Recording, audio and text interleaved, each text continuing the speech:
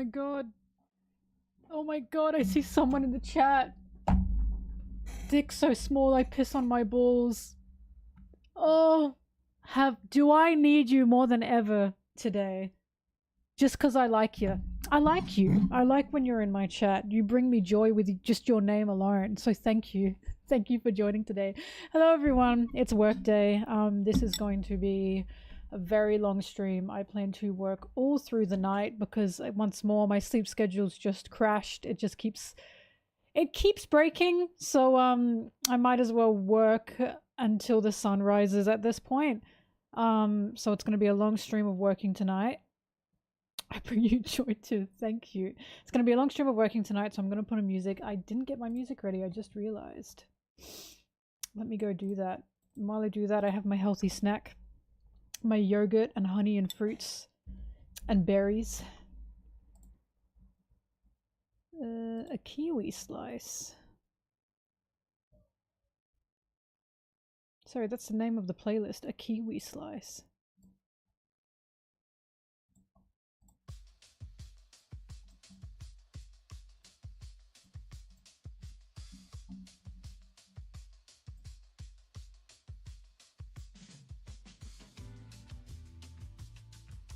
Okay.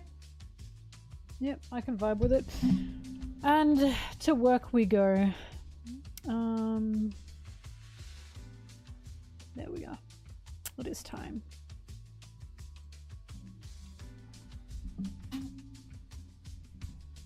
Sorry, I'm like, what is my microphone picking up? Oh, there are people outside, that's why. That's why.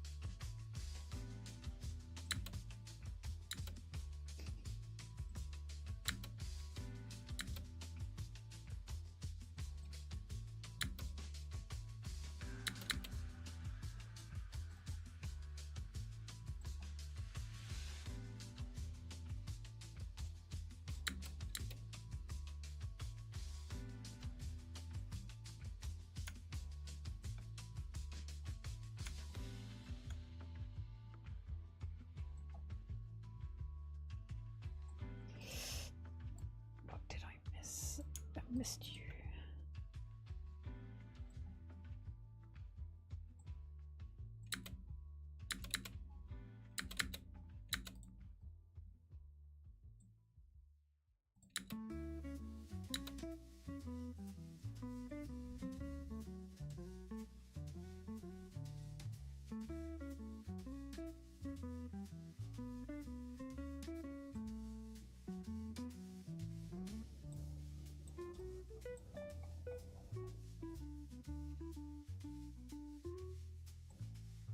By the way, I was talking about this with Goofy. The new chapter. Hello, Applesauce! I was talking about this with Goofy because we were debating and discussing why are so many guys so upset that Roger, Rox, and Whitebeard are all getting hard eyes for Shaki. And here's the conclusion we've come to. They just don't like when a woman, even a fictional one, has any kind of power, even if that power is just based on her physical appearance. That's the conclusion we've come to. I mean, there was more to it than that, because I also said I found out that it's also something called what I saw online, a Sanji upscale, whatever that is, which I think means that because they exhibit similar traits to Sanji, you can argue that Sanji can still be as powerful as like Rox and Whitebeard and Roger, blah blah blah blah, like, and still go awooga, I suppose, question mark. Hi Kenny. But there's more to it than that, but that's the conclusion we came to. Because I was talking to Goofy like, I don't get it. I was like, so they want these guys to get the girl, but they also don't want these guys to exhibit any attraction to women? I was like, I don't understand. What am I missing here? And it's just, they have that, I want to say that manosphere incel mindset of they have to effortlessly get women and not be interested in the women that they want to get, because that's like what cool men do, right? I think that's what's going on. Why would I care about women anyway? On their power fantasy characters? Because I was like, why are they so mad about Shaki making these men stupid? Why are they so mad about that? And that has to be it, because Shaki has a form of power here.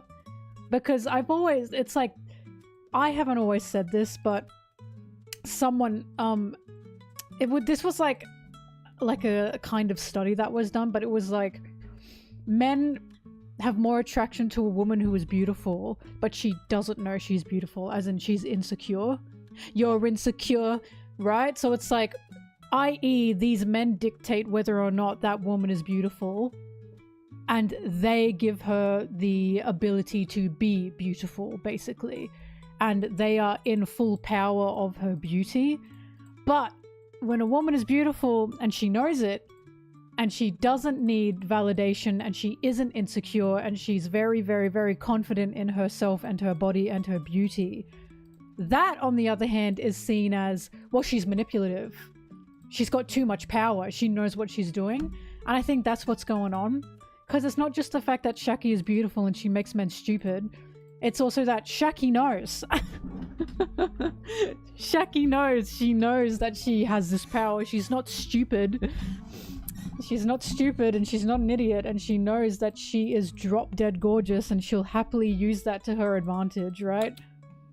At least that's what Goofy and I were talking about, and I think we figured it out. They just don't like that Shaki has some power, even if it is just physical beauty, which still is a bit sexist in itself, don't get me wrong. But they just don't like that she has this power. The power of love to be central to God Valley. God, can you imagine? I don't think Shaki's gonna get kidnapped, by the way. I think that's a red herring. Right? Because again, she's incredibly capable. She's a very powerful pirate. She always was. So it's like, I can't see her getting kidnapped, at least unless it's willingly. You know how Robin got kidnapped, but really Robin was making a deal? Unless it's like that, I can't see her being kidnapped. Because Oda has said he doesn't like women getting kidnapped stories. And he has shown Shaki to be incredibly capable and intelligent and powerful. So it's like, I can't see Shaki just... Because Vivi got kidnapped, right? Vivi got kidnapped in Mary Joie, but she got out instantly. Because here's the thing, even when a woman in One Piece gets kidnapped, she doesn't just sit there and wait for anyone to save her. She usually actually gets out of it, sometimes on her own, usually on her own. Vivi literally rescued herself, right? I don't think Shaki's trying to kill Rox, because I don't know why she would want to kill Rox. There's no indication to me that anyone would want to kill Rox. Because, unless they're like world government or marine officials. You know? Because it's like, I know a lot of people say Oda's Mr. Sexist, and again, don't get me wrong, he's got problems, of course he's got problems, he's still a man. But one thing about his women is they are incredibly capable. His women have always been very capable, no matter what. Even if they're not physically strong, they are still very intelligent and capable, no matter what they do. So it's like, I just can't see Shaki getting kidnapped, like, or if she does get kidnapped, doing something about it. You know what I mean? I just can't see that happening. So that's why I'm like, what is she up to? Why is she making a bar? I do not believe she's making a bar for Rayleigh's sake, because she hasn't even mentioned Rayleigh. And Gloriosa even said, I can't see her being lovesick. Like, I don't believe at this point in time that Shaki's lovesick right now, personally. Like, because again, when we see Boa, right, or Hancock didn't like Luffy at first. It took her some time to get that lovesick disease. So it's like, I don't know if Shaki is lovesick right now. I think, and also Shaki's very normal about Rayleigh currently. She's very normal with Rayleigh. So it's like, lovesick? I don't know. I don't know what's going on.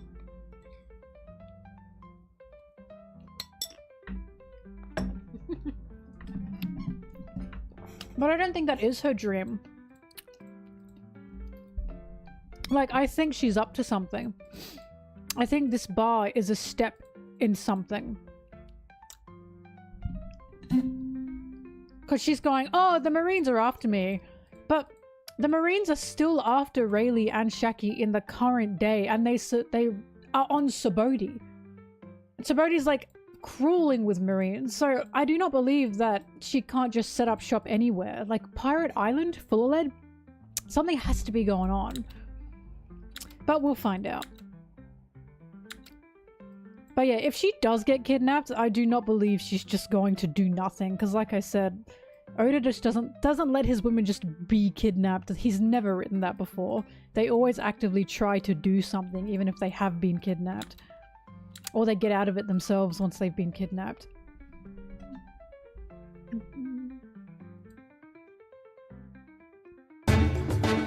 Oh, thank you, Volcano. She says in Subodhi that information is a powerful tool. That's what I mean. She's incredibly intelligent. So I think Shaki has set up a bar on this island to try and find something out. She's very smart. We've seen that she's quite intelligent. So I just think she's up to something. And we don't know what.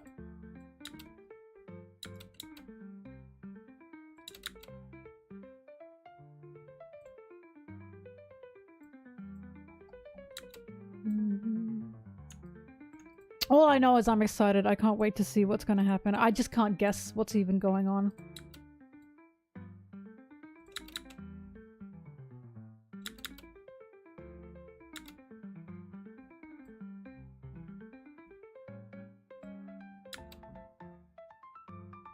Oh, so hi, Meh.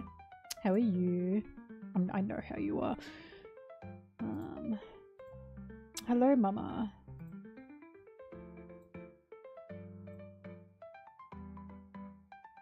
How did I get Sanji and Zoro loitering around? They're Shimejis. So look up Zoro and Sanji Shimeji. S-H-I-M-E-J-I. You'll find a Twitter link that has both of them downloadable. Because an artist on Twitter made these guys, and I always forget how to say their name. I'm sorry. But it should be the first thing that pops up. It's a Twitter link.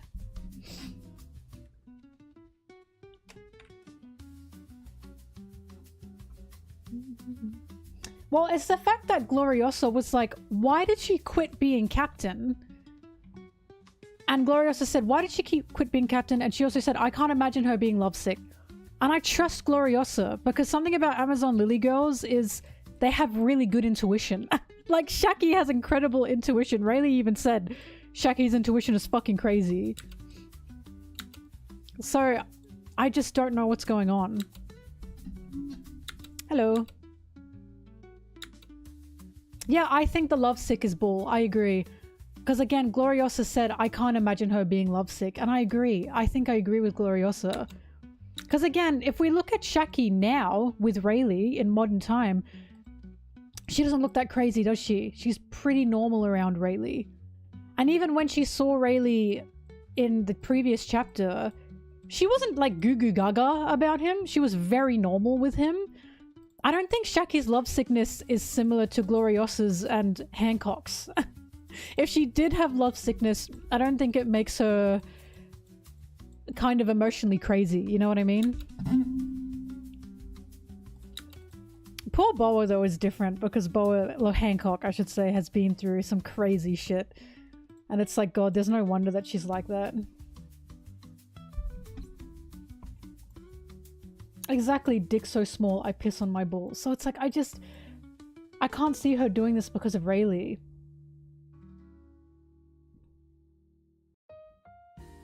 I don't think Shaki's a spy for the world government, no. I think whatever information she's getting for herself or for the sake of Amazon Lily. Or just because she wants to know something. I just think she is that smart and she can find this out.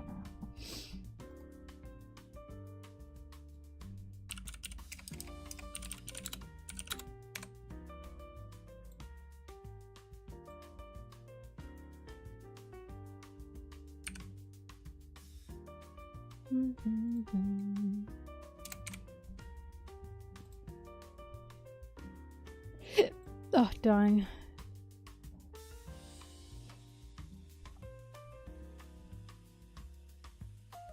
I said to Goofy, I don't think this is the case, but I said to Goofy, if we find out Shaki and Rayleigh have been living as platonic roommates this whole fucking time, I don't think that's the case. I really need to elaborate that. I do think they are together and they are a couple because I like them as a couple. They're such a power couple. I really fuck with them. But if the fucking plot twist is, actually they haven't been together this whole time, I'm actually gonna shit my pants, like piss myself laughing.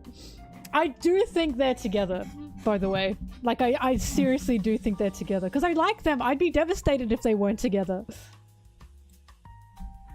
They're a really, really cute couple.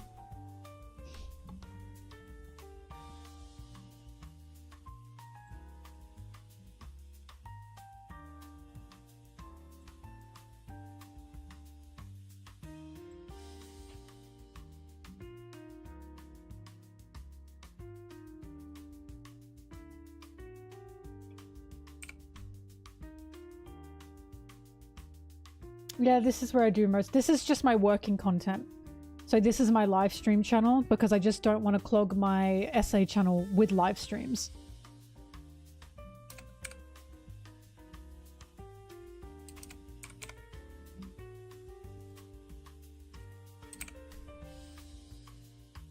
Interesting. Okay, I gotta go through the manga page, chapter 508.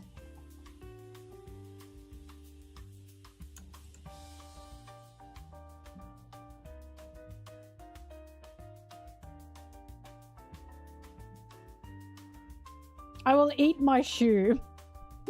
I'm not as confident about this as I am with Shiki not being an Elbath, but I like Rayleigh and Shaki. I think they're really adorable. Like the scene of when Rayleigh saved Hancock. Sorry, I always call her Bo because it's shorter.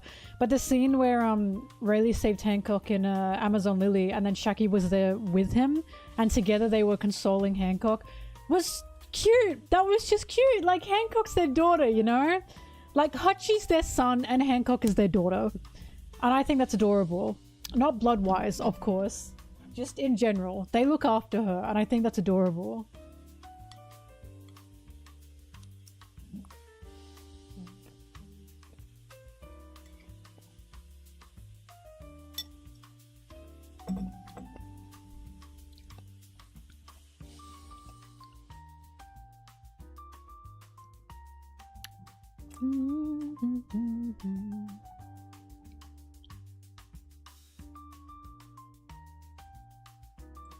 In saying this though, some people didn't know that Shaki and Rayleigh were together.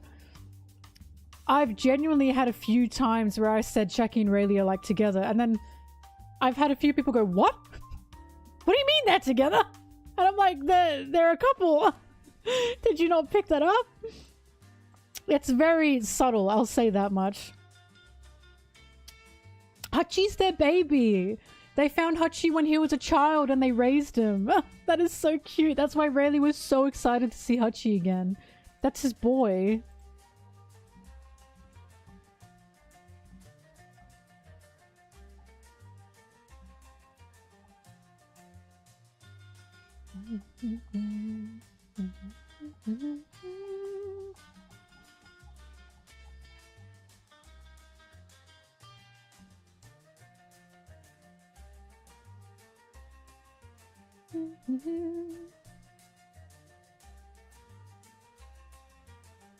They're just such a power couple.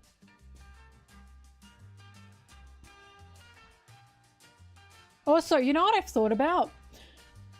the thing of like first mate being a thing, right, amongst the older generations. Because I was thinking, why is that a thing amongst the older generations? It makes a whole fucking ton of sense if the reason that was a thing amongst older generations is because Rox was around and because Rox was taking captains of different respective crews. Because we have seen with Shaki and Gloriosa, Shaki was the first mate. Gloriosa got obviously taken by Rox, so Shaki overtook as captain, right? For the Amazon Lily pirates. And that makes sense. That makes sense if, because Rox was around with the fucking Davy back fight and he was taking pirate captains left and right, you need a first mate just in case he fucking gets you, you know? And your crew can continue on without you having to be the captain there. That makes a lot more sense for why so many older pirate crews had first mates while newer pirate crews do not. Because Davy backfights are not as precedent as they used to be. That's a word, right? Precedent? Mm-hmm. I just said it. I just said it hoping that was right.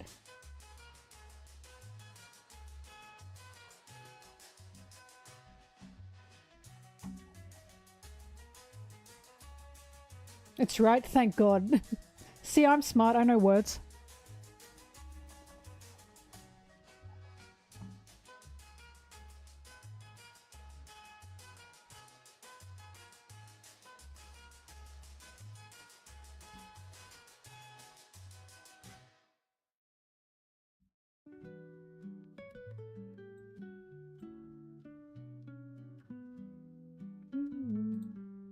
But I was gonna say, I like Shaki and Rayleigh just because they are the two baddest fucking bitches ever. Rayleigh is unbearably attractive, and Shaki is also unbearably attractive. They're just so... And they're both so powerful as well. Like, that's just crazy work. Rayleigh is just way too attractive. It's actually painful for me.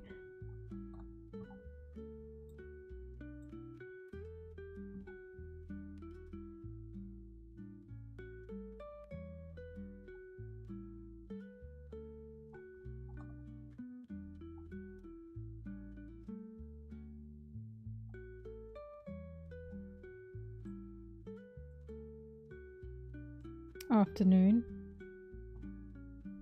Oh, I'm looking at Rayleigh right now.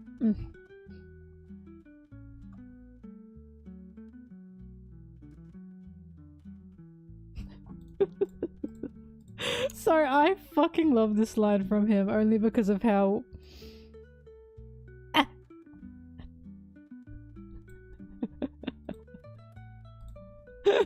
I'm sure he knows. I'm sure he knows. Am I right, fellas?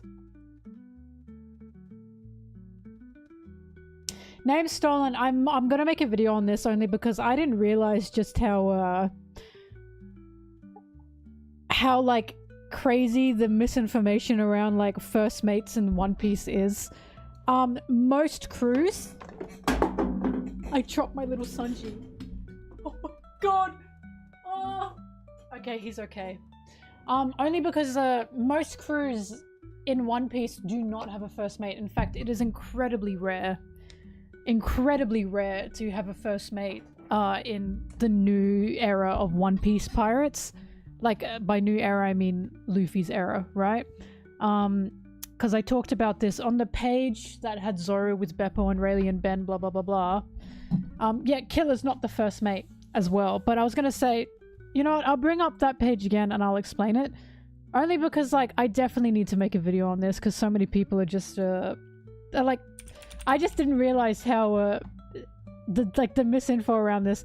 To the point that even Oda said, no, this is not a first mate page. This page.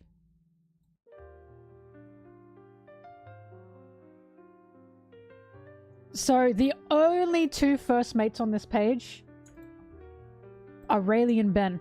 These are the only two first mates on this page. To my knowledge, the only pirates to have first mates are either from the older era or have been directly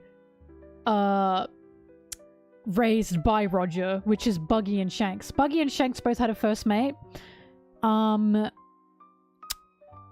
think Kuro had a first mate. I think Django was Kuro's first mate. But that's it. Right? First mate is vice captain. There is no difference. I don't know why people differentiate that.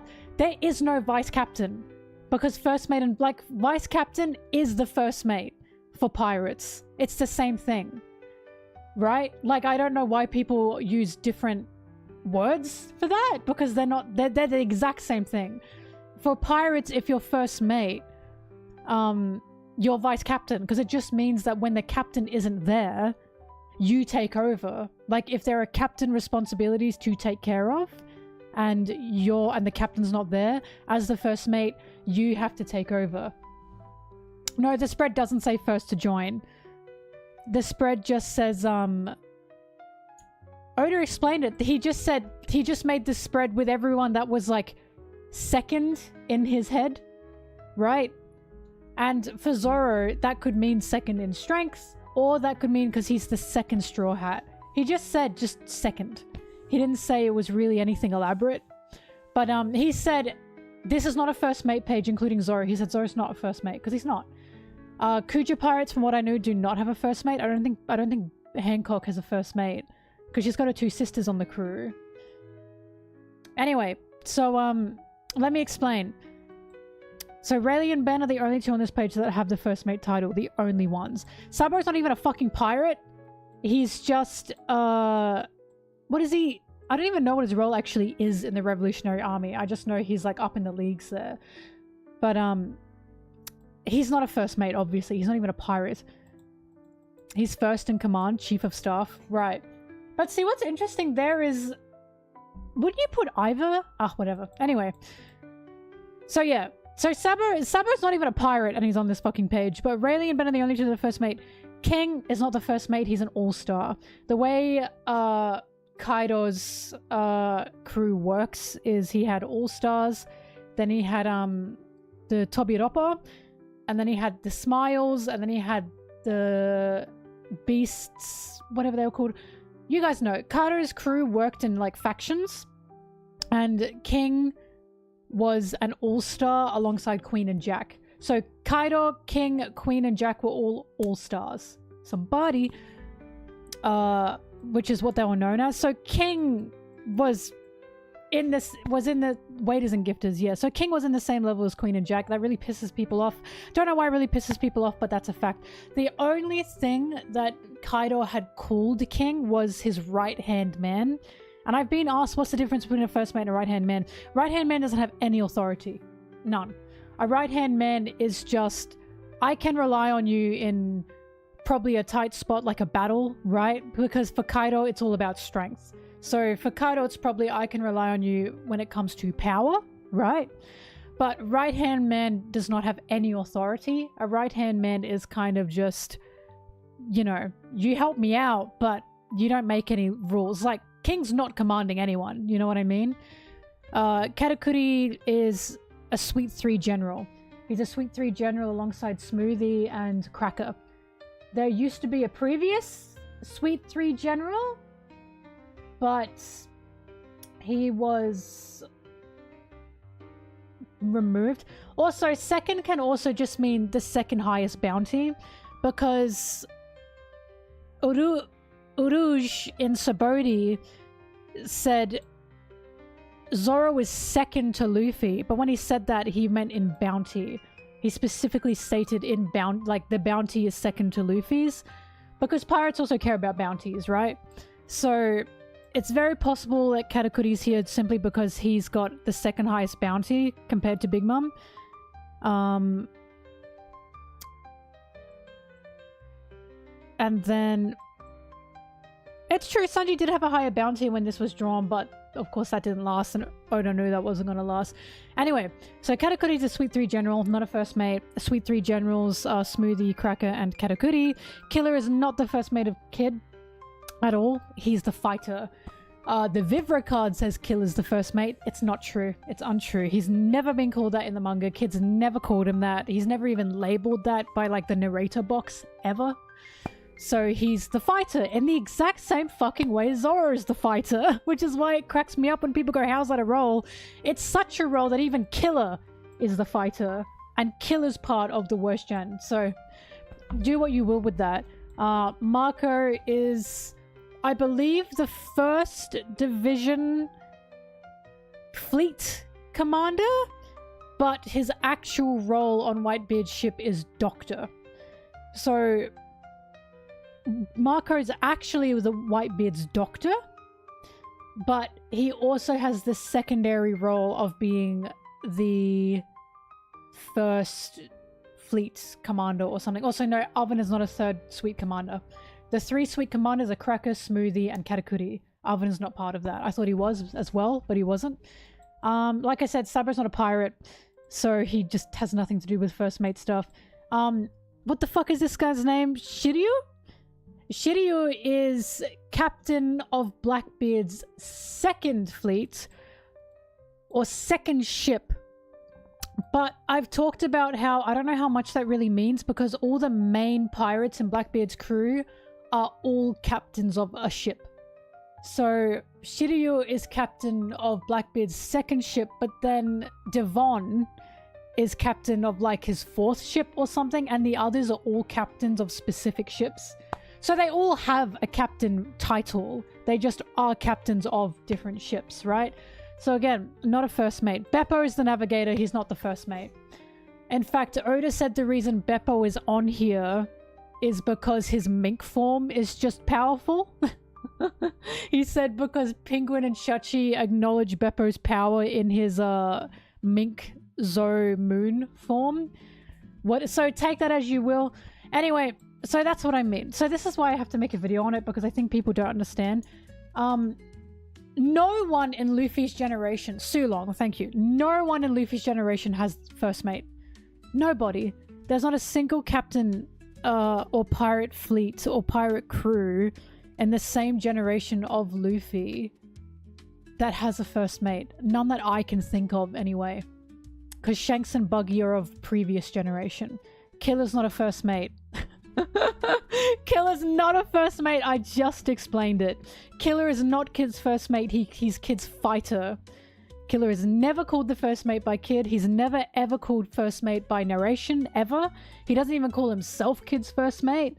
The only place he's ever called first mate is in the Vivra cards, and the Vivra cards are not factual because someone else makes it. Like, Oda doesn't make the Vivra cards. I'm sorry, guys. That's why I think they're bullshit. And I don't think you should ever use anything outside the manga as any kind of source, because Kill is literally Kid's fighter. That's his role. He's Kid's fighter. But you can double check this if you want. You can go through every single page with Killer on it. I guarantee you, you're never gonna find it. You're never gonna find it because it doesn't exist. I've checked. He's never ever called that. So there you go. That's why this misconception is just huge. And I'm like, I do need to make a video on it because I didn't realize people didn't know that first mate is first mate just isn't a thing in Luffy's generation. It's just not a thing. There's no such thing.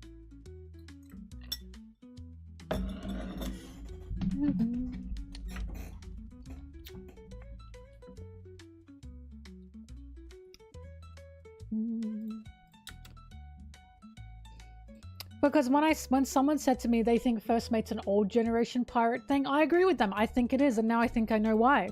Because I think the Davy backfights were very present back in the day.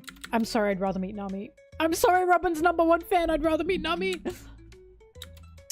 But yeah. So there you go.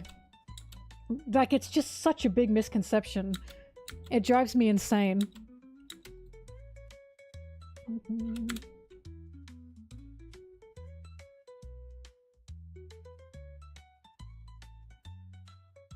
Listen, that means you can meet Robin and have her all to yourself. I love Robin. I just feel more towards Nami. I'm sorry.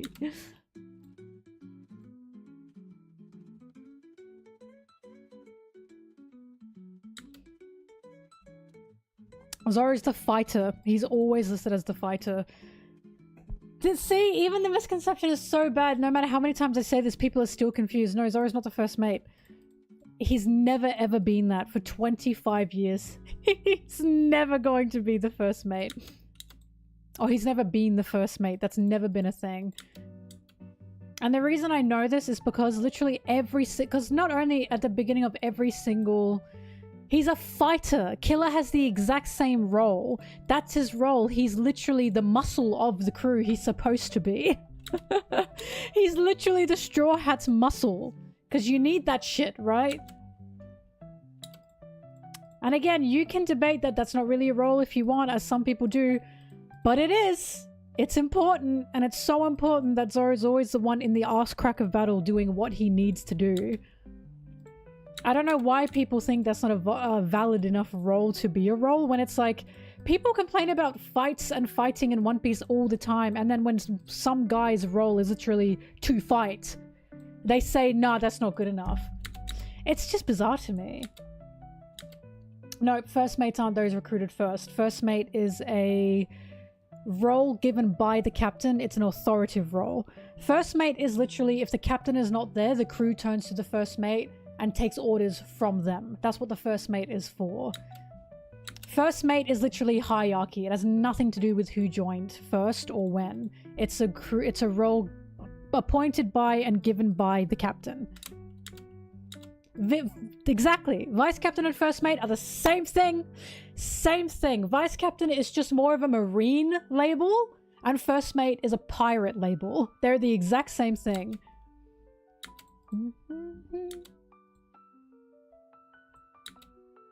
The ass cracker battle. Howdy do, boys. This is why I definitely, if there was a first mate, who would it be in your opinion? Just none.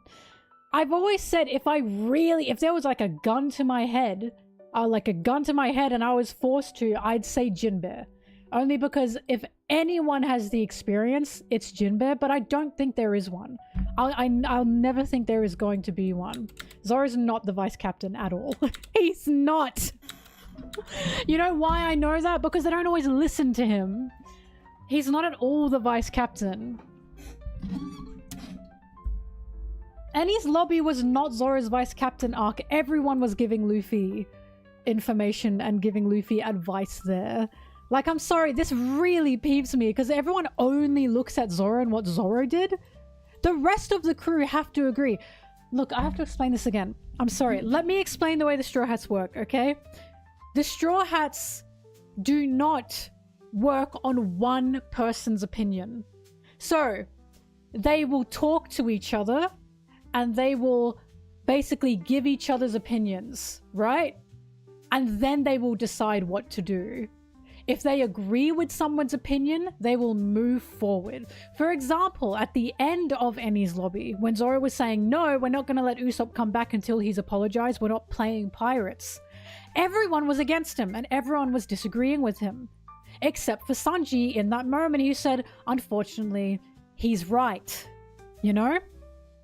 That wasn't just Zoro, that was also the crew needing to agree with Zoro. If the crew didn't agree with Zoro, they would have ignored him. But Zoro was so desperate for them to understand that this isn't a game that he said, if you don't listen to this, I'm going to leave.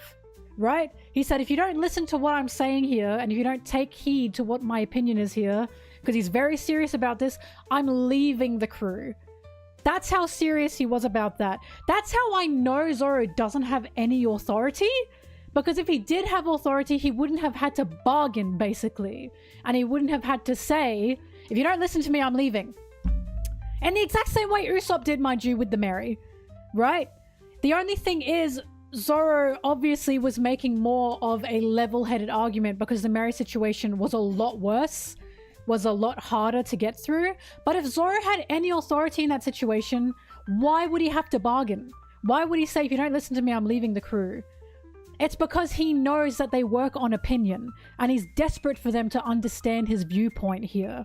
That's how the crew works, and they have always worked like that. The crew will always sit down and listen to each other, and sometimes it's hard to get your point across, but they have to get their point across nonetheless, because the entire crew were not listening to Zoro, or they didn't want to listen to Zoro until someone else spoke up and said he's actually correct in this instance. Once again, if he had any authority, why would he need someone else to say, no, he is right and we should actually listen to him right now? Like, do you know what I mean? That doesn't at all convince me of any authority. That is convincing me that the way this crew works is they have to talk to each other and basically share opinions with each other and all come to a decision together. It doesn't work like one guy says this is the case. All right, I guess we're just doing what he says. That's not how the Straw Hats work. The Straw Hats will always work on group opinion, right? I am not almost done on my video. But then the opposite happens in Zoro, right? The opposite happens in Zoro, where Sanji has left the crew, and the crew is once again talking to each other. They are debating amongst each other about what to do. Nami is on one side, Zoro is on the other. Nami is saying, we have to go get him. Zoro is saying, leave him, let him be, let's not go get him. Like, they are actively fighting with each other about what to do in this situation until Luffy, who is the mediator, because he is the captain, he's the only one with any authority in this situation, says, we're gonna go get Sanji. And even when Luffy says that, Zoro says, what the fuck? What the fuck? I said no.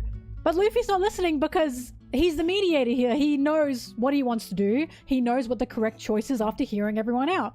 I love that entire segment of what they're talking when they're talking about Sanji, because Luffy's sitting there listening and asking questions, right?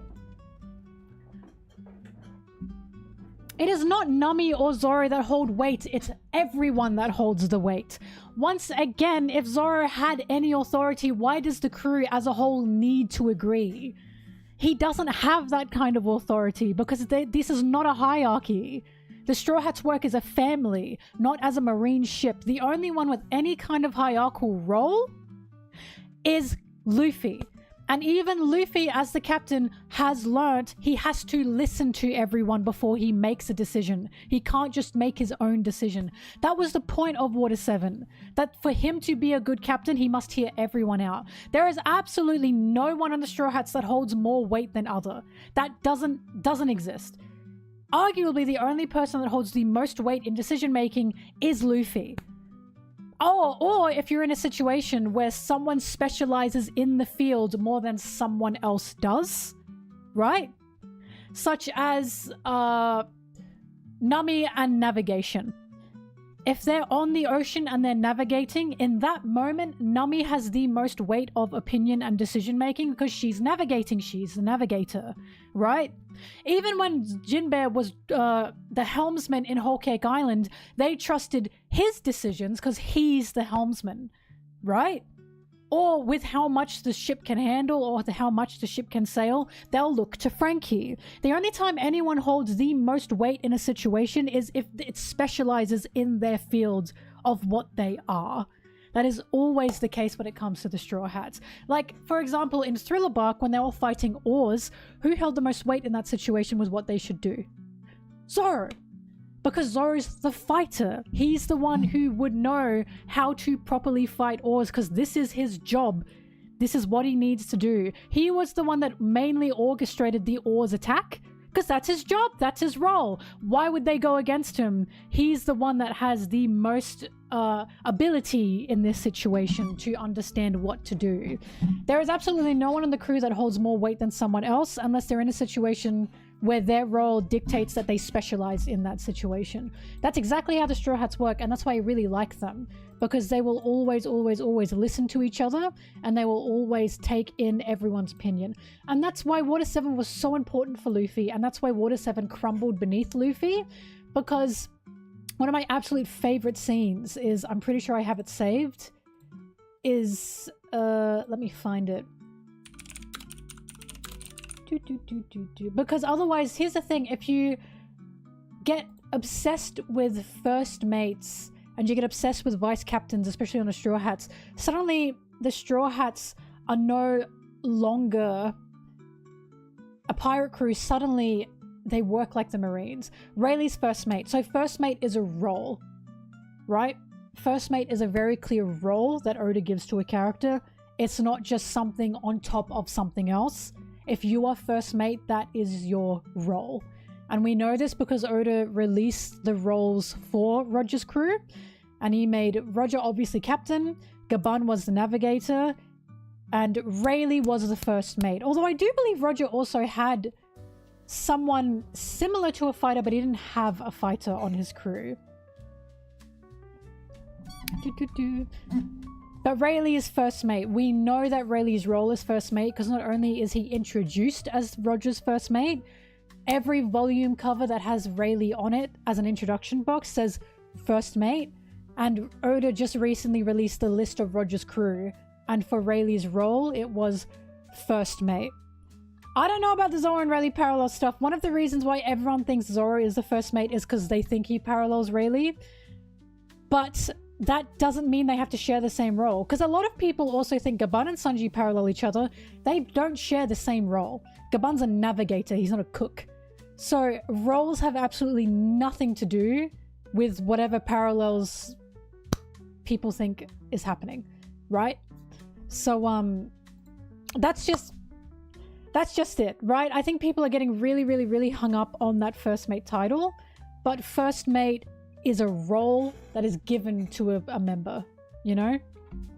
It's a role that is given to someone by the captain, and it is the exact same as a first mate, and Luffy doesn't have that. Hang on, I'm looking for the page that I'm thinking of. This page. I absolutely adore this page. What does that role require? What, first mate? Leadership skills. To be a leader, because like I said, first mate is when you're not there, when the captain's not there, you take charge. And for Roger, who was dying, there's no fucking wonder he needed a first mate, because he could fucking drop dead at any point, right? So, also, it's fine to unofficially think it's Zoro. That's absolutely fine. But it's just there isn't one. Like, I think it's fine if you have the headcanon or the want for him to be first mate. But what angers me is when people say it's like a fact. And it's like, it's not at all a fact because the Straw Hats don't work like that. But I love this page so much because Sanji and Zoro are literally talking about what should we do? Right? It's not even a theory though, because it's just not true. Like, it's been debunked. Like, you know what I mean? Oda even said Zoro's not the first mate. It can't even be a theory. It's a headcanon. Like, it's nothing. You know what I mean? It's just, you can want it and you can think it, but it doesn't exist. It's just not a thing that exists. Even Oda has said he's not the first mate. So it's like if it is a theory, it's a debunked one, basically. Anyway, I love this page because you've got Sanji and Zoro saying, shall we go after the Frankie guy? Zoro says, where? As in, where is he? We don't know where he is. And Sanji's going, you know, oh boy, they really don't know where the money is. Even if we catch up to Frankie, if he's already spent it all day, spent it all, what do we do? We can't wait here, but it probably won't be back for a while. I don't have the next page. But the next page, right, is Sanji saying, we got to get back to the ship, and then we're going to talk about Robin, and then we're going to talk about the Mary. And he goes, oh god. And then he says, all right, Luffy, you know, let's move on out. But then Luffy says, I've decided what to do with the Mary. And that surprises Sanji. And that surprises him because Luffy is the only one thinking about it. As in, Luffy's not talking to them. He hasn't talked to them about what to do with the Mary. And in this situation, Zoro and Sanji were correct when they should have gone back to the Mary and as a group talked about it, because they all knew the Mary was cooked. They all knew it. But the issue Luffy had was Usopp had just had the worst fucking day of his life, and now Luffy's going, we're giving up the Mary. And he talked to absolutely no one about that. It feels like Luffy as a captain doesn't listen or respect anyone's opinion, and Luffy's basically way of captaining is my way or the highway. And that's a horrible way to take charge of anything, because you don't want to work for someone or work under someone or give your life for someone who just doesn't want your opinion at all, right? Especially with the way the Straw Hats work. You don't want to work under a captain who is like, I'm not listening to anyone, I'm just going to make the decision. That is not the way you lead anybody. So Luffy will always have the final say on a decision, but if his final say is, no, I'm not talking to anyone, I'm only thinking about it in my perspective and my point of view, and then this is my decision, you feel like you've been thrown aside, basically. You're kind of just a sheep at that point, doing whatever someone else says. And of course, that's not how the Straw Hats work. It's not at all how the Straw Hats work. So when Luffy made this decision and said, okay, I know what to do, and Sanji went, oh, he was shocked and surprised because Sanji and Zoro both know that's not how you should be doing things, right? And that's why when the fight broke out and things were getting really heated, right, like Sanji kicked Luffy because Sanji is saying, you're the captain, what you're saying is important, because Sanji knows that, Zoro knows that. Like, everyone on the Straw Hats has the ability to lead. They've nearly all come from a place of being second in command or second in control of something, or even their own captain at one point in time, right? So when that whole situation broke out, that was a showing of, if you lead the way Luffy does, you're bound to have your crew fall apart, because Luffy's crew does not work like that, and you don't want to follow someone who only makes the decisions point blank, right?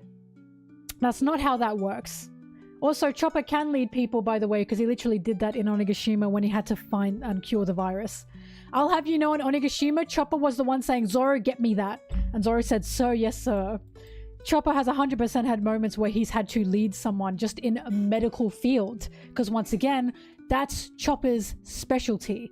Medicine and medical fields and being a doctor. Zoro's going to listen to Chopper if it's about medicine, right? He's going to take Chopper's orders if it's about medicine. Because of course he is. Because Chopper's the doctor, right? That's exactly how they work. So the reason I love this scene and I love Water 7 is it's Luffy learning you can't shoulder, like, the whole decision.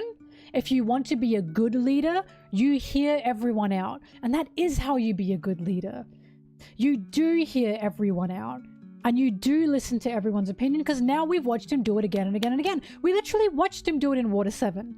If Luffy's idea was my way or the highway, by the end of Water 7, and if he didn't grow, and Zoro said, no, you're not getting Usopp back until Usopp apologizes, Luffy would have said, fuck you, I've made this decision. It's literally supposed to mirror what happened with Usopp and Luffy. And don't get me wrong, Zoro was correct in what he was saying, but Luffy had made the decision, I'm gonna go get Usopp back. And Zoro stopped him. And people mistake that as, that's because Zoro have the most authority. It's because Luffy's just learnt this lesson. Because Luffy doesn't want another fight. Luffy doesn't want another crewmate leaving. He's now learnt, I have to listen to my crew. I have to hear them out. That's exactly what he's learned. And even through Water 7, we see him learning this. Because there's a whole scene that I absolutely love. Where, after Usopp has left and Robin has left as well, the Straw Hats all sit in a circle. Sanji's currently following Robin. He's made the decision to do that himself. Zoro, Luffy, Nami, Chopper all sit in a circle, and they're all discussing what to do about Robin. And Zoro's like, maybe we should do this. And Luffy says, okay, what about this? And then Nami says, I'm fine with this, but then what about this? They are literally all discussing, oh, and Chopper, of course, this as well. Like, oh, wait, so that means this. They're literally all discussing what they should do. All of them in a circle, they're discussing what they should do. By the very end of it, Luffy says, all right, let's go get Robin. He's literally learned how to be a good leader. And then we see it once again in Dressrosa, where Frankie is like, Luffy, I know what I want to do. I want to save the Tontatas. I know we didn't plan this, but the Tontatas have told me their story. It means a lot to me. I have to save them. I need to do something. And Luffy says, if that's what you think is a good idea, you go and do it. He literally trusts his crew to make the right decisions, because this is how the Straw Hats work. And in Zou, once again, they are all sitting around talking about what should we do about Sanji. And Luffy is listening to everyone's opinion about what they should do about Sanji. He literally lets Nami and Zoro fight with each other because they have differing opinions. They're clashing, right? They have clashing opinions. So Luffy is hearing them out, letting them fight. I say it's very light. And then by the end of it, he says, okay, I know what I want to do. I want to go get Sanji. It's just that simple. That's how the Straw Hats work. They work like family. Luffy like doesn't weigh anyone's opinion over anyone else's opinion. He will listen to everyone's opinion and decide what he wants to do, or decide what they should do. And that's why I've always said first mate doesn't make sense, because that throws the Straw Hat dynamic way out of whack. Because if you have a first mate on the Straw Hat, suddenly you have an authoritative role, and that's Luffy pointing at someone and saying, I trust you more than the rest of the crew. And why would Luffy do that? Like, why would Luffy pick someone in the Straw Hats and say, I trust you more than I trust the rest of the Straw Hats? Luffy doesn't work like that. And the Straw Hats do not work like that, because that's what a first mate is. First mate is, I trust you to make all the executive decisions when I'm not here. But he trusts all of the crew to make decisions when he's not there. He's not picking one person to do that. And again, that's just why the Straw Hats are really special, and that's why they work so well. Because Luffy has equal respect for everyone and everyone's opinion.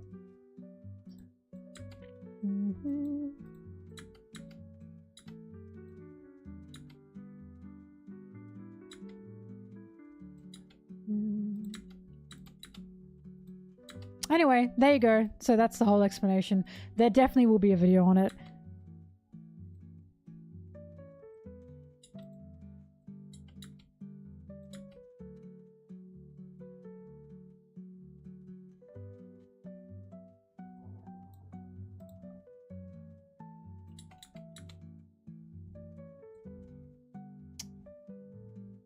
Doo-doo-doo-doo.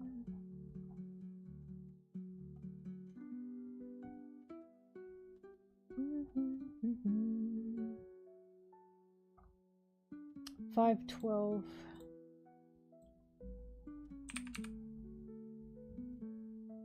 But I'll always say this when people say, but what about, like, when they say Zoro's, like, leadership abilities, and I always bring up Wano, and I always bring up Wano because if Zoro did have first mate title, or the first mate role, or even the first mate abilities, he would have led the crew in Wano.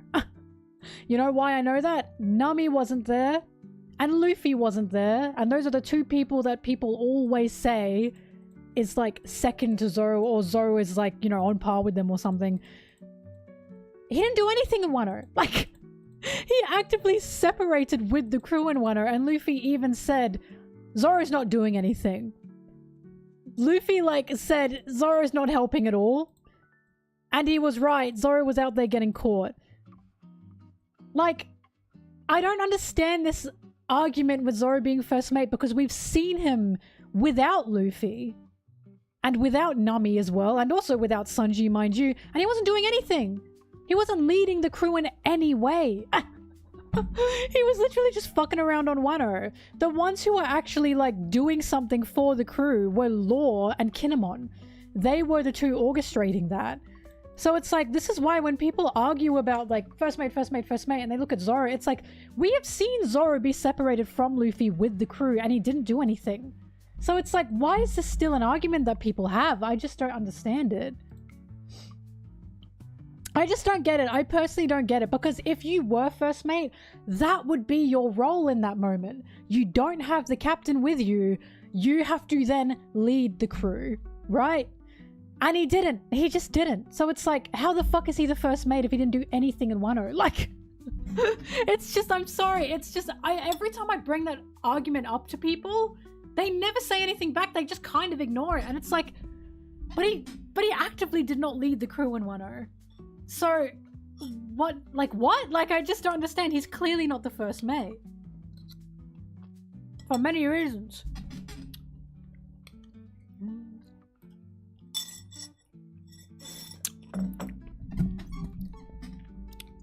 Yeah, Luffy's an idiot. But Luffy still does what he needs to do. Mind you, when Luffy was in that jail, he recruited those samurai. But my argument is, Zoro would have led the crew if he were in Wano and the first mate. And he didn't! He just didn't! And in fact, he so didn't that Luffy said, I bet he's not doing anything. Why would you want a first mate that you know would not be doing anything? Like, this is why Zoro's role is fighter. That's his job. If a war's about to happen, if a battle's about to break out, he's there. He's ready to go. If it's anything outside of that, he doesn't give a fuck. He's sleeping. He's taking a nap because why should he? That's exactly what, like, that's what Zoro is. That's what he does. That's why when people go, why is he sleeping so much? Bitch, because he's got nothing to do right now. He's enjoying his Z's. Like, calm down.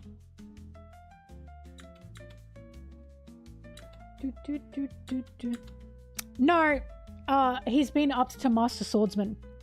Dragon. The chapter when they got their new bounties showed us. Hang on. Yeah, he protects the crew at night. But again, how does that explain what was happening in Wano? It's because there was no war. There was no battle that he had to take care of. So he wasn't doing anything. Because he didn't need to.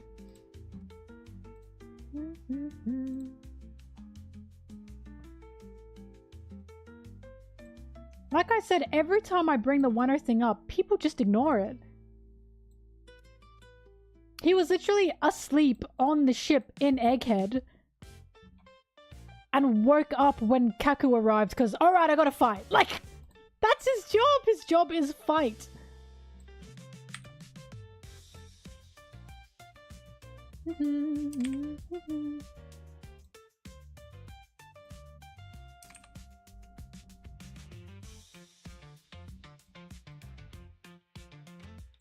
He's like Ken. His job is beach. Why is this so hard?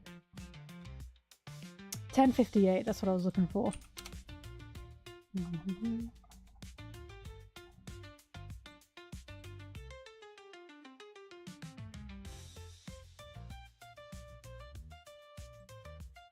Kuma video hopefully by the end of this month.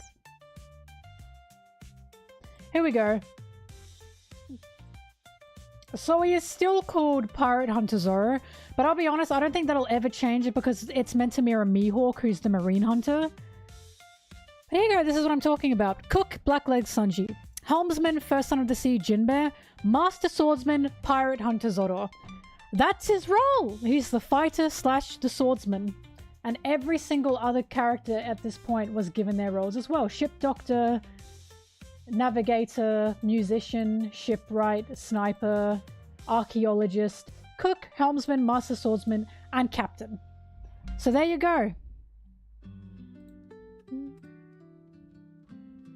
I don't think Zoro's title is ever going to change. Again, because I said it's supposed to mirror Mihawk. Marine Hunter and Pirate Hunter. Like, Mihawk stopped hunting Marines and they still called him that.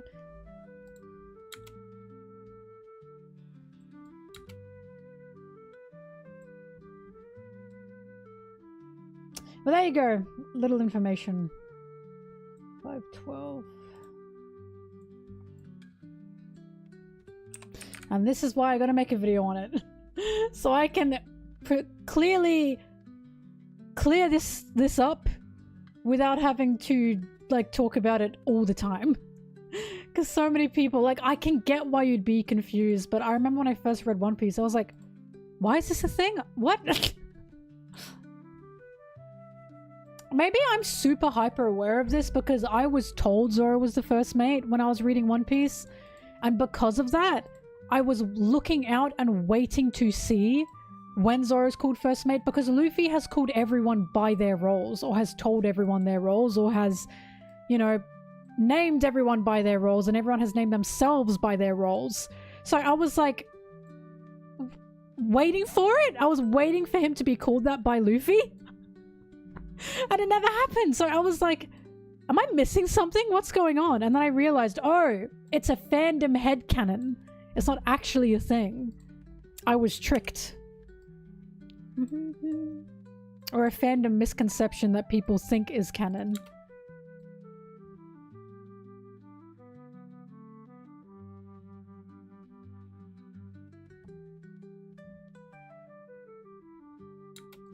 Well, Bartholomew is funny because he's supposed to represent that misconception. Because he even says Zoro's the first mate to me. He says to me, meaning he's specifying he knows this isn't true. He's just saying in my eyes he is. But Bartholomew is funny because he also got information about Luffy wrong. He thought Luffy was a bloodthirsty, crazy pirate. And Luffy obviously isn't. Like, Bartholomew is supposed to represent the fan that gets the facts wrong. That's the point. That's the joke.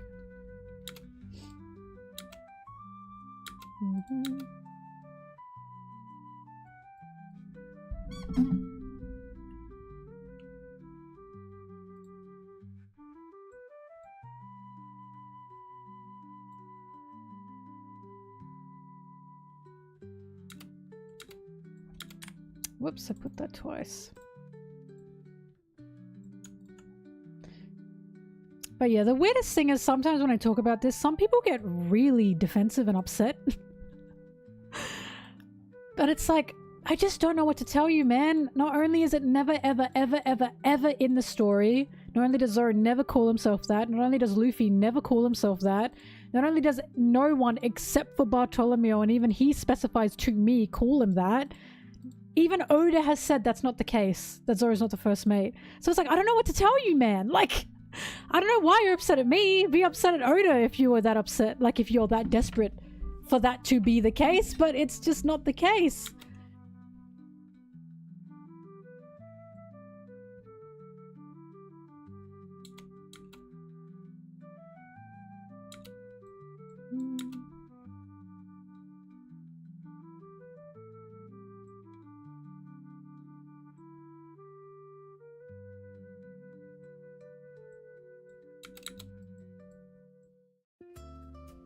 What is Zoro? Why is Zoro? I fucking hate Law and Robin. I hate Zoro and Robin. I hate Law and Robin. I only like Frankie and Robin. I'm sorry. I'm sorry! I hate those dog ships. I just hate them. You'll never make me like them. Except for Frankie and Robin. They're the only one that makes sense to me.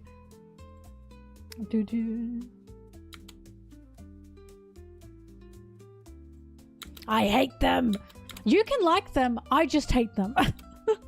I accept Frankie and Robin and Jinbei and Robin. Those are the only ones I accept.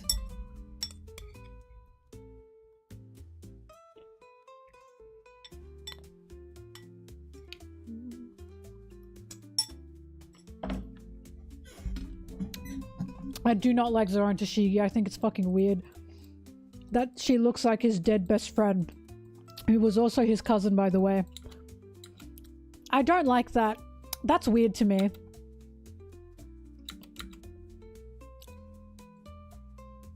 Also, Tashigi fucking hates Zoro. She fucking hates him.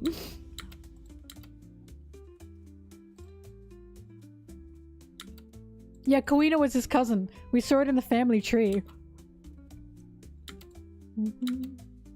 Here's the thing as well. They're not even far off cousins as well. They are from like... cousins from like... great-great-grandfather, I think. Great-grandfather era, probably. They're not that far off from each other.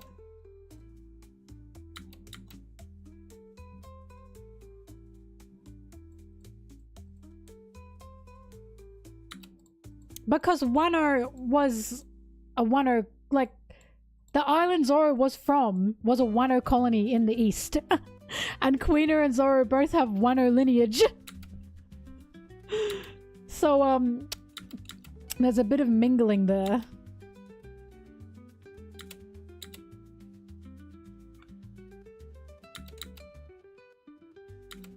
I just think it's weird in general, though. That's his dead best friend.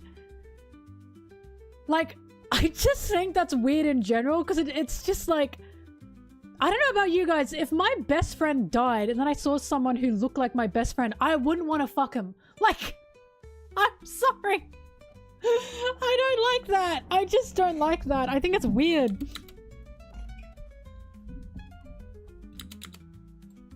No, I do not like Luffy and Nami at all. At all.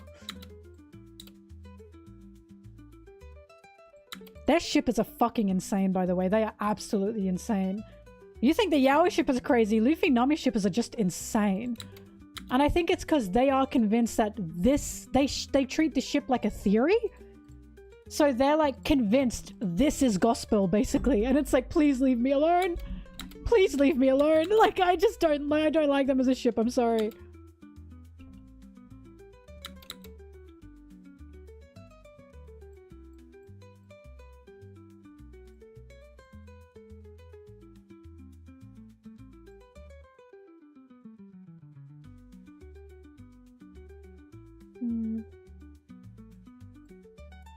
I do have a controversial take. This is controversial. I don't mind Luffy and Vivi. Pause. They don't have to be romantic. I like them platonically, very much so. But I don't mind Luffy and Vivi. I just think they're fun. I'm sorry, I don't mind them. But I don't want them to be endgame, you know what I mean? I ship for the fun of it.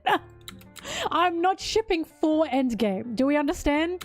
Like, I'm not saying they're it, okay? I'm just saying I think they have a good dynamic. I just like them.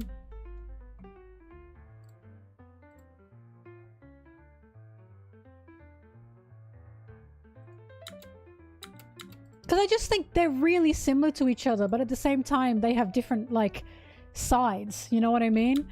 I just think they're nice. I like them. But I prefer them platonically, okay? But I also don't mind them in a romantic shipping sense. But I much prefer them platonically. Mm-hmm.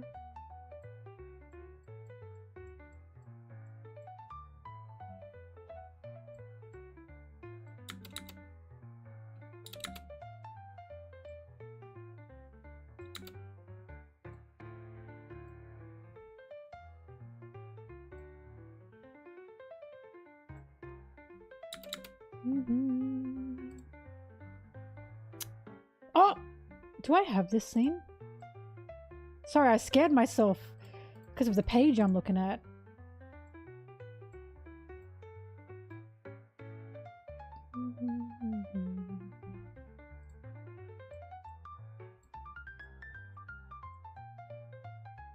I was wondering why people are talking about endgame stuff, like endgame ship stuff more and more lately. Or endgame pairing stuff more and more lately. And it's simply just because we are seeing the older generation of pirates. And we are seeing how they got coupled up.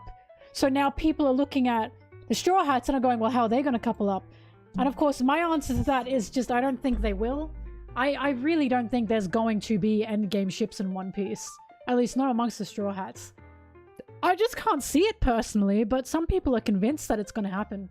But it's a theory at this point, you know? We don't know what's going to happen.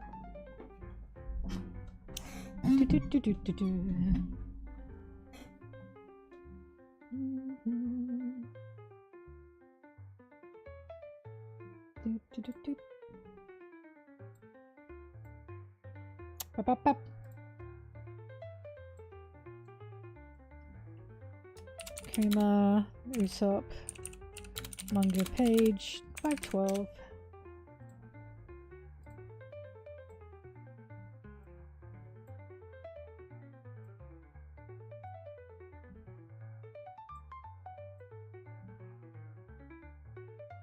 People are saying Shaki caused God Valley by being kidnapped. No. But how can... Why that doesn't make sense to me is because how can Shaki cause God Valley? God Valley was happening with or without Shaki. And the indication for Rox and Roger being at God Valley was because of each other. Not that, like, if you go back and read the pages of God Valley, Roger seemed to be there because he knew Rox was there. But I don't think Shaki was the reason for that, no.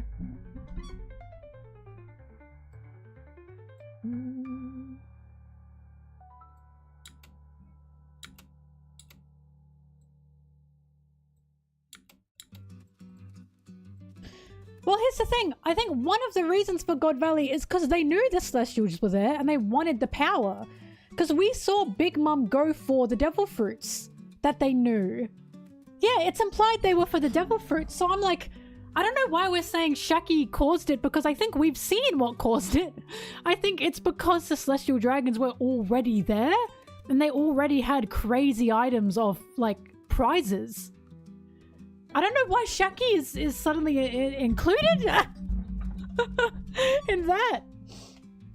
I don't know, that just seems weird to me.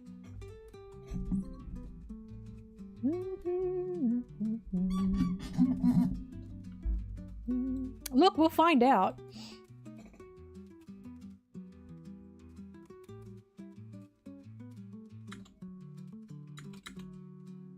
I've already said I think Shaki getting kidnapped is a red herring, because I've talked about this before. Otis said he doesn't like stories where women just get kidnapped, and he doesn't want to write stories like that.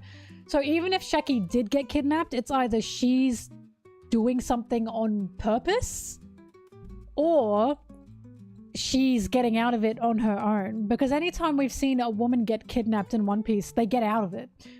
Or the kidnapping is not actually a kidnapping, it was a deal, such as Robin in Water 7 and Enies Lobby. Even with Nami and Darlong Park, they were deals that were made.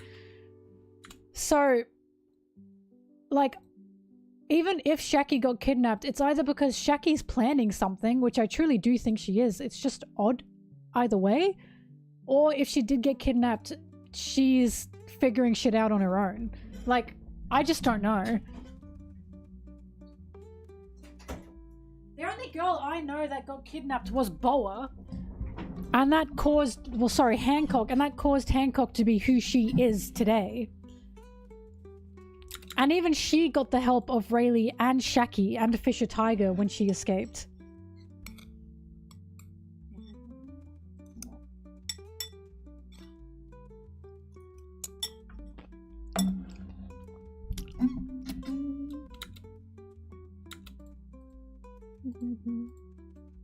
Look, we'll find out. But I know that Shaki's just smart. She's smart and she's capable, so it's like, what is she planning? I know she's planning something.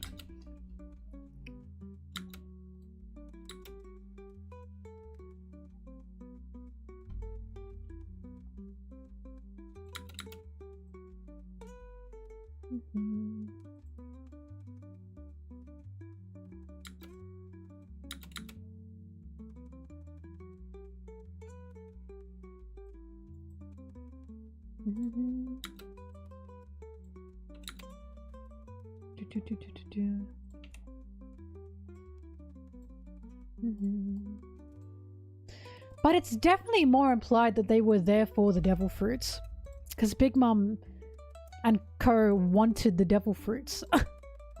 So I just don't know. I really don't know.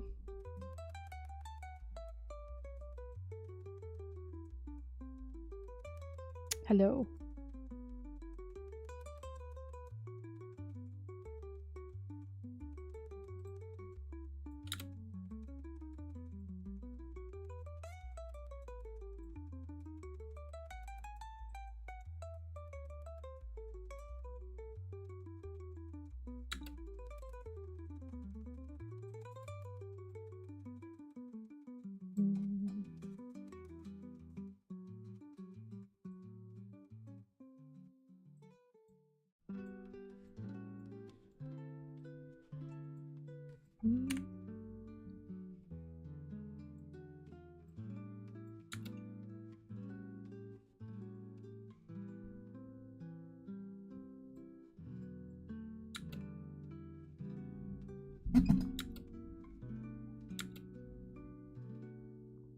Could have been, but like I said, I don't trust that it's about Shaki as well either. And if it is about Shaki, she's up to something. Like, because again, like her just suddenly making this bar, I do not believe she just wanted to retire and make this bar. I think she's trying to do something. Because even Gloriosa was like, what the fuck? Why is she doing that? And Gloriosa said, I don't think this is lovesickness. I can't imagine it's lovesickness. Like, I think it's less so we have to look at, like, in my opinion, it's less we have to look on the if Shaki got kidnapped and more on why the fuck is she doing this? Like, It's the question of why is she doing this? Because a lot of people think it's just because of Rayleigh, and I don't believe that. I think there's more to it than that.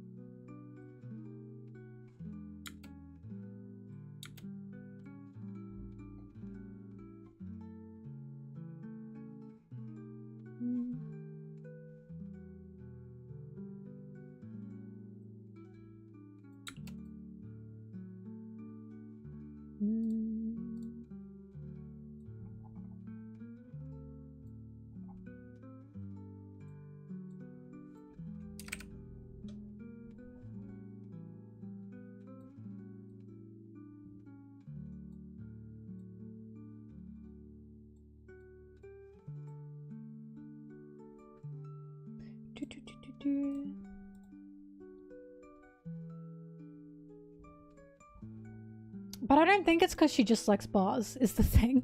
And the reason I don't think that is because Gloriosa is confused. She up and quit being captain. Gloriosa can't imagine her getting lovesick. See what I mean? I don't think she just quit for the sake of it. I think she's doing something. Because again, Shaki's smart. She's a very smart and capable pirate. She's got to be up to something. I really don't believe this is just her dream. Like, I truly believe she's up to something.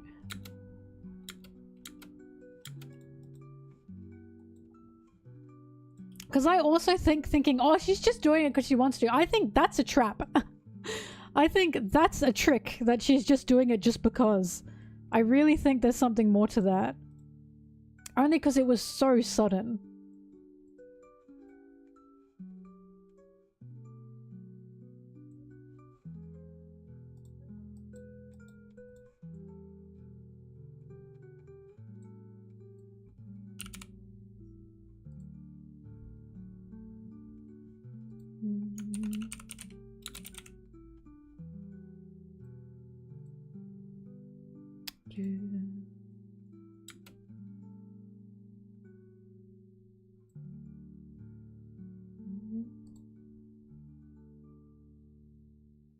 What would be funny is if,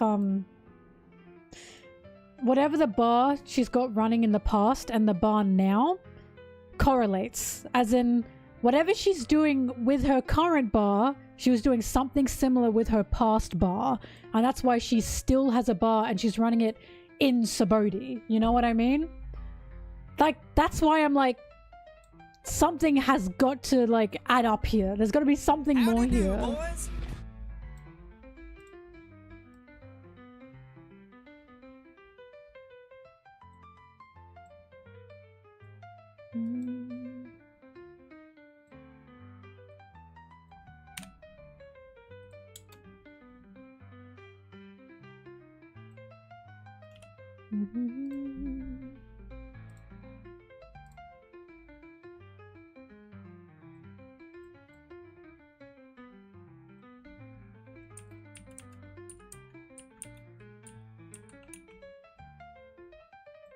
It's definitely the fact that Gloriosa was confused. And Gloriosa said, I can't imagine her getting lovesick. Those are the two things that are tipping me off. Because again, there's indication that Amazon Lily women tend to have really good intuition.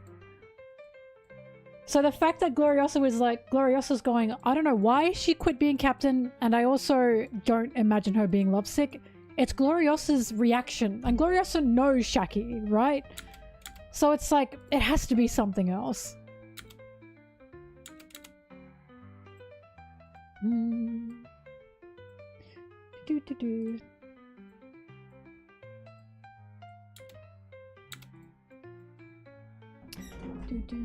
Look, for all we know, Amazon Lily Girls got kidnapped and Shaki is trying to help them.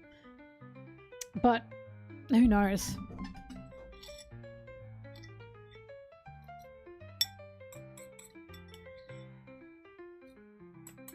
Hello.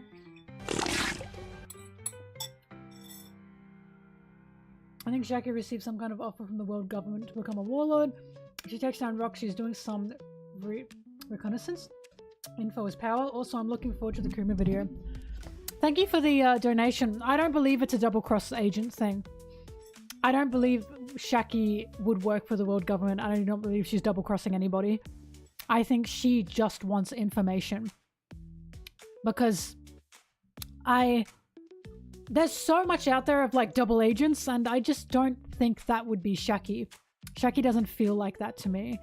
But I do believe she wants information because, as you said, and as Shaki has said, info is power. This is why I'm like, there's no way she's just opening this bar for no reason. Because Shaki is someone who is intelligent. She is powerful. She is smart. She's capable. She's got to be wanting information. But for why and for what, I don't know.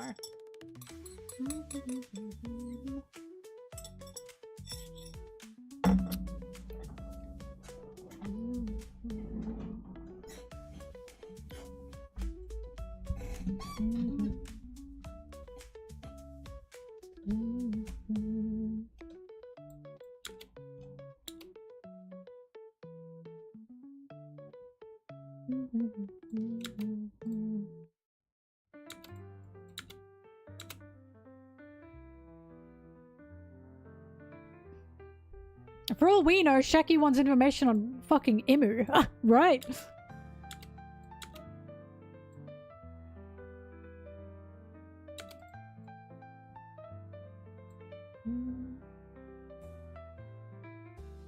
But I definitely think she's opened that bar to get something. Not just because she wants to open a bar. It just doesn't make sense to me. And it doesn't make sense to Gloriosa. If it doesn't make sense to Gloriosa, then it doesn't make sense to me.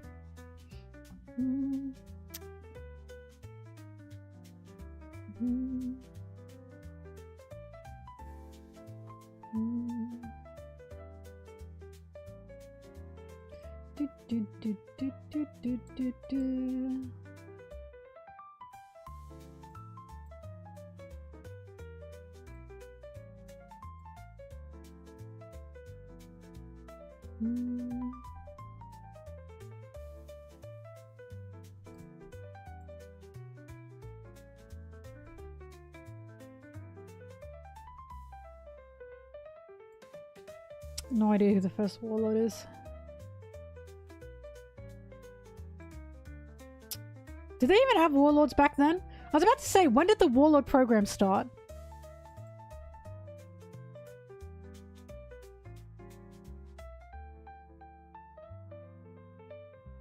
Do-do-do-do.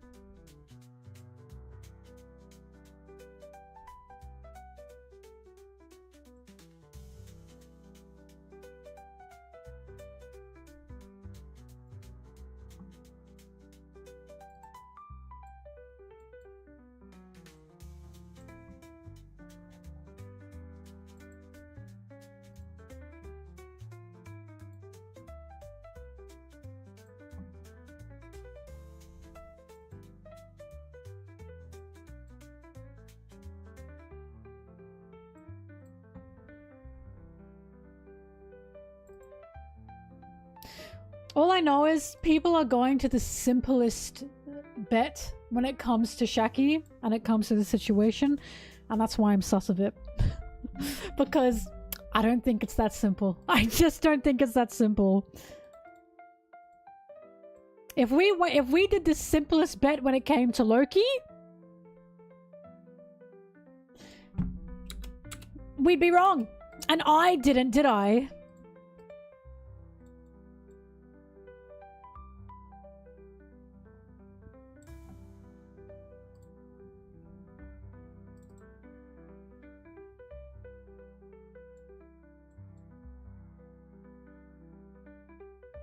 Shuggy!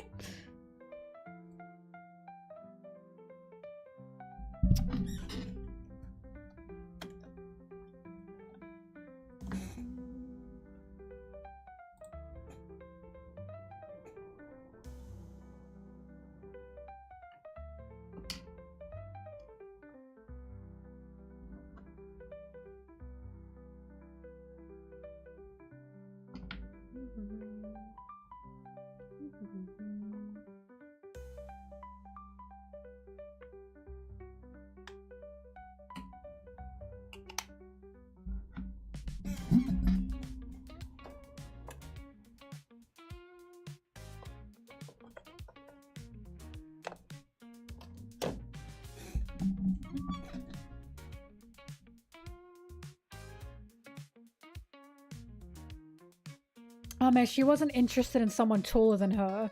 She just said she's only interested in someone taller than her. Like, she doesn't know someone taller than her. She's just saying her type is someone taller than her. And that's the joke, right? She's huge.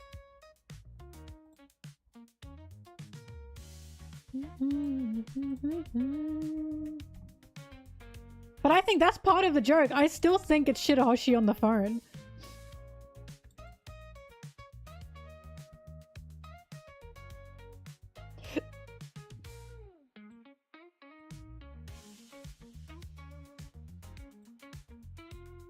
Where is Stinkman? Oh my god, I'm crashing out. The One Piece!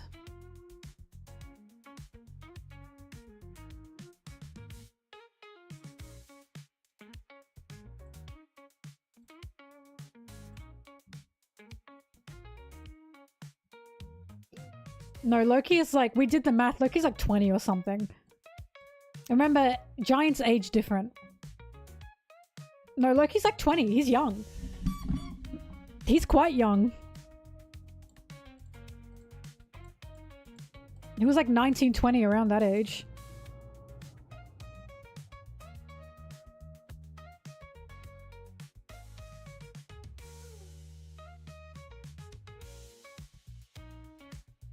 Wow.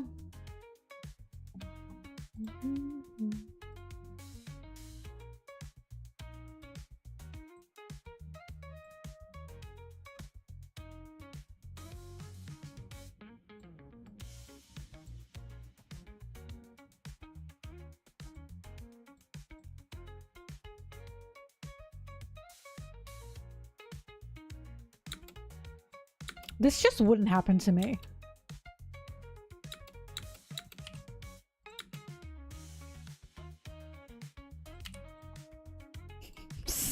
Fuck, I'm going to hell. That sounded really mean as I said it.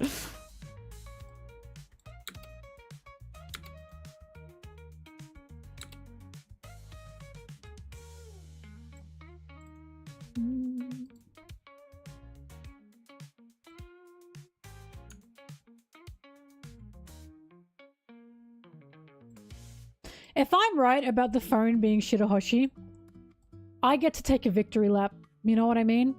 Because I started that. That's my theory. I get to take a whole victory lap and say, I told you so.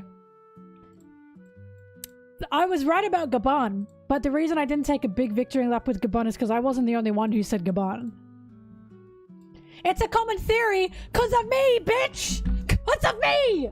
I know I was the first person to say that. People in this chat even said, you are the first person I ever heard that from. It's a common theory because I started it. It's my theory. I was the first person to say I think that's Shirahoshi. I know this. I know this because I know how many people said I've never heard anyone else say that except for you. Now people are thinking it's Shirahoshi because I started this. I mean, she was imprisoned in her room. Like, she wasn't imprisoned. She just couldn't leave her room. What else is she gonna do? She's gonna talk to her fucking phone friend. I crashed out. I'm not letting people take... Like, I'm not letting this theory be out. Everyone thinks that. You know why? You know why I'm not letting that happen? Because when I was first introduced to Loki, I was one of the only people back then saying, no, I don't think Loki's going to be the antagonist. I think Loki's going to be a broken, sad boy, and I think he's called a liar because people just think he's a liar. So now he puts on the facade that he is one because he's been hurt. I said that the second we were introduced to Loki. When I ended up being right, you know what people said? It was obvious. They said, oh, we knew that the whole time. It was obvious the whole time. No, the fuck it wasn't. No, it was not. And I know it wasn't because people were calling me stupid for thinking Loki wasn't gonna be the antagonist. They were calling me like an idiot, or they were like saying, nah, Loki's definitely evil. He was definitely evil. I was the only fucker out here saying I don't believe that's the case. I was the only person saying that, or one of the only people saying that, and people were like, nah, that's not the case, that's not the case. Now, oh, it's obvious. It's obvious. Yeah, it's fucking obvious now, isn't it? Huh? It's obvious now, because now we know. They're probably calling me an idiot for many things.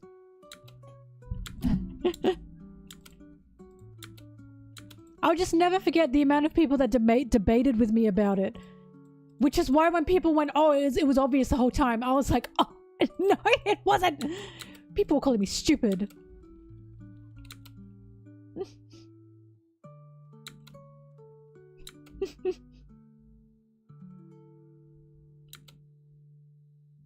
I was also one of the people saying Yamato's not going to join as well. That was me as well. And I was like, the reason he's not going to join is because he's got too much of a connection to Momonosuke and Wano. It drives me nuts. It drives me nuts. Whatever. Whatever. Oh, debating about this has reminded me. I have been on an Apple fix lately. Right? And my Apple fix has led me down a rabbit hole. And the rabbit hole is, there's like hundreds of apples out there, guys, right? Like thousands of types of apples. And there's a blog and a website that rates apples. They rate them. And I was looking up a Fuji apple because I've decided Fuji apple is definitely my favorite apple. It's just so crisp and mildly sweet and kind of honey tasting like. And I was like, I want to see what other people have to say about the Fuji apple. And I found a whole website.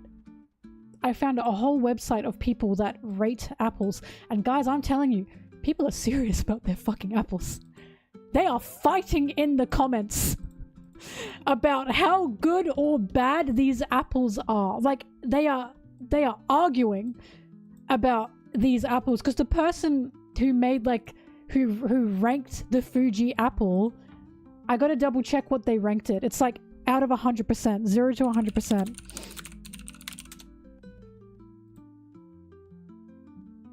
They ranked it 56%, barely worth it. Now, don't get me wrong, I was not upset because I was like, I like the Fuji apple, but I went in the comments and people were just going nuts. Hang on, I gotta find the one where it was like they were going ape shit. They were really upset at this guy. I've gone down a rabbit hole. I found it. They said, wait, I gotta pull up the site. It's so important to me.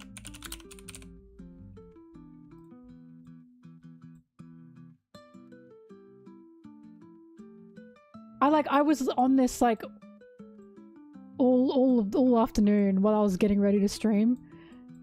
Apple ranking. Apple rankings, you've been eating trash. First of all, their name is Apple Lover. That is so iconic of them. Like, and they really like their apples, man. The fact that Fuji is this low on your ranking simply means that your site is worthless for real apple lovers and only has information regarding inferior American so-called apples. Fujis are the perfect combination of tart and sweet for a snacking apple. They are juicy and delicious. Maybe you should eat some proper apples for once and stop masquerading as an apple fan if you haven't even tasted proper Japanese Fuji before. The fact that Fuji is seen as a cheap apple on your ranking breakdown shows that you have only been buying cheap and inferior products and cannot be a source of reliable information for apples. Shame on you. They are very serious about their apples. They are called Apple Lover for a damn reason. For a damn reason. Wake up, sheeple. Look at this. Okay, this bozo jumping the blank, I assume they swore. Dude, Fujis are amazing. Furthermore, a lot of us eat multiple apples a day. Fuji makes a great choice for that. Finally, barely worth it for Apple Smith is total Bambini babble. Rob, he's like getting heated. That's total Bambini babble. Like, holy shit. Rob, your language. And for the record, I often just eat one by biting into it because I don't have an infant's palate that wants everything to be sweet. And I thought Agenda Piece was bad. Bro, they're going at each other. They're going at each other in these Apple reviews. Like, they're going crazy. I don't care, but the creator of the site's hilarious. I just like the comments. Total Bambini babble. Holy shit, he was that mad, right? He was that angry that he had to pull that out. There was one, and I need you guys to know, there was one comment where someone pulled out the arse slur. They said, "You're a total arse slur for not liking this apple." And I was like, whoa! Whoa! Like, what are you... It's about apples, man! I don't know where it is. I don't want to show it. But, bro, they're debating over apples. Like, this is no joke. I've been obsessed with this site ever since this afternoon. Because you'll see people just go insane in these comments. What a racist comment along with poor reviews of excellent apples.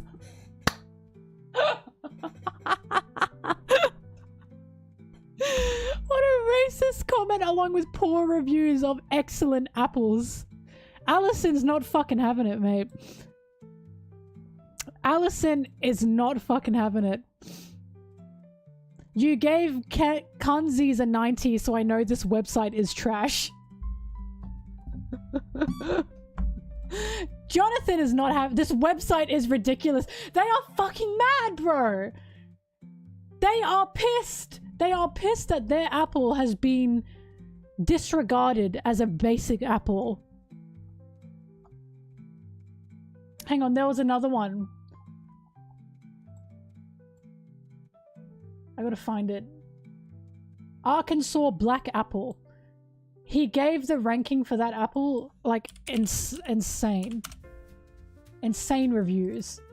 I've been obsessed. I've just been reading all these apples. Like, now I want to try all these apples. 23, despicable. A teeth-shattering oddity. Truly despicable. Look at this ranking. Horrible, right? Horrible. And then look at the comments. You're wrong, bozo.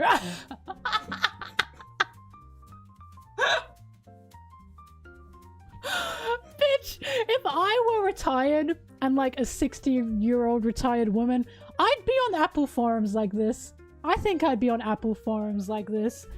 Getting mad at people not liking my favorite apple.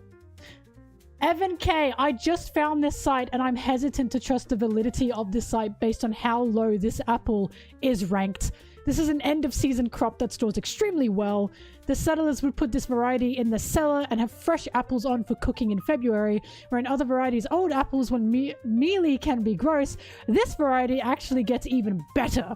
If you're a hoi polloi grocery store apple purchaser, you'd give it a low ranking like this. A hoi polloi?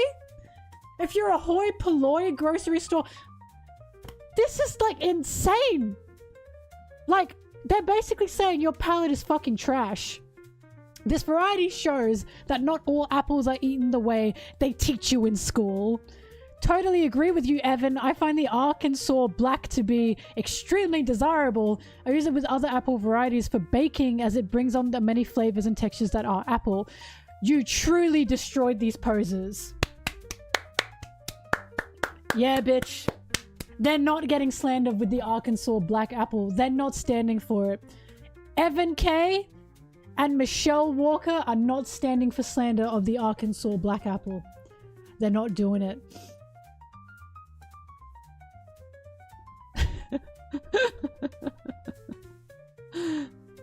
I agree, whoever wrote the bad review article is a bozo.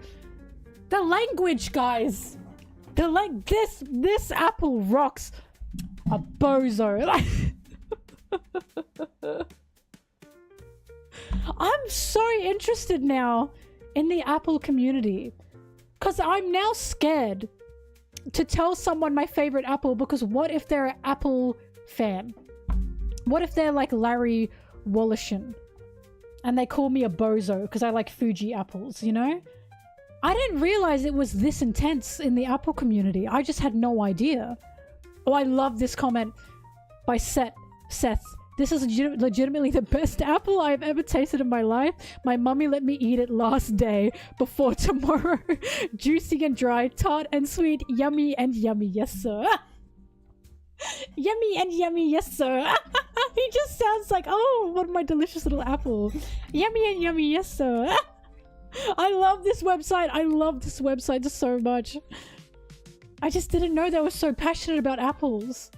My most controversial Apple opinion? Apparently it's thinking Fuji apples are top tier, I suppose. Because this guy doesn't think so. This is all true, but I'm still angry. Arkansas black apple lover?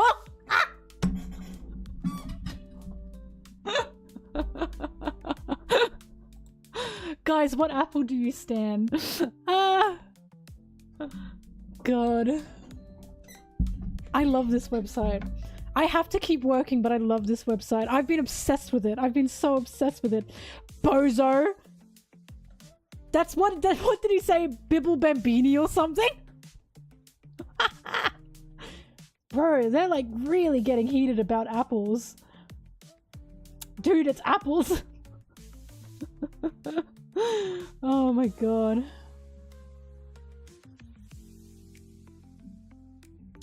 But yeah, I've been on Yummy Yummy Apple, the Bambini bubble. I've been on such an apple, I'm so apple pilled right now.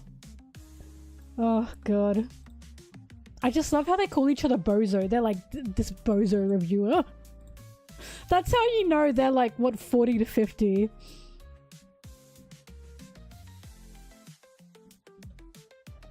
No, like all the different types of apples. That's how I know you're not a true apple lover. You don't even know. Hoi potoy apple grocery farmer, whatever they said, grocery shopper. I think I'd rather argue with One Piece people than I would argue with Apple people. I think the Apple people are scarier.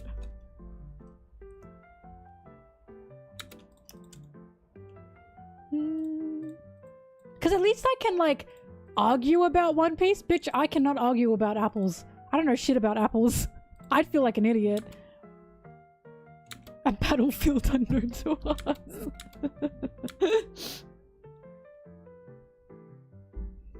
They can never see doctors. It's true.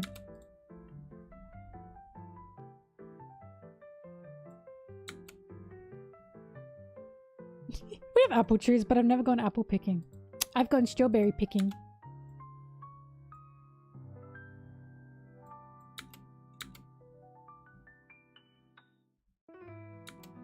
I want to try the apples. Like, I now desperately want to try all these apple varieties. Even the bad ones. I want to try the Arkansas black apple. I need to know.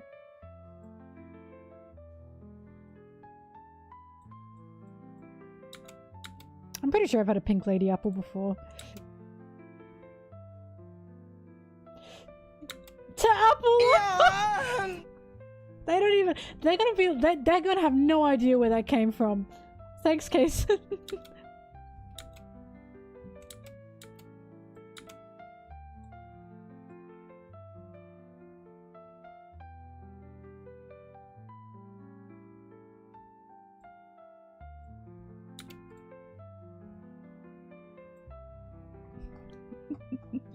This bozo has no idea what they're talking about.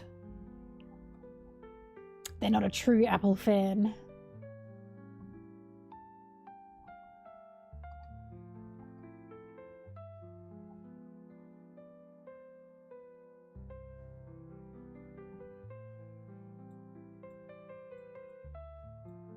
But the only reason I was looking is because, I was genuinely just trying to see the consensus on Fuji apples. And also because one of my grocery store places don't sell them. So I was like, where else can I get them? And then I was like, oh, there's like a website that ranked it. And now I found Apple ranking website where people fight with each other about the best apple.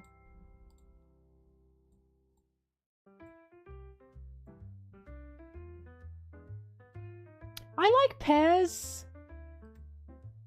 But I wish I liked them more. Like, I'm not gonna go to a pear, you know? A pear is not my go-to fruit, I must say.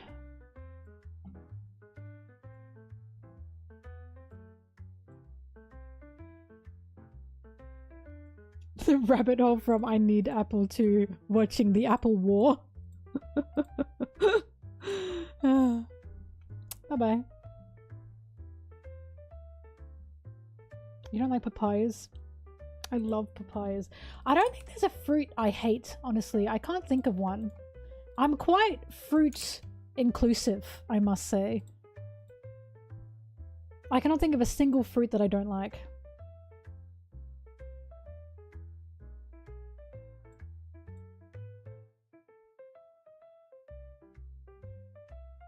Ahoy patoy One Piece reader.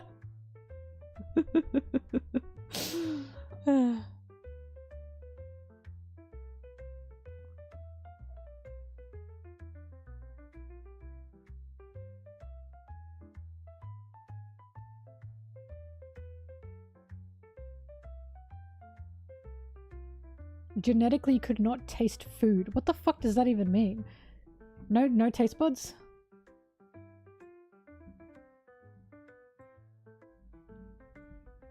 Whatever you do, don't get your friend on the Apple forum. He will be called a bozo and a hoi potoy Apple grocery shopper. Sorry, my frames are kind of slow right now because I'm converting something.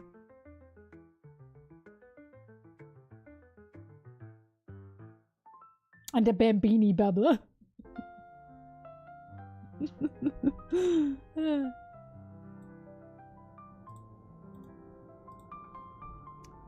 Kuma, Usopp, Sanji. What page is this? 513.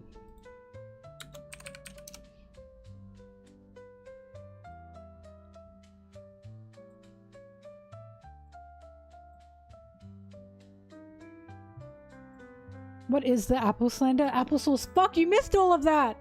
Applesauce, no! I just found a website where one guy ranks apples and his comments are fucking incredible. It's either people agreeing with him or people being really angry and starting fights.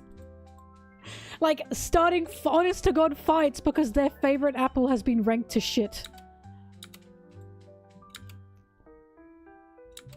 They were calling him a bozo.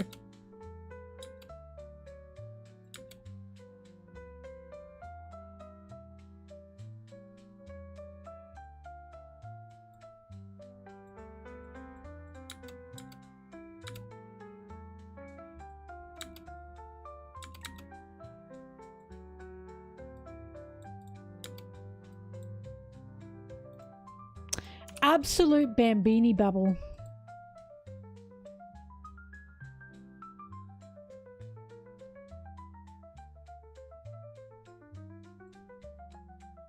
I think Sanji would be on those sites. Fuck. Monday, you Sanji. Sanji, let's go. We're gonna be late. Hang on, I'm writing up about how this guy has no fucking taste. Because he doesn't like Fuji apples. Yet again, my idea of Sanji in the modern AU being more of a Facebook mum than anything comes to light. His Instagram would be full of nothing but beautiful women and food.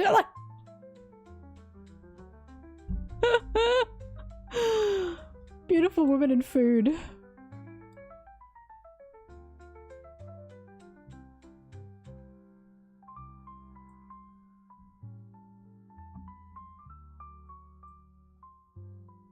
Sanju would be like, you just don't understand the complexities of the Arkansas black apple. It's clear you're not a cook, or you'd respect the Arkansas black apple a lot more instead of calling it despicable.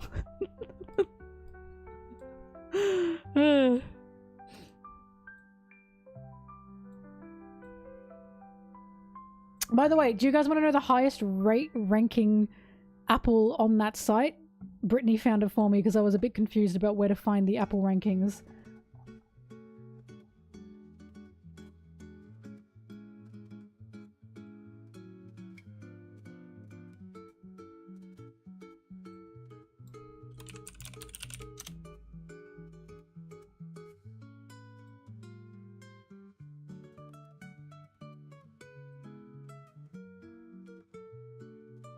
The highest ranking apple on this site is the Sweetango apple. The Holy Grail. 97, nearly perfect. Look at this. Look at this. Wow. I don't know why the beauty is so low. I guess it's a bit lumpy. Well, apparently this apple... Get these apples before November 1st. So this is a timed apple. You have to get these apples at a certain time, or you can't get them. Right? This is a time-locked apple. That's how you probably know it's good, because if it's time-locked, it's probably going to be good. Excelsior and trumpets, the Sweetango is the true champion of all apples.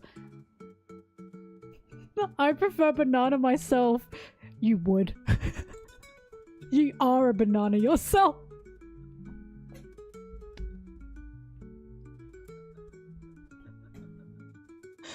Guys, it's Bane. Like... Oh, fuck. Who said that? They got Jomdale. They got my man.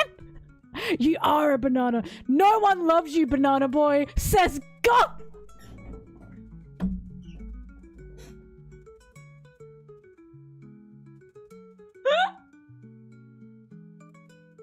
I love this website. Holy shit. This website is so beautiful. No one loves you, banana boy. Oh my god, I love this website. Big orange. I like oranges. Help, I am choking and I have no other way to communicate this other than sort the comments on applerankings.com. Okay, Big Orange. What is happening?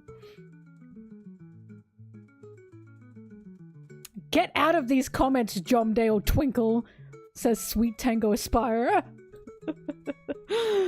Some of them are trolls, but some of them I am sure, like this one, I'm pretty sure this is like a 60-year-old man who's upset that someone who doesn't like apples is in his apple blog. Like, I don't think Johnny Appleseed's trolling. And I don't think Arbitrage... Wait, they might be trolling. Gonglestrong. This is site for ranking apples.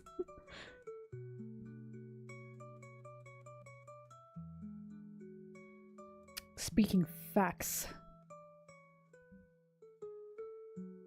You got schooled then, a sucker born every day. Someone took a crap variety apple and sold it as a sweet.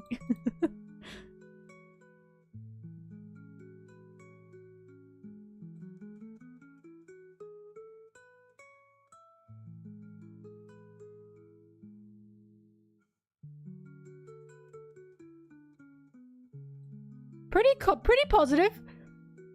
Pretty positive.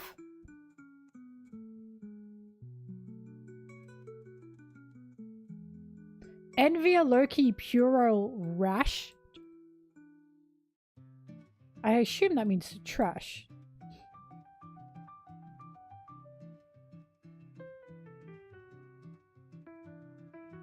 When it's fresh!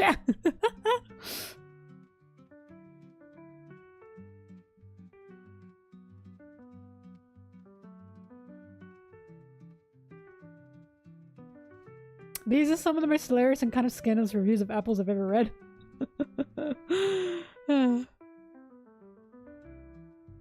They're pretty good. These comments are they're pretty agreeable.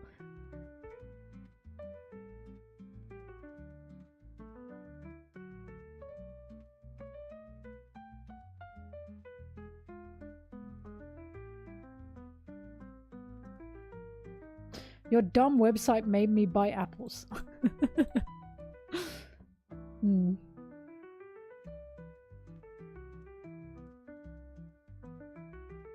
The virtues of these apples. It's the first day I tried one.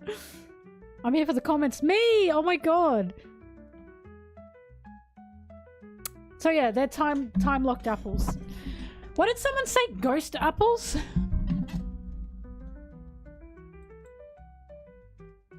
Oh, this is how I see them.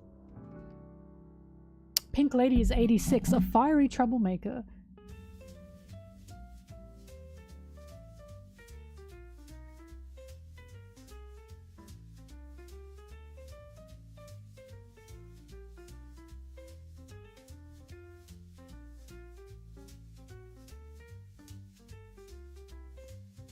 Ghost apples are not part of it. Unless they're called something else. Hang on. What is this? Green dragon apple?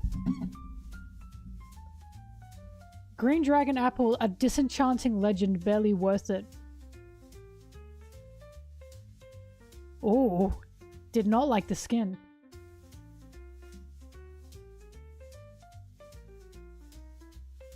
What? Where on earth did you try this? While it doesn't top my list for overall quality, the ones I've had were the sweetest apples I've tasted. Certainly more than 3 out of 5, and the skin wasn't too bad.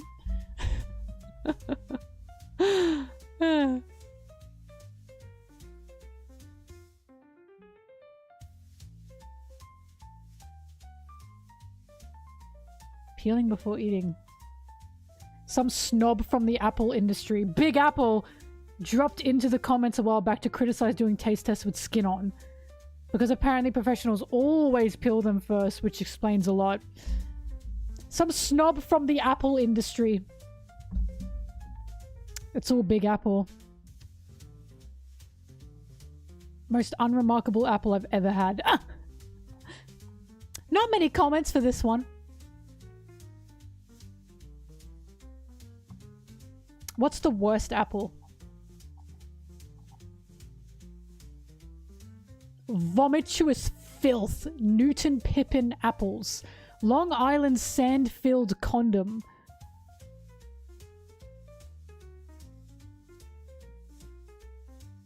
It does look ugly. Good for cider? Good for cider. Whoa! Whoa! Really didn't like the skin. I like how there's always a little video about the apple. Origin. 1750s. That's impressive. I believe you are mentally ill.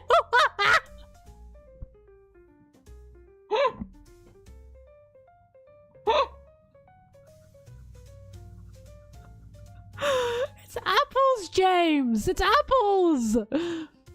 Newton Pippin apples are super crisp at all times. The flavor's always good and strong. Stores well for long periods. I remember searching under the apple tree in the bed of leaves of honeysuckle in February. Who the fuck is this guy? Are you an elf for finding apples that dropped, chilled to a cold crisp perfection, and eating a few waiting for the school bus? A fine heirloom apple. I believe you are mentally ill.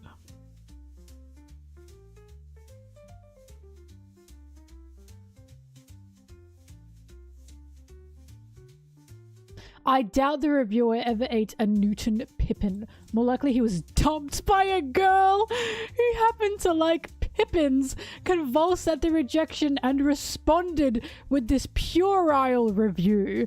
I grow a yellow Newton Pippin, and if it is allowed to ripen, which where I live is mid-October, it is crisp, of a perfect sweetness, and with a complex and delicious flavor.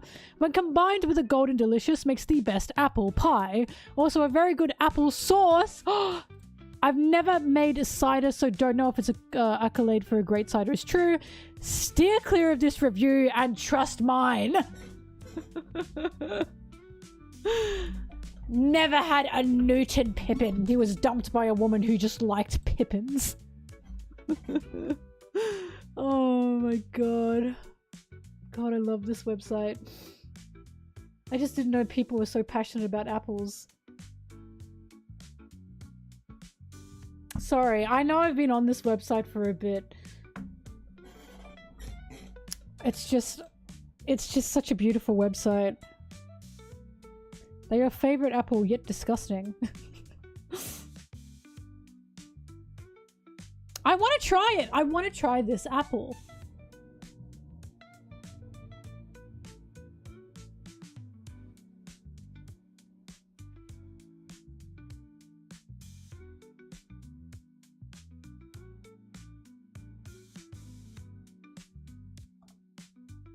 Oh my god, this guy wrote a whole essay. Riley really likes the Newton Pippin apple. I think Riley's a bit upset. This chat GPT nonsense!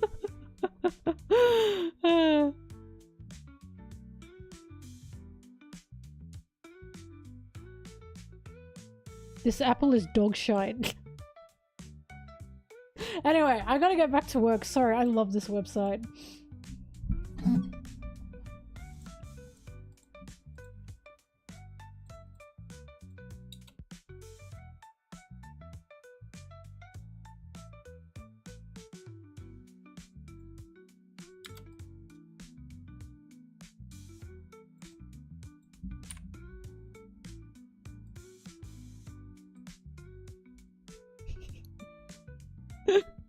I will become a Pippin apple lover just so I break the hearts of men, and then they hate Pippin apples.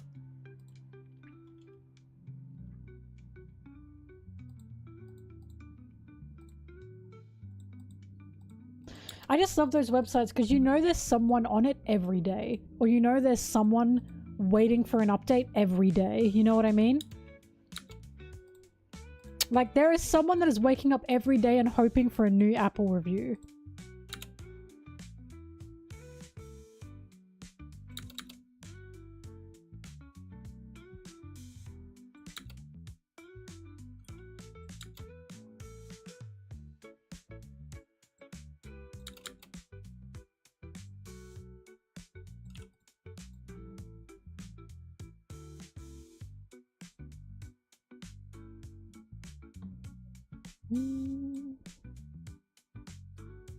Hoi patoi. Bibble Bambini or whatever it was is my favorite word that I've learnt from that site.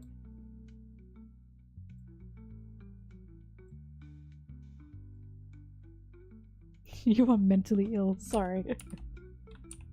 Just, you are mentally ill? And it's about apples? Wow.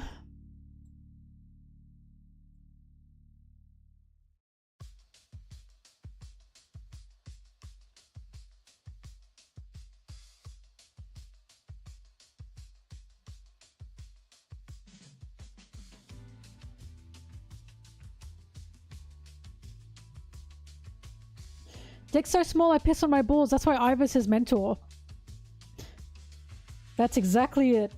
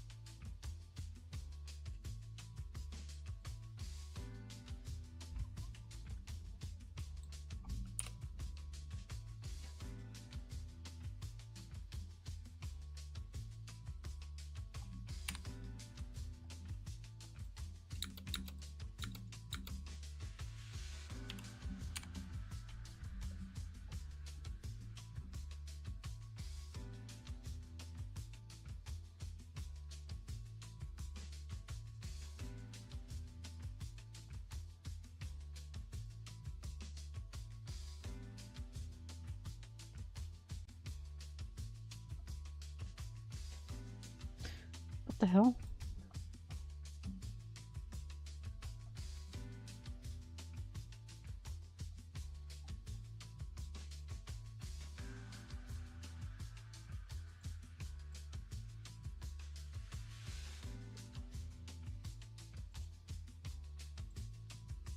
I was tricked. I don't have this page.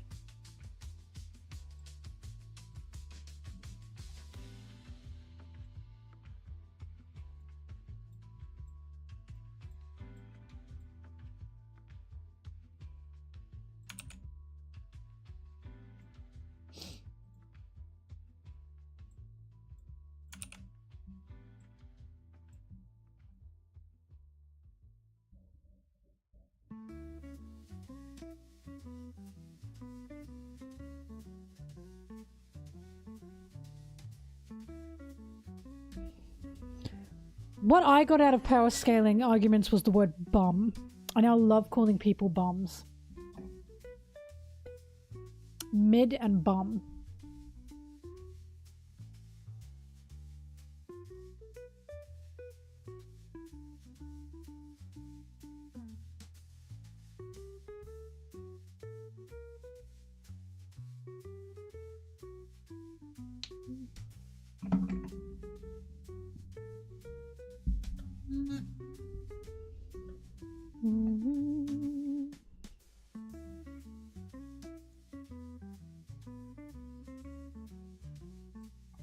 Kuma, Sanji, Usopp, Brooke, manga page 513.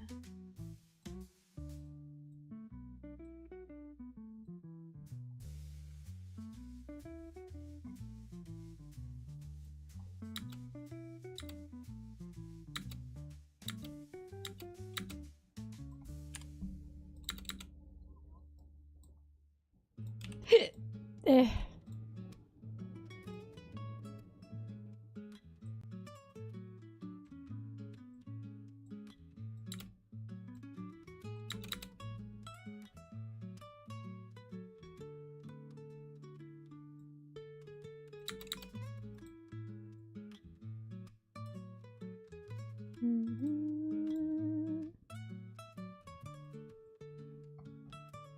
Oh god, I love this Sanji page.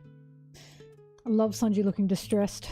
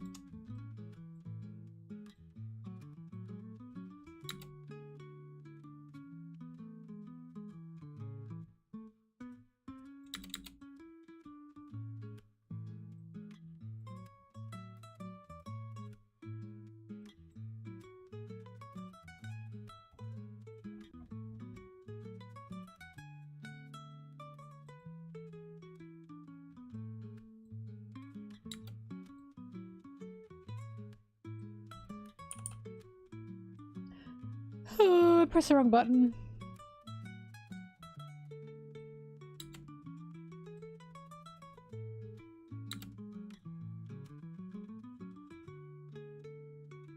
Sorry, I'm trying to remember what I was looking for.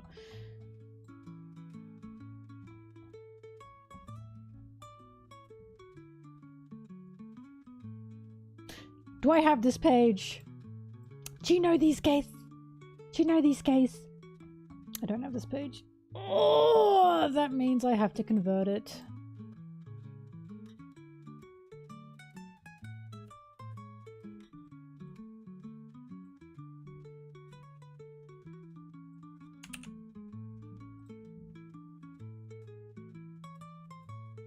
Oh, this is going to take a while.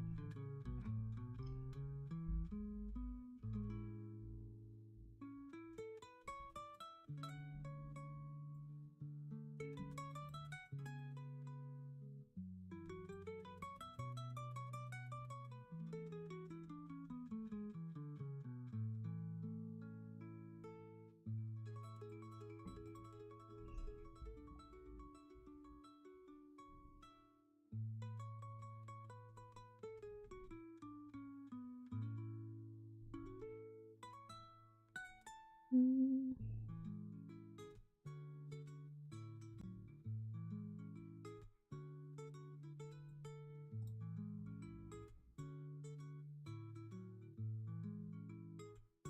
Do, do, do, do. Mm-hmm.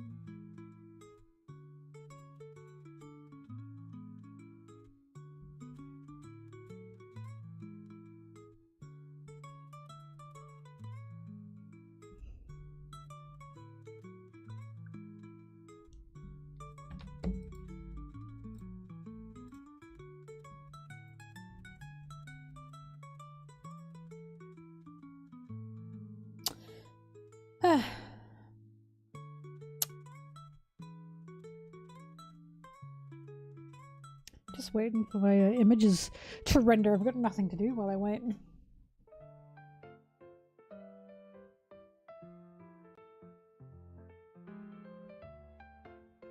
Beep, beep, beep, beep, beep.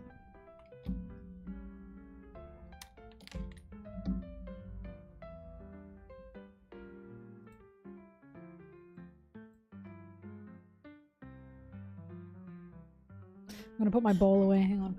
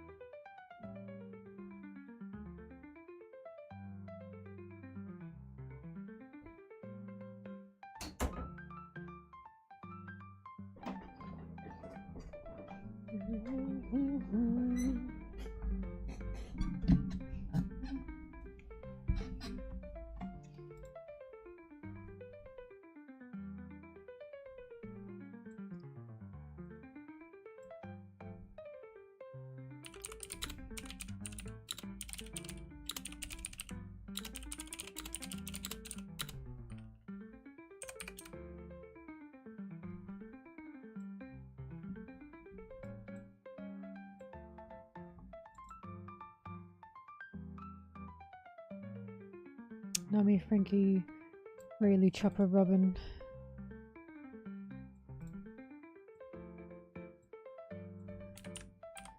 Nami, Frankie, Rayleigh, Chopper, Robin.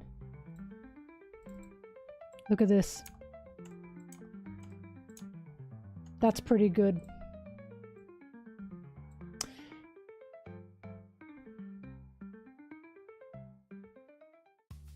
Sorry, hang on.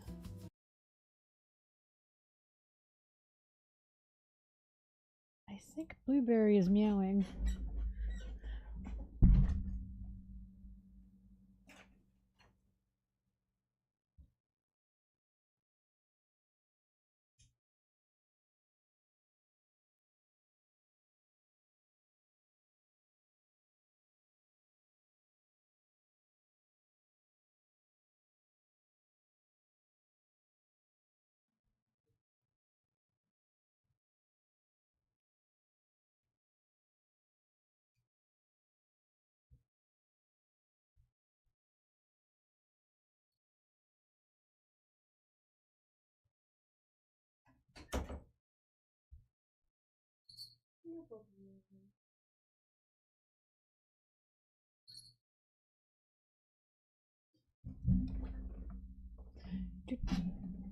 Oh god, here she comes.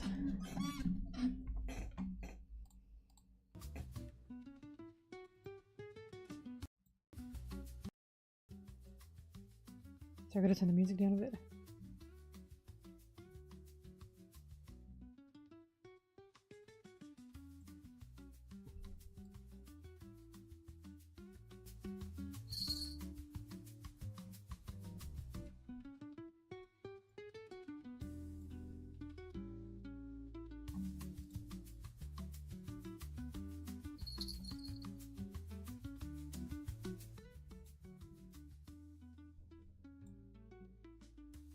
You can still hear the music, right?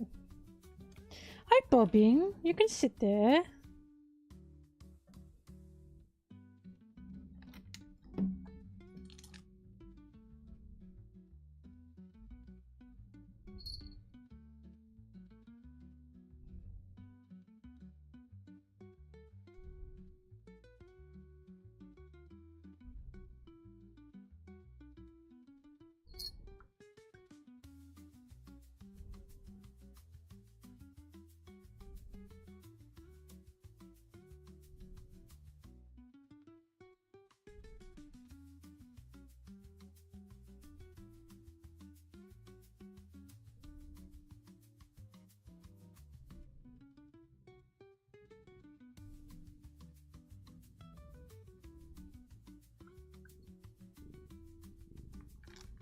Oh, what is you bobbing?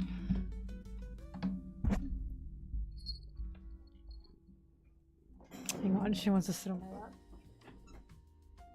Wait. So you can all see the, You!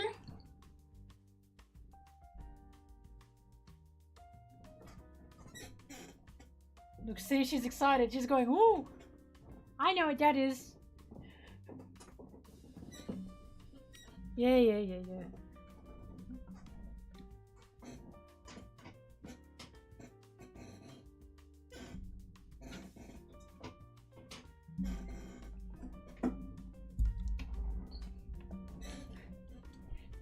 There we go. Alright,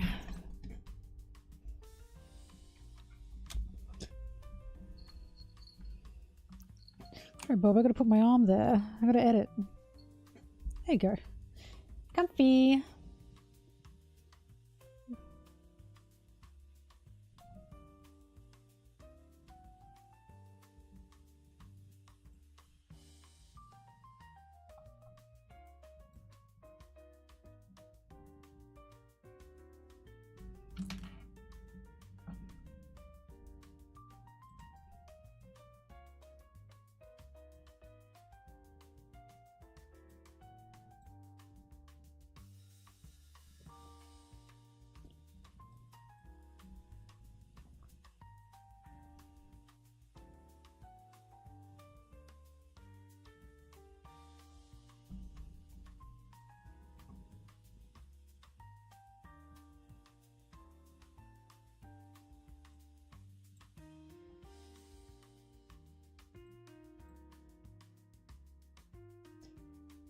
Thank God.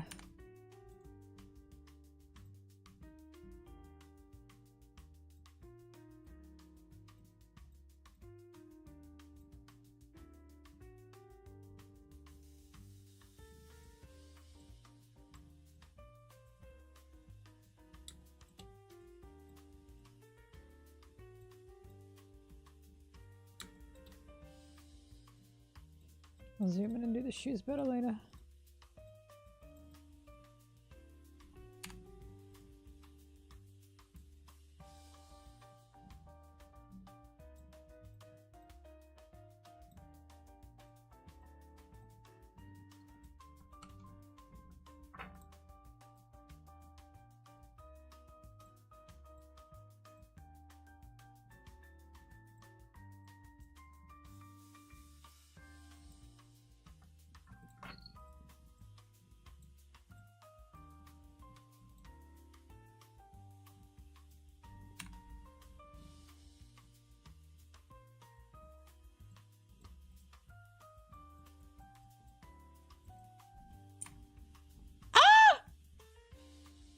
Where did he go? What? Oh. My bad.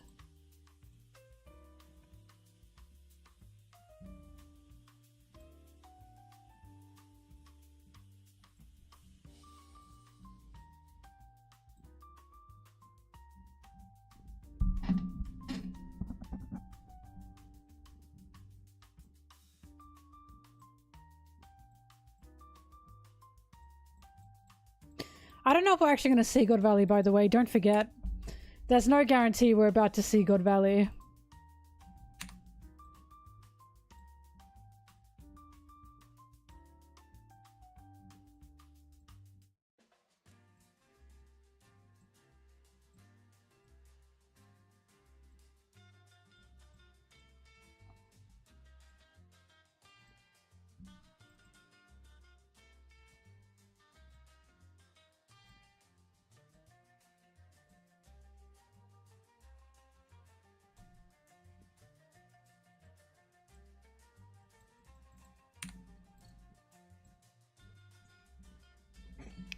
Blueberry can't get comfortable. She keeps moving around.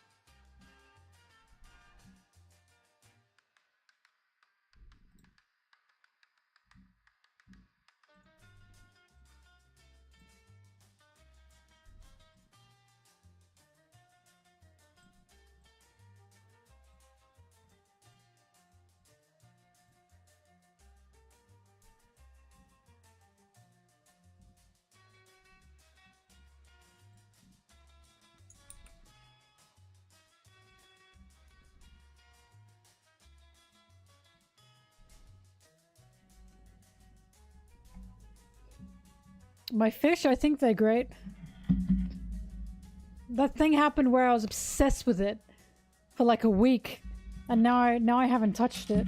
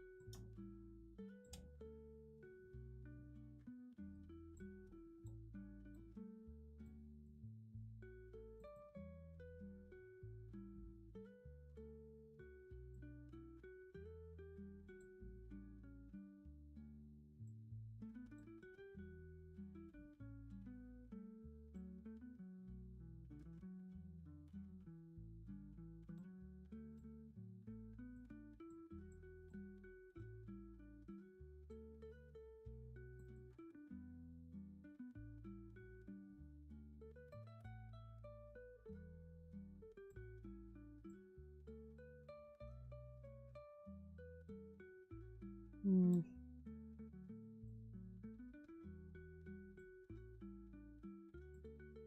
No, this isn't working the way I want it to work.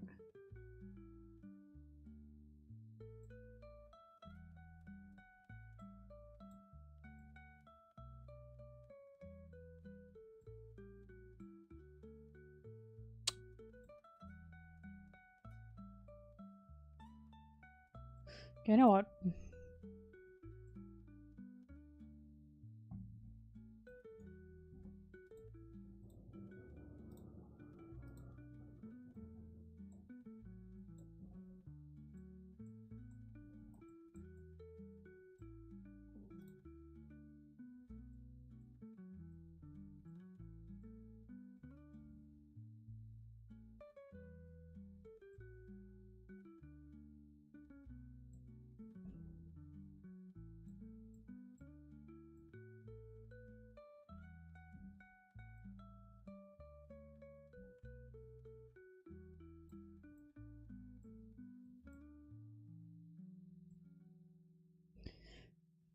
That'll do.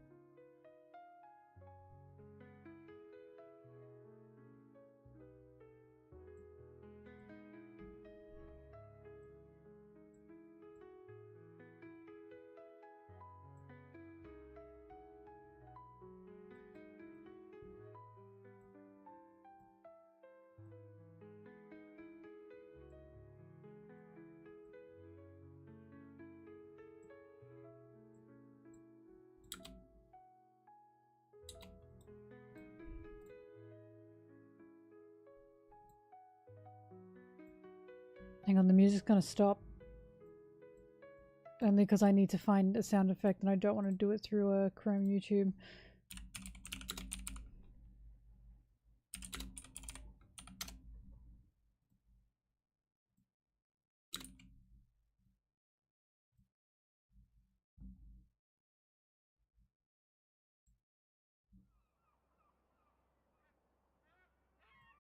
Beautiful seagull sound effect.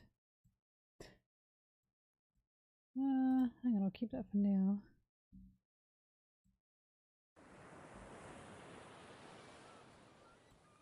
Perfect. All right.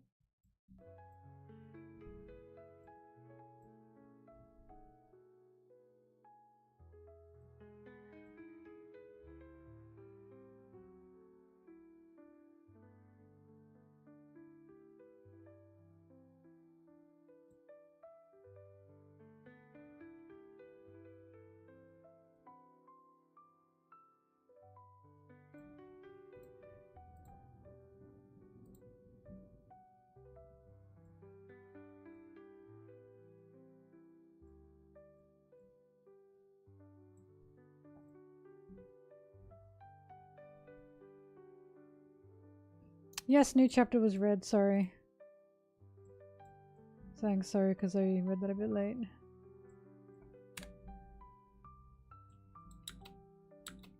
That's loud.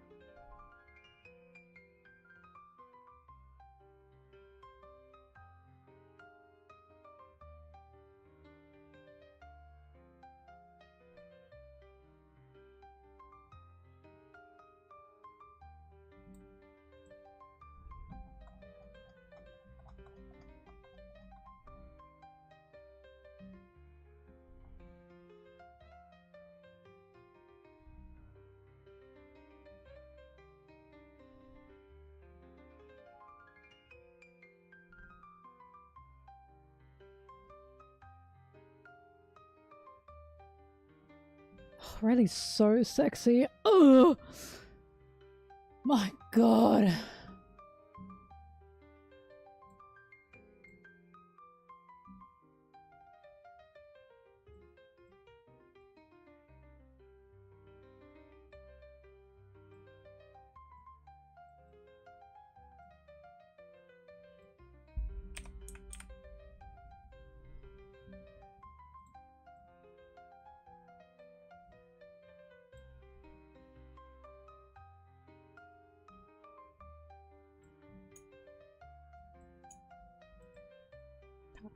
Oh my god, he's so sexy. Okay, hang on.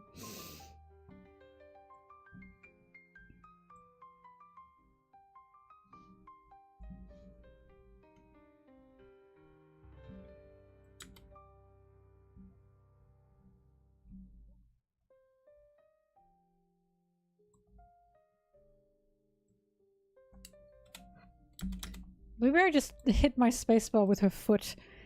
You little bastard!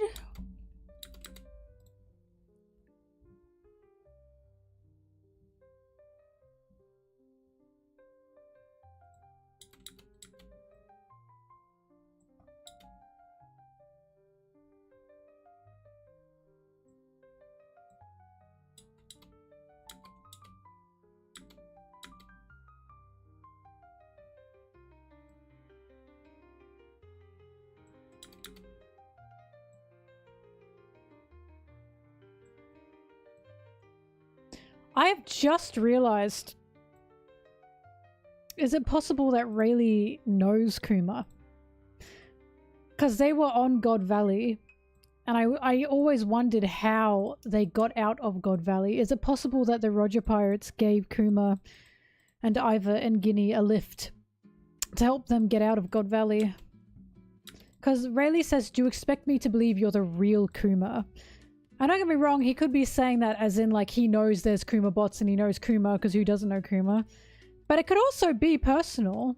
And it could also be like, you know, I know Kuma.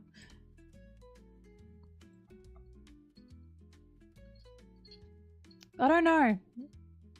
I just don't know. No, never mind. You must be Rayleigh the Dark King. I just debunked myself in a second. Never mind. Me when I can't read.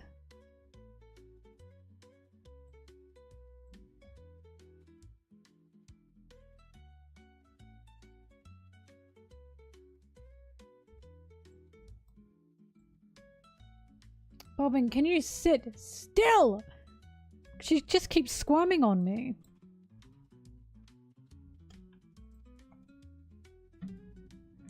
I'm putting your tail away, it's pissing me off.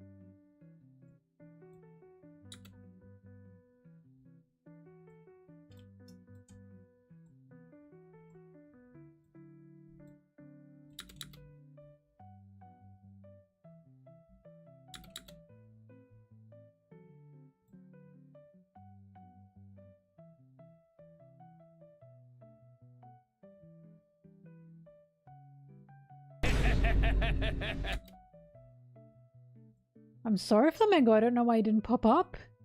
I will refund you, but also nice try, idiot. I don't think he popped up, did he?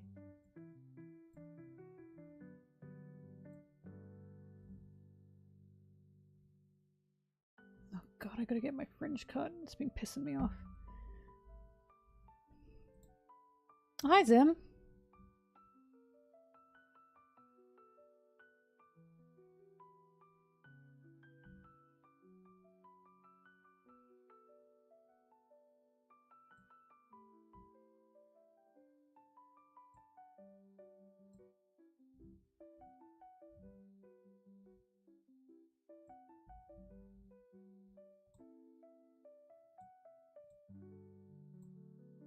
There you go, you got it back. Maybe I can get my fringe cut tomorrow morning. I'm gonna be up anyway.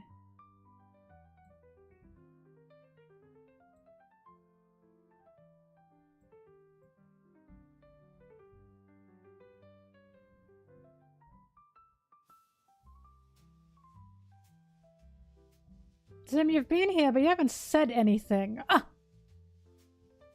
So how am I supposed to know?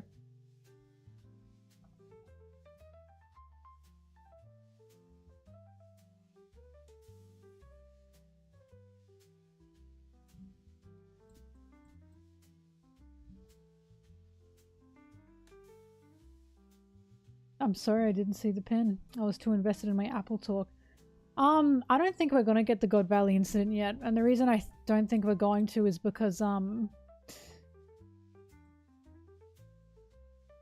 I think it has to relate back to Harold if we're going to get the God Valley incident. Because I'm saying the reason we're getting Rox right now is because Harold, Rox, and Loki were all connected. So unless the God Valley incident relates to Harold in some way, I'm not sure.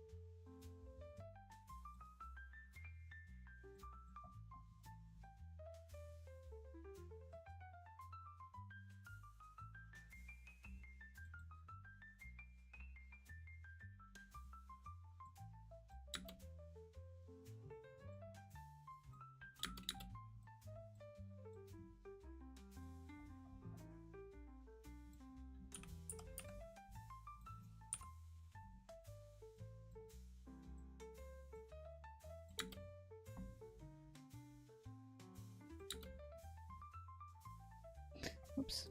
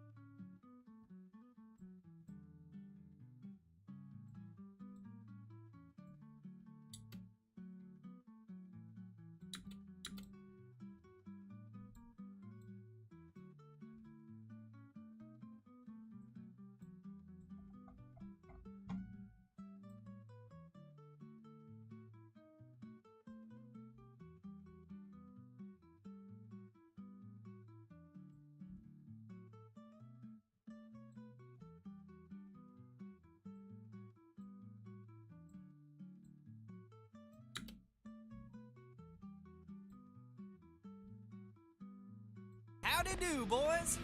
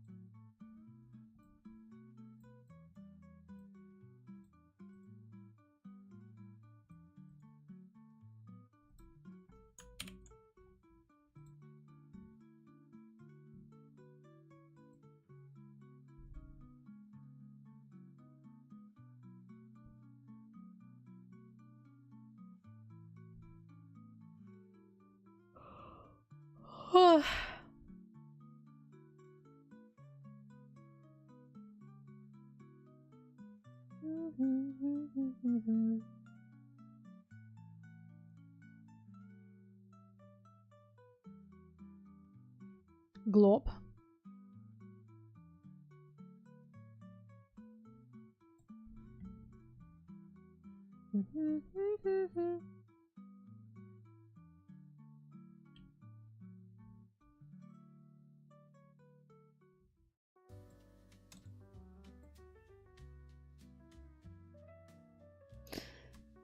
Kuma, Nami, Sanji. 513.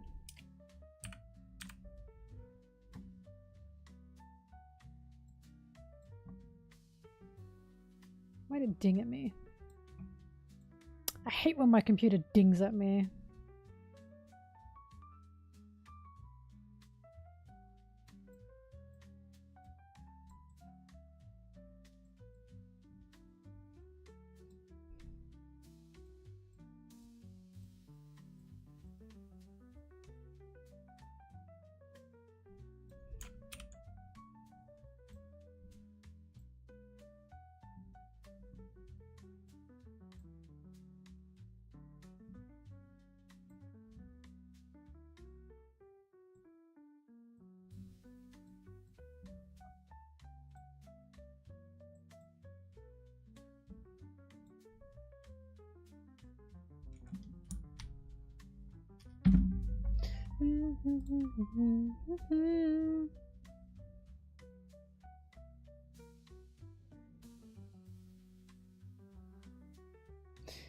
Bobbing, bobbing, bobbing.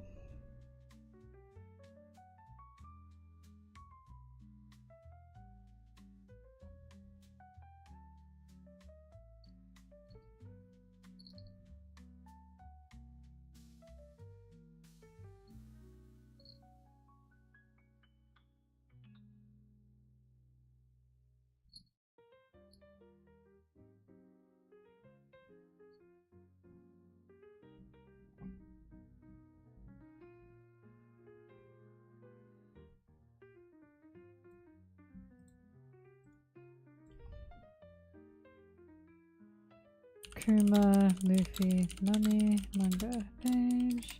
Yeah! 513. Oh, thank you for the sub.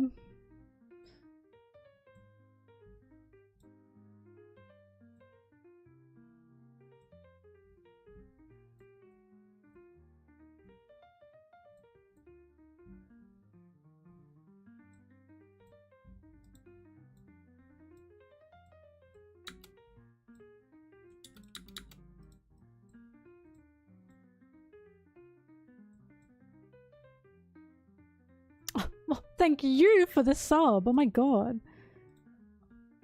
Don't make this a competition.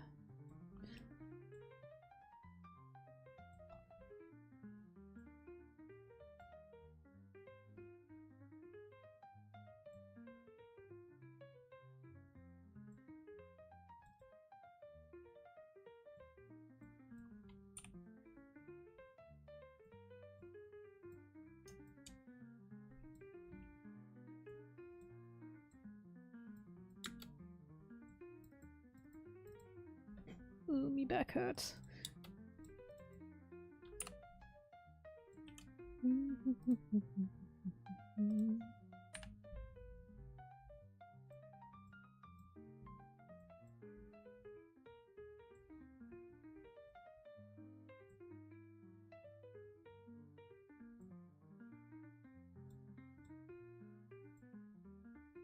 Yeah! Baby girl, I know it. La la la la.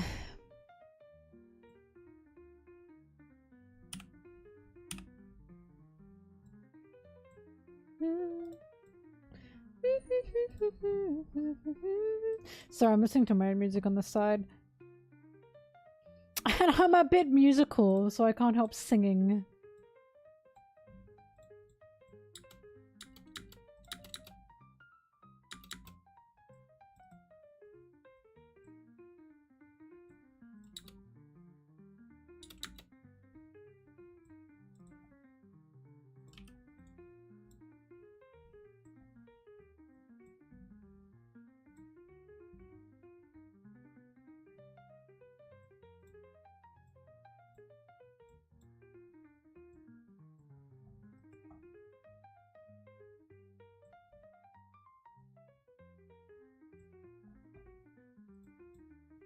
Na, na, na.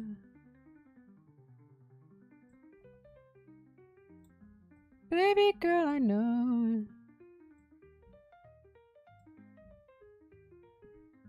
You know, I saw someone arguing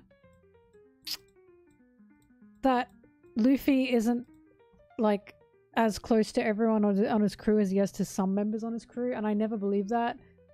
Like, I never believed that Luffy is closer to some members than he is to others on the Straw Hats, because Luffy's Luffy. And I'm like, no, I don't think he does have, like, different closenesses to his crew. I think he is close to all of them in that way. And someone said, what about Frankie? Frankie's essentially just a worker for him. And I'm like, Frankie? The guy who Luffy asked if he would take Ace's fruit? Frankie? Frankie's literally his big brother. What the? Like, like, Luffy wanted Frankie to have Ace's fruit if he got it. And Frankie said, I appreciate that, but I like me. I don't want to have a devil fruit. And Luffy said, okay. Like, that is his brother's fruit, Ace's fruit. And he turned to Frankie. Bitch! Like, of course Frankie, he is incredibly close to Frankie. I just thought about that just now, because I was like, what a silly thing to think. I thought about it now because this scene is Luffy going, Frankie!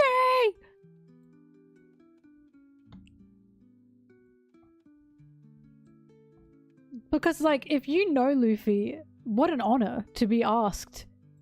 Would you take Ace's fruit if I got it? Would you eat it? Like, that's insane amounts of trust.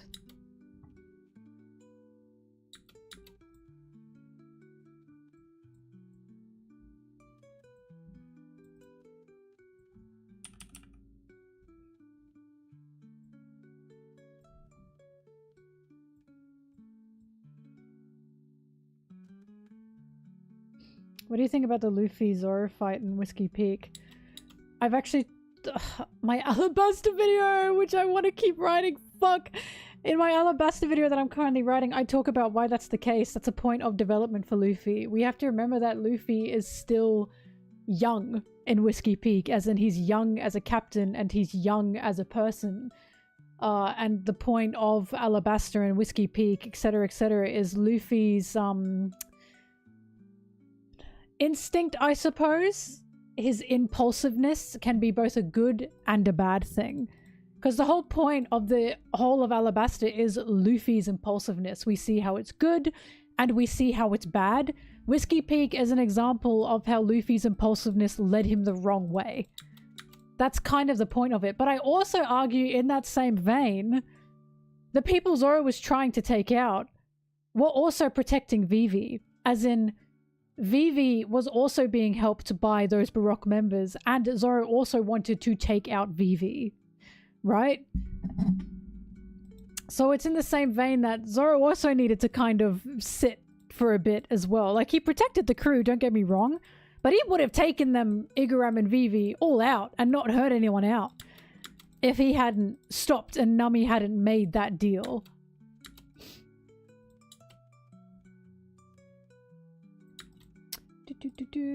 But it's about Luffy's impulsiveness. That's why that scene is there, and that's why people get so confused. And it's like, Luffy's literally a very new captain in this moment. That hasn't happened again. There's a reason that happened once.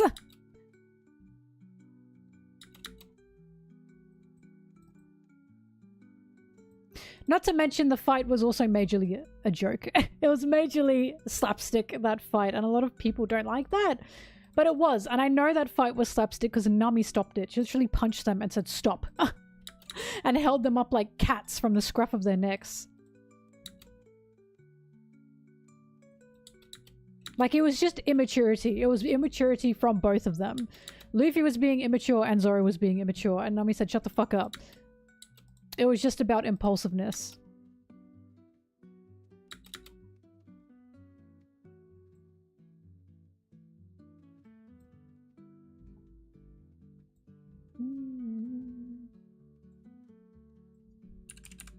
You're my little soda pop.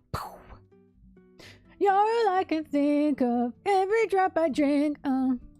You're my soda pop. My little soda pop.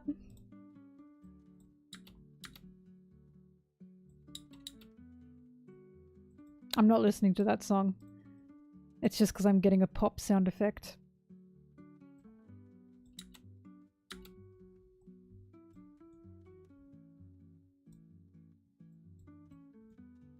Luffy punched Vivi because she punched him first. They were literally fighting. Like, it's funny. Vivi punched him and then Luffy went, the fuck? Bro, they were fighting.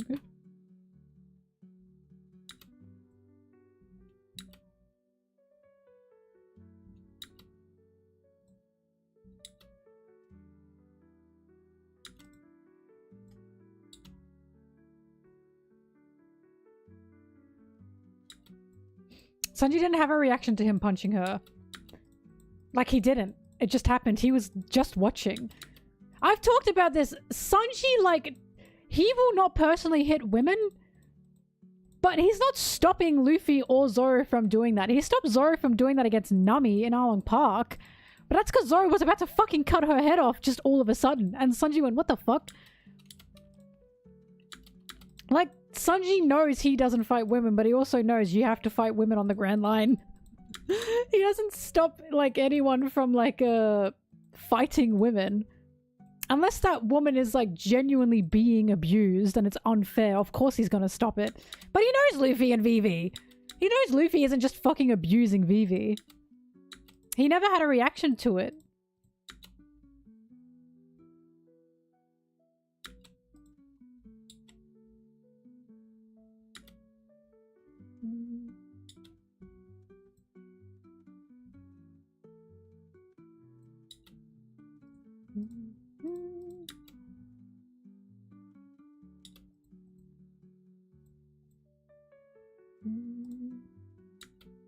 For some reason in the Alabasta movie, they added a scene of Sanji going, hey, when Luffy punched Vivi. He didn't react at all. In the manga, he didn't react, he just watched.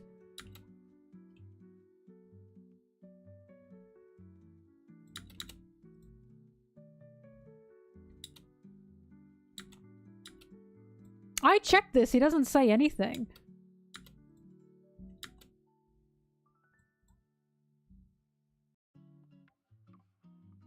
Unless Toei added that in the anime, but in the manga he didn't say anything.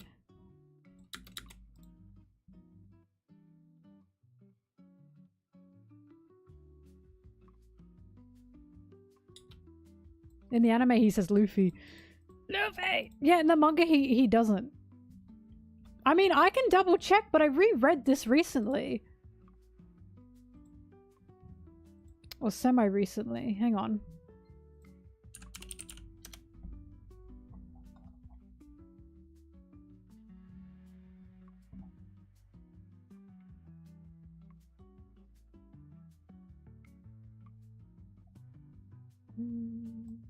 Hang on.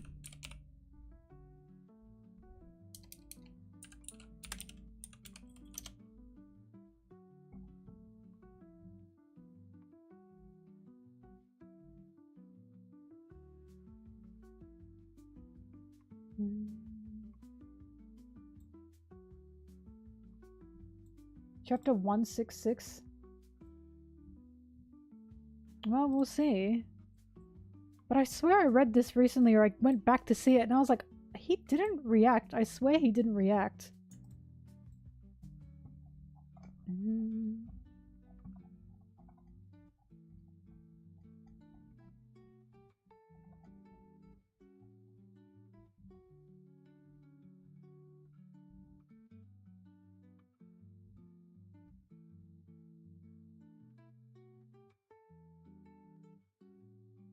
Oh, he does. He says, why you?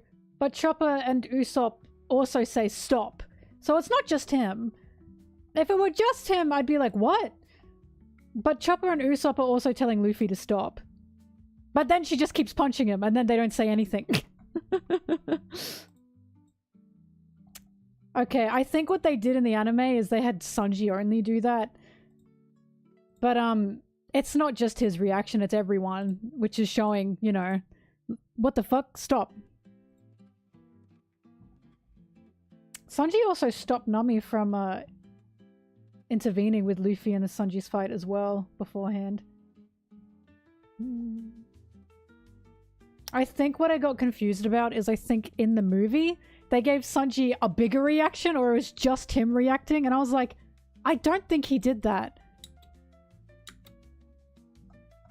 And it wasn't just him, it was everyone going, stop! Ah!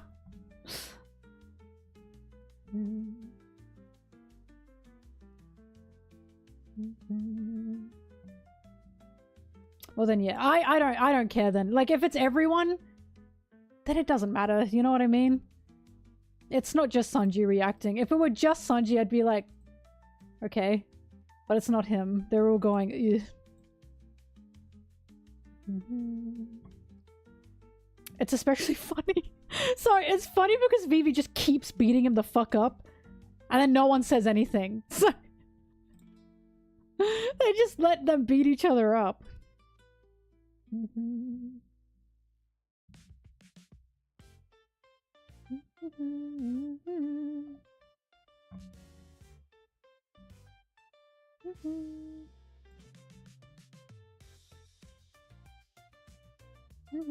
This is the page, by the way. It's what I'm looking at.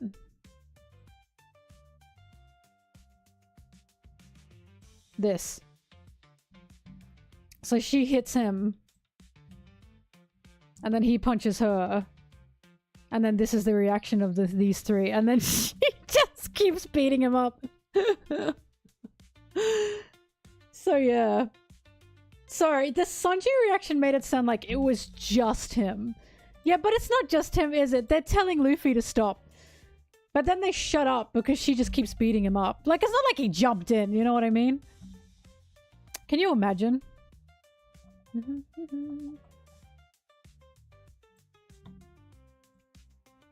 Why I order?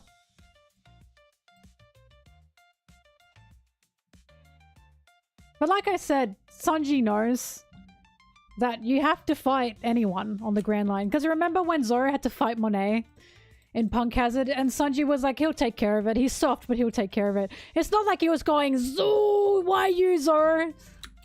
Like, he's not an idiot.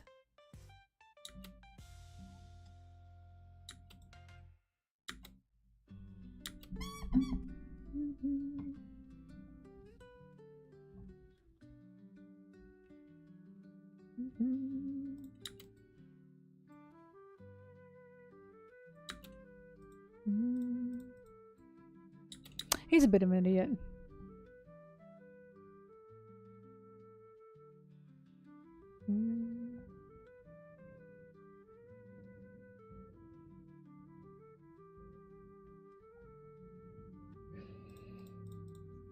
Raph, he said he gives the guys the rotting stuff. But Luffy says, it tastes delicious, so who cares? And again, I don't think he's actually doing that. Like, remember, Sanji is fucking all bark, no bite. I don't think he's actually giving them rotting food. I think what he means is, oh, I'm giving Nami the best parts of the food because he's a fucking tsundere.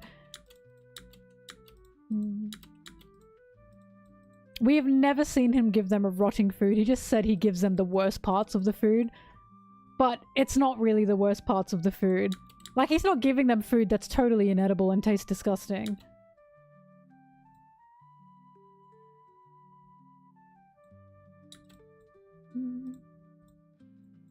We've also seen that he doesn't actually canonically do that because he feeds everyone the same thing.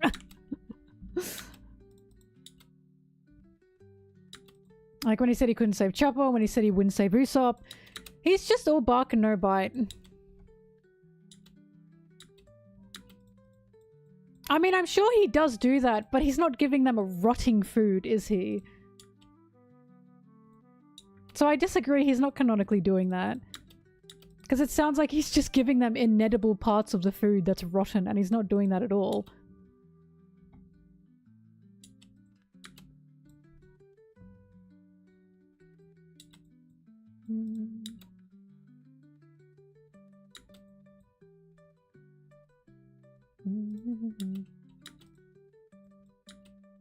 He didn't keep his riz to you, he's kept his riz to me.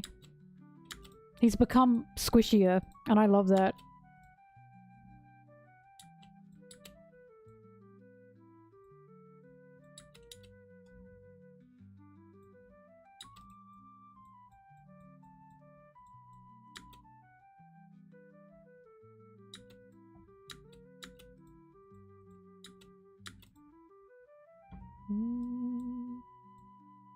But also, somehow, I don't think Sanji lets food rot, by the way. As a chef, as a cook, Sanji himself, that is something he would not allow to happen. He's very anal about, like, the food they get and the nutrition they get. I don't think he's allowing food to rot point blank. He's talked about how, like, I think he's talked about how food has been close, like, they've been close to running out of food if they don't get to an island soon. But there's absolutely nothing to say he even lets food rot. I don't think he'd let that happen.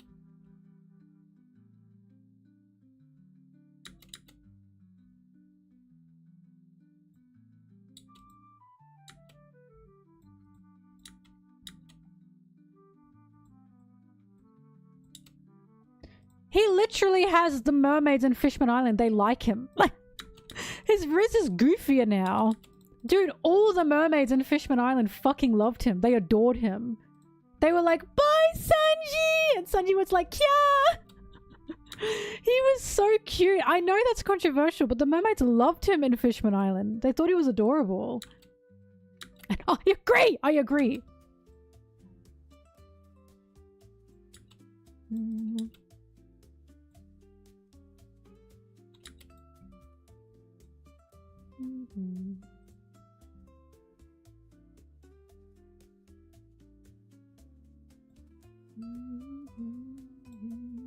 The giants also like Sanji. Well, Girth does, but that's because Girth likes little humans. But she thinks Sanji's so cute. It's not because they're hostesses at the Mermaid Cafe. It's because they weren't even working at the Mermaid Cafe. What are you talking about? They were off the job. Why the fuck would they entertain Sanji if they weren't working? Like, they just liked him. Sorry, what are these excuses? They thought he was funny. They literally said, Sanji, you're so funny. They liked him. They weren't working at the cafe at that time. No, they weren't. That wasn't the Mermaid Cafe. The Mermaid Cafe, that was the Mermaid Lagoon, mate. I'm sorry, what are these excuses to be like, oh, they liked him because it's like their job? They were off the clock. They were just enjoying themselves. They liked him. It had nothing to do with the Mermaid Cafe. They just liked him. That makes me mad. They can't just like Sanji. It has to be a job thing. Sanji still has Riz. Be mad. He still has Riz and he's just silly. They thought he was silly. Guy who was jealous of Sanji, for real. That wasn't the Mermaid Cafe. The Mermaid Cafe was run by Madame Charlie or whatever her name was. And it was inside somewhere. Kami went to it. I think with Sanji at some other point in time. Where they were was not the Mermaid Cafe. That was literally just where they hung out. You definitely misremembered. I'm telling you now. You are 100% misremembered. That was not the Mermaid Cafe. I'm telling you for a fact that was not the Mermaid Cafe. You apologize again. Oh, I won't stand for this. I won't stand for thinking women only like Sanji because it's their job. How dare you? How dare you? Go in the corner. Sit in the corner. He's literally just silly. They were giggling and they liked him because he was silly. They literally called him like funny and silly. They had nothing to do with working anywhere. You better. I just remember this because the Mermaid Cafe was literally inside, ran by Madame Shirley. They were at the Mermaid Lagoon, which is where the mermaids would just hang out. And they liked him. They just thought he was silly. They thought he was really funny.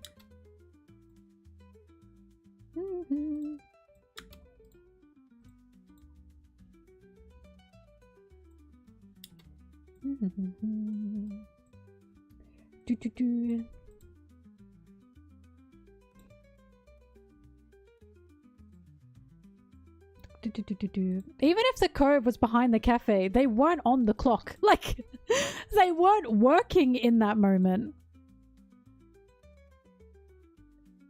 Do. Do. Do.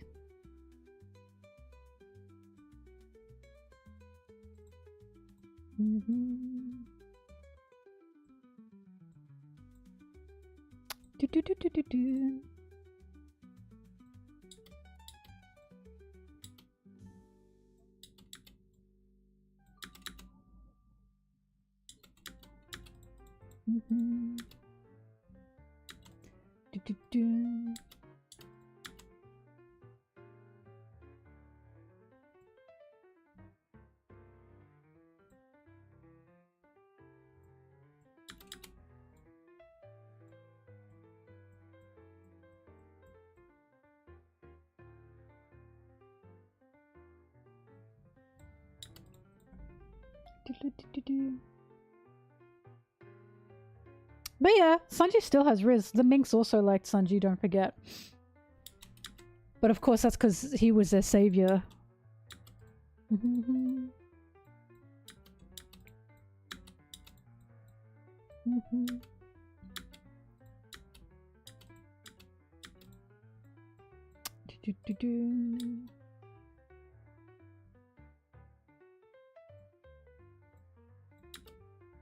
Also the Wano girls as well, like Sanji too, when he was helping them.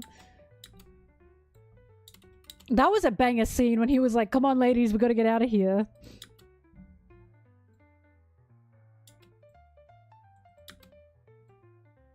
Not Black Maria's ladies, by the way, I'm talking about. Oh, Black Maria did like Sanji though. I'm talking about the girls that he saved from Onigashima.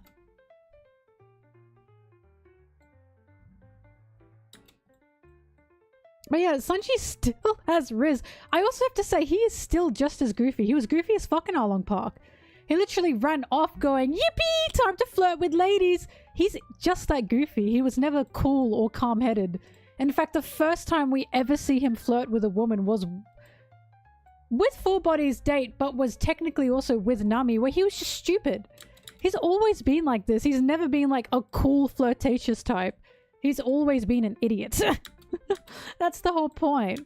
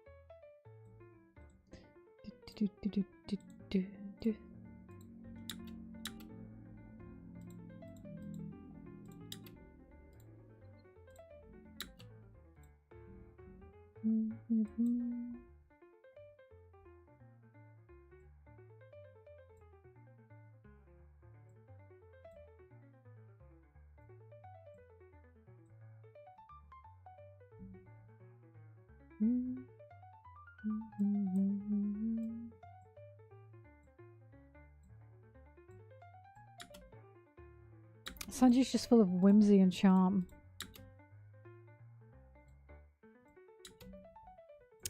Do.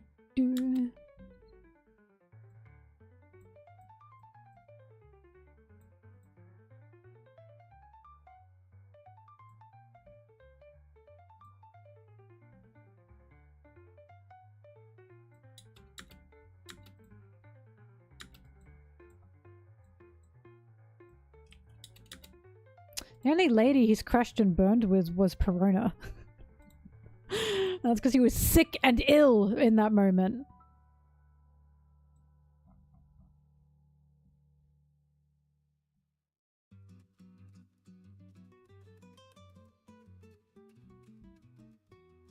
I was gonna say, Bonnie also likes Sanji. She clearly, like, is fond of Sanji.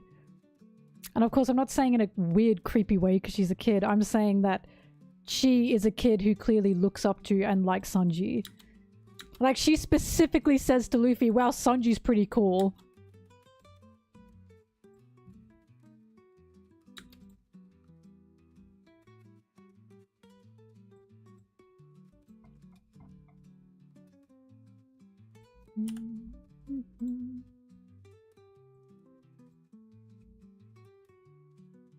I want to say Stussy also likes Sanji, but that was a bit of a joke, you know, the be my dog.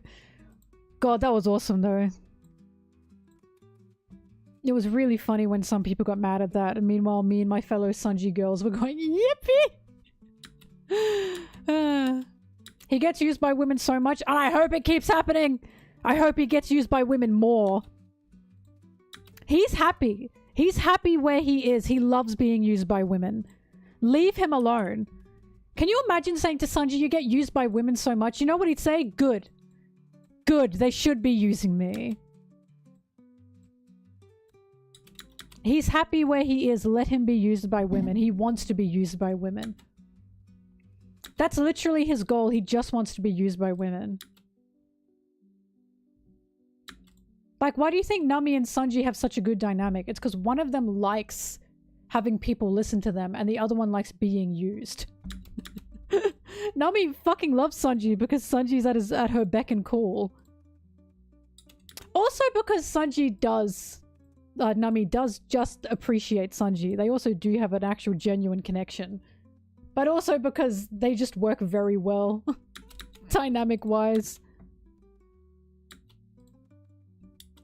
I want to serve all women. Literally, that's something he says. He says it twice, by the way. He says it in Kamabaka Island and he says it to Black Maria. I want to serve all women.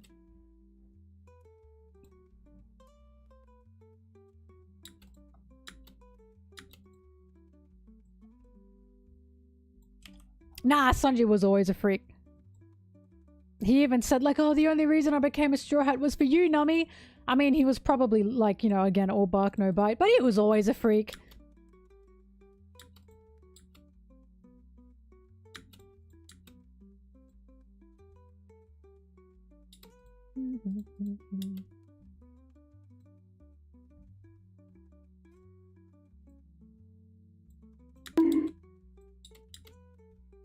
Off topic, but you've mentioned last few chapter streams how busy you've been in your personal life. This can't fix that, but I hope it helps. Good luck with the home hunting. Sorry.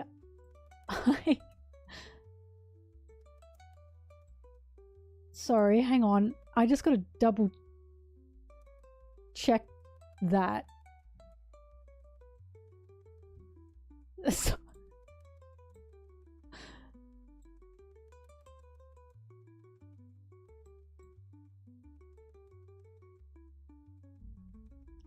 Thank you so much. That is entirely too generous, Milkshake. That is entirely too generous. Like, far too generous, but thank you so much. I just don't know what to say. Thank you. That was incredibly generous of you. I really appreciate that. Sorry, I'm a bit flabbergasted. Goodness me. Just far too kind. Truly, you're just far too kind. Really, thank you so much. Woo. Oh, people are so nice. Oh my god. Thank you.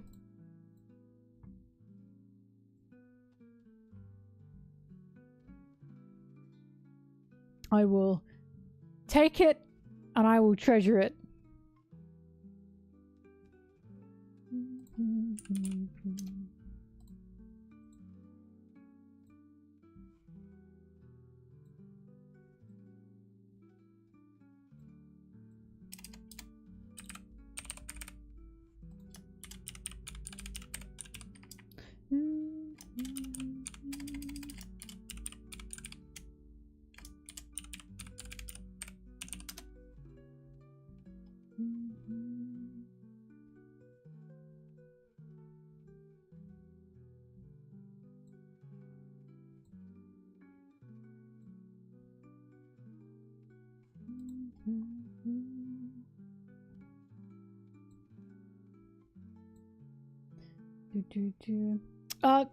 It does help, by the way.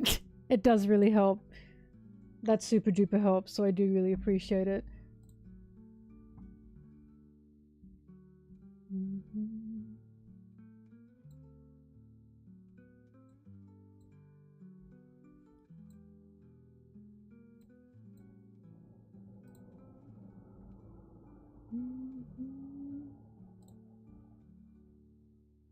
Oh, thank you, Milkshake. You're far too kind.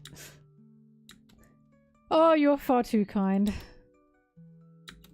Some of you piss me off, but I still appreciate it. You just always must speak well of Sanji here. That's my squishy little thing. Just kidding. I know he sucks sometimes, but what can I say? I like him because he sucks sometimes, okay? I can't help being this way.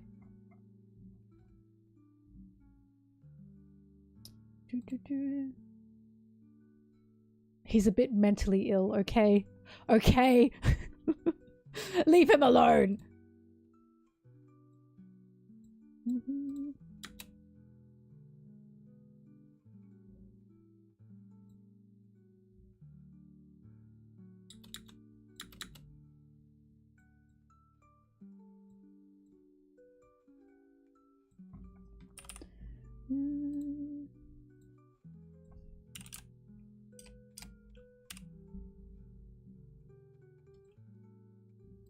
No, I agree he's a pathetic man. That's why I like him.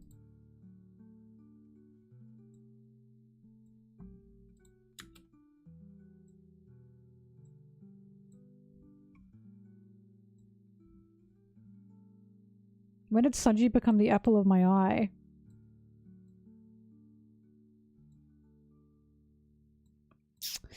I've talked about this. I thought I wouldn't like him when I first started One Piece because I thought he was just the perv character, and I hate those. I vehemently hate them. So I thought I'd dislike him a lot. He got introduced and I was really skeptical. I was super skeptical about him. But it was funny with Four Bodies, so I went, okay. And then he did the thing with Gin, of course.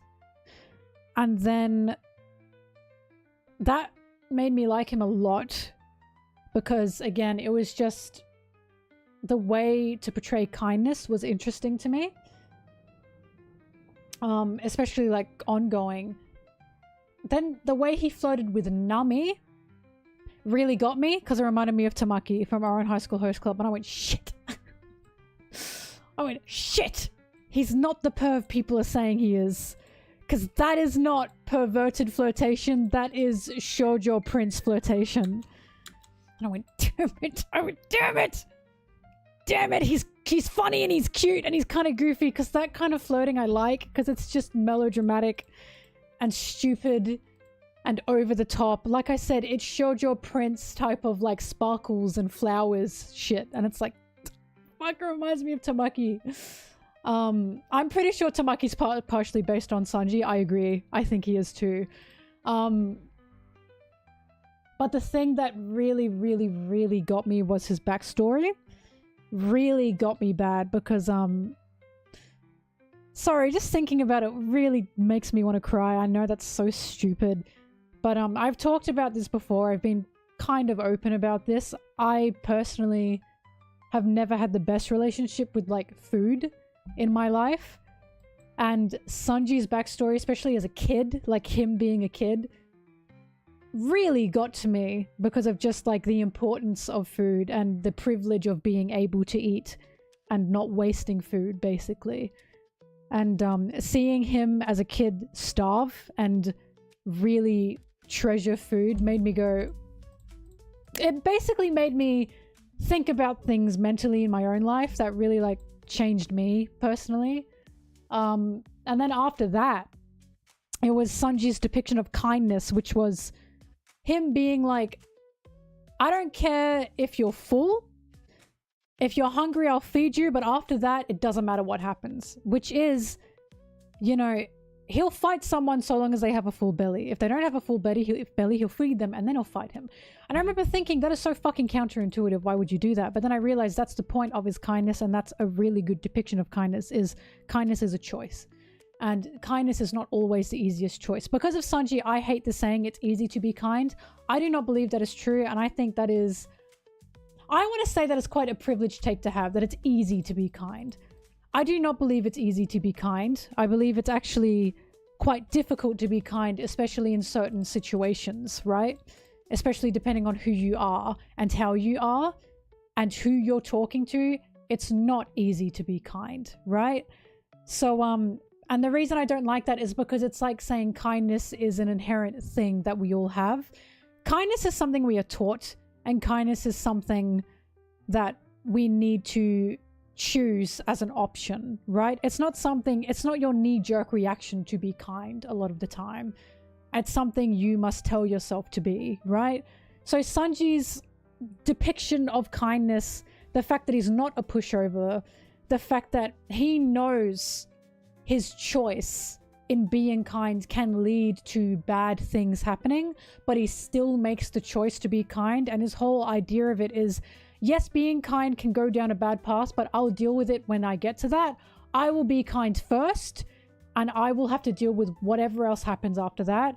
I just thought that was such an incredible depiction of kindness, because it's showing that in such a world that Sanji lives in, and in such a harsh sea that Sanji lives on, he will still make that choice. Even if that choice leads to a bad path, and he knows it, he's not an idiot, he's not oblivious to it, he will choose to be kind, no matter what.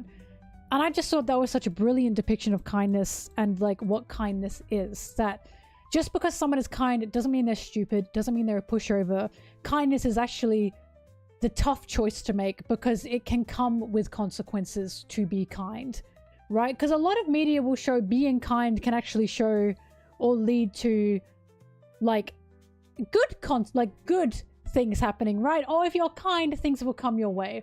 I like Sanji because Sanji is about, if you're kind, that doesn't mean things will all work out a lot of the time. It still means you have to deal with something.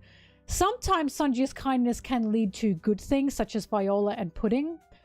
But other times the kindness can lead to the opposite effects, such as Sanji feeding Big Mom the wedding cake.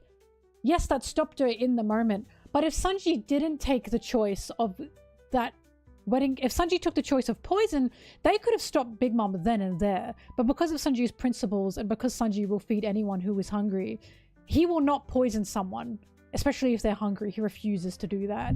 And Sanji knew that his choice would effectively leave Big Mom alive, but that's his choice, you know, and he'll deal with that when he gets to that. I just thought Sanji's depiction of kindness in the Baratier was so special and so different, especially because there was also Gin, right? Gin being changed from that kindness and saying, I can't kill this guy. I just can't do that. So we see both ways of Sanji's kindness. We see it can lead to good things, but it can also lead to problems. But Sanji's fully aware of both things, right? He's totally aware of that. And I just thought that depiction of kindness was incredibly special and incredibly different, because I just like the idea that kindness is a choice. It's a choice that you have to make, and it is not always the easiest choice. Majority of the time, it is the hardest choice to make. But by God, Sanji is going to pick the hardest choice, because that's kindness, right? That's being truly kind. That knowing you're not getting anything out of this, you still pick the kindest choice, or you still pick the kind choice, right?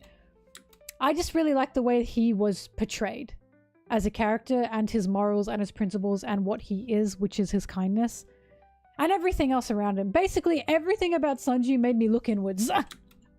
Also, the fact that he's just a fucking freak, and I don't want to say I'm a pervert, but I like a character that, let's say I know Sanji will get on his knees for me. Let's just say that much. I fuck with that, I'm afraid. So, I'm afraid he might have been molded for me. But don't tell anyone that. Like him going, Stussy, I'll be your dog. I'm afraid I fuck with that heavy. I really like that, I'm sorry. Did I say I was a pervert? Fuck. Well, don't tell anyone. Don't tell anyone. Anyway, those are all the reasons that I like Sanji. Many, many, many reasons. As you can see, they're quite personal. It's why I will sometimes have a knee-jerk reaction to defending Sanji, because I really like him. I'm sorry, I just really like him. He got me, guys. He got me.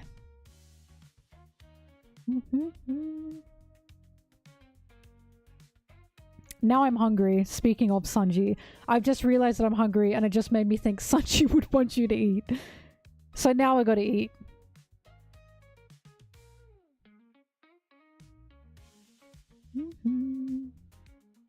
This is fucked because I want green curry, but there's no places open that have green curry right now. Like Thai green curry, not Indian green curry.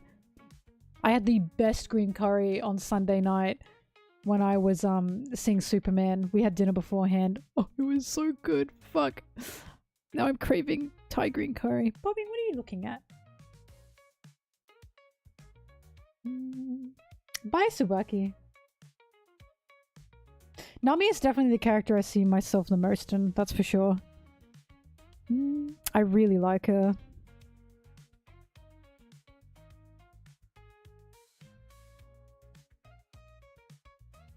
God, I'm gonna have to eat shit, aren't I?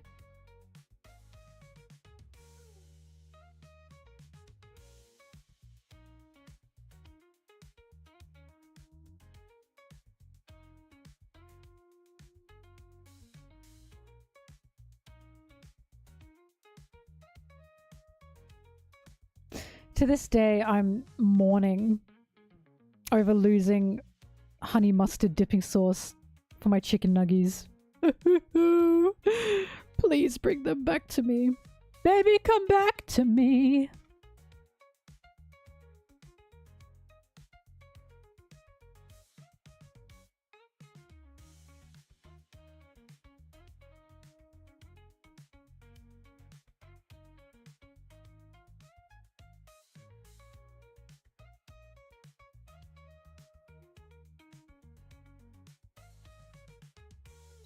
I remember hot honey sauce fucking severely, so I'll probably get that.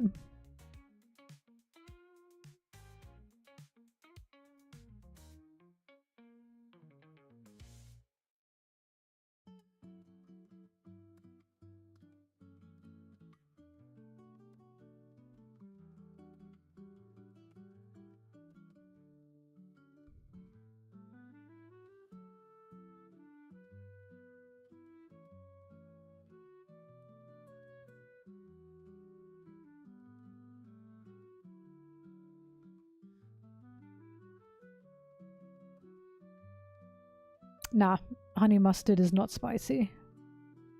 It's made for white people. So we don't go, oh, oh, ah, it's a bit spicy. It's a bit chilly. We just go, yummy and mild. I say this, but I like spicy food. Not me, bitch.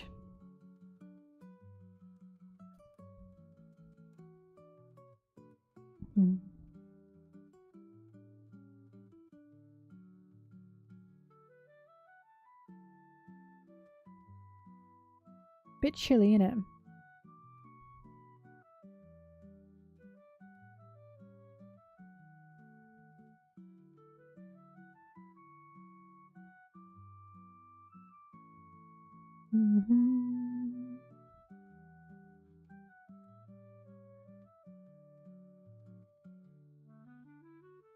A chili aioli ripper roll. Fuck. That kind of sounds really good. Shit.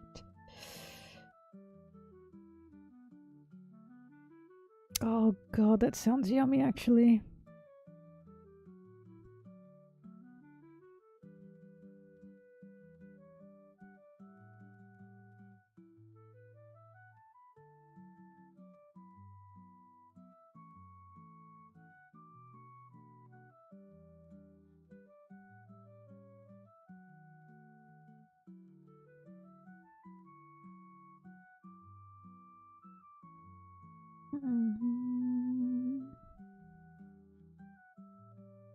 A little bit pricey though. I don't know if that's worth that much.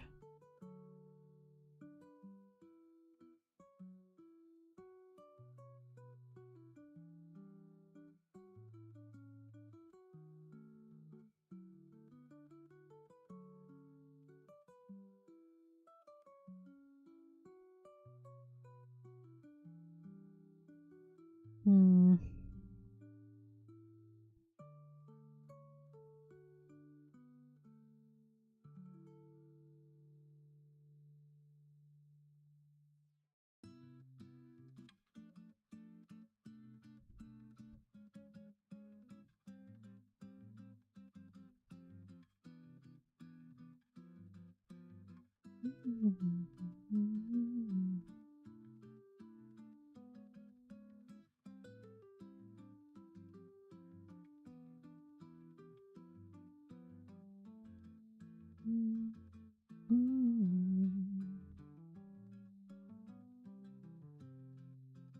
You know, I'll get the chili aioli snack sub.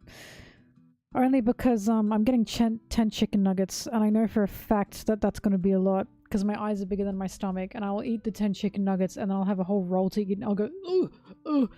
And last time I did that, I like, my stomach hurt. Because I might be a bit of an idiot.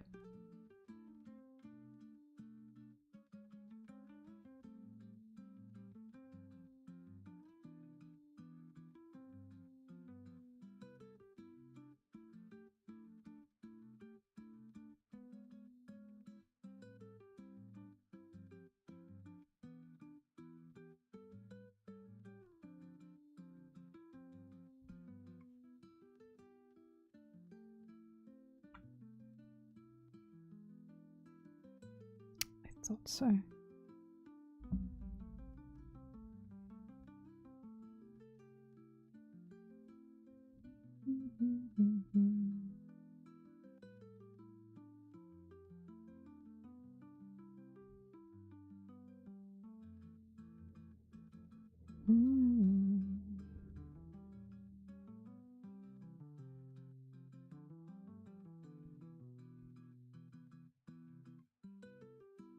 And the old pineapple fritter. The magnum opus of this Red Rooster store. Oh, are you tired, Bobbing? I'm sorry, I know. She's yawning, she's so cute. Alright. Unhealthy food choices away! Ow. Sorry, my legs fell asleep. Oh, ow!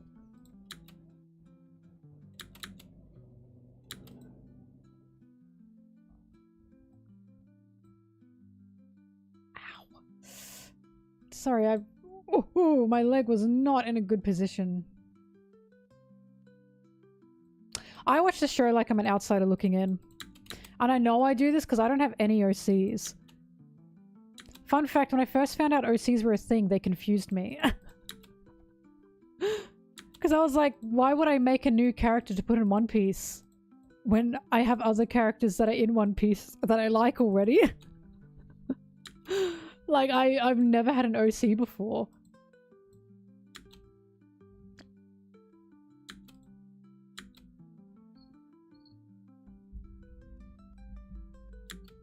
Bye, Bobbing. Whew, that hurt.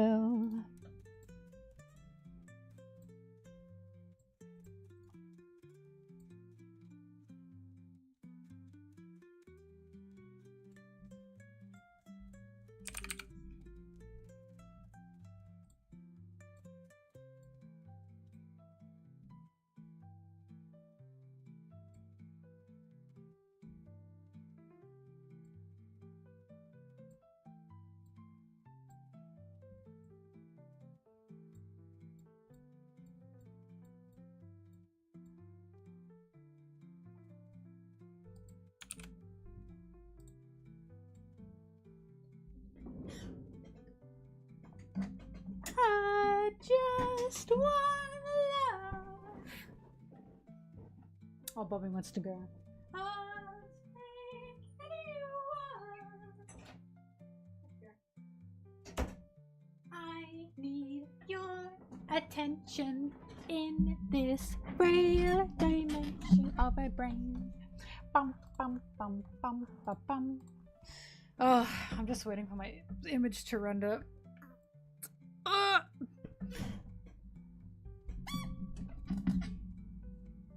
I'll take anyone.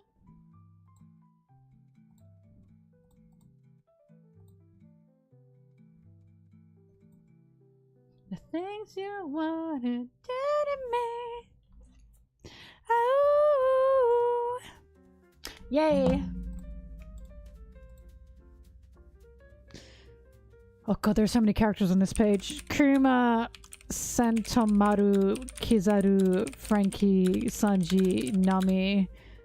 Is Rayleigh on this page? I don't know.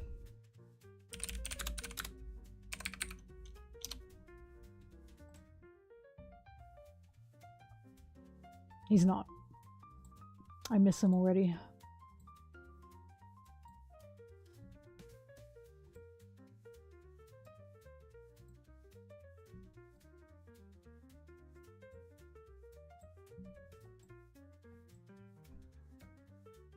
I have to cut my fringe. I tried to put my beanie on yesterday and this happened and I went, damn it. She's too long. I always get her cut up to about there.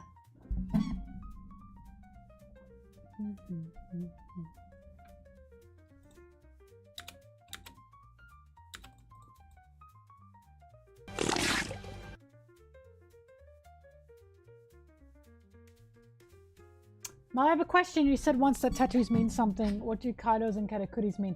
Katakuris was a symbolism for his, like, barring of self to his freedom. In fact, Katakuris were so well done because when we first see his tattoos, it was like a skull and it was like bars on his chest. But the further and more Luffy fights Katakuri, the more he declothes. And as he takes off his vest, he's got like a wing on his back or something. Katakuri's tattoo was literally storytelling. Like, it was literally telling a story as Luffy was fighting him. He goes from being caged to taking off first his scarf, which showed his actual mouth, and then his vest, which went from the bars that he had on his chest, I believe, to the wings on his back to symbolize his freedom of self. Like, it was genuinely incredible. I remember when I was reading that, I was like, oh! Like, the more he fought Luffy, the literal more bare he became. Oh! Yeah, I love Whole Cake Island. I love Whole Cake Island. And Katakuri. For Kaido, I think it was implication that he was a dragon. Because remember, we didn't know what his devil fruit was. I'm gonna double check his tattoos. Hang on. Yeah, for Kaido, it was implication of his devil fruit. Because they're scales. Because we didn't know what his devil fruit was for the longest time.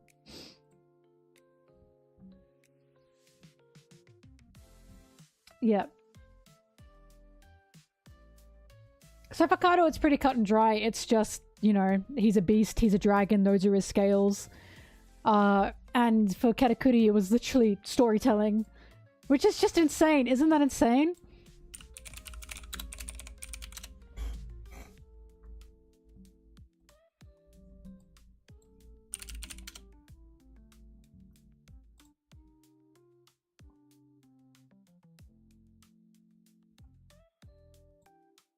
Forgive me, I might moan.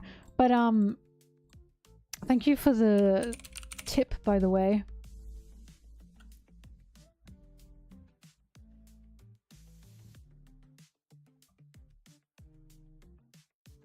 So when we first see Katakuri, this is what we see, right? Look, those are literal, like, bars at the skull, I suppose, on his, this might have something to do with the Sweet 3 General. Anyway, these are literal, like, bars on his chest. Bars on his chest. And then as he's fighting Luffy... Oh, fuck. What chapter is it?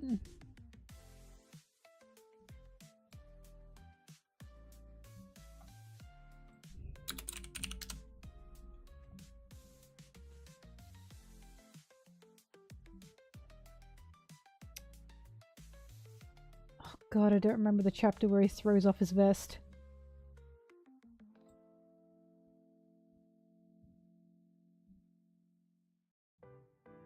Eight, 9, 2.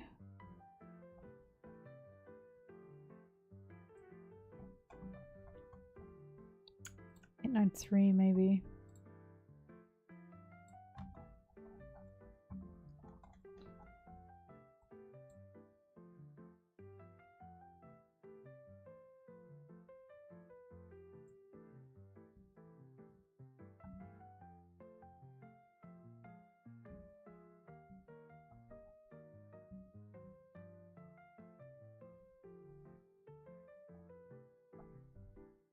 There it is!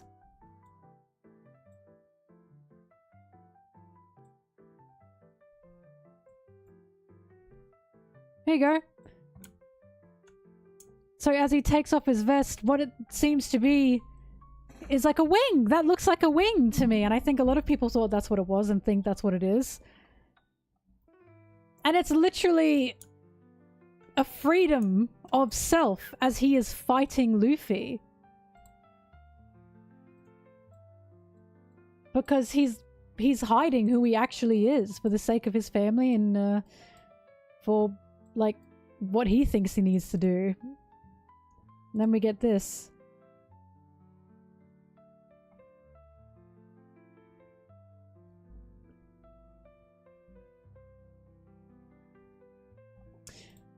But yeah.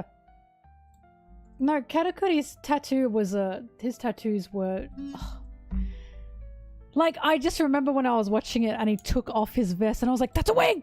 That's a wing! Like, he was freed. He was quite literally freed by Luffy. It was just so beautiful.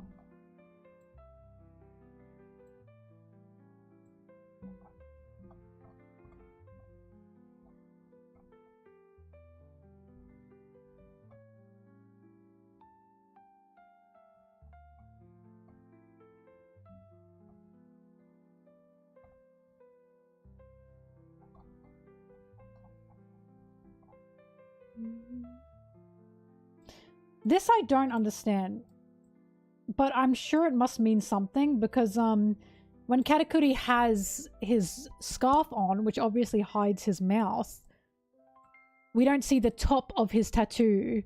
When he takes it off, we see the top of it. And it's a swirly T.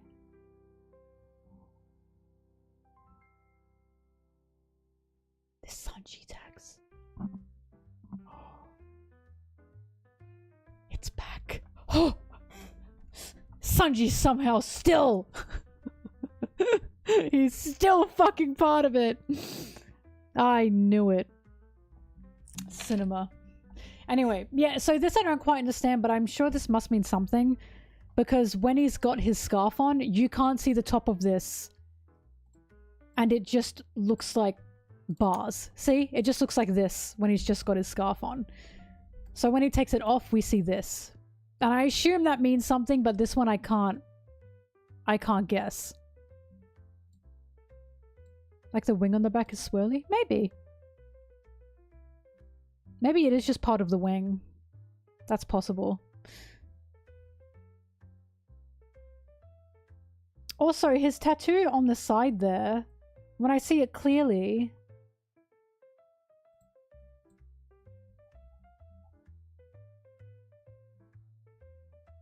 looks to be...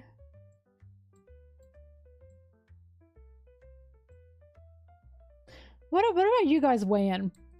The tattoo on the side of his arm here, that looks to be a skull with a big hat on, or like a big like crown or something of some type. And for some reason in my head, I want to say that has something to do with Brûlé. It looks like it's wearing a big hat to me.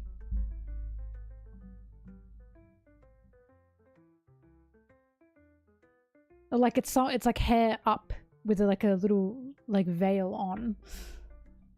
I don't know why, but my gut says that has something to do with Brûlé, because Brûlé means a lot to Katakuri.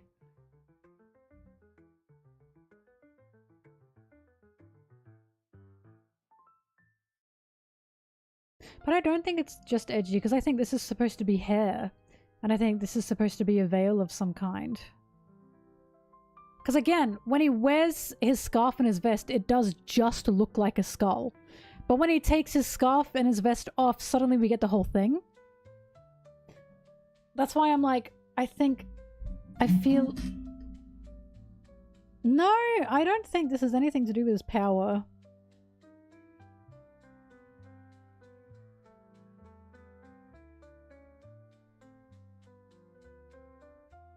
Look, here's my long shot thing that I have in my head for what that could mean.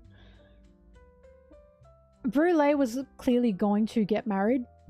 She wears a tattered wedding dress, indicating that she was going to get married, but she was never able to get married. So what I'm thinking is maybe this was a tattoo of when... Because it looks like a veil to me, or some kind of like wedding accessory up in hair. So I'm thinking maybe that's had something to do with her. But again, obviously that's kind of a long shot, I know. But it's definitely like, I think this is part of something. Because it just looks like, that just looks like an accessory of some kind. It feels like it's giving again, oh, on the surface he's scary, that's a skull. But then he takes the whole thing off. And we see that it's got like its hair up in a little do with a little veil. It's just like, oh, he's a cutie.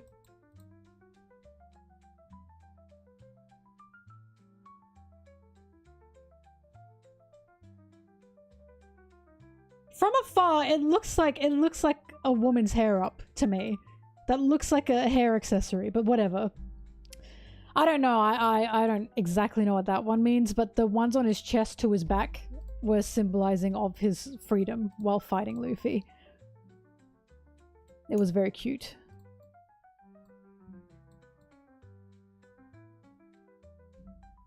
But yeah, Kaido's are a little bit more shallow, but I think Kaido's were indication of him being a dragon more than anything. Day of the Dead pastry?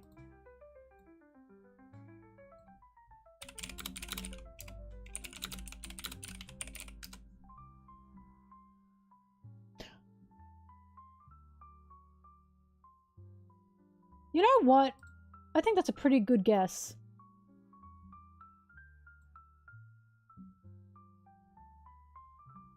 Because he likes his pastries, that's true. But he likes donuts the most, doesn't he?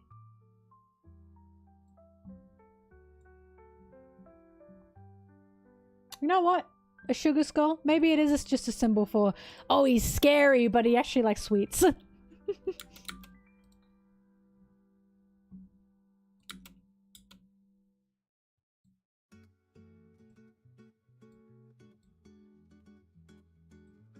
One of my favorite little things that Oda said in an SBS is,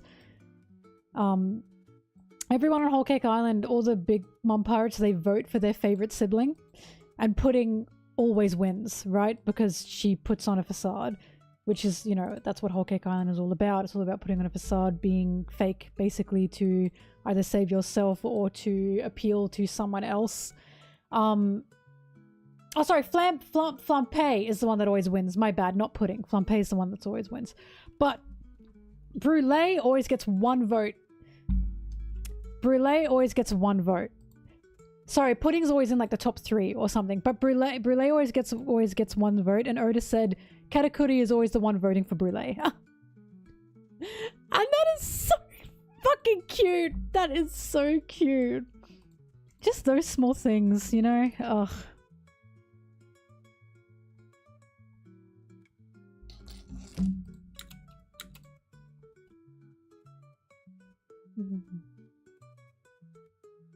Pudding's the second favorite, that's right.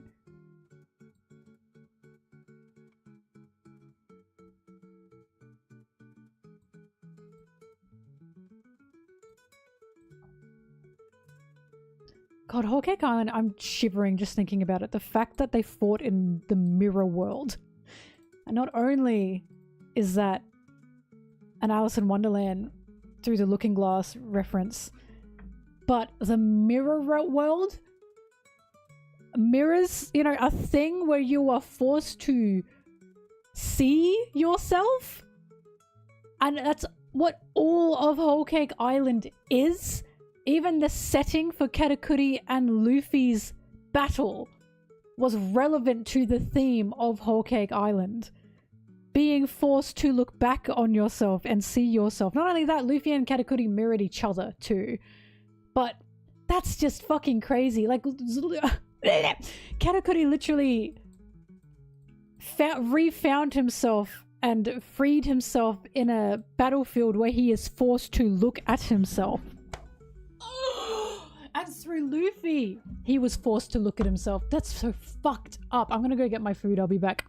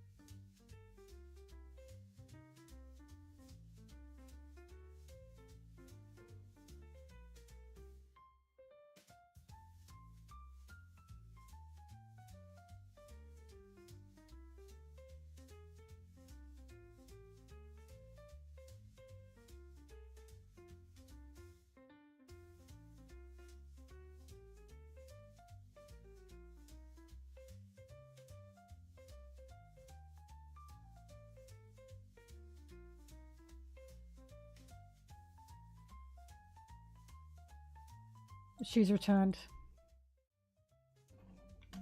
You guys want to know why I fuck with Red Rooster, which is an Australian fast food chain? Look at the size of these sauces. And that's why I fuck with them. Because they know how much sauce to give a girl. And that's important to me. I also have the chili aioli, which I'm excited for.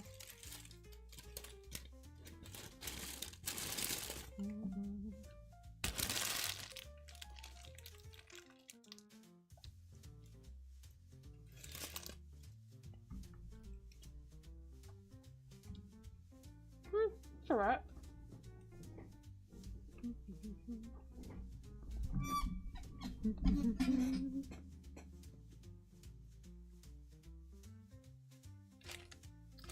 Oh. If it's bad for you, why does it taste so good? Can biology explain that? I had sugar explained to me. It's because back in the day, we couldn't get enough sugar, and sugar's important. So we evolved for sugar to taste good. So we would eat it so long as we came across it. But now sugar's fucking everywhere. And now it's bad for us because we eat too much of it. It's addictive.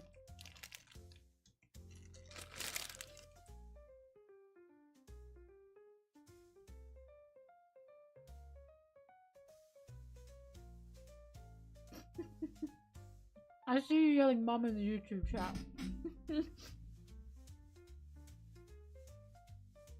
What's real sugar?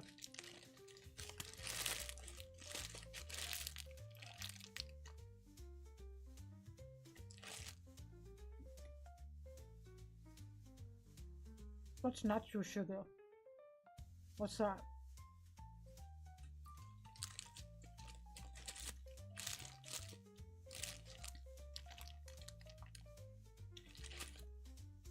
Okay, where do you get it from?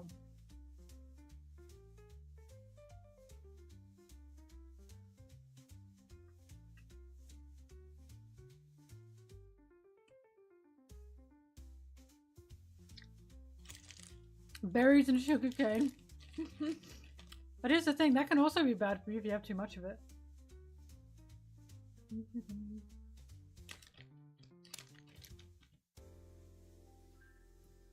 Because fun fact, even though freshly pressed juice is yummy, and even though it's freshly pressed, that can be bad for you too.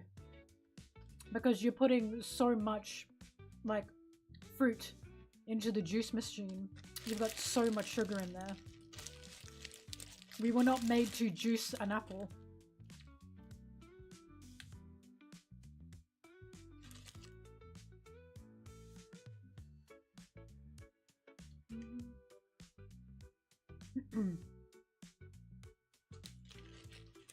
But sugar yummy.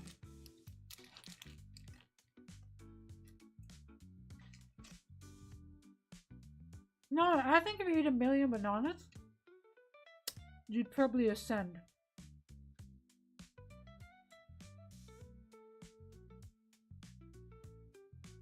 I think a million bananas would make you like the ultra person.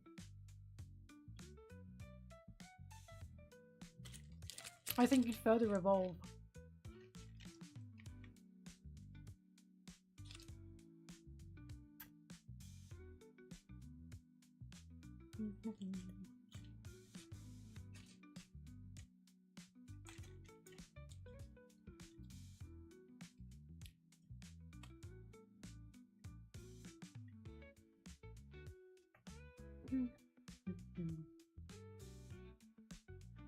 Salt as well. We like salt so much because it's really important to us. But now, because we can get it anywhere, it's bad for us.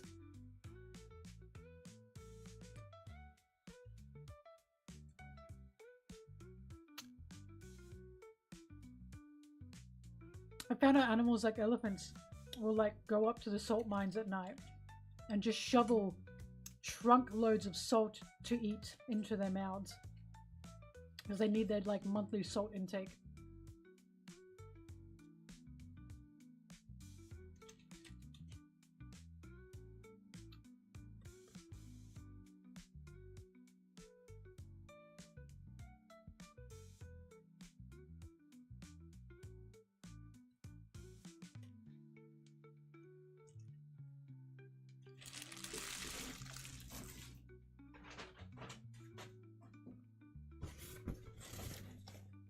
No, I don't think we should resurrect the mammoth. Because we didn't even make the mammoth extinct. That wasn't us.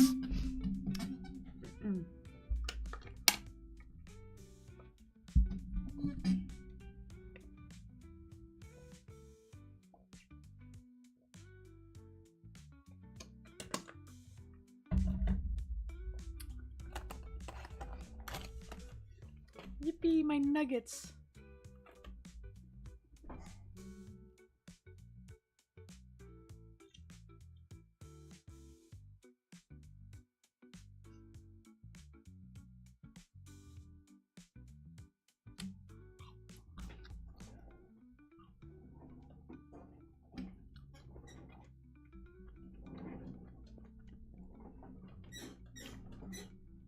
I think if an animal has died because of human intervention, we should help. If an animal has been extinct for fucking thousands of years and we didn't do shit, leave it. Perhaps leave it.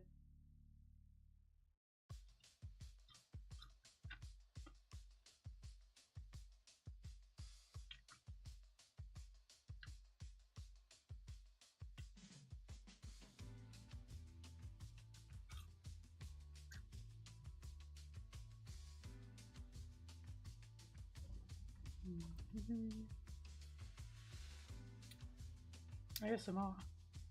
Hell.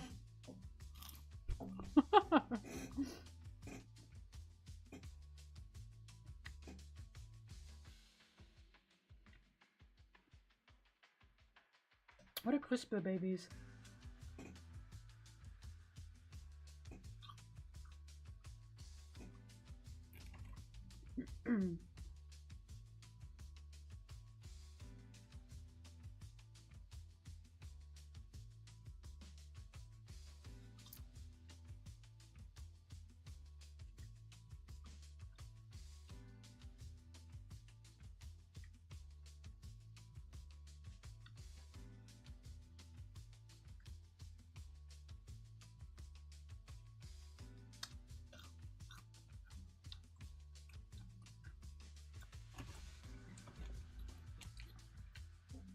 I don't think I fucked with genetically modified children. Because you know what that leads to? My genes are blue. I want that to be used for good, but there's no way that's going to be used for good.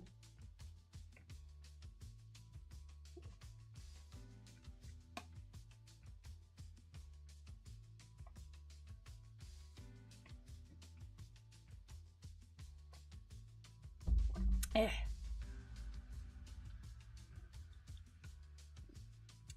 If a baby could modify their own genes, that's fucking awesome.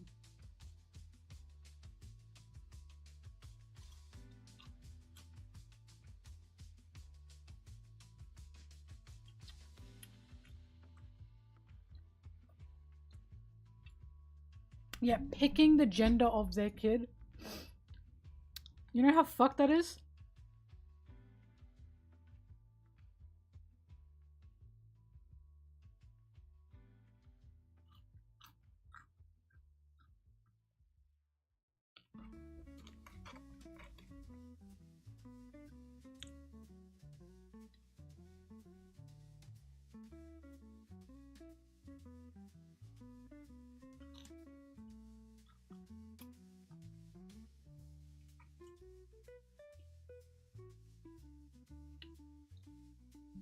See, Drew, I was thinking that.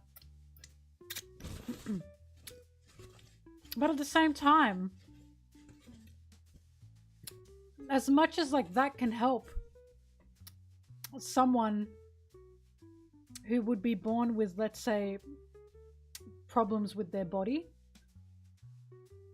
at the same time, I feel like that diminishes people who exist right now who were born with those problems and they're kind of just left in the dirt. You know what I mean? Like, it feels more like instead of trying to fix and change society to help everyone, we are instead trying to limit it and confine it to a weird human perfectionism. And I don't think I like that. Because, like, if you were born with, like, let's say if you have a kid that, like, they simply will not be born. As in, like, that kid, if they were born, they would die immediately. Like, of course, that is something that nothing in society can help, and you would need, like, medicines for that, and changing of genes, I suppose, for that. But if you talk to anyone that has some kind of disability, and like including like a physical disability, right? Like they don't have an arm, or they're missing a finger, or they have an extra finger. A lot of the time, their issue isn't that they're missing an arm, or the issue isn't that they have an extra finger. It's the way they are treated by other people, because like this is the norm for them. They exist like that. They know how to live like that. They're a person too. They've adapted to this. That's their life. But for some reason, it's everyone else that kind of treats them like shit. Right? Exactly. What I'm seeing in a future of, like, using genetic modification to, let's say, fix someone, or that's a very nasty word to use, I am seeing that will definitely mean anyone with a disability will be seen even worse. They'll be seen as horribly poor, and they'll be seen as more ostracized than they already are. I think instead of, like, trying to mutate or change genes in the womb, instead first we should probably be trying to fix and change our societies to actually help people with disabilities who are currently alive today, you know what I mean? Instead of like going, yep, you're broken, let's just try and not make another one of you, you know what I mean? Doesn't sound right to me. Doesn't sound right to me.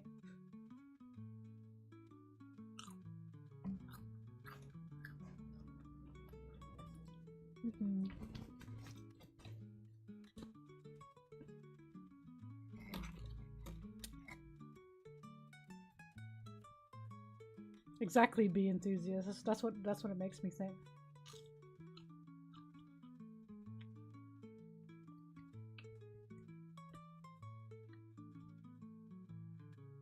I agree there's room for both, but you and I both know in the world we live in, it would not be used, let's say, for the greater good. You and I both know that. That's why it's like, I can't get behind it.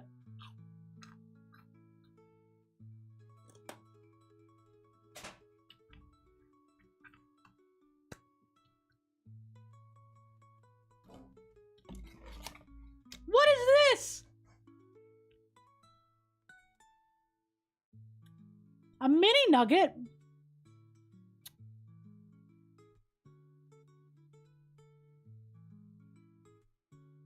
No, but they gave me the right amount of nuggets.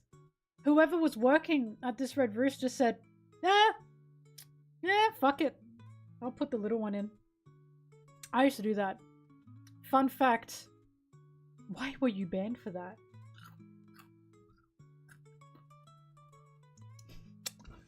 Boost and Deluxe, in case that is a slur, I will deny it. But I think you didn't know that, and I don't know that. Anyway, what was I saying? Fun fact, when I worked at KFC, I would put extra nuggets and extra pieces of chicken in everyone's, like, box. Because I didn't see why I shouldn't. Nor did I see why I couldn't. Never got caught. Never got caught. You know why? Because how the fuck are they gonna know? They are not literally counting every piece of chicken that goes out. Right? Or goes in, I should say. I was like 15, 16 and I was giving it to the man. Because I remember when I was packing it, I was like, why can't I put extra nuggets in there? Yeah, I worked at KFC when I was like a teenager. It was the worst job in the world, by the way. I hated it. I had grown people yelling at me. And grown men flirting with me. And I was 15. So that's great. Horrible job. But to be fair, I wasn't exactly in the best state. State-wise, I mean, in like the Australian state. But, I fucking hated that job. But if someone as well was nice to me, right? Like if someone was shitty to me, I wouldn't give them an extra piece. I wouldn't. If they were nice to me, I might give them 2. Like if they were nice to me, I might give them 2 extra nuggets. Because I think they deserve it. But I would always, like you know those huge bits of chicken you get? Because you literally get paid. No, I know what you mean, Poustain Deluxe. I was just saying, I just want to be careful. Like, I don't think it is either, but anyway. But, like, because you pay per chicken piece, right? So getting a whole new bit of extra chicken, that's a big deal, you know? Instead of getting, like, the 6 box, you're getting 7. I just put a fucking extra piece of chicken in there. No one said fucking anything. They never found out. Because again, how are they going to find out? I did that all the time and no one gave a shit. Or I'd put like I'd always find like the extra biggest like bit of like chicken bit I could find or whatever the fuck to be able to put in there. I remember when I was working there, I was like, why can't I do this? Like, why can't I do this? I worked there for a whole year and I never got caught. I just didn't get it. I don't know why more people don't do that. When I get like chicken nuggets and stuff, I always think, why is there not an extra piece in here? Because I know it's that easy. I just think so many people are scared and conditioned to think they're going to get caught. But even if you do get caught, I don't think much is really going to happen because you can just go, whoops, like, you know what I mean? I don't know. I just never saw it as a big deal.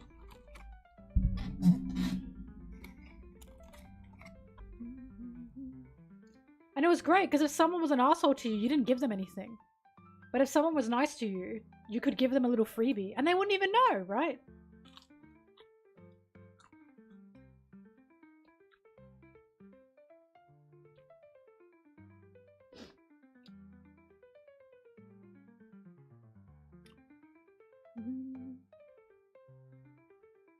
But I also thought this place was so fucking scummy because the workers weren't allowed to eat any of the food for free. Like, if you wanted to get a burger or something, you had to pay for it, even though you worked there. If a burger was made and it was the wrong burger, after 5 minutes, you had to throw it out. Weren't allowed to eat it. And I remember thinking, what a fucking waste of food. That's insane. And I remember how much that pissed me off. That pissed me off an unbelievable amount. That it's like, you're not even letting your workers eat the wrong food that you can't give out. Like, that is actually insane. And I think that's when I was like, fuck it, I'm just going to give everyone a free bit of chicken.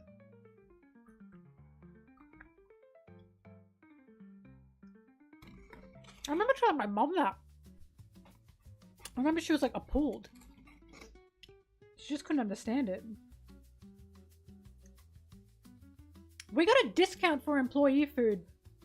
But why the fuck can't we just eat the food? They don't get enough employees to eat out. Like, the whole place. Majority of employees a day would probably have, like, maybe 2 burgers and a chip. Right? That's fucking nothing in comparison to what they make and what they send out. Why can't you let your employees eat for free? Like, just set a rule, like, you can't get a fucking, like, mega bucket. You know what I mean? Like, you can't get a mega bucket. Okay, fair enough. But you're allowed, like, a burger. Or you're allowed, like, 2 items off the menu for free. Like, why? Like, discounts, I think, are a fucking scam. If you work there, especially in a food place, why am I not allowed freebies? I fucking work there. Like, it's just insane. Especially in a fast food place where they're making millions of dollars a year.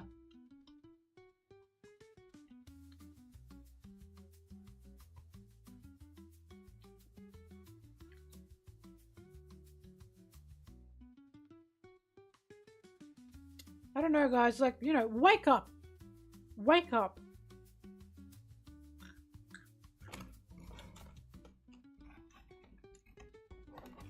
Drew, I would get half off too. But I'm saying that's still an issue. You should, if you work there, you should be able to get a meal for free. Because the meal you get for free is literally nothing compared to what they sell in a day. Like, nothing. Especially at a fucking mega fast food place. It's just scummy that they're like, nope, you can't eat any food for free. I just think that's horrible.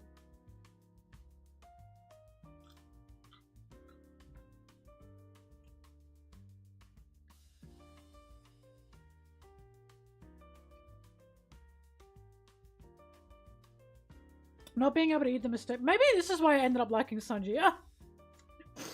I already had his beliefs.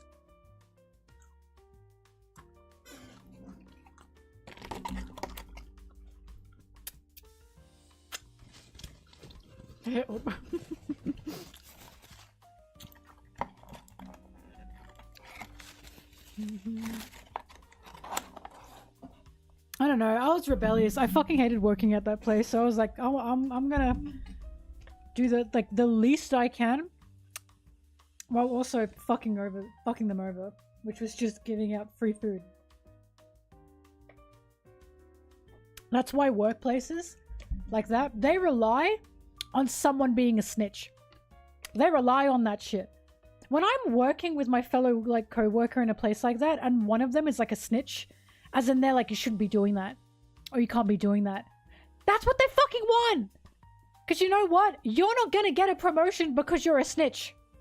You're not gonna get paid extra because you're a snitch. You're not gonna get any bonuses because you are repeating what the man has told you. You know what I mean? If you see someone giving out one free chicken nugget per box, why the fuck would you snitch that? Like, you're working at a mega fast food place that makes millions of dollars and you get paid pennies. Like, you know how stupid that is? When I encounter people like that, I'm just sad. Because it's like, they don't even know that they're brainwashed, you know what I mean? They don't even know that what they're doing doesn't benefit them at all. Doesn't benefit anyone except for the $1 million CEO that's hired them. Like, just, it genuinely makes me sad.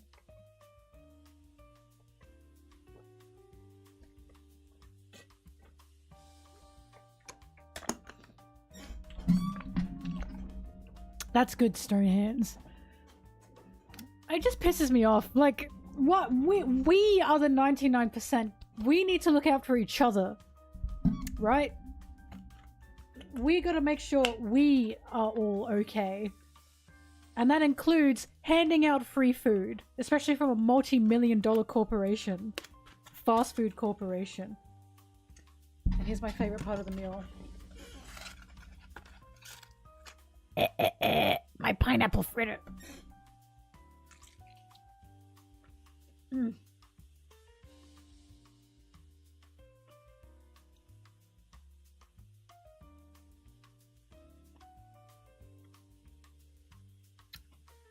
I don't want a cyberlink implant. They're gonna see how much Sanji porn I look at. And they probably already know. So, I need more of that.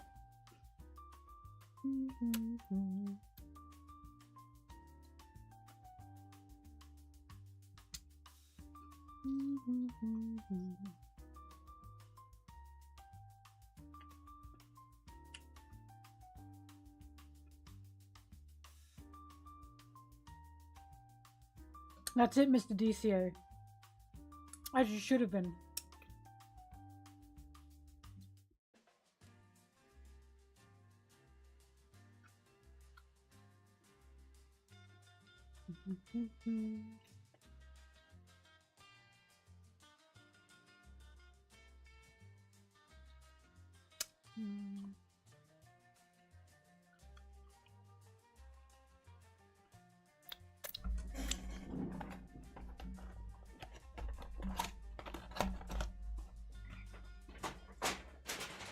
I'll be back to wash my hands.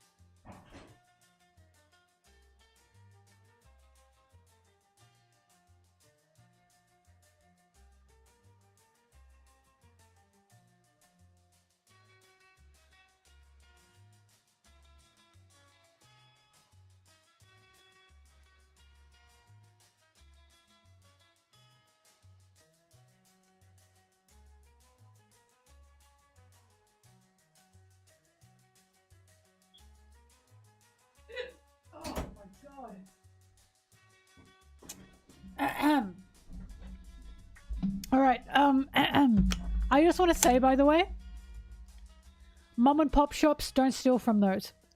Because obviously that is usually just 2 local people or a few local people working at a shop. Don't steal from those. You want to do the opposite and you want to support those.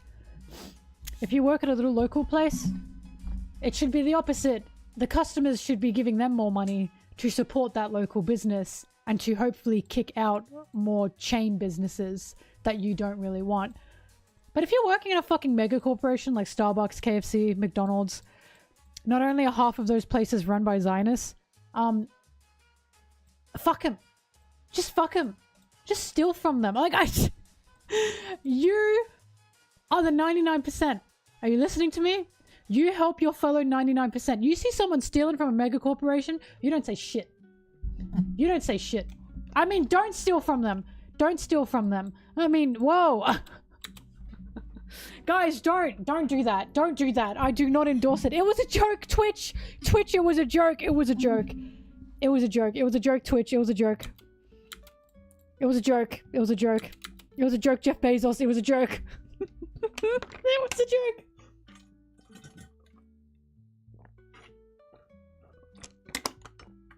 Yes, steal in Mega Corporation Minecraft.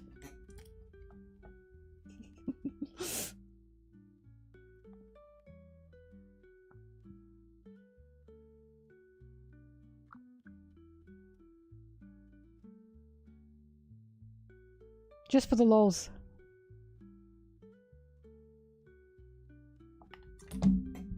Slap my knee.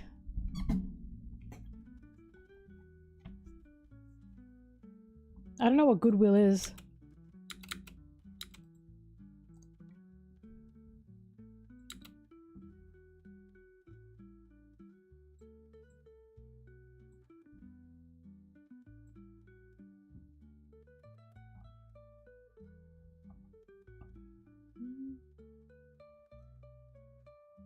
Donate to the needy. I mean, steal for them, but not from them. Duh.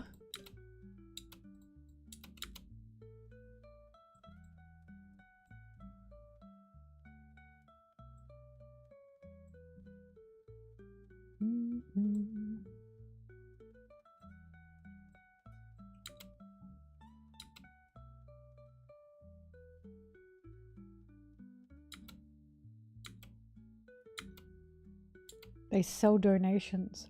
Oh fuck, we have something like that too, and I don't like those places because they've been getting more and more expensive lately. Like, originally the most that they would sell things for were maybe like $10 max. Now they're selling Shein shirts, like Shein shirts, the Shein. They're selling those for like $50, and it's like, there's no way that shirt was that much originally. You're supposed to be selling them at an extreme discount because it's for the needy. Listen, if you are in need of it, then yeah, you can take that as well. It just depends, honestly.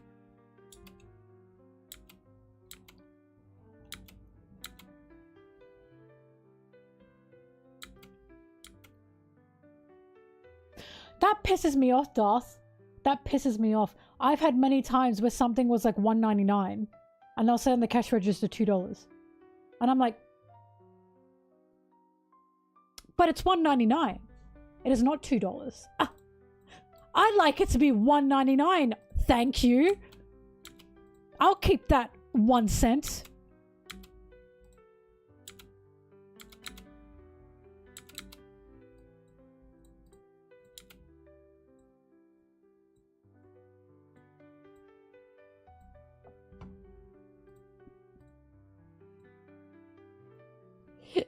Oh, God.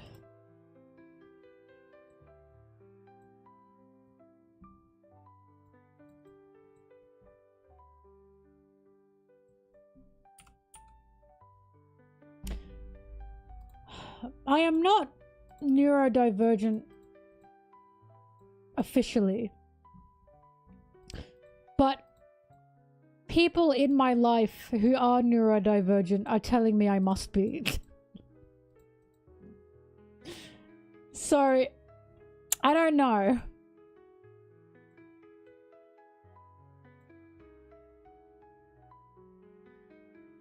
I'll just never forget when I was talking to one of my friends and we're all sitting at the table together. There were like 5 of us and one of them said, "Oh, I love to see my neurodivergent friends." And I was like, "Oh, I'm actually not neurodivergent." And she turned to me and said, "Mel, anyone who's into One Piece as much as you is definitely not neurotypical." And I was like, "Oh." I went, "Okay." They've just adopted me into the pack, guys. I don't know what to do. I will, out of goodwill and morals, remind them, on paper, I am not neurodivergent, but it doesn't matter. They go, "Pff." They fucking laugh it off. Laugh it off.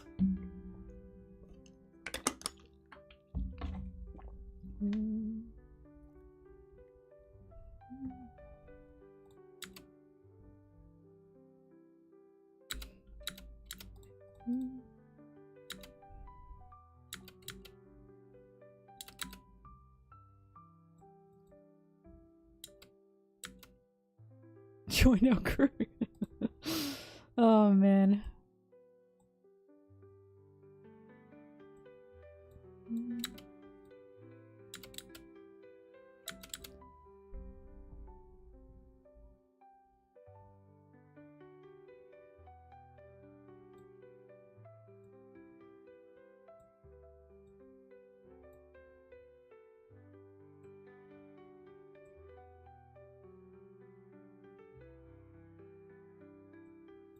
You feel called out.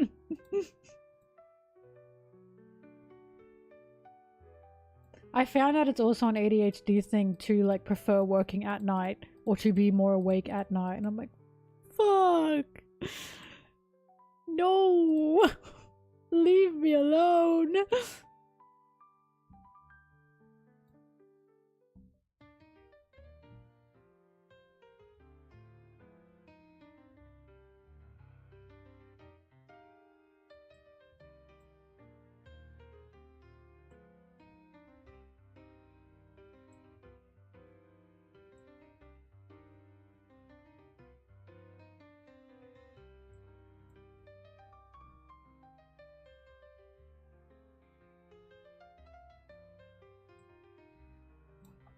There's no harm in it.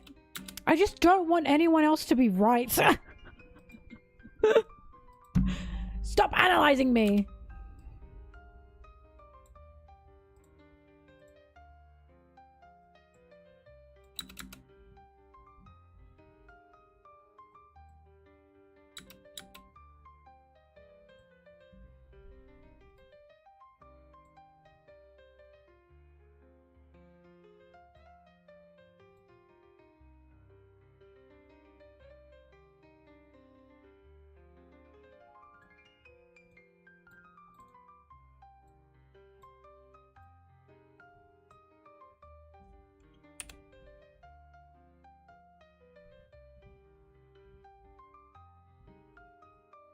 Favorite ice cream flavor? Salted caramel.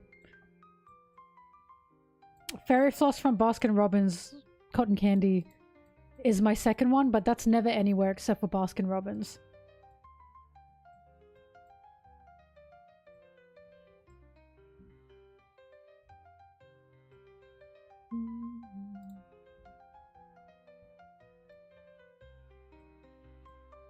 Also hazelnut.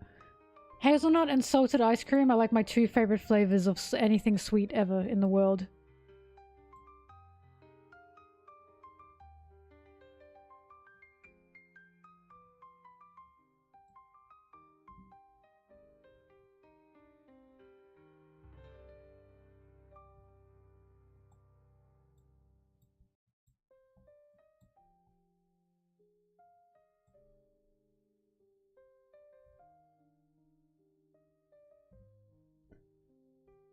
Drew, what the fuck?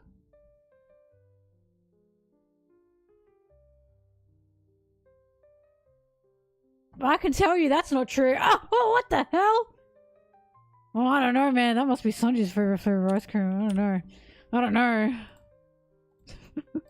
Where did that come from? God damn.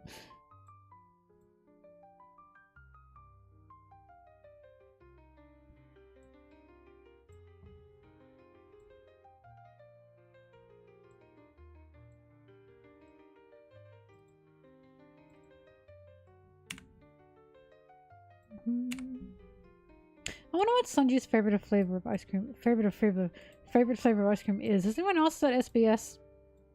Maybe we should. I bet Zora's favorite flavor would be fucking mint chocolate. He pisses me off. He pissed me off. Where'd he go? You piss me off.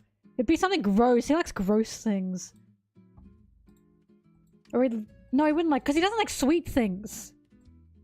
He doesn't like things that are too sweet.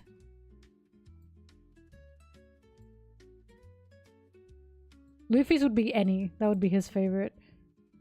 Bourbon swirl. Oh, fuck! Zoro with like rum raisin. Ugh. Oh, fuck. He's such an old man.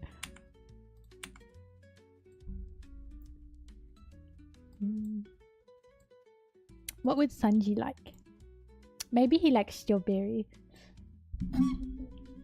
Ice cream flavors.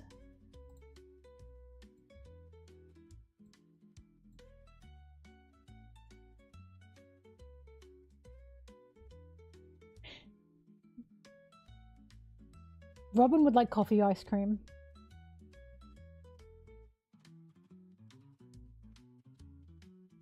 Does Sanji have a favorite dessert? Has he answered that before? I think Sanji would either like strawberry or cookies and cream. Strawberry because that's just a very romantic ice cream.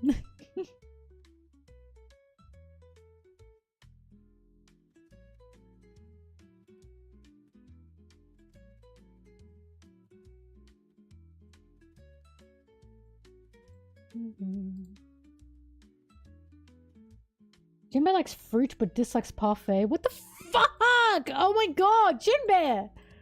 The fuck is wrong with you? I love parfait. Oh, pisses me off. Does Sanji have a... Does he done like... Hang on. Has he done a favorite dessert? One Piece favorite dessert.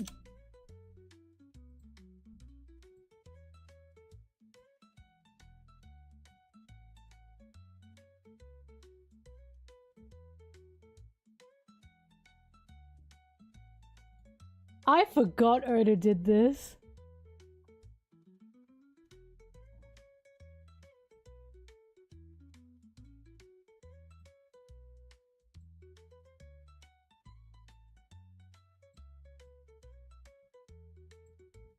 Anything that goes well with alcohol and anything that goes well with tea.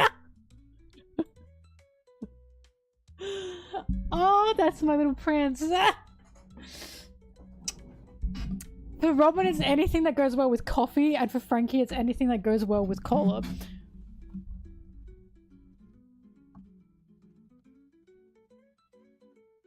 It's just... He always has to fucking counter them. Well with alcohol and well with tea.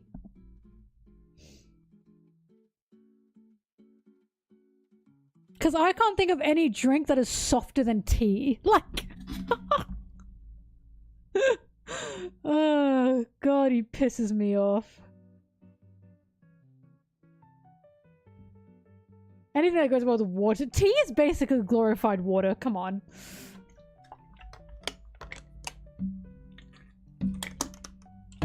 Alright, so for Sanji's ice cream, we need to find something that goes well with tea. And that's probably strawberry ice cream.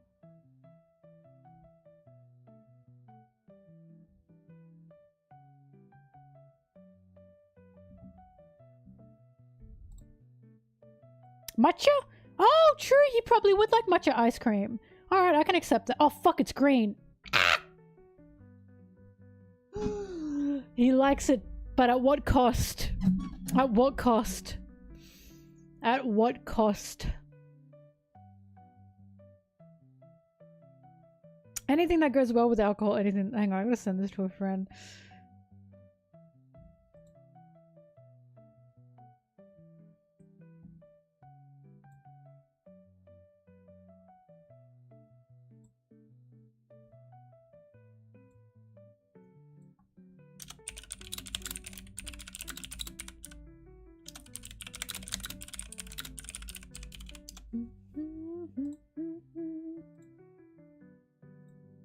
Sanji's French and smokes, but coffee isn't a go-to for him. That is so interesting. That's how I know he's a fucking poser. That he won't have coffee and a cigarette. He'll have a cigarette and a cup of tea. What a fucking loser. Oh my god. He's got a little sweet tooth. So no one's asked their favorite desserts of the Straw Hats. Can someone please send that in?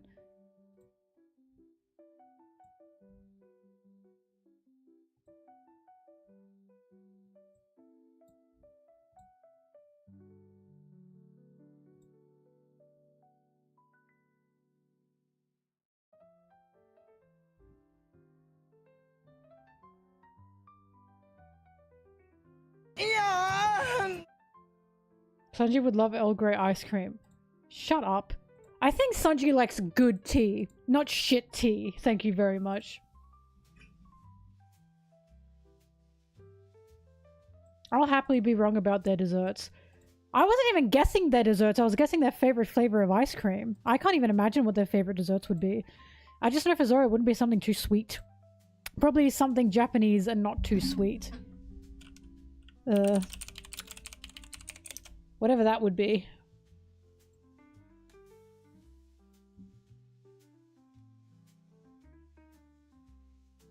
I have no idea what that would be, but I just know it wouldn't be very sweet. Maybe shaved ice? He'd probably like shaved ice. He could have alcohol with it.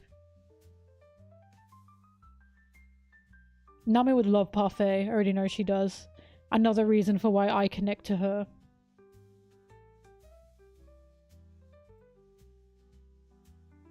Yeah, Choppies is cotton candy. That's true. I bet Sanji's would be a French dessert. Be crepes or something, because he's fucking stupid like that. If you like crepes, you're dumb. Crepes.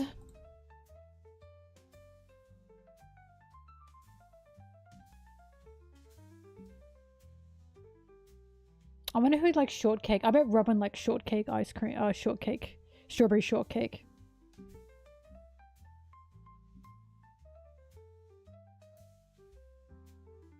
I feel like for Sanji, it's either... It'd be something French, surely. It'd be crepes or... macaroons. It'd be something French. Creme brulee as well, maybe. Escargot are snails.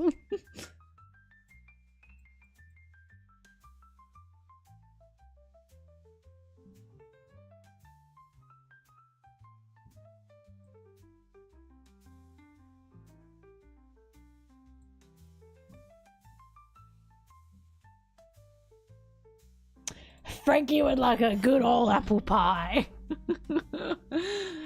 Nothing more American than apple pie.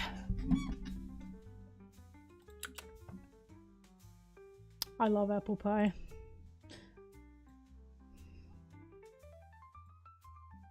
My friend said Sanji is having high tea while Zoro was chucking booze. Sorry, that image is really getting me.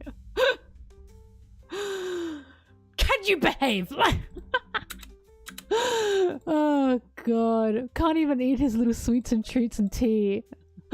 Without this fucking beast next to him. Oh. God, that's funny.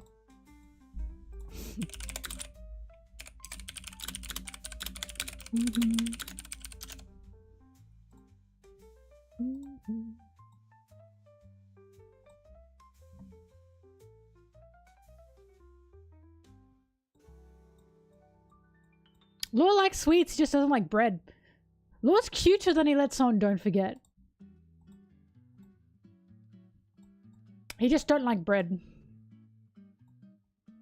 No, Law wouldn't like bitter stuff because I feel like bitter is next to sour. Law hates sour plum. Law's incredibly picky. He's incredibly picky. There are so many fucking things he doesn't like.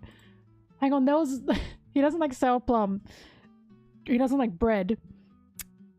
I think he also doesn't like vegetables. I think he's got the palate of like a 10-year-old.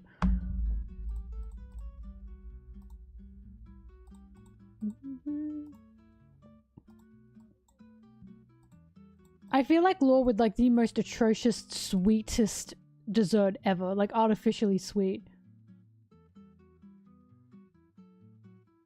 Rice balls and grilled fish. There you go.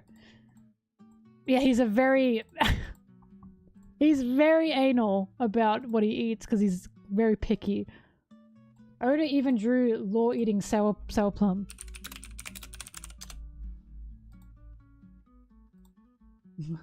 It's funny.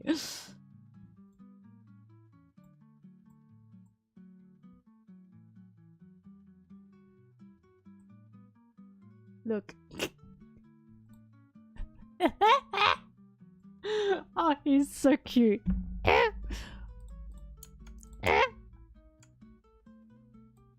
Bumhole on his face. Too sour! It's too sour for him! Just because Laura's a doctor doesn't mean he eats like shit. You'll be surprised, like, the unhealthy lives that doctors live. They know it's bad for them, they don't give a fuck.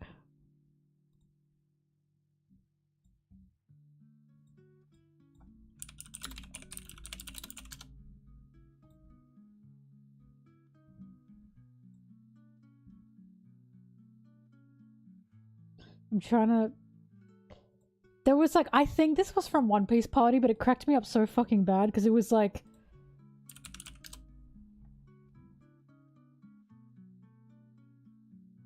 Fuck. There's no way I'm gonna find it, but it was like a bunch of things that listed off what like Law...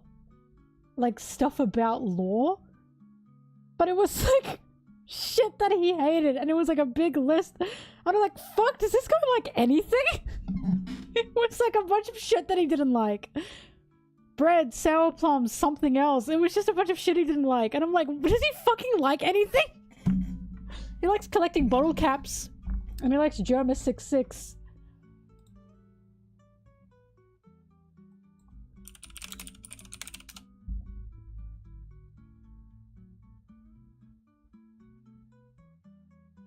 I'm not gonna find it, but that's so annoying. It was so funny, it really made me lose it.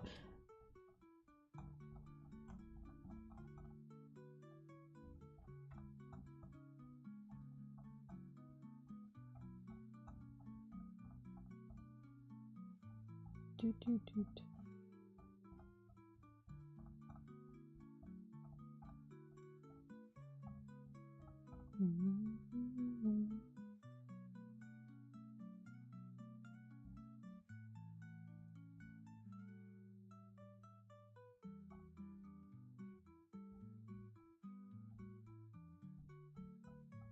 I'm searching.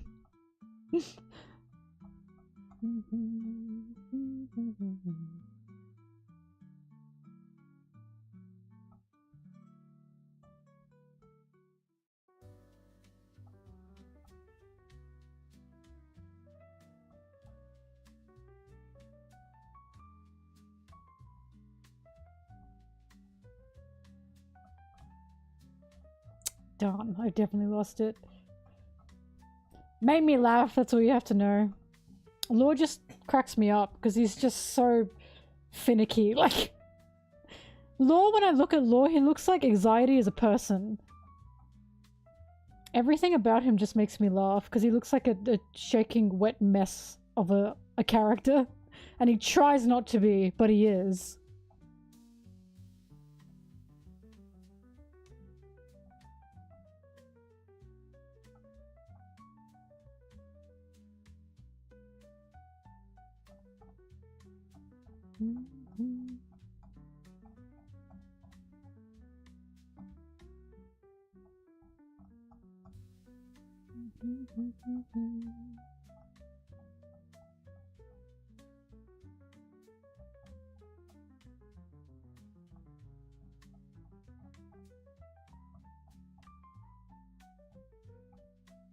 Yeah, I've lost it. All you need to know is Lord just hates a lot of stuff.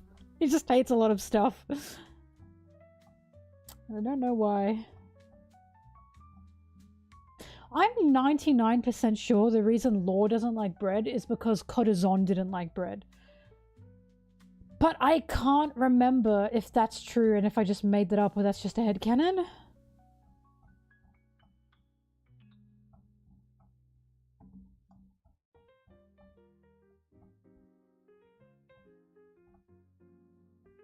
Nah, I'm lost. I can't find it.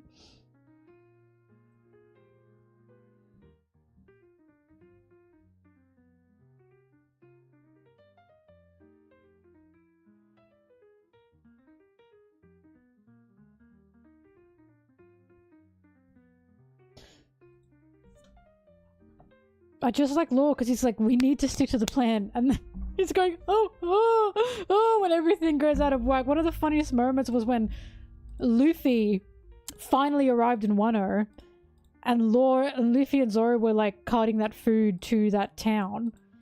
And Law was like, what are you doing?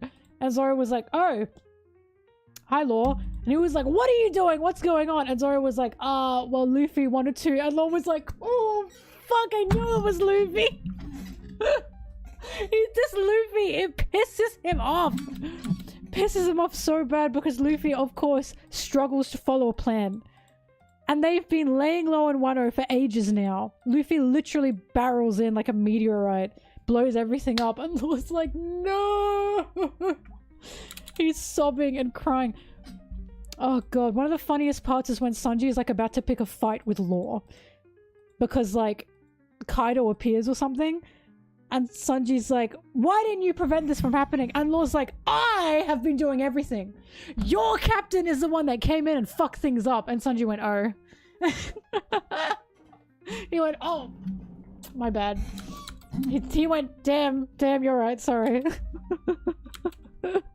This poor fucking guy, he cracks me up. I just love Law. He's so desperate, you know what I mean? I love him because he really fails to change to a new situation. And when, like, he cares, he struggles. He's a tsundere, right? I just love him. He makes me laugh. One of the funny... Hang on. This is one of my favorite pages, actually. He's so Gapmower. This page. This is one of my favorite pages. When they use Law's technique for them to hit Snot Rocket here and Doffy, right? And Law's yelling, Straw Hat, you're the worst. And Luffy goes, oh, we're the same generation. Because he just fucked up Law's plan. And Law's going, fuck! Oh, he's so funny. They're just so funny. Oh, they crack me up. You're the worst!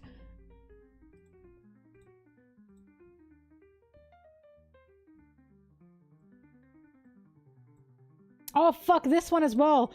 I don't have the manga version of it. This was so funny. Fuck. When, oh fuck, because this was funny because even Luffy was like, what is your problem? When Luffy said, Law, beam them, or Tarao, beam them downstairs, and Law did that. And then Law was like, I got a score to settle with him. And then he said, I was gonna do that anyway. I didn't do it because you told me to do it. I was gonna do it anyway. And Luffy was like, what? It was like, you know you're being a fucking train wreck when even Luffy is like, are you okay? Like, he went, what the fuck are you talking about? Oh, it was so funny. I remember this scene made me like actually belly laugh because it's so immature. He's just, this is what I mean. Law's not mature. He's not mature. He's immature. He just pretends to be mature. But he's actually immature. Because that scene like just made me lose it. When he was like, I was gonna do that anyway. And Luffy went, and every time they were fighting Kaido and Big Mom, every time someone said, can you like teleport me? Because Zoro said to Law, I think he said, Law, can you like beam me up there or something? And Law said, I'm not your dog! Like, he's like, I'm not doing it because you're telling me to do it, and then he does it anyway. Because he's got the perfect power for that shit. And he's like, no, I'm not doing what you tell me to do. And then he does it anyway. He's literally a fucking sucked at it. He was on the rooftop going, oh my god, everyone's telling me what to do. And he was really stressed about it. He's so funny. I just love him. I love him. He cracks me up. I love him. I love him. He's funny. Overstimmed. His beef with Kid was really, really funny. Because Kid kept joking that Law was one of Luffy's underlings. And Law was like, I'm not! He's like stomping his foot. I'm not. I don't do what he says. It was so funny. Oh god, Kid, Luffy, and Law was such a funny trio. I kind of miss him.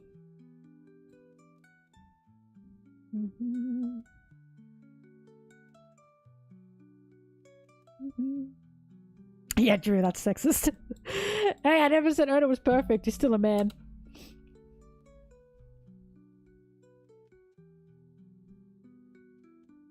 I want them to come back. Oh, I miss Law.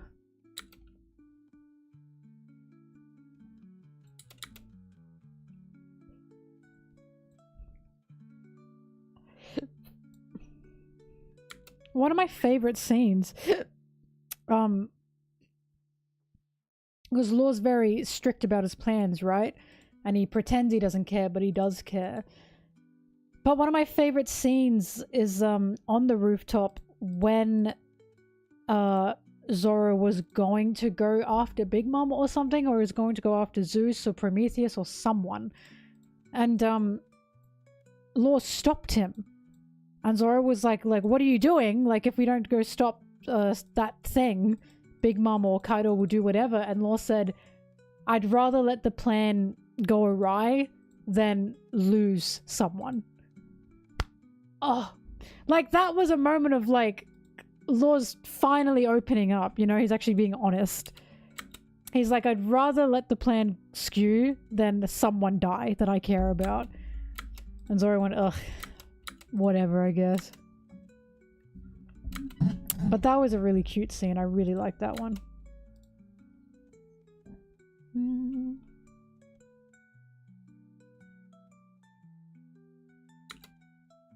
100% of stuff to do with Doffy. That's a Doffy trauma.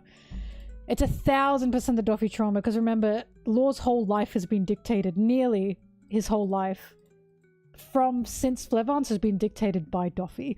Even when he got away from Doffy, Doffy still said he controlled him. He still said everything Law is doing is because of him. He's still the one in charge of Law, even if Law doesn't think so.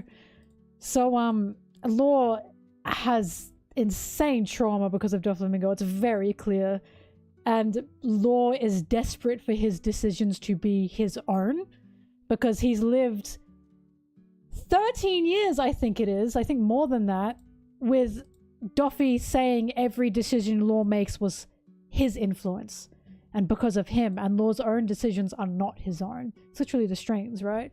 So when Law does things, he's desperate to be like, I thought that. I did that. That's why when Luffy said, teleport the samurai downstairs, Law was like, I was going to do that anyway.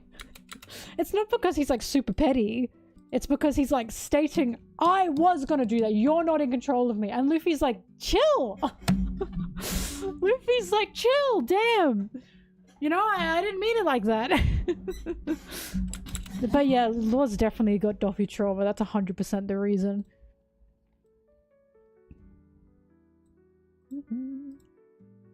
Because remember, also, not only that, Law's whole life is also dictated by Corazon, too.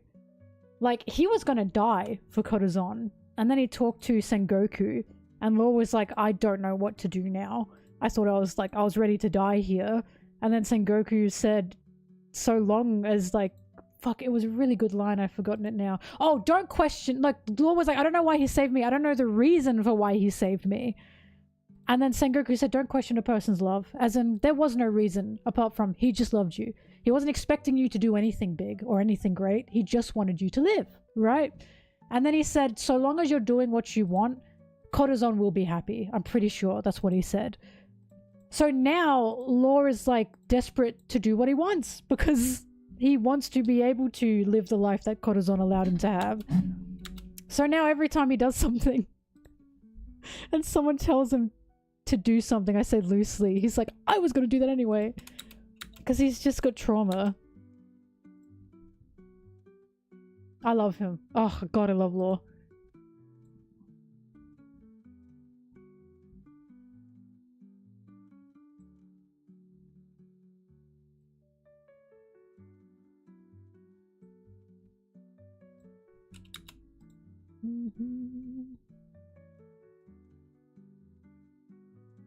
Well, Oda doesn't always make One Piece bi-weekly, but I definitely prefer, like, less, because I prefer that the author is actually resting and getting time to make his art instead of the constant weekly churn, you know?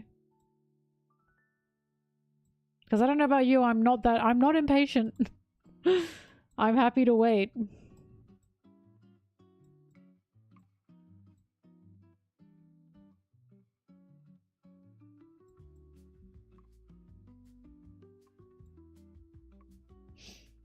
It's not bi-weekly now, it's just he's been taking some breaks.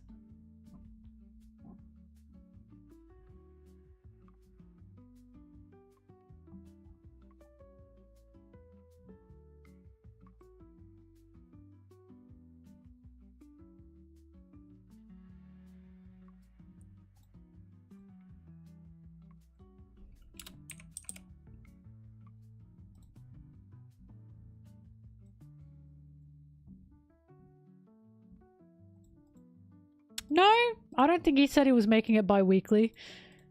I think if he said that, there'd be a lot of conversation in the fandom about it, because a lot of people would be throwing a tantrum about it.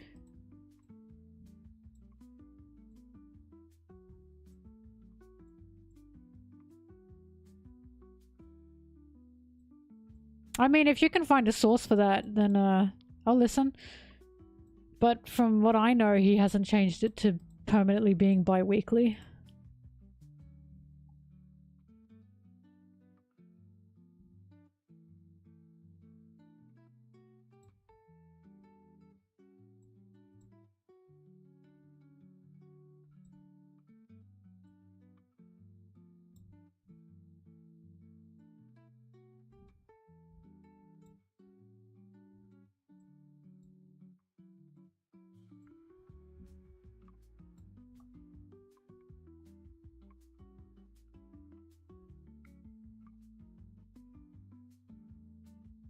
Yeah, if he made it bi-weekly, there'd be a lot more conversation around it.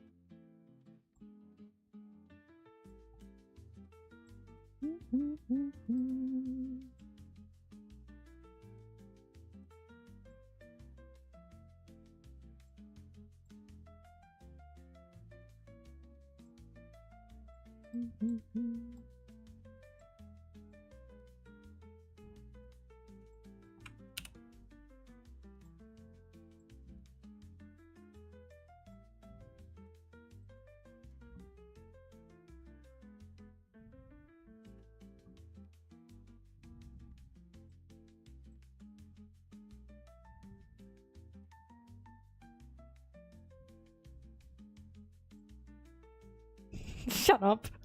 Can you send me the Instagram account link? Like, can you send me the,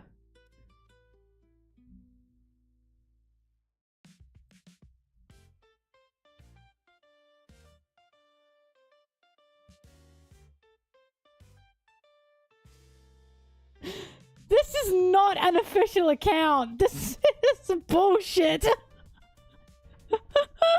I I think the reason this person says this is because he's only had 2 chapters released in August.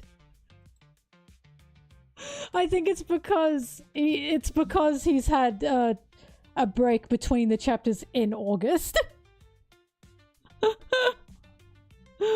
Oh god.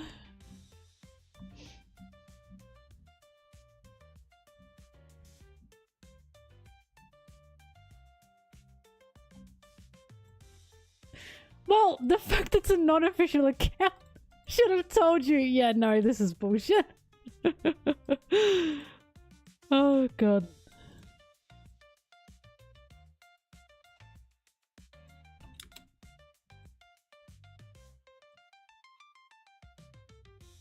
That was your first mistake, believing in Instagram.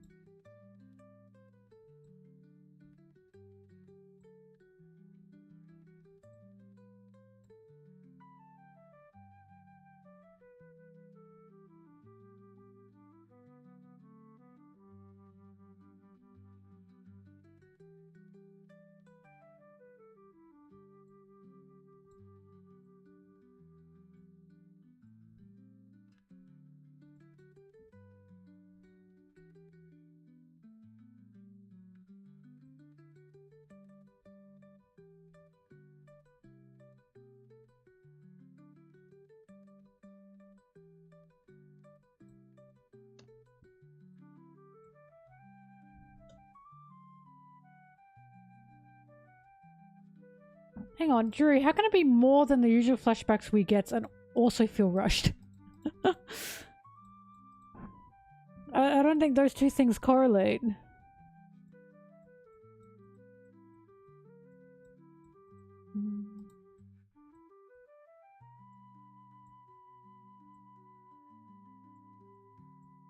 From what I know, Loki was going to tell them about Harold. But again, Rox is connected to Harold, which is why I'm not sure if we're going to see God Valley. Because anything we see will ultimately be connected to Harold and Loki. Because for all we know, Loki is telling Luffy about Rox. Because remember, Rox was his idol. In the same way Shanks was Luffy's idol. So if it's coming from Loki, of course he's telling everything about Rox. But see, Drew, I don't think you can say it's rushed because we don't know everything yet. Like, I don't know what we're gonna see. I think it's unfair currently to say this feels rushed when we don't even know, we haven't even seen it all yet. So how can we even determine that? Like I said, I don't even know if we're gonna see God Valley.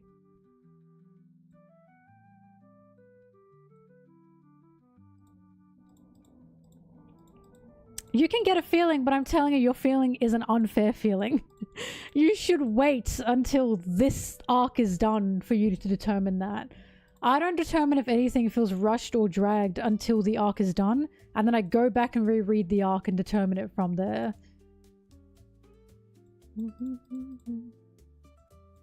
But I think that's why so many people are like, why are we getting Rox? Why are we getting Rox? Because Rox is Loki's idol. Or was his idol. There was always an indication that we were going to learn about Rox. Not only that, Rox is connected to Harold and to Elbaf. Harold is still in each chapter or with Rox in some way. So look, there are people saying it's gone far off, and I think that's not true. I think ultimately what we're seeing is still connected to Elbaf and Harold in ways. Because it has to be. I agree, I think people are just jumping to conclusions, which is why I'm saying it is totally unfair to say it feels like this right now.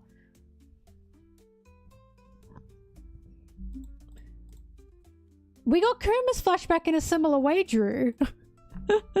Hell, when the Straw Hats were going crazy on Egghead, we cut to Garp and Buggy, etc., for like ages. This has happened before. Like, this is how One Piece is.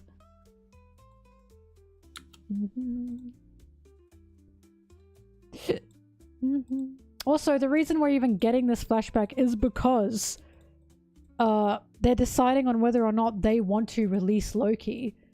And Loki is again getting into Rox because that's his idol. And also because it's connected to Harold. I'm sure whatever we're being told is going to roundabout to what happened to Harold in that throne room. Otherwise, why would we go from Harold to Rox? Again, we gotta wait. I think it's totally unfair to say what it feels like right now. Only because we don't have the whole thing yet. That's like complaining about like a half-baked dish and saying, this doesn't taste fully cooked. Yeah, no shit, because it's not fully cooked, is it? Like, at least let the arc play out before you make your decision.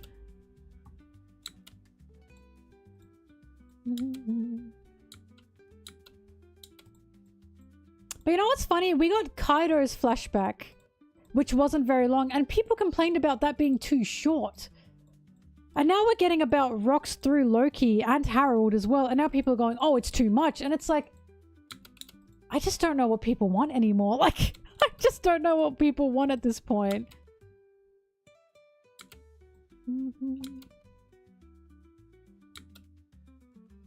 Well, it's not only about Harold and Rox being friends. Rox was Loki's idol. Rox was a huge part of Loki, which is why people are going, why are we learning about Rox now? Because he was fucking important to Loki. Like, he was important to Loki, to Harold, and to Elbaf. It's quite clear. I don't know why this is like... I don't know why people aren't getting that. I personally didn't understand because I was like... The second we saw Rox, I was like, well, duh. Like, there's literally a reason that Loki said, I used to like Rox. Now I don't.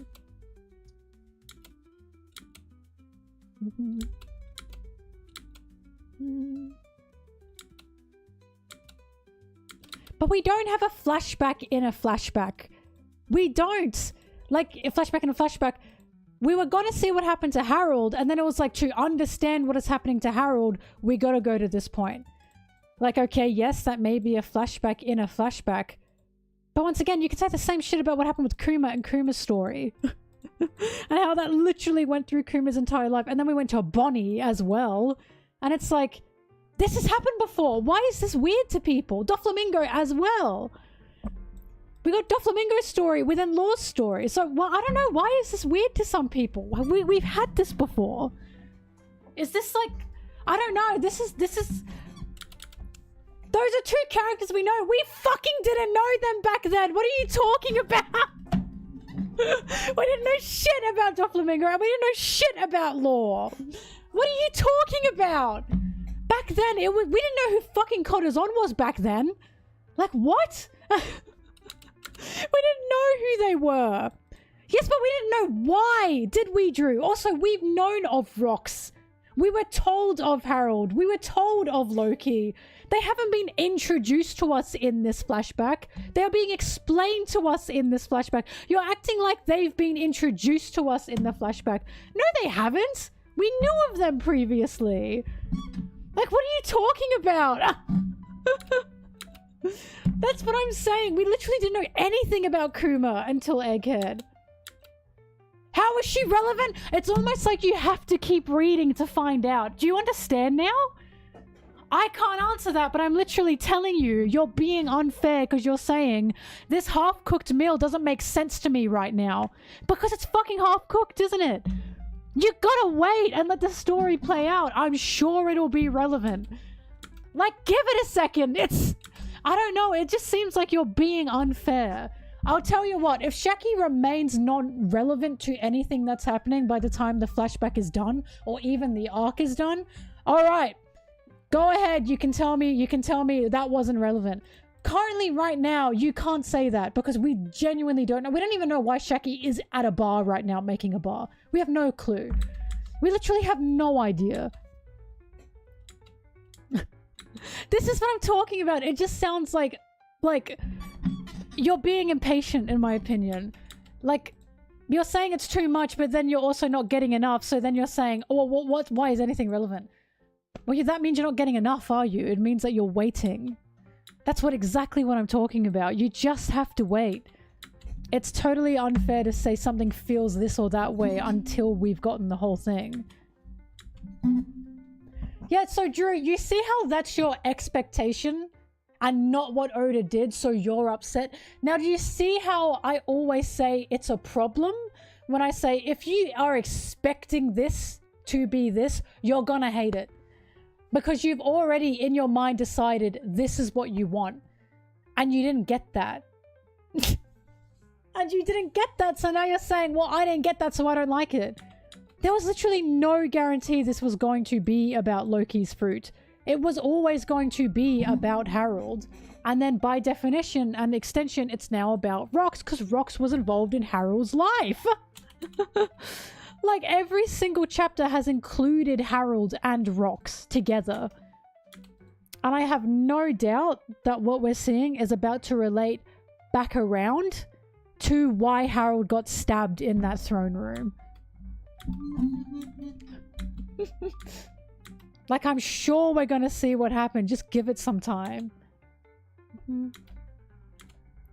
But also, what gets me is the flashback literally opened with Gabon and Shanks. It opened with Gabon and Shanks talking to each other. And it's like, okay, how the fuck are Gabon and Shanks relevant to this? Like, you know what I mean?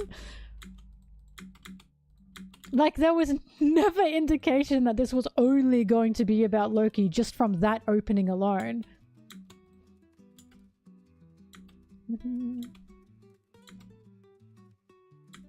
Well, Shaki said she retired, but the thing is, why? Because, again, even Gloriosa was confused. Shaki has got to be up to something, because I just don't know what. But again, the reason I'm defending this is because you just can't say what's going on. Especially you can't say it's a flashback in a flashback when, one, we've had that before and fucking no one complained. And two, we were being taught of Harold. And obviously Harold's story doesn't start from being stabbed in the throne room, does it?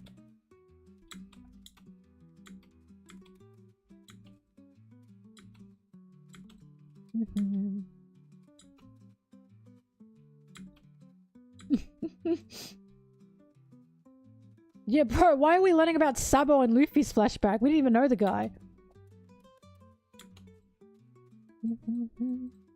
It does. It feels like you've been offered a 5-course meal and you're going, this isn't good enough. I don't know. Like, this is an insane bit of information we're getting.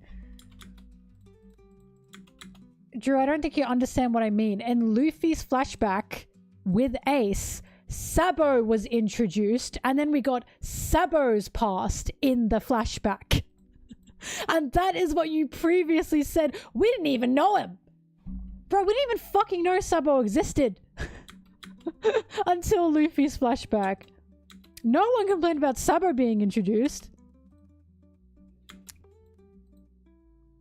Yes, but we didn't know him, Drew. Are you not understanding? No one fucking heard of Sabo until that time. Nobody. And you're saying, oh yeah, but we knew Kuma and Bonnie. We also knew Harold and Rox were a thing. We didn't fucking know anything about Sabo. We didn't know him. He was literally introduced in Luffy's flashback. And you're saying, oh, that's fine. Do you see what I mean? Like, yeah, we knew of Bonnie and Kuma, but we didn't know anything about them, did we? And the same way we knew of Rox and Harold. We didn't know anything about them. That's your personal bias though, Drew. Harold's literally a huge point of Elbaf. He's a huge area of Elbaf. I think you're the only person that didn't give a shit about Harold. Every new chapter that came out, people were like, what did Harold do? What has Harold done? And before Rox was introduced, when Loki mentioned Rox, everyone was like, what did Rox do? Like, that is your personal bias affecting the way you see this flashback because you personally don't care about Harold. The rest of us are going, what did Harold do? We are now literally seeing Harold's life as he has changed Elbaf into what it is today. In the same way we are seeing Rox's life and how he influenced pirates, especially Loki and Harold. Like, do you see what I mean? That's how I know you're being unfair, because you're saying, I don't give a fuck about Harold. Okay, but we need to know about Harold, don't we? We need to know about Harold. We need to see Harold because he was a previous king of Elbaf that changed all of Elbaf to what it is today. And that's just a personal bias talking. That's not anything to do with the story writing as it is. And that's why you're being impatient and why I'm saying there's no way you can judge this until it's done. Especially not the full flashback. Like I said, I don't even know if we're going to get God Valley. But we'll find out.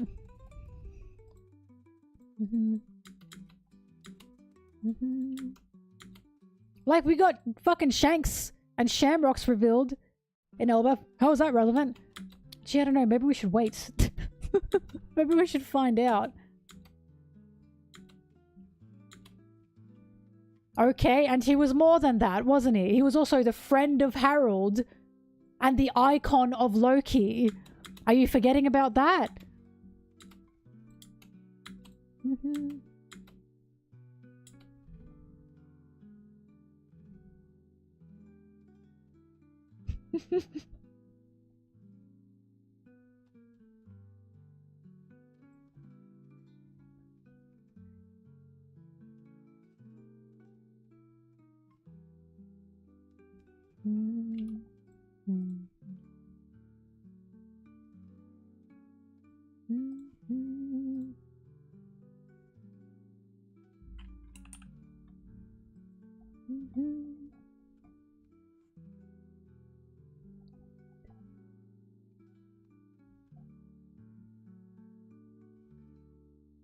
Well, that's fine, Drew, but that's your problem. That's your problem. You're literally saying, you understand, you are saying, why am I getting lore about a character who I was told about, changed all of Elbaf, and has Elbaf and Loki and Haiduden where they are today. You realize that's what you're saying. You're basically saying, why should I care about this character that they told me I should be, like, thinking about?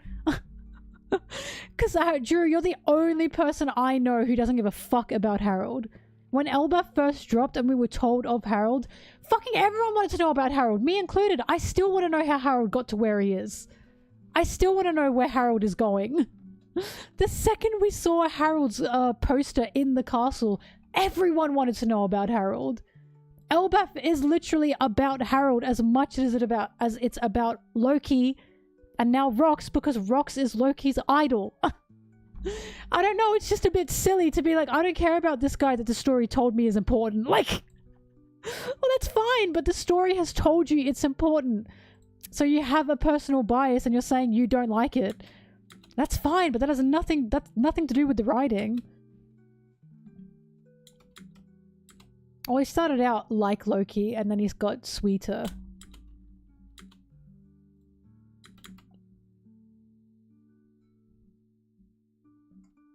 What?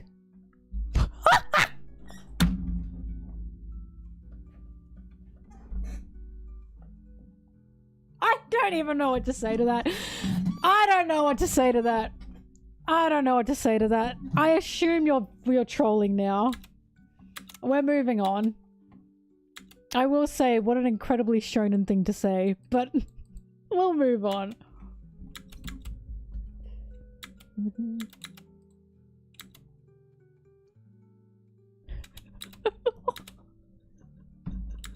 We don't need them.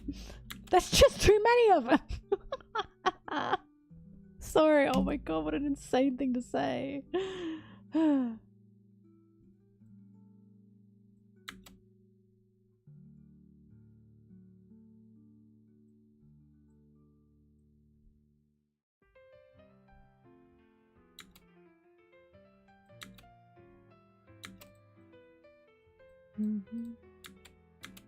No, you're right. There are too many characters in One Piece. There are just too many. Oda needs to stop introducing characters. He needs to stop introducing them and just make two-dimensional, boring fuck-ass just dads and villains and everyone, pirates and everyone else. You're totally right. Why do we need more characters? Right? Stories don't need characters. We don't need any more of that. Because you know what I thought when I looked at Harold? Fuck, not another character. God, not another character with a motive and emotions and a story. Gah! Gah! Bacha! Why can't this guy just be bland, boring, and two-dimensional and just an exposition device? Why does he have to be a character? Ugh! I hate when writers can write characters. I hate that. Damn it. You know what else I hate? I hate that Shanks is becoming more of a character. I preferred Shanks when he was just an exposition device. When he was just Luffy's idol and nothing else. I hate that Shanks is a character now. I hate that he has hopes and dreams. Ugh. Get him out of here. I don't want to know anything about him. Ugh. I'm sorry, that's genuinely what it sounds like. Like, it's ridiculous. You sound ridiculous. You sound ridiculous to say, I want worse written characters and more exposition.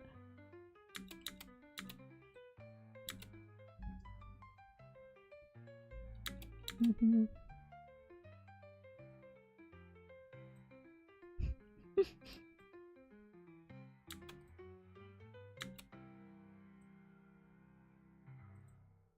Do-do.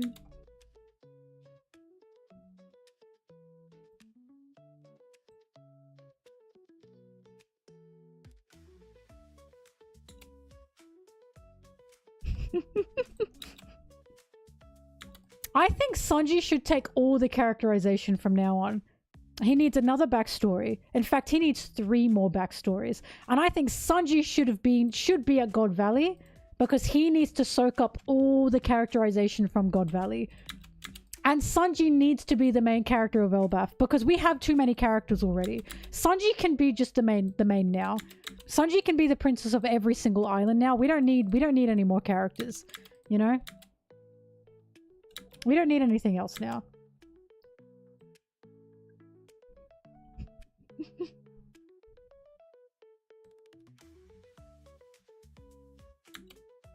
Mm-hmm.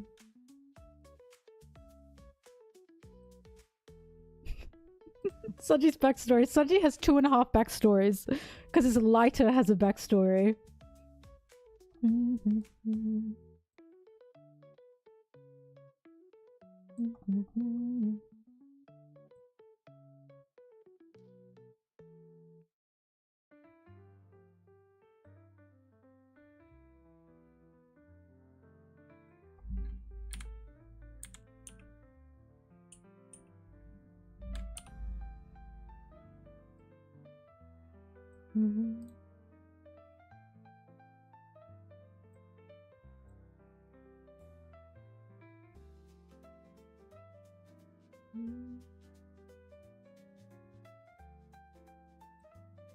Mm-hmm.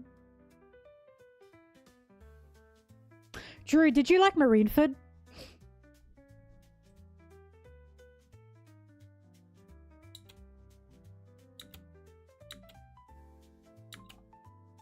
You didn't like the Reed fit. Did you like Dressrosa?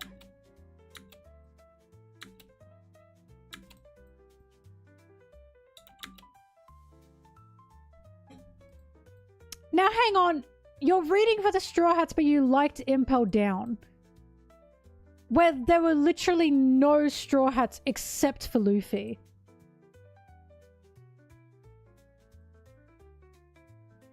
How does that make sense? What do you mean that's why you liked it? That's not the Straw Hats, that's just Luffy. Then you're not reading for the Straw Hats, you're reading for Luffy, aren't you?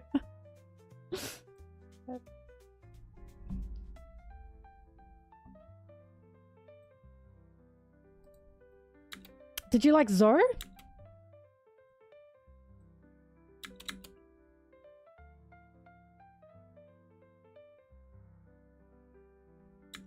Not really? But that had the Straw Hats in it.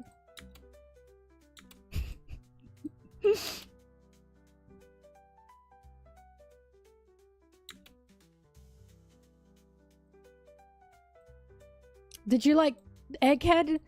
Especially the parts in Egghead where we cut away from Egghead, including to flashbacks?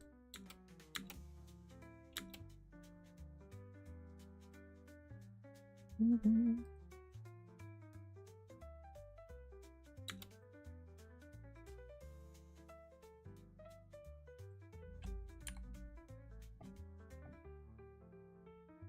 Well, Mama, Jesus is Kuma. Another Mama, Mama Lenny. Kuma's Jesus.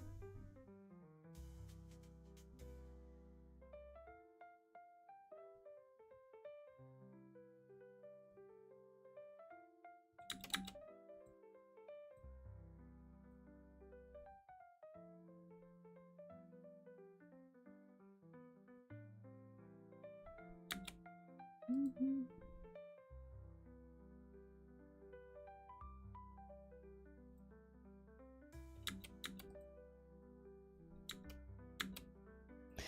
God, if this flashback is too much for you, you're gonna fucking hate the Joy Boy flashback we eventually get. That we are 100% gonna get. The Joy Boy flashback is probably going to be a monster. A monster.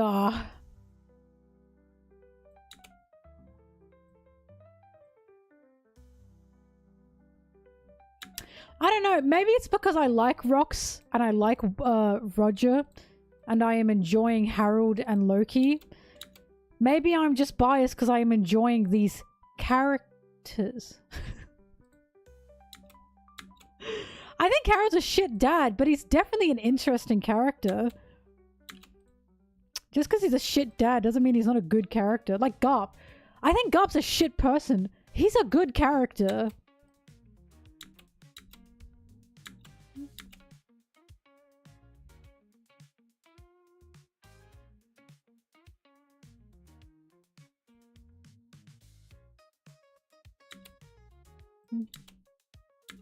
Yasop and Judge being next to each other is insane work.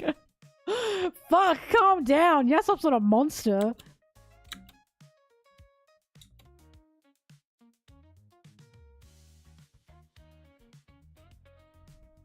Rox is right. When Rox was like, I don't know why the fuck Garp is still working for them. He was right.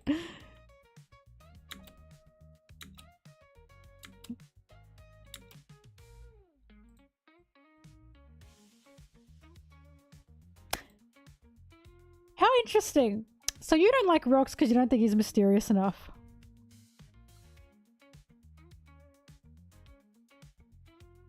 Hmm. Mm-hmm. Mm-hmm. That's so interesting because that's one of the reasons why a lot of people don't like Rox right now because they wanted him to be more mysterious and more serious than they thought he was. And that's probably why I'm really liking Rox. Because he's the opposite of what they wanted him to be. And I win. I win. Yeah. I win. I win. Rox is stupid. And he's based. And he's silly. Mel wins! Mel wins reading the silly pirate manga.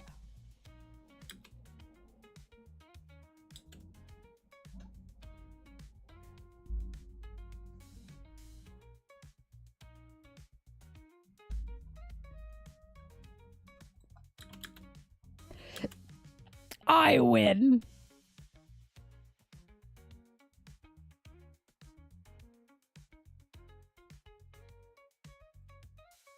Yep, silly pirate manga with crazy politics. And that's why it's good to have a character like Rox. We've already got fucking Aura Farmer Supreme, Shamrock, and his daddy. Whatever the fuck his name is, I forgot already. We've already got those fuckers. The Holy Knights themselves are Aura Farmers. We don't need more of that. And Imu's like insane Aura Farmer. Garling, thank you.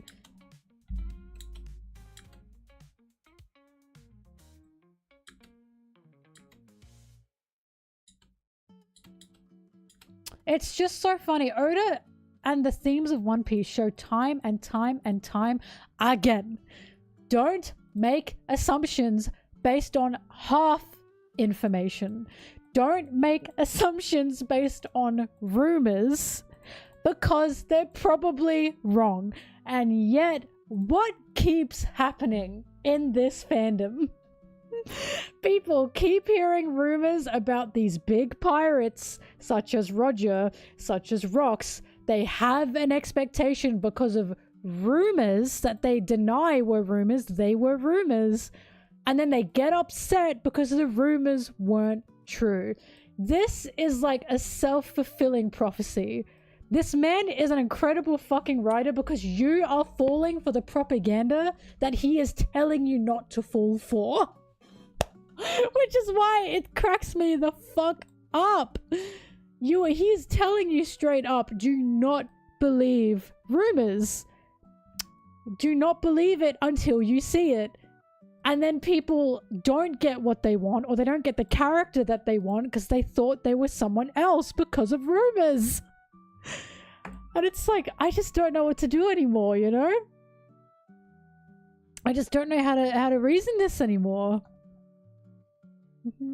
You are falling for the fictional propaganda, my guy. You are falling exactly for the themes that Oda is writing.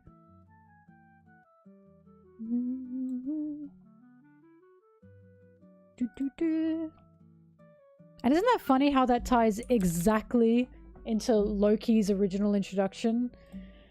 With the whole Loki rumor thing. And Luffy not believing it.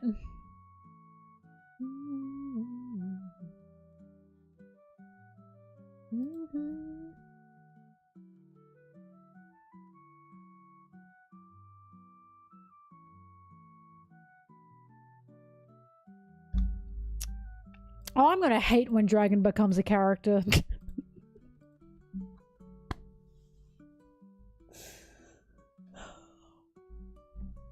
We have enough. I'm sorry. It was a silly thing to say. It's such a silly thing to say. I'm sorry.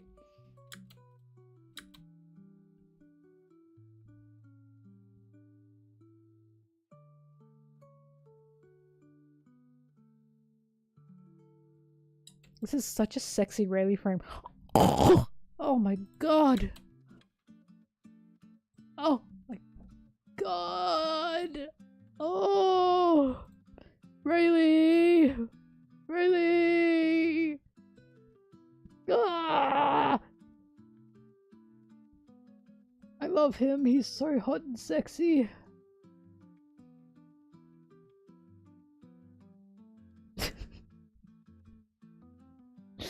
Rayleigh!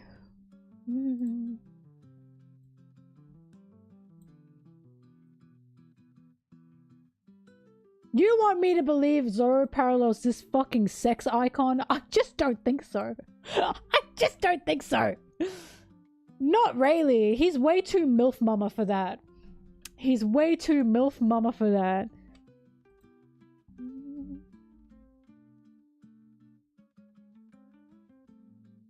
Drew, I've got one more question for you. Why do you think Oda is like on a set number limit for his chapters? You're in that category of fan that I've noticed that thinks Oda is rushing because he thinks he has to rush, when I disagree. Yeah, he could! And so could fucking anyone! Anyone could die! Like... I do not believe he's rushing anything. And don't get me wrong, he can be better with his health, but Oda is not that old. Like, he can have better health, of course he can, but he's not that old. And the thing with the Dragon Ball, Toriyama, made him realize, I need to look after my health. Right? If anything, he wants to look after his health so he can keep writing. He's not that old. Like, when people talk about him, they talk about him like he's fucking 70. And it's like, he's not that old. He's younger than my parents, mate. Like, this man is not gonna rush anything. I can feel he's not rushing anything. You are a fan that thinks there's like a set number or a set time limit when there is nothing that is indicating to me that Oda's rushing anything. Nothing. He's still very well taking his time writing his story. So because of that, you are thinking, oh well, he's got a lot to squeeze in. Only if you think he's going to rush it, which there's no indication he is. Like, I just don't think he's rushing it. I think this is a fear that a lot of people have that he doesn't. Like, you know what I mean? I don't think he's doing that because everyone is like, Oda, you could die. Like, I think he fucking knows that. But I think he's still writing the way he's gonna write.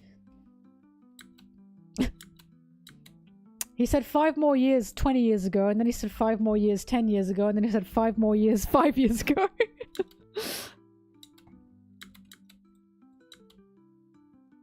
It's just crazy because I really do not feel that this man is rushing. I just don't.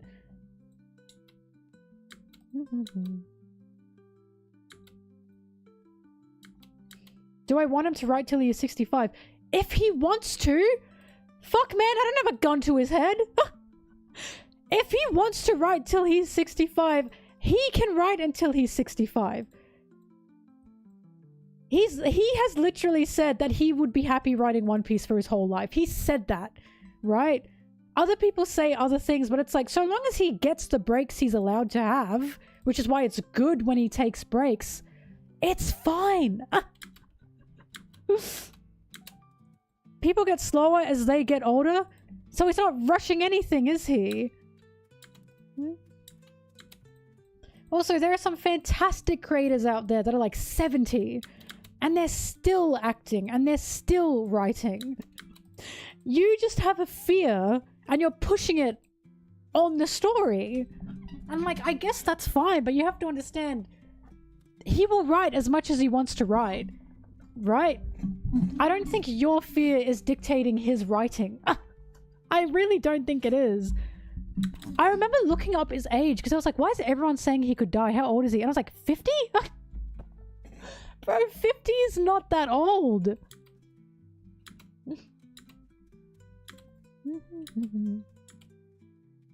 Again, my parents are older than Oda and they're still kicking.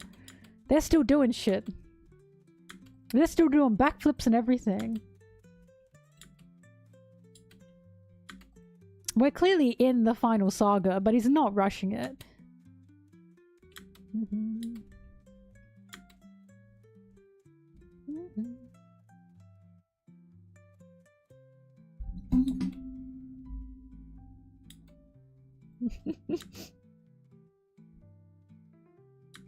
I can't use this page.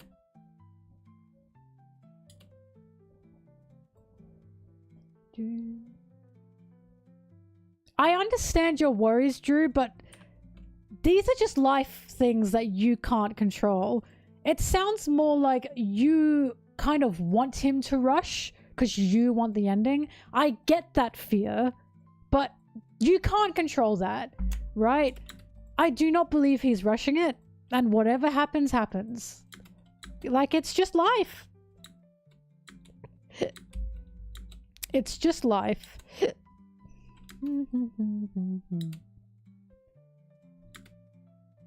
Exactly, rushing would make the story worse.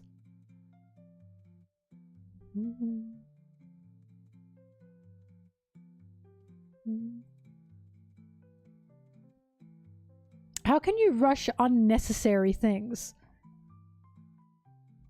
Wait, how do you rush unnecessary things? That means you're not rushing, that means you are adding things.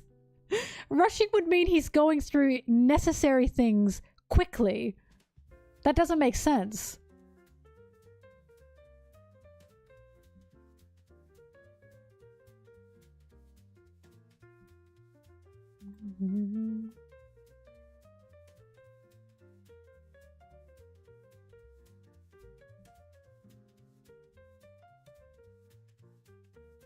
What doesn't matter though? Like, what doesn't matter?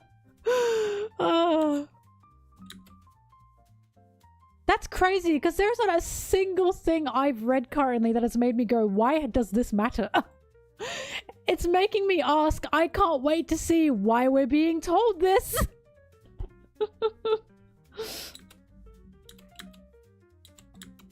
That's why the thing with Shaki, it's like, wow, I can't wait to see why we're being told this.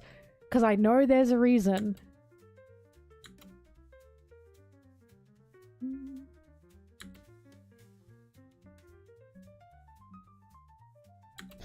Look, all I know is we just gotta wait. We just gotta wait. Let the story take its course and then we'll find out. Also, for all we know, he's setting stuff up for the future, which he does all the time. All the time.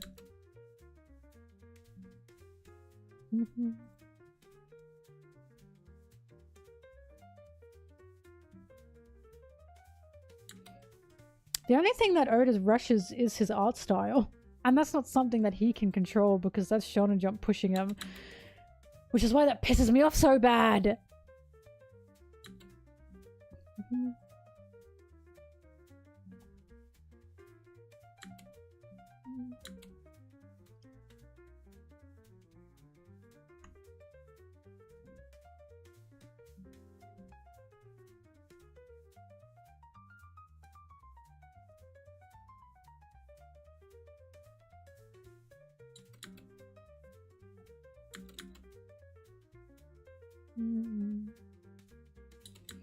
Anyway, TLDR, I understand you have a fear of the author of this story not making it, but you cannot let that dictate the way you are reading this story currently.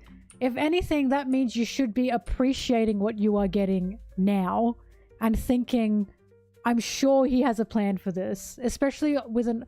Do you guys remember when I said, why is it every arc Oda needs to prove his writing? When he's proved it for over 25 years? It's bizarre to me.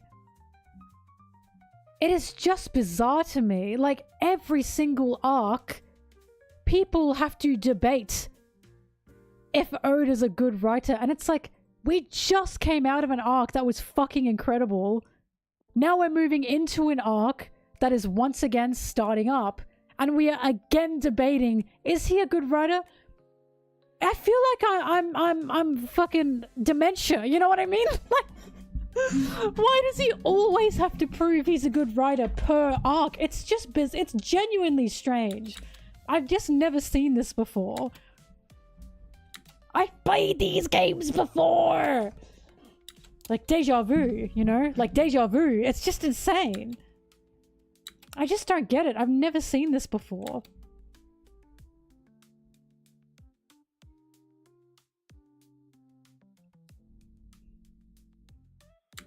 Fucking Mama Drork thinks One Piece is fucking phenomenal. And Mama Drork is a teacher for literature. Like, this is why when I talk to Mama Drork and Mama Drork is like, oh, and Mama Drork like compliments me, I'm like, oh, really? I feel like I'm getting a good grade.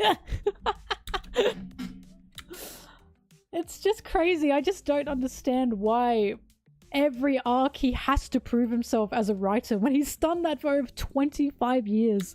It's really weird. I really don't get it.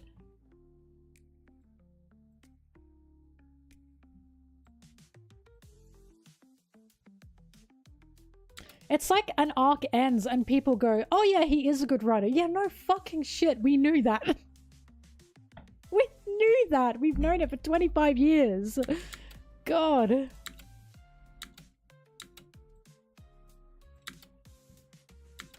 Like, we've just come out of Egghead, which is a masterpiece. An incredible arc. And now people are questioning Elbaf if he can write, and it's like, I've had it. I've just had it.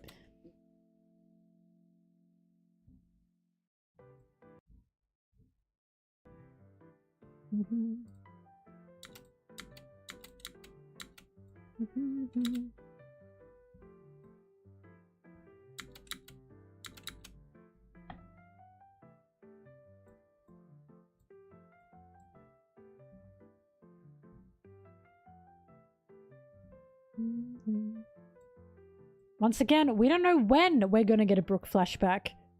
You're assuming that the Brook flashback is going to be now, at this point. We don't know when we're going to get that. We have just been told and insinuated that, Brook and, in my head is Shamrock only. Oh my god.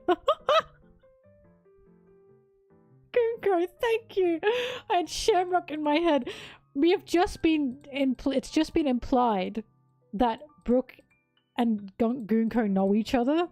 We don't know when we're going to get the rest of that information. Which again is why you have to wait. Because remember, when we were introduced to Laboon, we just knew that he knew another pirate crew. We didn't get the pirate crew, the Rumbar Pirates, years later. Until years later.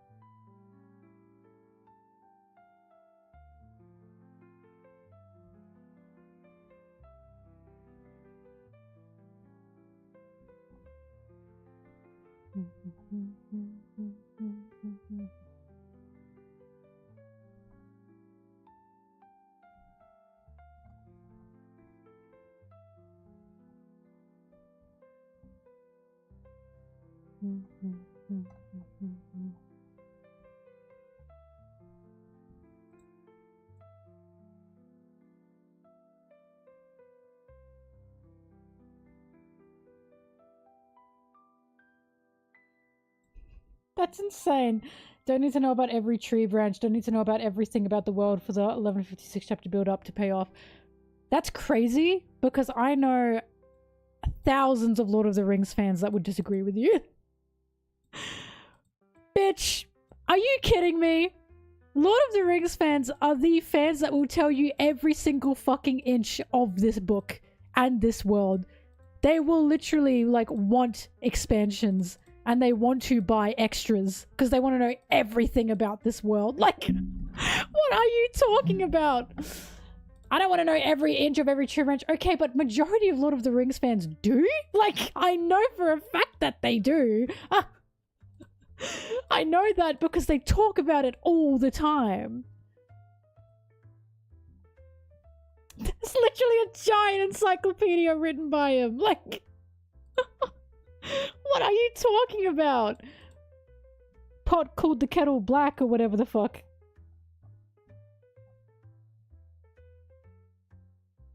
Lord of the Rings was the worst comparison you could make there. Because the fan base is obsessive and wanting of lore in an insane way. I feel like the fan base would even argue that they wanted more and they want to know more.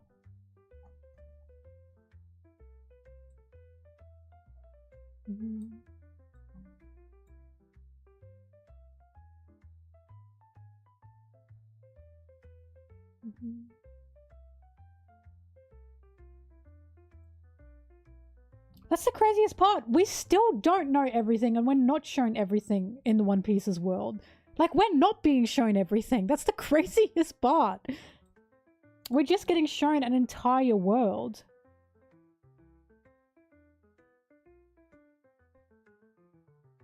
But see, Drew, that's where you're wrong. You're saying One Piece is losing what makes it special.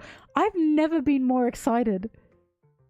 So when you're saying One Piece is losing what makes it special, I don't know what you're talking about. Because I'm feeling like it's more special than ever currently. When Gear 5 popped out of Luffy, that was like euphoric.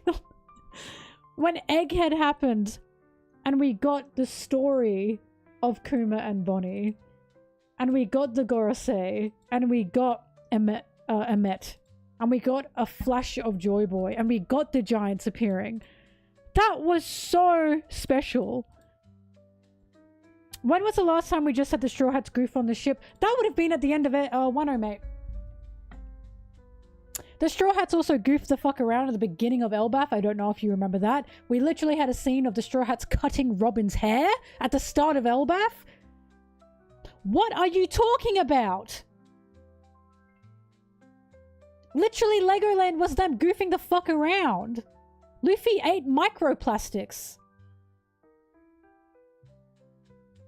What things were not super important to the story? Hang on, so you want the Straw Hats just goofing around, but you also don't want to see things that aren't super important to the story.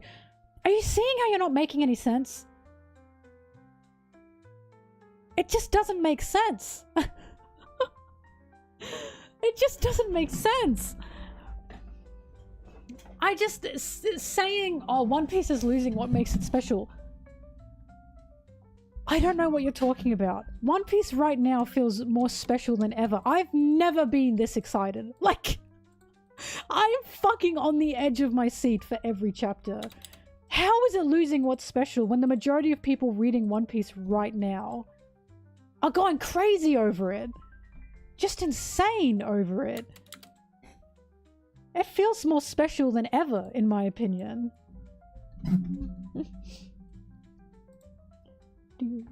I don't know. Maybe I just like One Piece.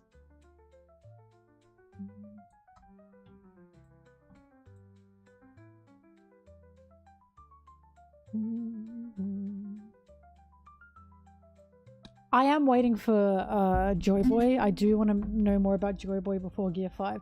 If I ever made a video on Gear 5, it would be about Luffy's powers and how he takes the influence of others to incorporate into his powers more than anything.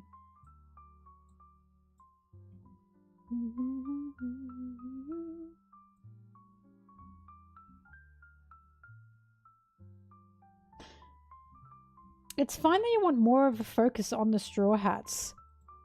Jinbei feels like a stranger. No, he doesn't. Oh my god. How can Jinbei feel like a stranger when we've seen him since Marineford and he's been this close to Luffy and the crew?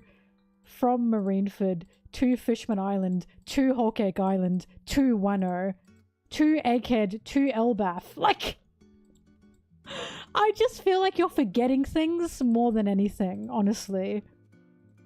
Jinbei had some fantastic moments with the entire crew in Wano. Jinbei was literally a stranger in Marineford. What? Ah! Jinbei was literally a stranger in Marineford. Luffy didn't fucking know him. Ah! What? Oh my god.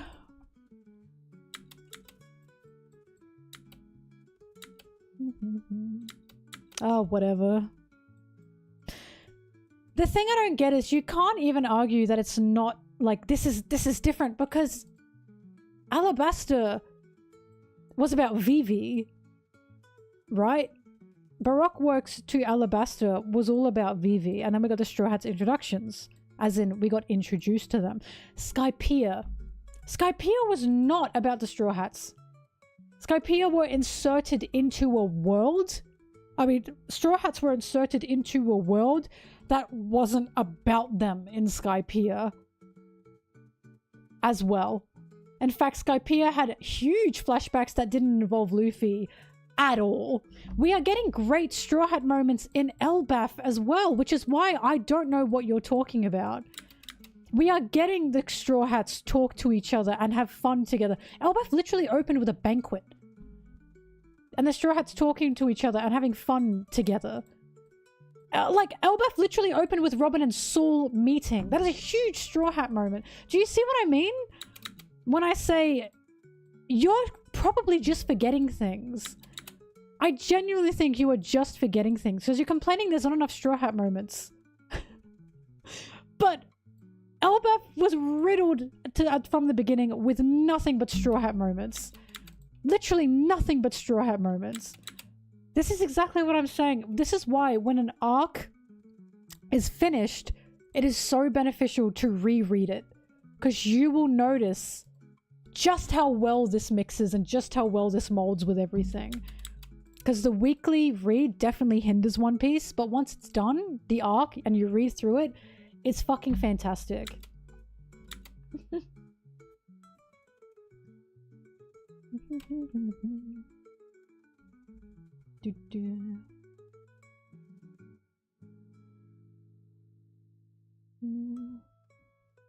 I love the Nika fruit reveal. I loved it because it's everything that Luffy is. Gear 5, I've said this, Gear 5, the Gear 5 moment is my favorite Luffy moment. And I know that because it made me cry. Because it made me cry. Because of what it is and what it represents and what he, like, the sun that shined on Wano, right? Gear 5 is everything that Luffy was ever built up to be, and I just adore it.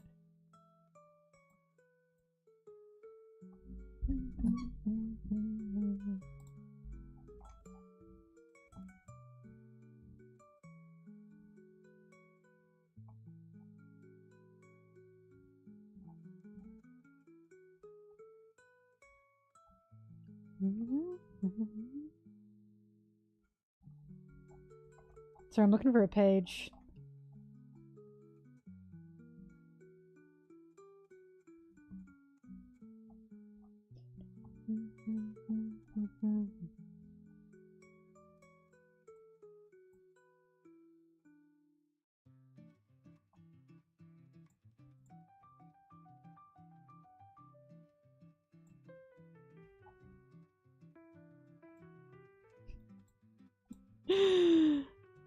That's so funny, because people have been saying that about Usopp, Chopper, and Nami since, like, 2012. Like, everything you're saying is what everyone is saying has been happening. And it hasn't been. Once again, you've just forgotten the story. Like, you've just forgotten what has happened in the story. It happens all the time. People complain about this shit, and then I tell them, actually, no. We've had multiple moments in multiple chapters and multiple arcs where these characters have had some crazy relevance and they've done some crazy things, and then it makes them go, oh. It just sounds like you're stomping your foot because Elbaf isn't about Usopp, even though it was literally never going to be. And I said that. Remember when I said that? Remember when I said Elbaf is not going to be Usopp's Whole Cake Island, and if you think it is going to be, you're going to be disappointed. Remember when I said that? It's exactly what is happening. People are upset that Elbaf isn't Usopp's Whole Cake Island, and now they're disappointed. And it's like, I don't know what you expected, because that's exactly what I said was going to happen.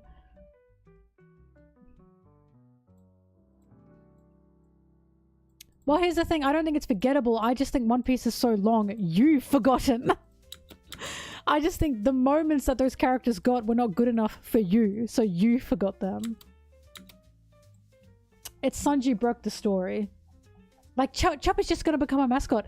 Chopper did some fucking insane heavy lifting in Onigashima. Like, insane heavy lifting in Onigashima. And people forget about that because his fight wasn't a hand-to-hand combat fight. It was a medical fight. It was a vaccine.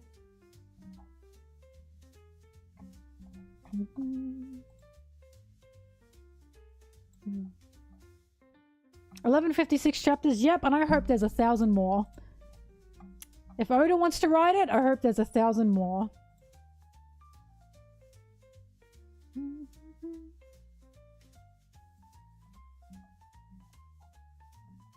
This is like when I tell people Punk Hazard was literally a Chopper arc. Punk Hazard was a major chopper arc. And they just go, eh. And it's like, okay, whatever.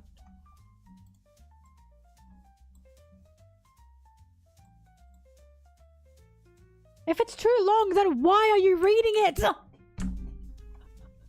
You started reading it knowing it was this long, I assume. Why are you reading it then?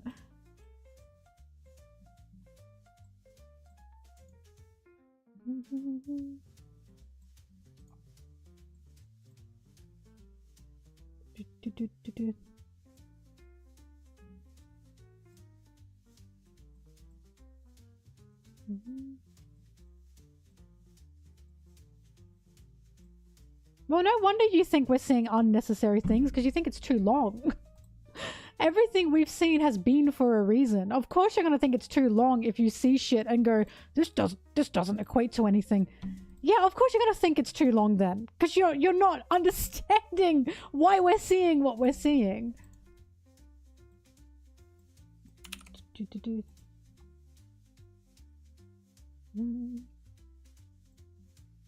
I was gonna say also the flashback has not been that long. I was gonna say that as well. It just feels like it has because of breaks.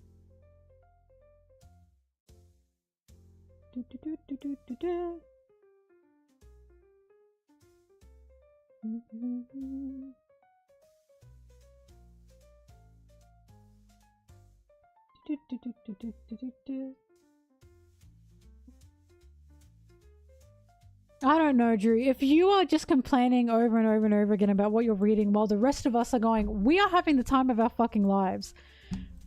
I think it's at that point that you do have to maybe reconsider. Maybe this is just not for you. Because I'm telling you now, majority of One Piece fans are enjoying the shit out of this. Like, this is something we've been waiting for. Especially with Rocks. We've been waiting to see Rocks.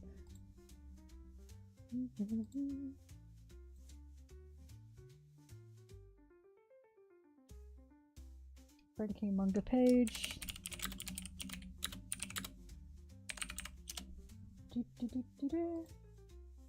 Why are you doing that?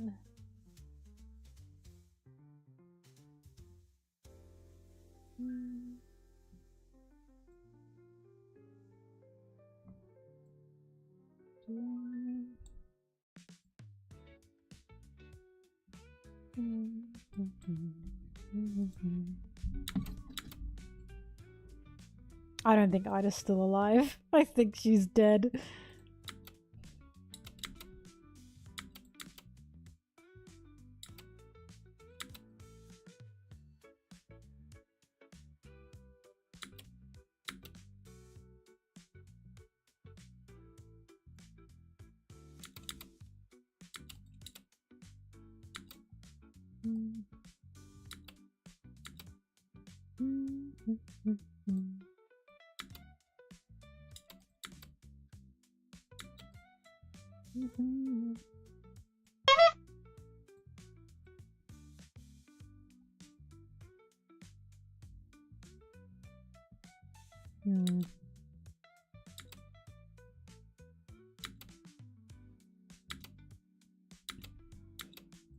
I can't wait to see if we see Shanks and Buggy in this flashback. Buggy specifically. I'm suspicious of him.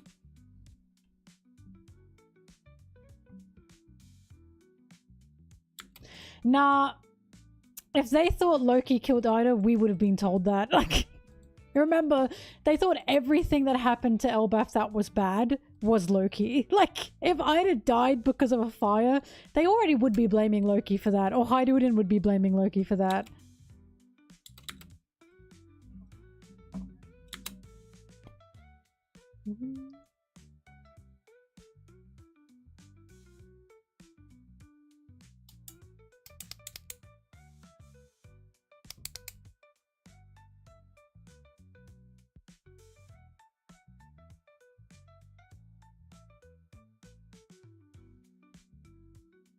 I love in the new chapter how we see Loki hanging around Ida's bar. He's so cute. He's such a cute little thing.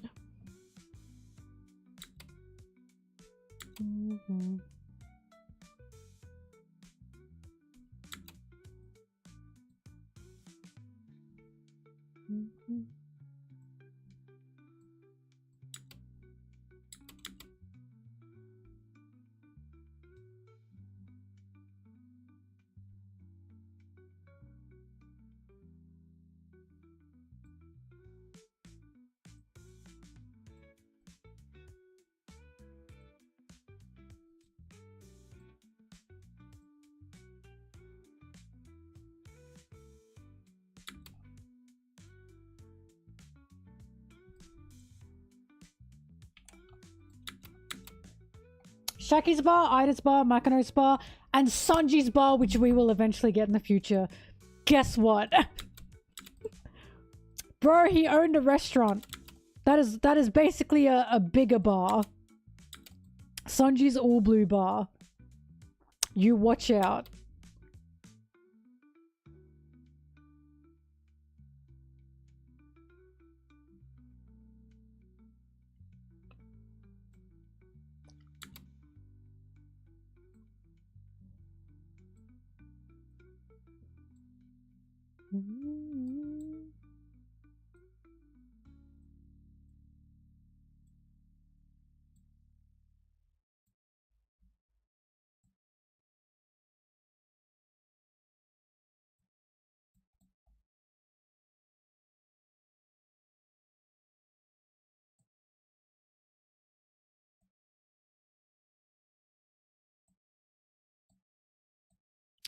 Did my music stop?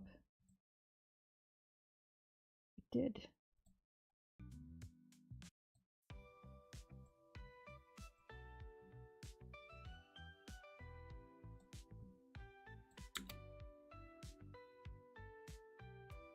Someone do me a favor? Can someone find me when Ivankov talks to Kuma in Marineford and says, Kuma, it's me. Can someone please find that for me? I don't want to go looking for it.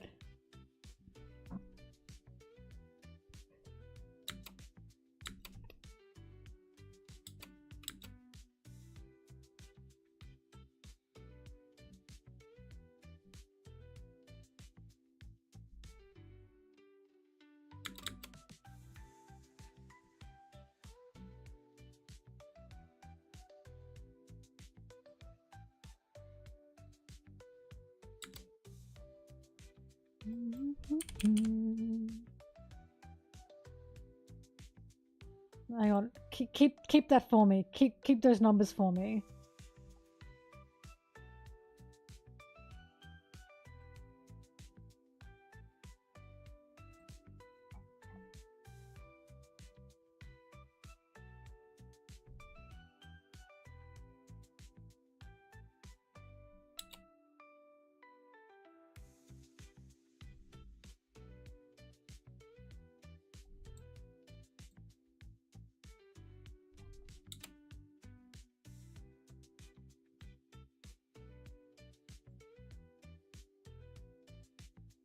This is such a funny panel.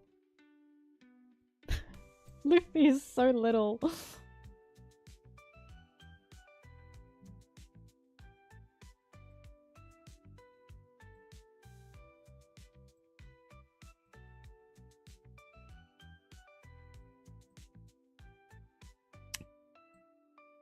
Dead Ace jump scare.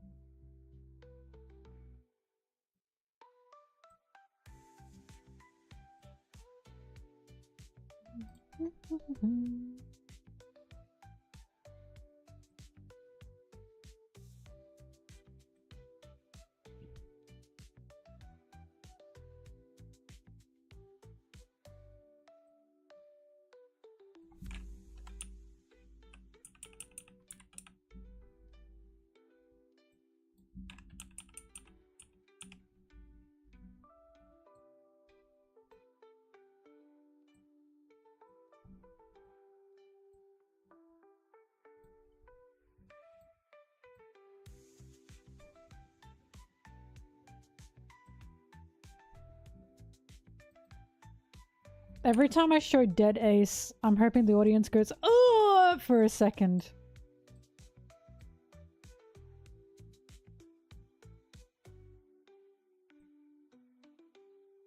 Alright, what were the pages? 560. I'll remember it, I'll remember it.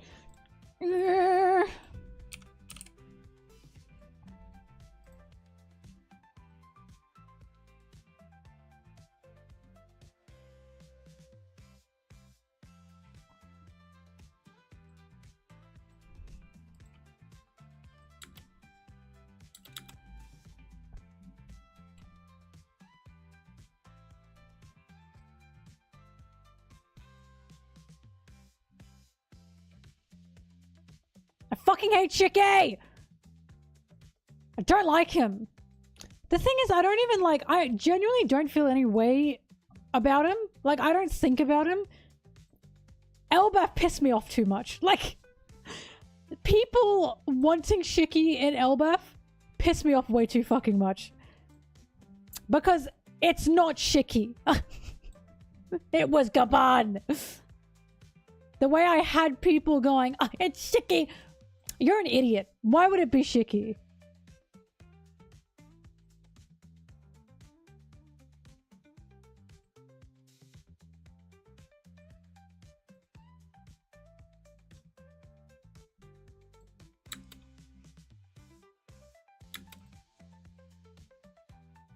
Yeah, sure.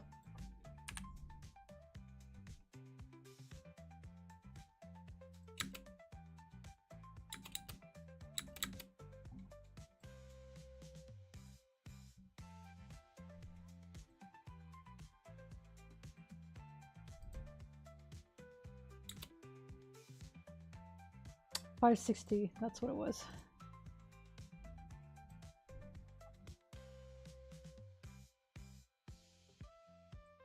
La la la.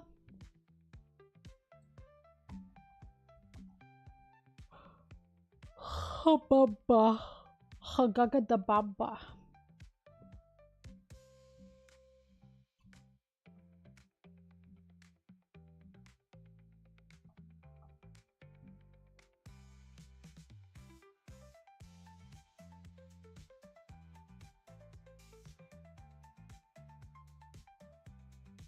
Ugh, Duffy. Ugh.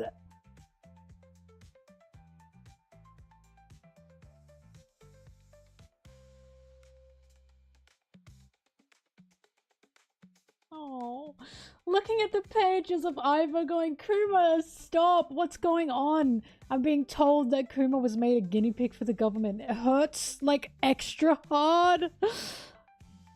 It hurts extra hard now. Fuck.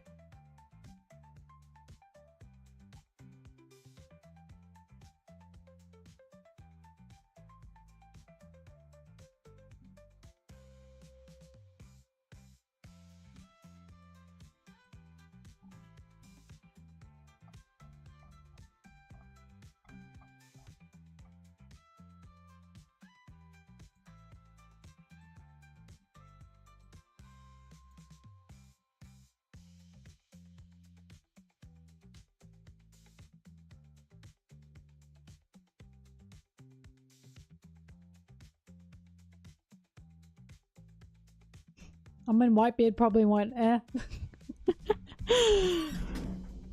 Whitebeard probably went, oh, sounds like Kaido. Remember, Rox's crew were kind of iffy with each other.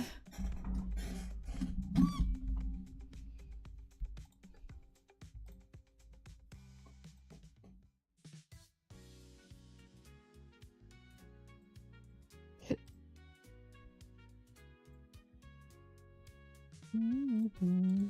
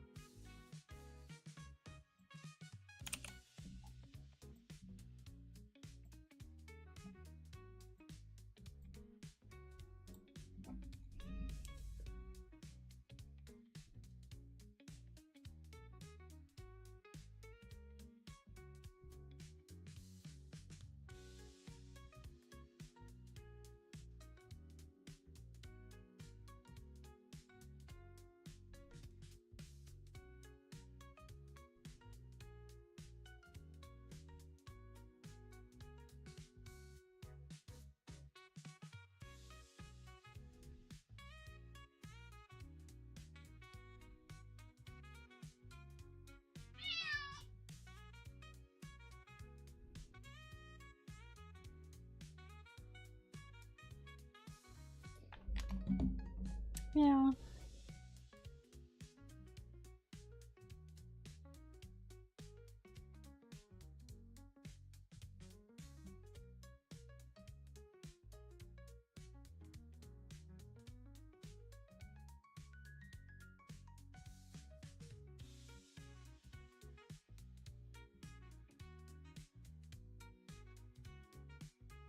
Yeah, sorry. It's a cat video.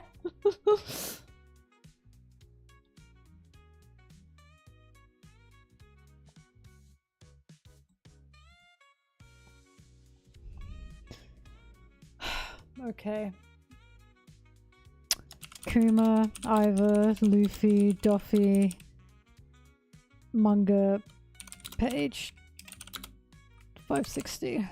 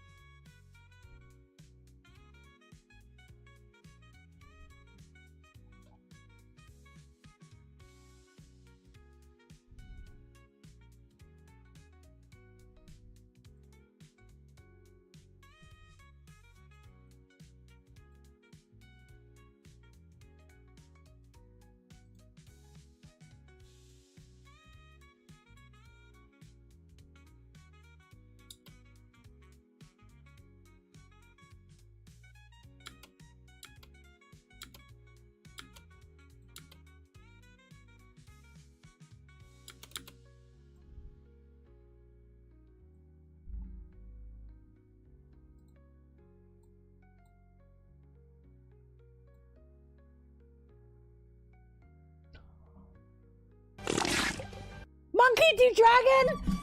Oh man! I'm such a fan! I'm such a fan! Holy fuck! I love you!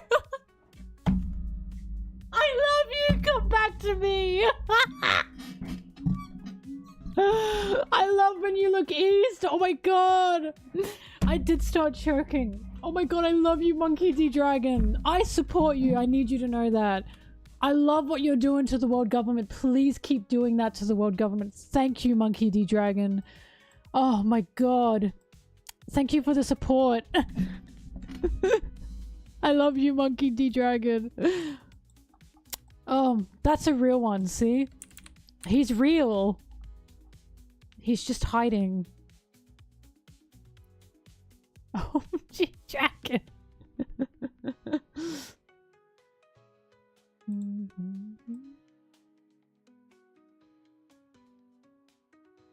Yeah, please keep stealing the Celestial Dragon's food. It's fantastic.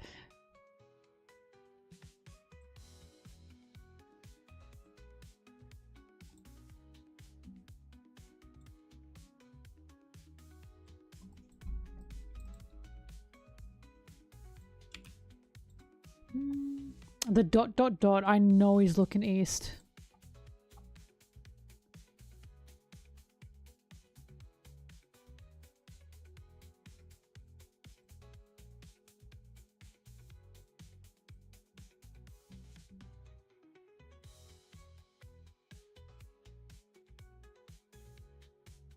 I think that's another reason why I hate Marines and Marine dick riders, is because the Marines get the credit that the Revolutionary Army should be getting. Like oh, but they protect people. Motherfucker, that's the Revolutionary Army! The Marines are doing maybe a quarter of what the Revolutionary Army are doing for people. Like, the fact that the Revolutionary Army don't get any credit for... Because people are like, oh, we haven't really seen the Revolutionary Army do anything though. We fucking barely see the Marines save anybody. Barely. Like, genuinely, I have seen the Revolutionary Army save more people compared to the Marines who have killed and taken out entire islands. You know what I mean? Like, I've seen the Marines save more people than the Marine. Sorry, I've seen the Revolutionary Army save more people than the Marines have. Like, which is why it's confusing.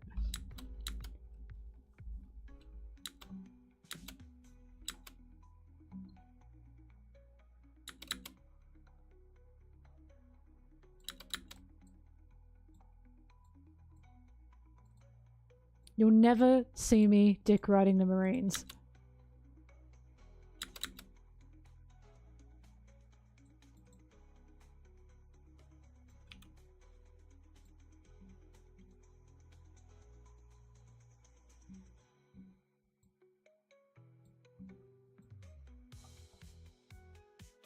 He's dragoning it.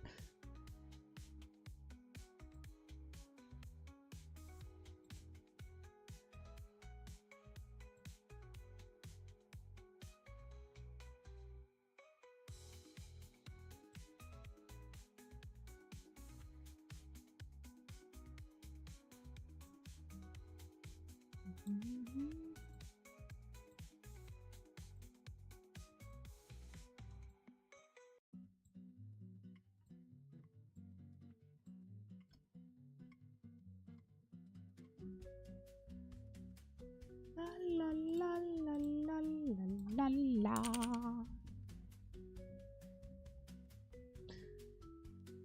Oh, I love this cat. Oh my god, bring it back.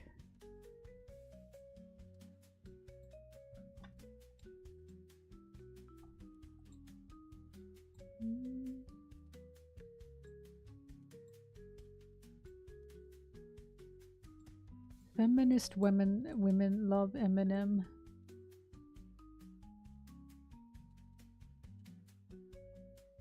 You know what the funniest part is? That instead of arguing Oda's adding too much, the legitimate argue is he's forgotten to add more?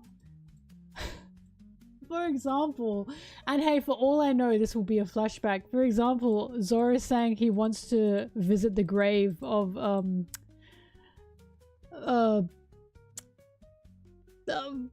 his great granddaddy. Who the fuck? What was his name? Druma? Zoro said he wanted to visit the grave of Druma. That's one of the only things that I believe Oda did forget about. But again, maybe that's going to be a flashback. Maybe that's going to be part of him figuring out his conqueror's haki. I don't know. I don't know. But if One Piece ends and we never see him visit Druma's grave, I'm going to laugh, I'm afraid. I'm going to be like, oh, he did just forget. He did just forget.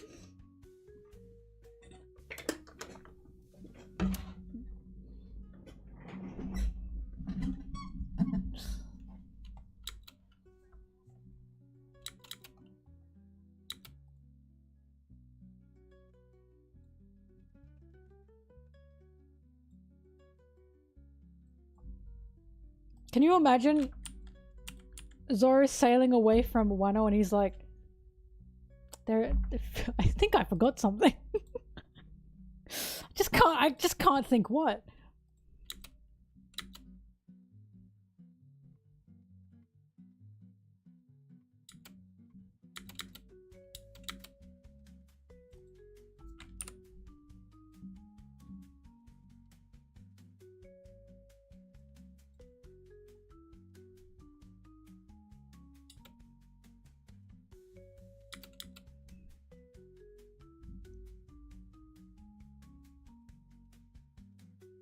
Well, that's why I'm like, maybe. Oh my god, I'm... For obvious reasons, I am deleting that.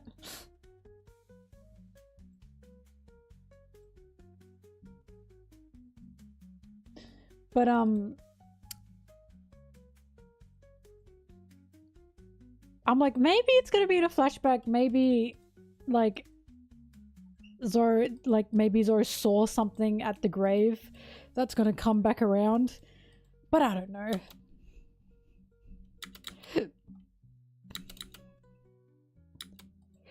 Oh, God. Oh, I'm dying.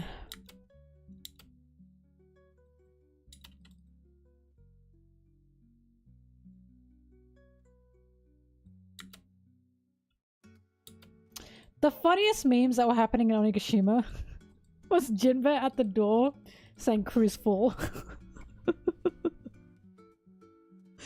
Those were really funny. Cruise full.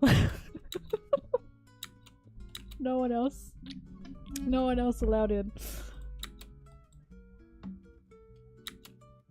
It was just such a harmless meme. Cruise full.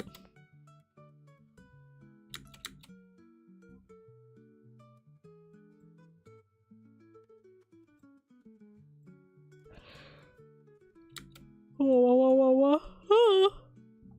Ah.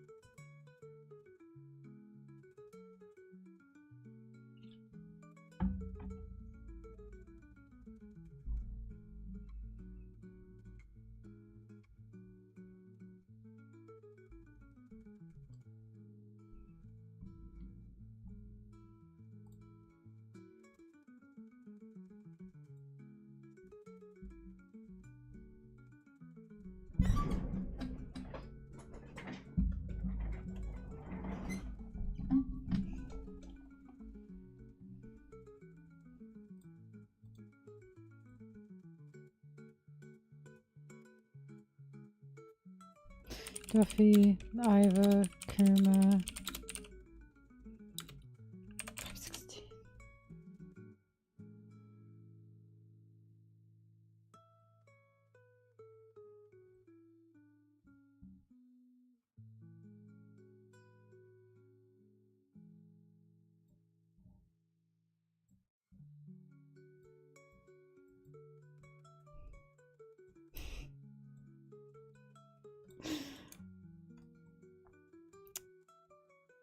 Forehead.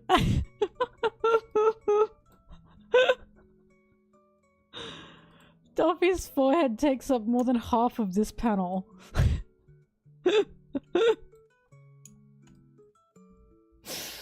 My guy. Remove the bangs.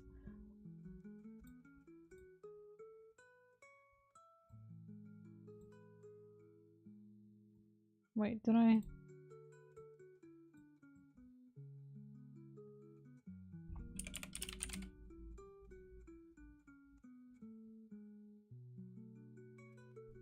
I did save that.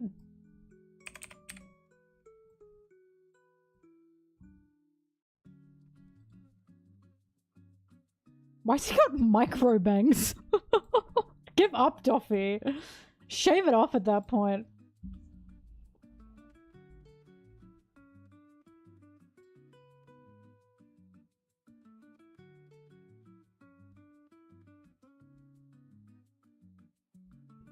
I will fall in love with you over and over again. I don't care how, where, or when. Something, something, something, you're mine. Da da da da da da da da da. But I'll be waiting, waiting, waiting.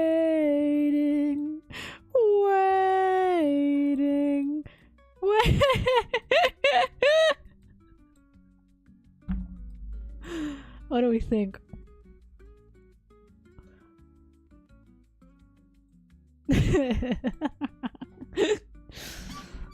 That's pretty good.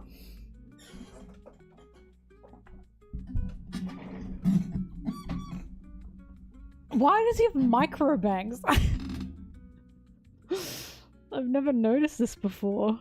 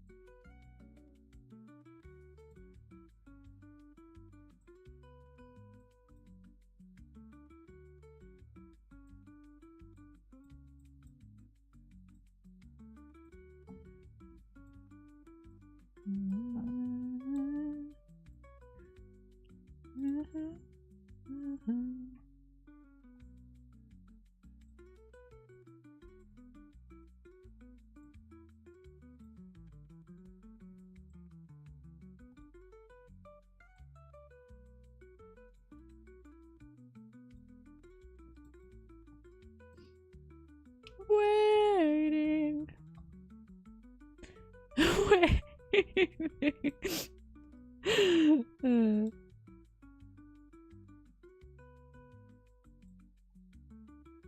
Fuck, I had to keep it open.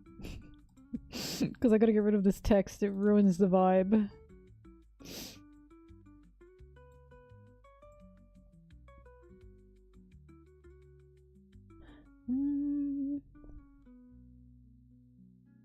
Waiting.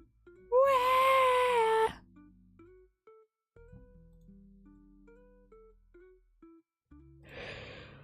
Gear. Death. One Piece got a kabuki play, and to this day I'm angry that I didn't get to see it. But the on ice play I got to see, and that was fantastic. Sanji looked fucking beautiful in the kabuki play. Let me find it.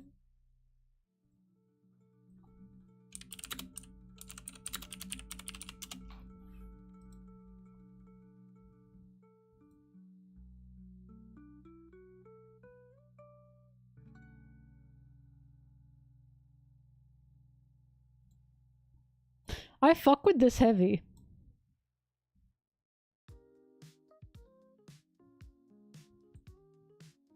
Here you go. Look at Chopper, holy fuck. And because it's traditional kabuki, Nami and Robin are also just played by men, because it's drag, and that's how kabuki was. And that's how Japanese drag art originated, and also why Japan had drag art a lot longer than anyone ever thought, just saying. Anyway, look at Chopper, holy fuck. Zoro looks so old! Brooke looks fucking crazy, and so does Frankie, wow.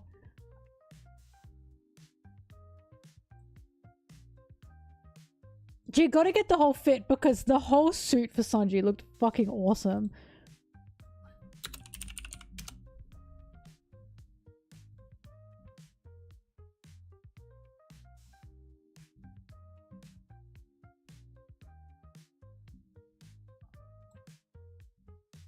I think they did Impel Down. I think that's what it was. Because look at this. Oh, they picked the best arc to make a kabuki play out of. Holy fuck. Ah! Holy shit! Apparently there was confetti and everything. Oh my god, I wish I were there.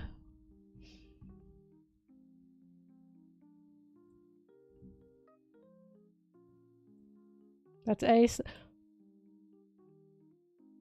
They picked a very pretty man to be Ace. Holy fuck. Why is Luffy and why is Ace such a pretty guy? Damn, alright. And Bonchan, of course. And Whitebeard over in the corner here. Look at that.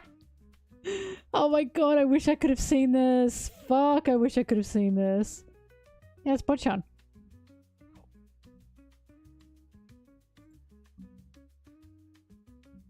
Oh, good, I found the image I was thinking of.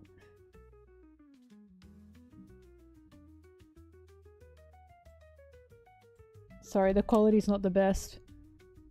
And also my computer for some reason is struggling.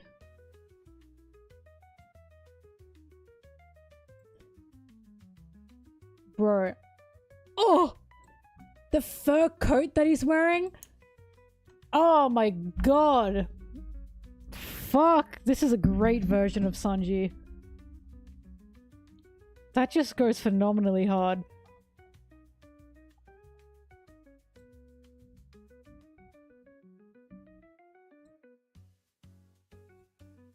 Oh, I got a full better photo.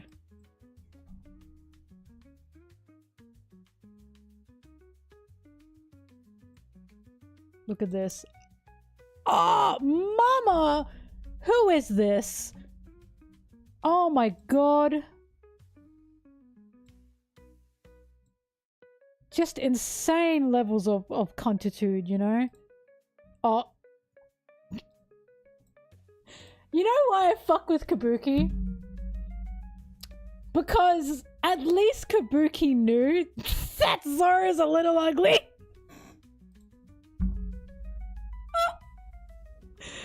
Because yeah.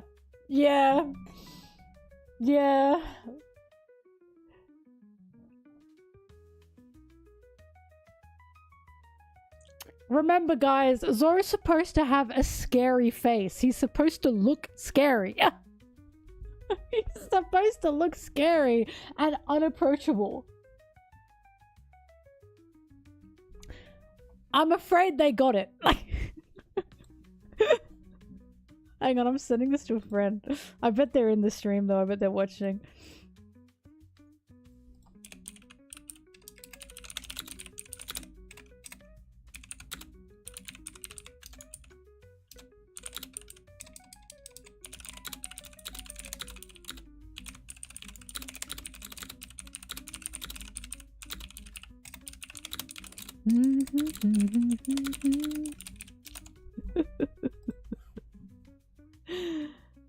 Zoro had this beautiful wife.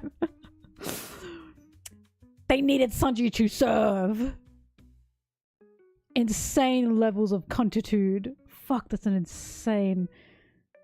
God, that's such a good outfit.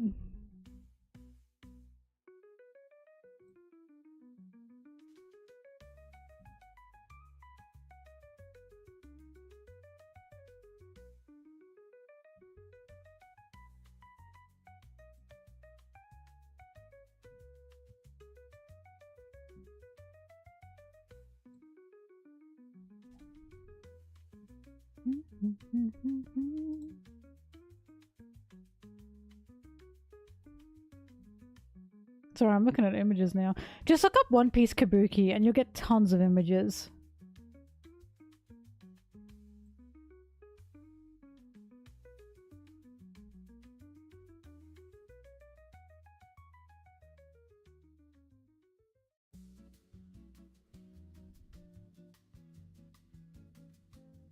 Anyway, oh god, this outfit is just such a slay. Oh god, they served crazy style. It's interesting because obviously Kabuki is meant to be like, it's like traditional Japanese, but Sanji wears a suit. So they've put the suit under like kind of robe kimono wear. Can you see that? So they kept him in the suit, but they also tried to embody some traditional Japanese wear as well. Oh, that shit rocks.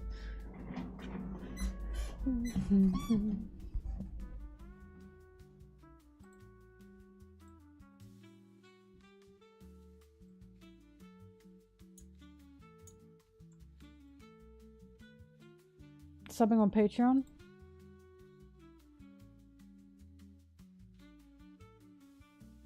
You can message me here, Froggy. In fact, I'll send you the link now.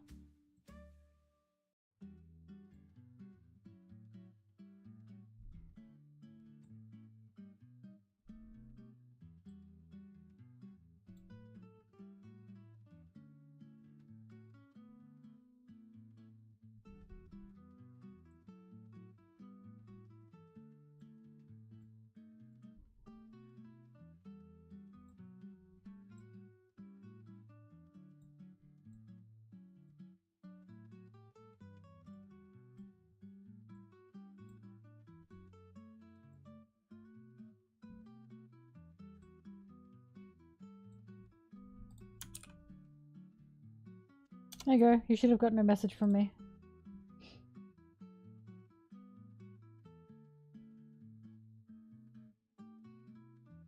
I was thinking the same thing. It must be damn hot wearing that on stage.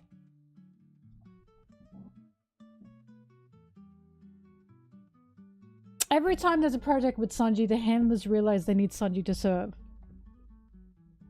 Unless you're, you know, someone else. But we won't talk about that. No, sir.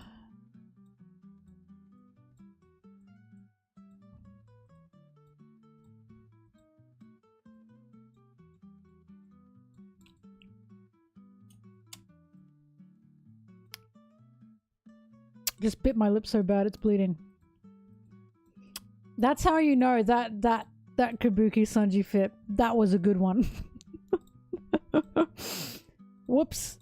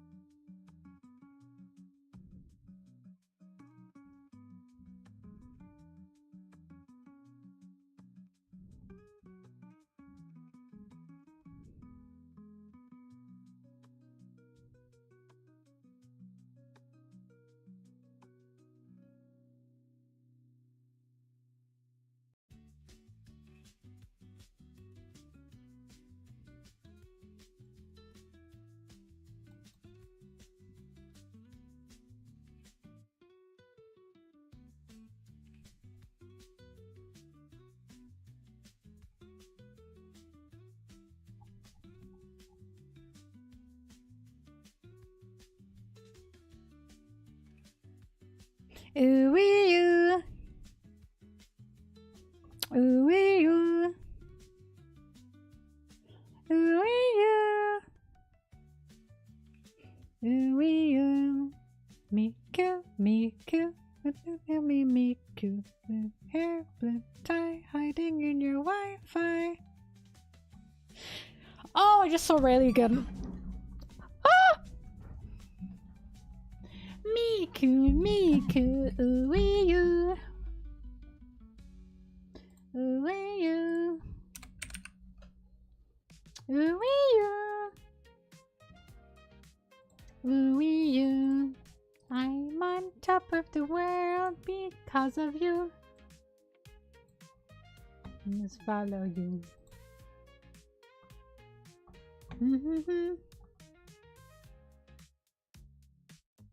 Miku, Miku, ooh wee you.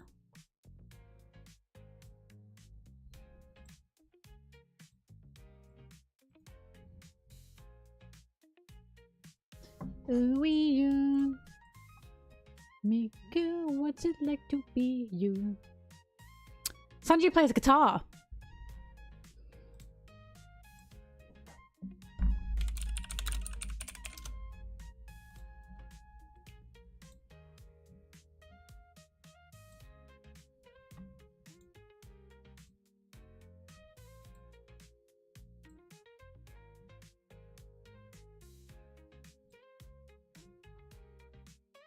On top of the world because of you.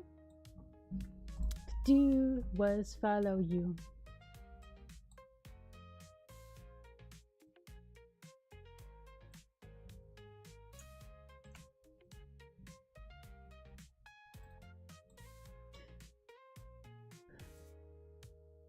See?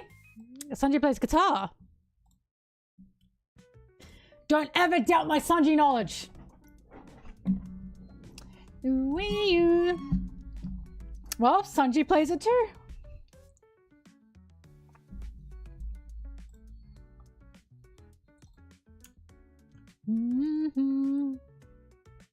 This wasn't even a request. He just drew that.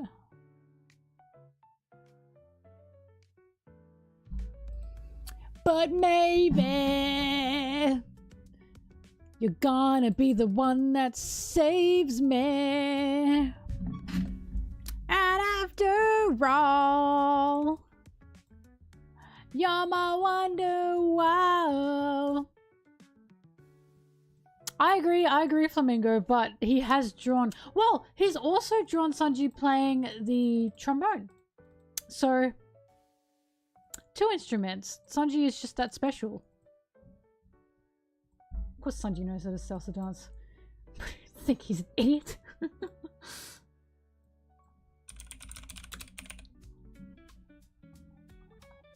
Yes, but Oda has drawn them with instruments.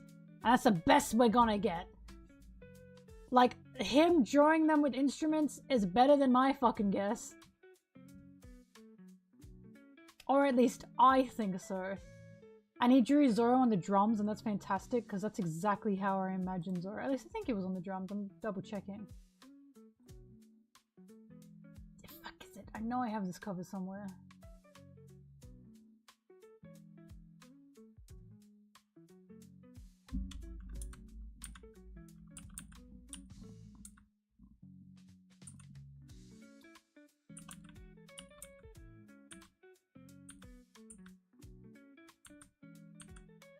I have to have this saved. I swear I've used it before.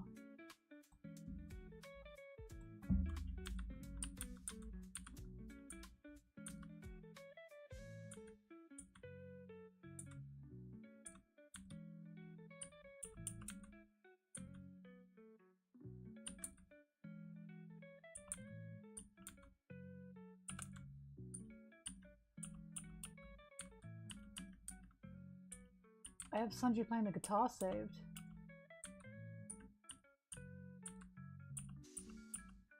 Oh my god, have I never saved and used this color spread? Oh, there it is. Yep, Zoro's on the fucking drums. I love that because I've always thought Zoro would be a drummer if he ever played an instrument. He just gives drummer vibes. And then Sanji's on the trombone. Look at him, he's really got a lean on him, right? We've got 3 guitar players. Oh, piano, that's beautiful. Yeah, he's got a harmonica as well.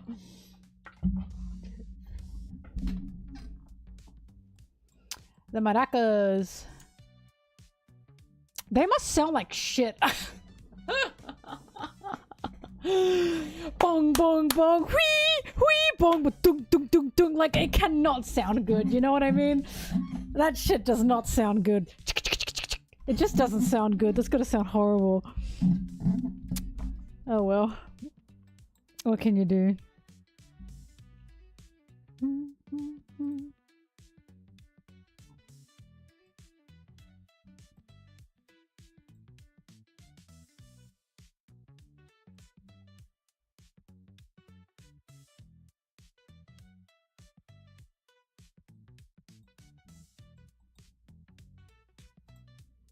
Dick's so small I piss on my balls. We've all been saying. We've all been saying.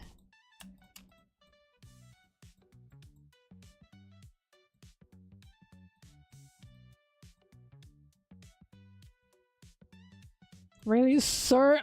Oh my god. Mamacita.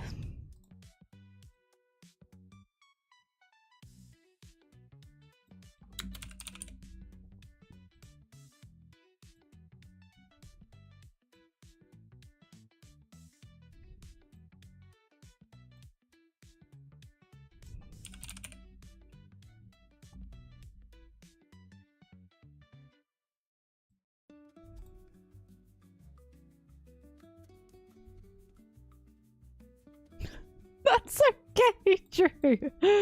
I'm just glad we got to a resolution. The stream has been great.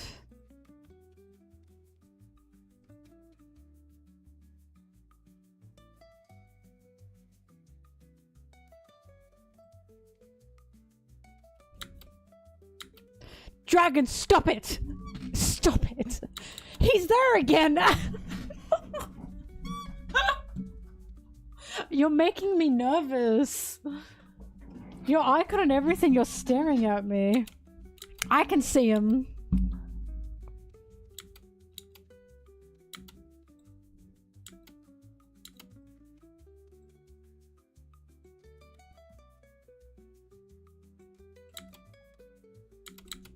Oh, she's blushing. I am.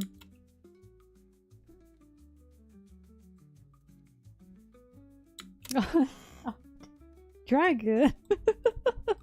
What are you doing here? Oh my god. Teehee.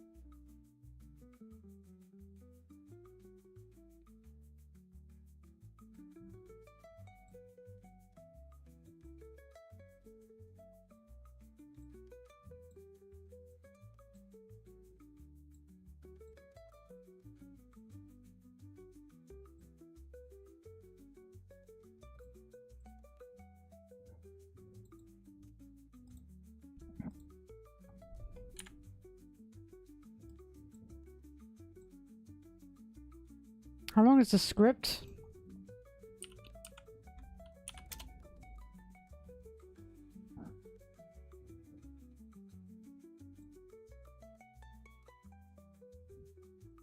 The script is 19 pages and 8.7k words. Ah.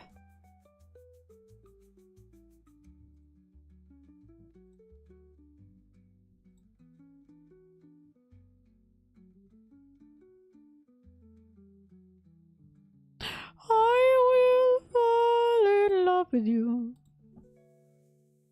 They're recording? Oh, it's about like 50 minutes.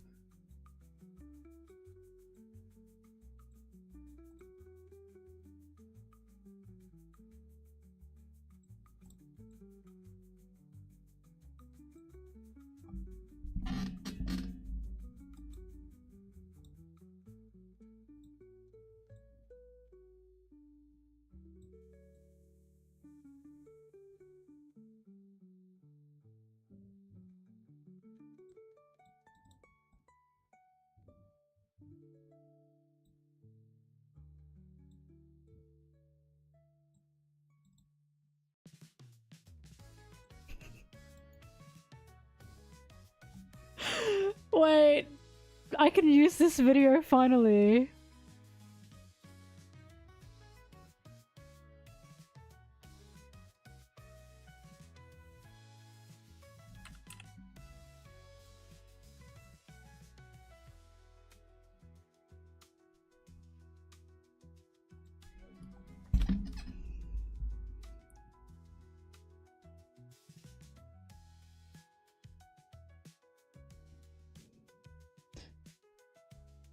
Wanna love,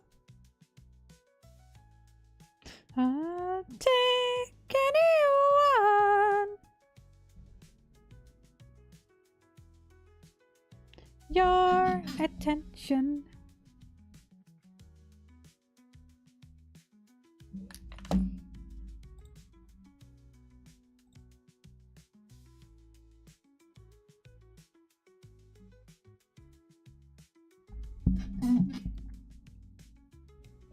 I'll take anyone.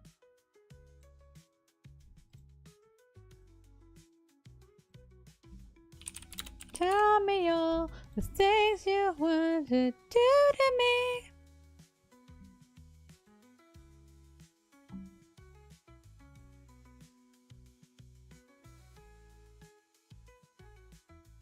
I was gonna say something. I was about to say, what's a sexy animal? And then I had to pause. Pause. I go, whoa, whoa, whoa, whoa, whoa. I don't think there is one of those.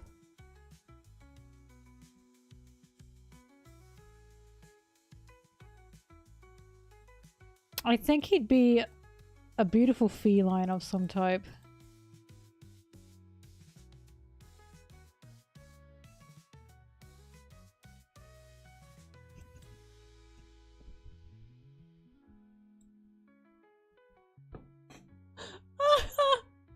I can finally use it.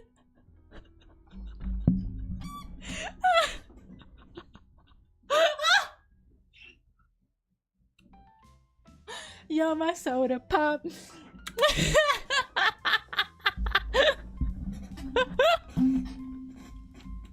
If you don't get it, that's fine. I can't use the sound though, that's really sad.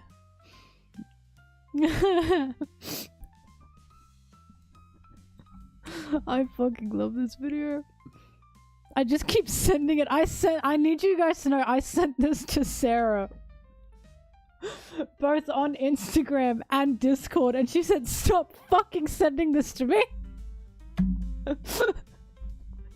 She said, you really need me to see it. I said, yes. Sorry. It's funny.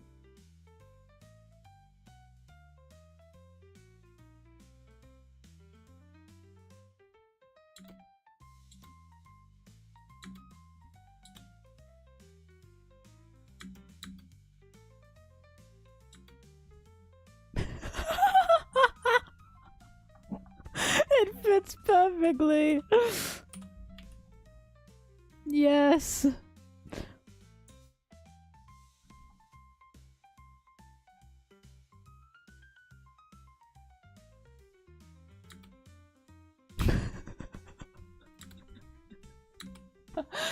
flash is so fast.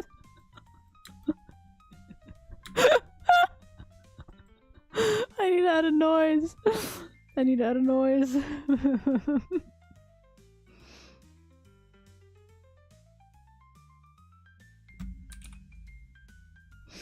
Mm.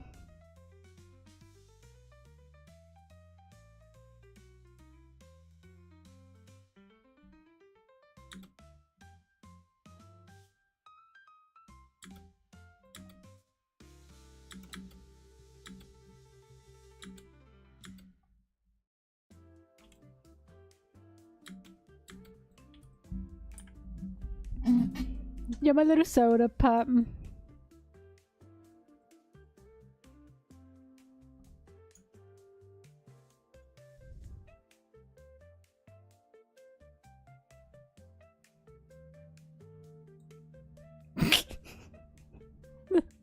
It's so stupid. It's how Rayleigh makes me feel.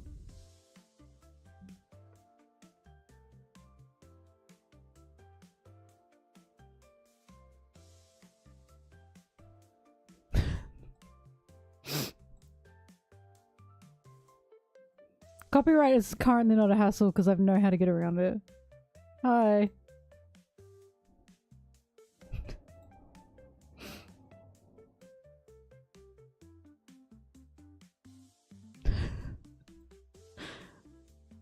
Hi, Brig.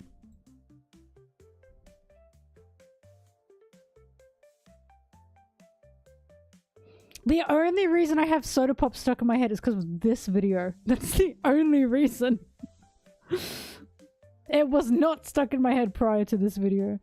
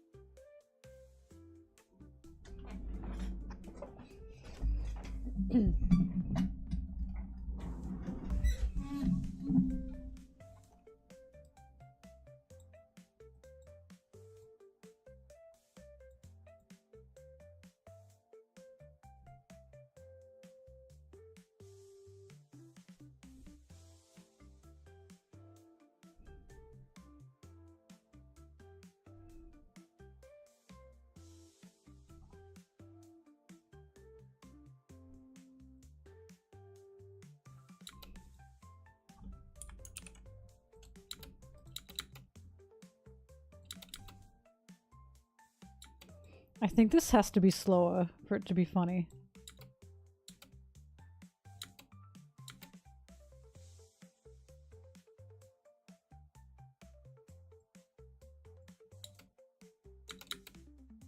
Yeah, good. That's funnier.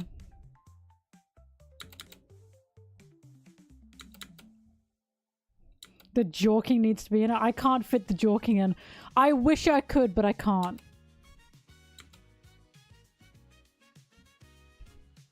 I sent it to Sarah again. She said delete it.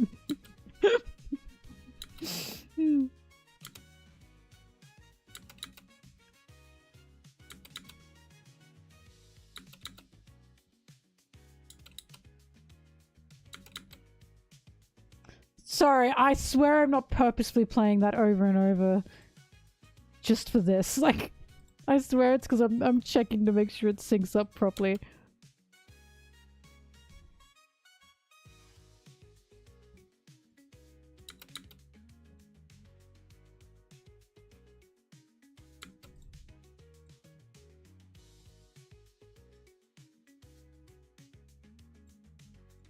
Whoops, Sanji. I didn't know I had that open twice.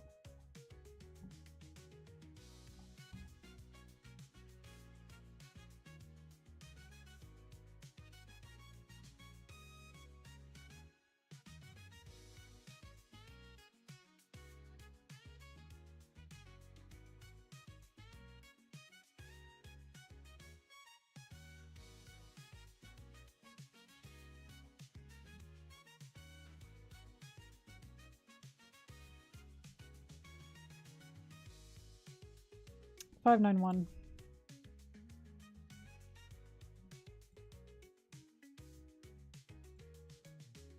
You're my little soda pop. You're like a think of.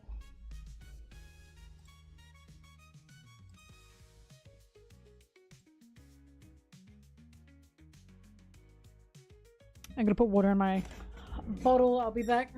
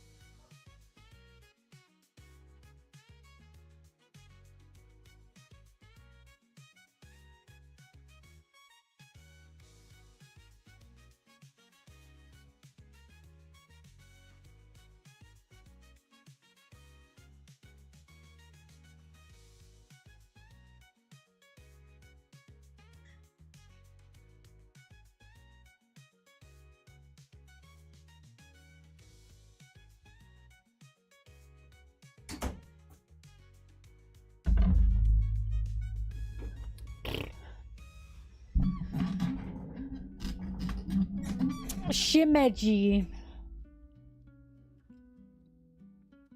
My favorite song from the movie.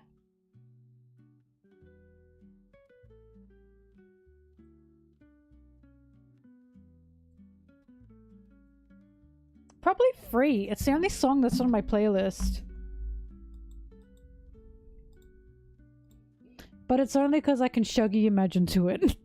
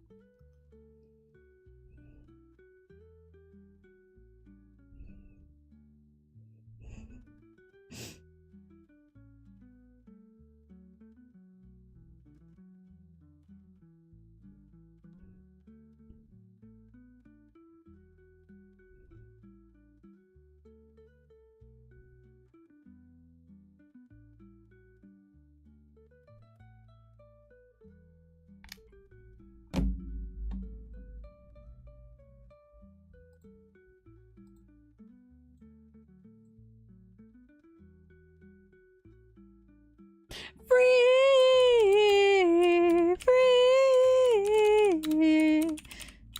Manga page.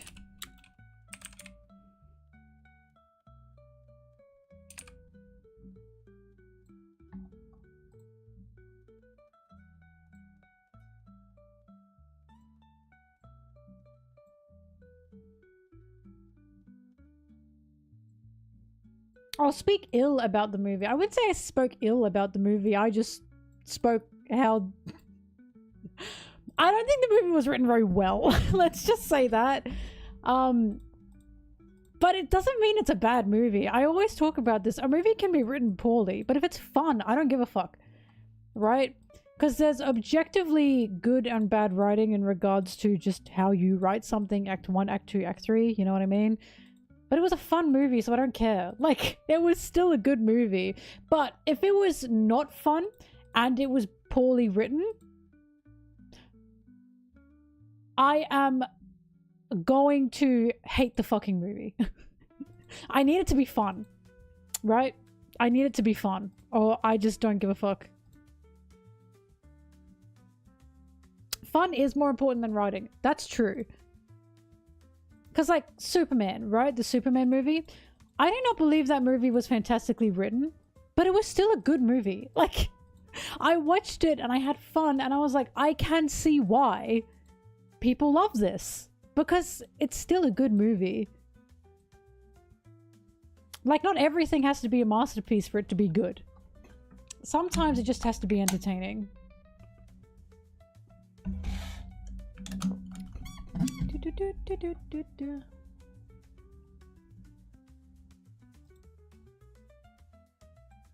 But look, my biggest gripe with the movie is like the characters were not characters. But like, I should not be on this frame. the K-pop Demon Hunters, the characters were not characters. As in,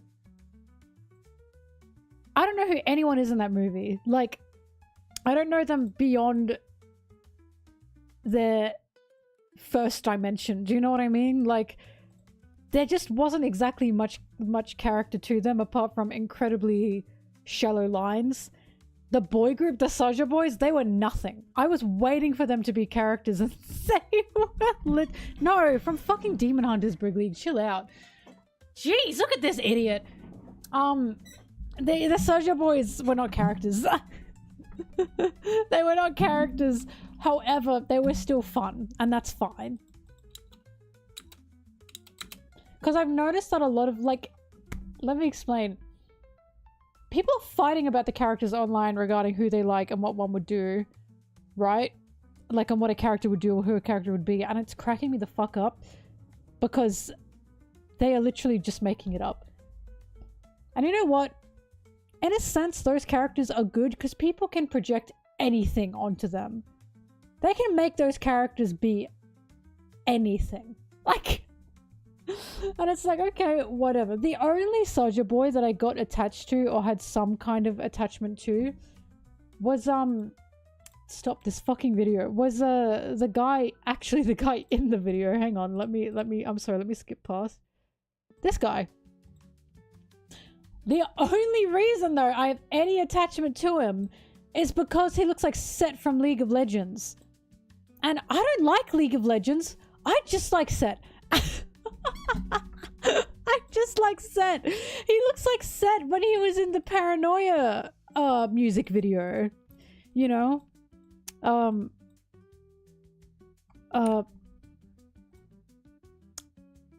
fuck, I've forgotten how the song went. Oh, let me pull it up. It's a fucking awesome music video though, please watch it. I can't play this song. I hate that I can't do that. I just wish I could tell Twitch, hey, I'm just showing them I don't want money from this.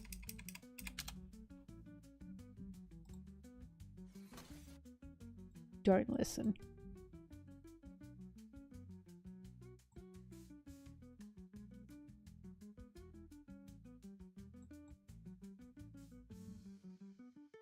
Oh, Abs. Where is he? He gets in the fucking ring.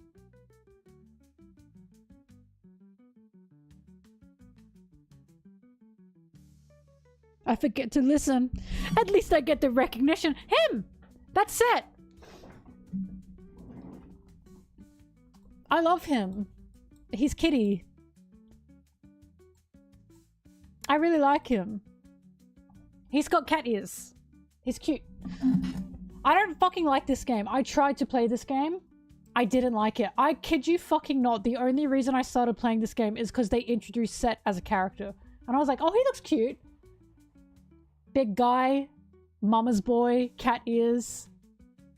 He looks tough, but he's actually a softie. That's my type of character. Himbo. He's cute. He's got little cat ears. He's really cute. He's a mama's boy. He's a real mama's boy. And look, I need to make this difference. There's a difference between a mama's boy. Because when I say mama's boy, what I mean is a boy that loves their mum.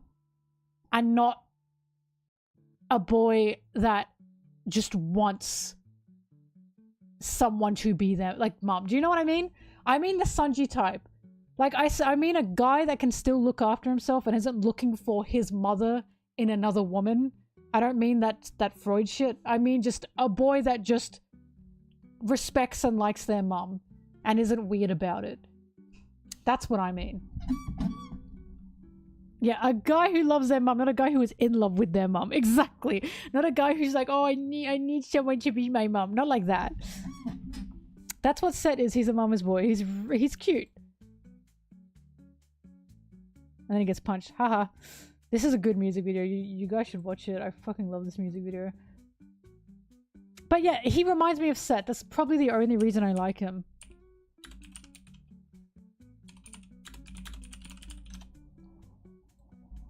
I need you guys to know Set's like the only character I know. Like, I just know him.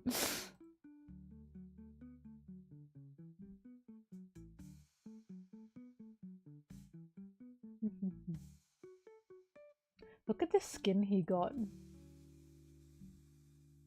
Isn't he beautiful? Ugh, what a beautiful skin.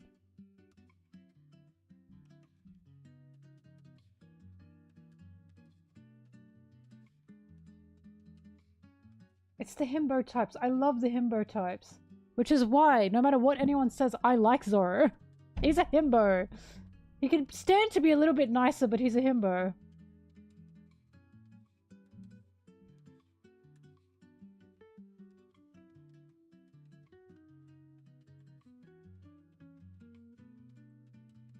And here he is in his summer skin. Look at him. I fuck with him heavy. I like him a lot.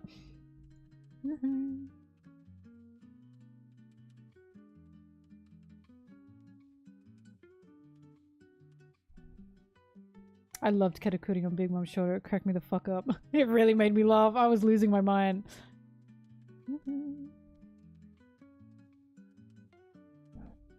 From what I know of Set's lore, and please correct me if I'm wrong, he's half. So there's a race in League of Legends with those cat ears, but they're bigger, and there's humans. I think his mum is the cat ear, and his dad was a human, but that's like looked down upon in League of Legends world. So he's like had a tough life because people are racist to him. The cat ear people are racist to him, and humans are racist to him. He literally doesn't fit anywhere. And the only fucker who actually cared about him was his mum. And he loves his mum, because his mum looked after him. And he's like, he's always like, I hope you saw that, mum. I'm doing this for you, mum.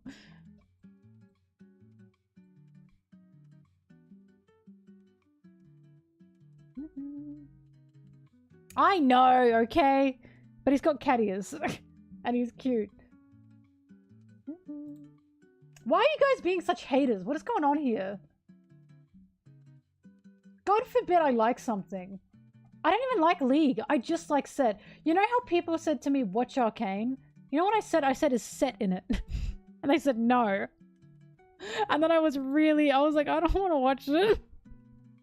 I was like, I don't want to watch it if Set's not in it.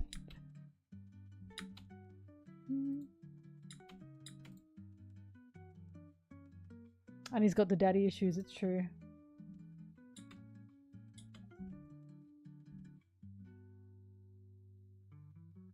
There were 2 reasons I couldn't, well, 3 reasons, a lot of reasons I couldn't get into League. 1, there were too many buttons. There were just too many buttons. I had to press too many buttons and I didn't like it. 2, the game is so fucking ugly. It's an unbelievably ugly game. Like, I just can't play that game. It's way too ugly. And 3, it's the same map. It's the same map. I felt like I was going insane playing that game. I genuinely felt like I was going crazy playing it. I was like, why is it the same map every single time? I can't do this.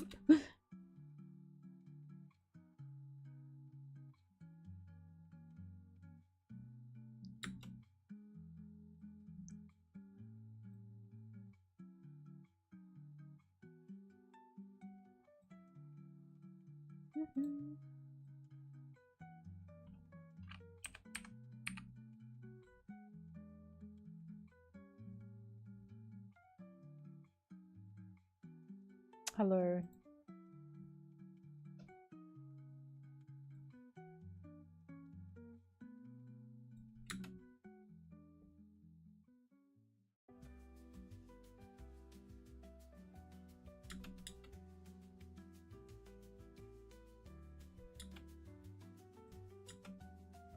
Do you want to know what my new nickname for Blueberry has been lately?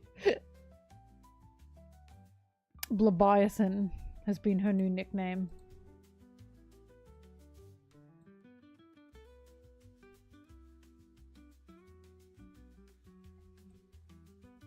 Blabiasin.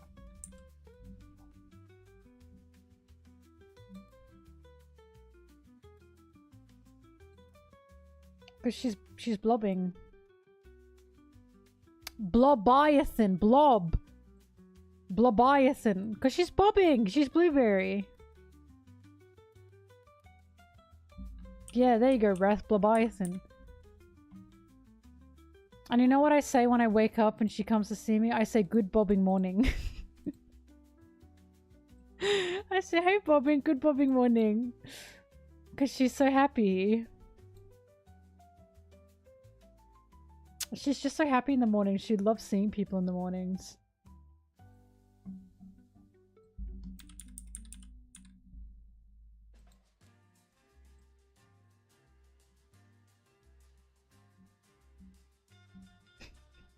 I'm not doing shit. I'm not doing shit.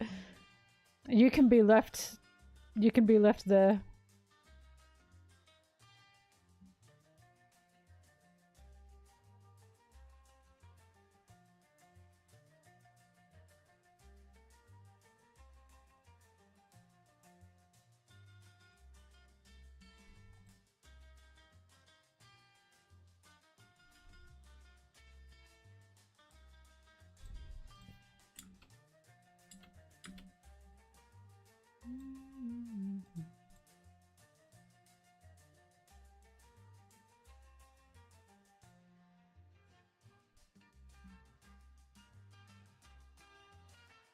I don't even know what you're saying, Lucifer, for this to happen. But I assume you're saying something.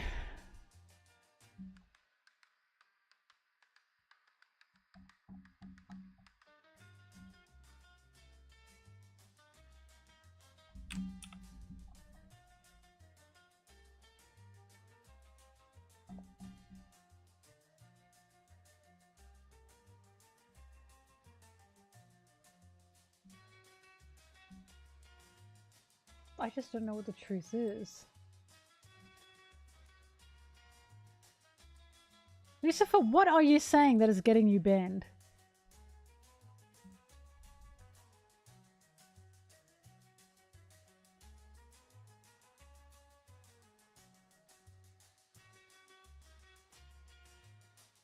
I don't know what you're saying! Tell me what you said that got you banned. Wacky pee-pee. Never mind, I guess you can't.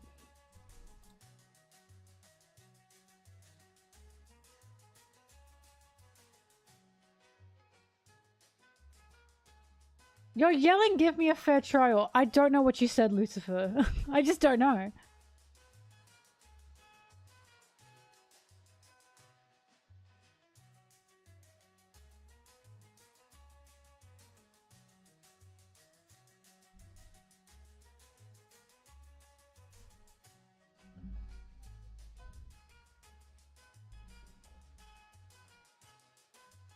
You know how I said to you guys, if I were to be an animal, I'd probably be a ram, because when I leave my hair, it naturally just curls up and inwards.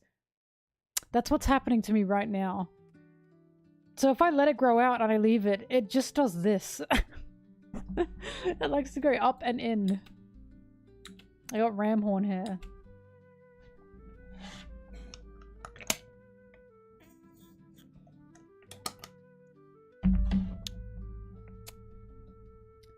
A speech impediment! Do you remember that, do you? Oh, fuck. I forgot about that. Unless you think I have one. Oh, you remember. Okay, good. For those who don't know, there was someone in my comments once that said, I really love your speech impediment. And I was like, I don't have a speech impediment, I'm just Australian. Oh god. Damn. They meant accent, but I think they thought that was a speech impediment.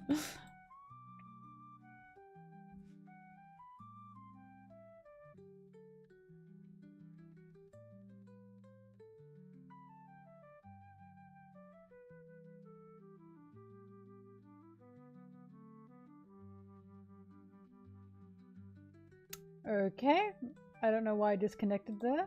That was interesting.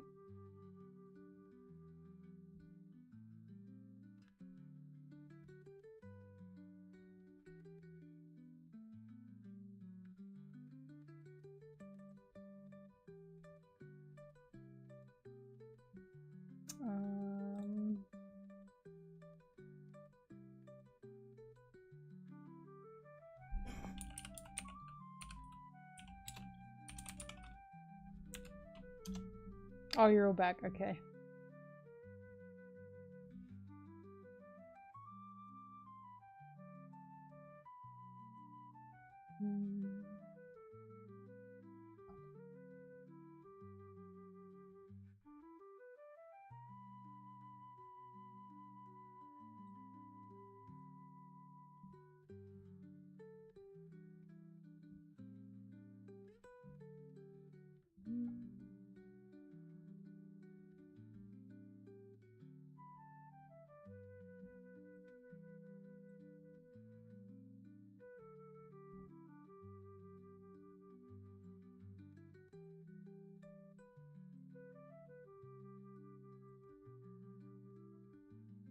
Oh, I miss Sanji.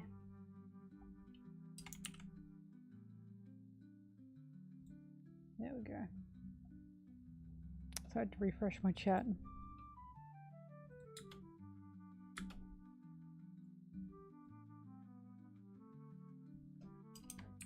Ooh, girl.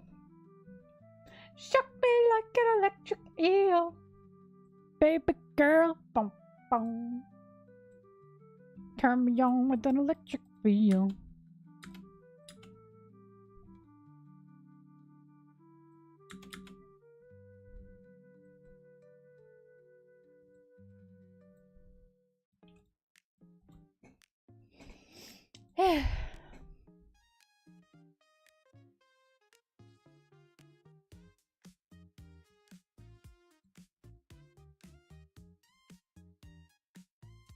Editing's been good. In the name of the Lord!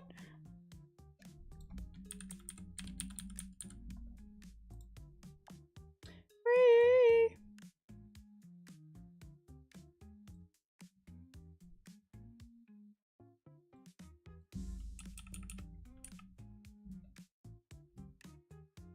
No fish tycoon. Every time I let you in.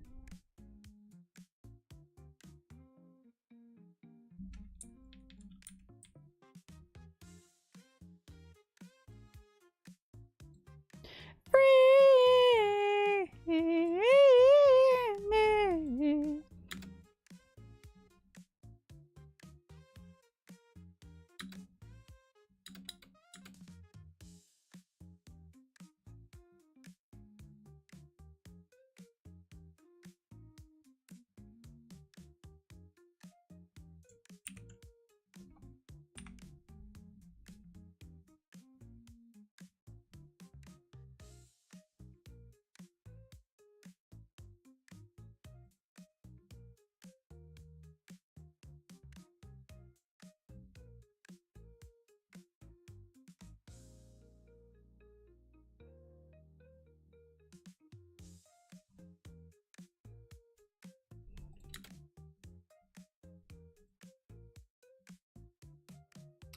Luffy!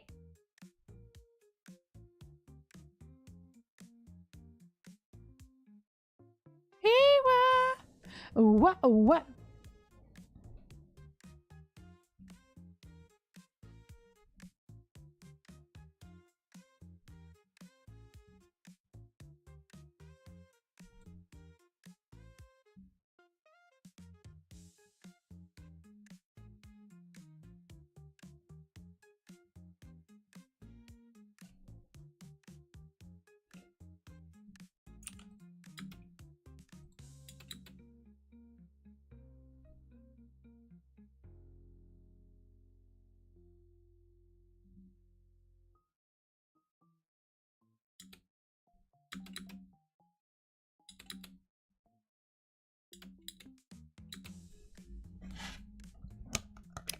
What?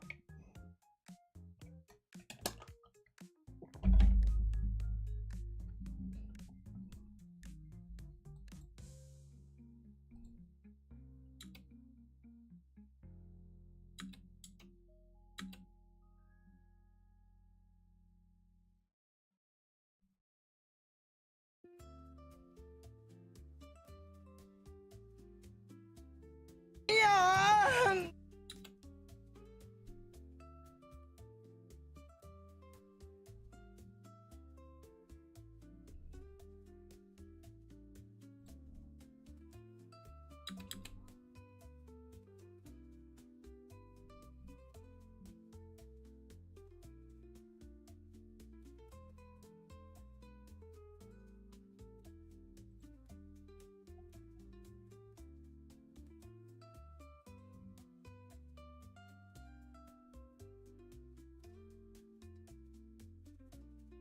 Wait. What is happening in my...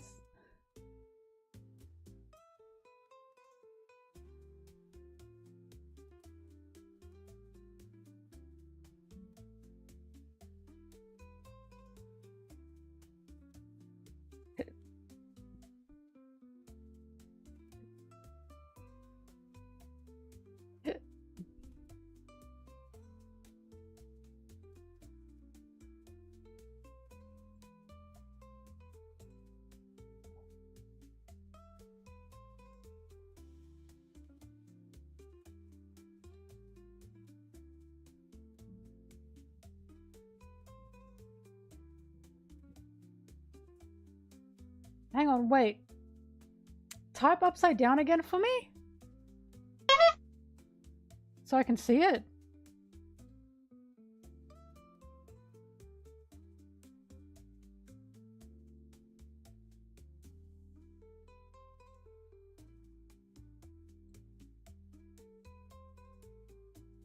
Okay.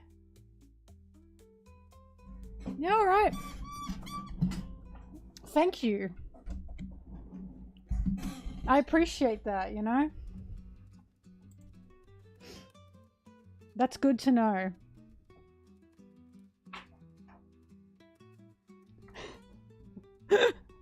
I flipped everything upside down, a poster just fell.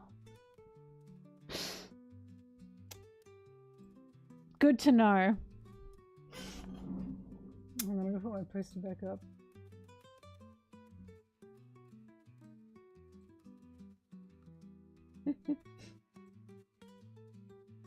When I'm upside down, I feel like a monkey swinging from a tree.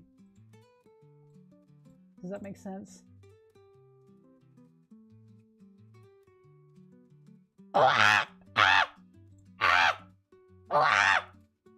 Okay, I'm normal again. Let me go put my poster back.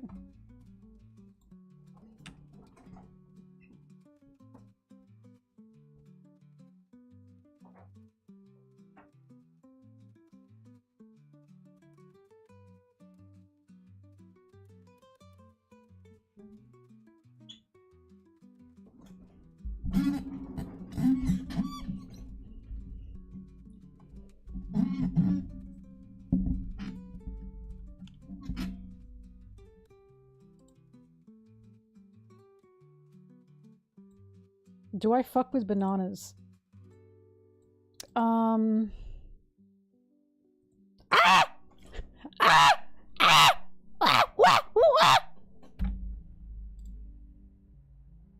That's my answer to that.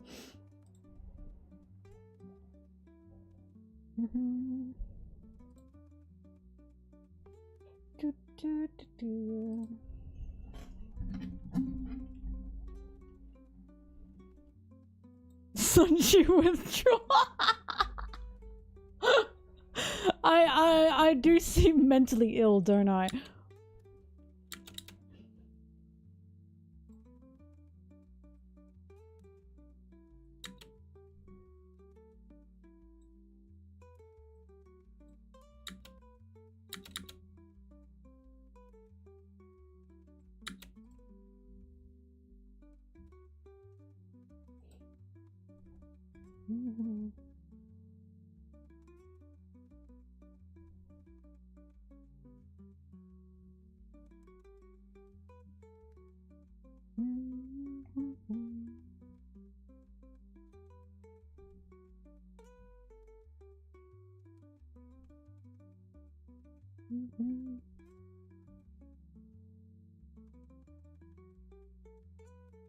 It's chill for now. God forbid you have an opinion. That's a warning.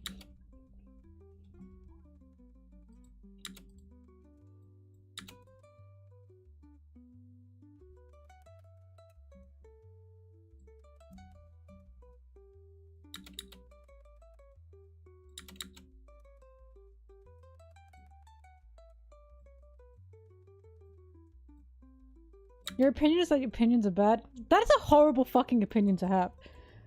Opinions literally define a person and who we are. Opinions make a person.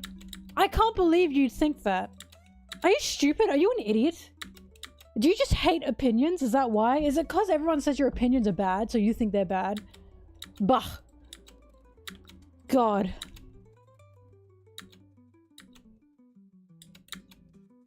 That was a joke. I feel like I have to say that.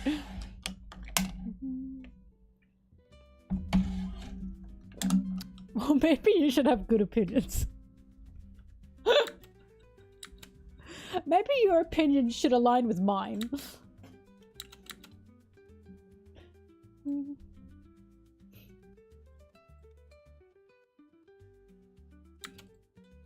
You want to see like what happens when you have bad opinions? Go to the Apple ranking website and you'll see some frustrated Apple lovers mad that their favorite Apple has been ranked to shit on that website.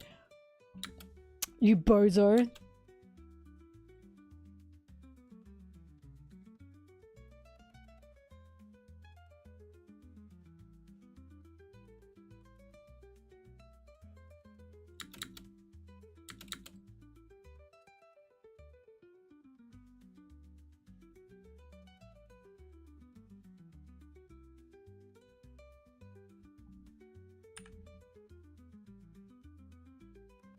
Little garden.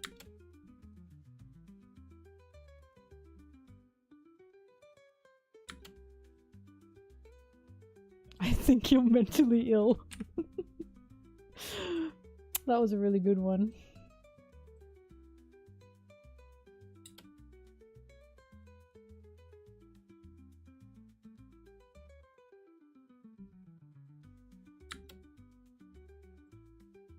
I'm to finish listening to my song.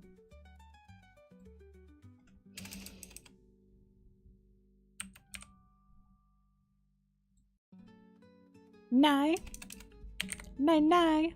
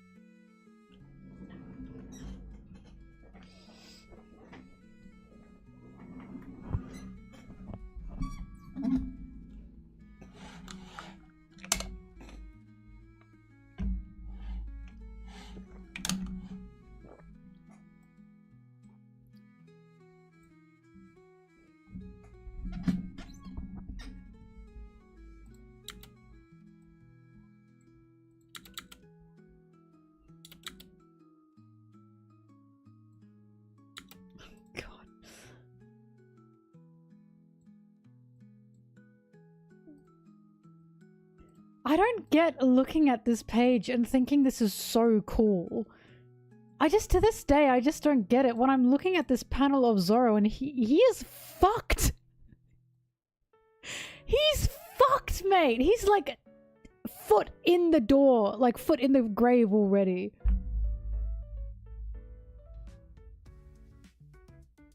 I just don't get it. I'm sorry. Every time I see this scene, I'm like, there are people that have a totally different reaction to this scene than I do, because I was scared.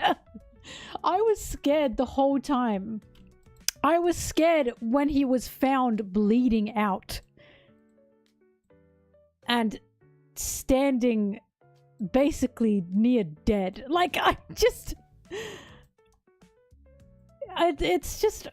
can't, because I look at this and this is fucking terrifying. Look at him. He's shaking like a fucking chihuahua. He can barely stand. Like, it's just horrifying to me. Dragon, stop! I've had it with you. I haven't. You're just making me nervous. I feel like you're looking at me. Monkey D Dragon is in YouTube chat and he's he's staring at me. I'm scared.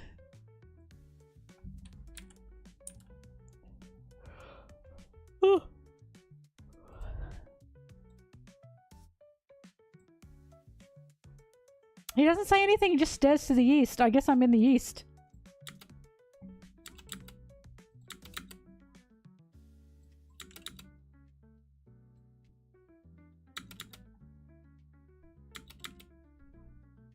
The icon is what's doing me in. It's literally just Dragon staring dead ahead.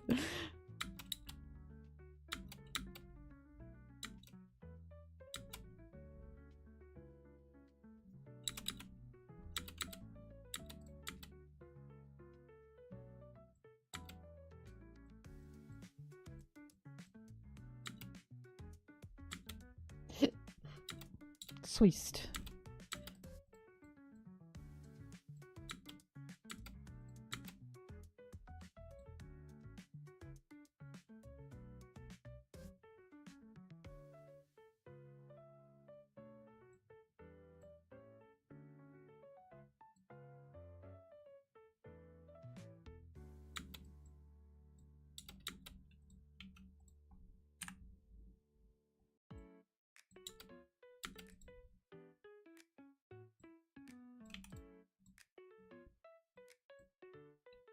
This is Kuma holding up his super rare, one and only 24k karat gold Lafufu.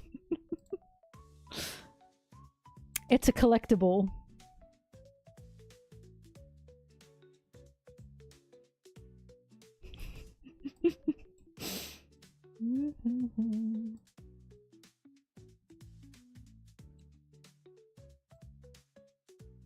I have the one and only. I know she got cancelled. I remember when I saw that video, my jaw dropped. It dropped. What was she thinking? She deleted that in record time, but it was preserved.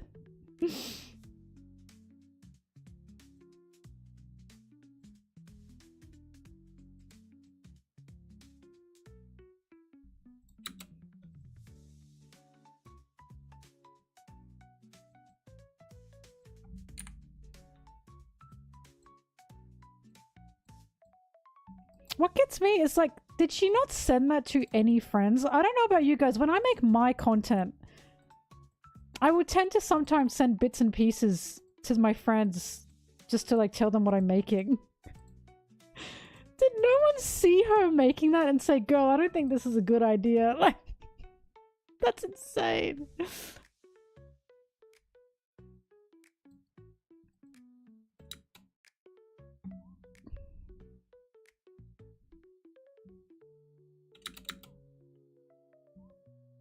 Blum.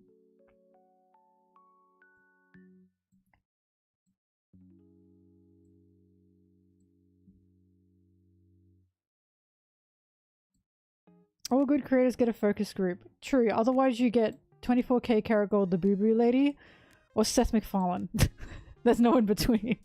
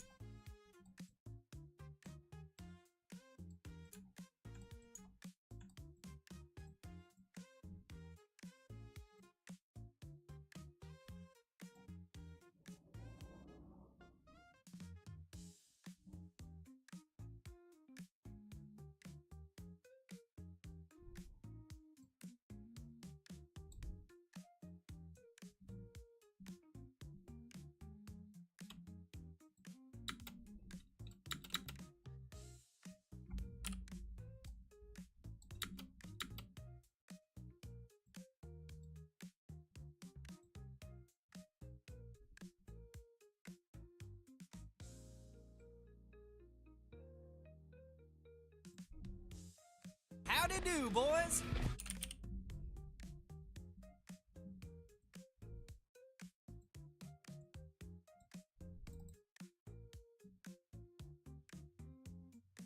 Howdy do, boys.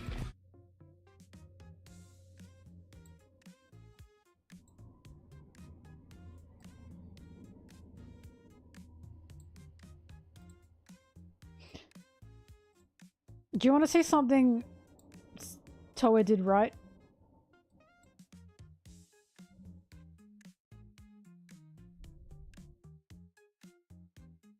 Are you ready?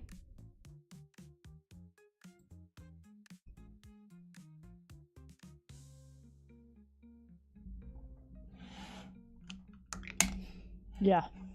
Yeah. Now that was correct. The shaking hand is crazy, I'm just gonna say that much.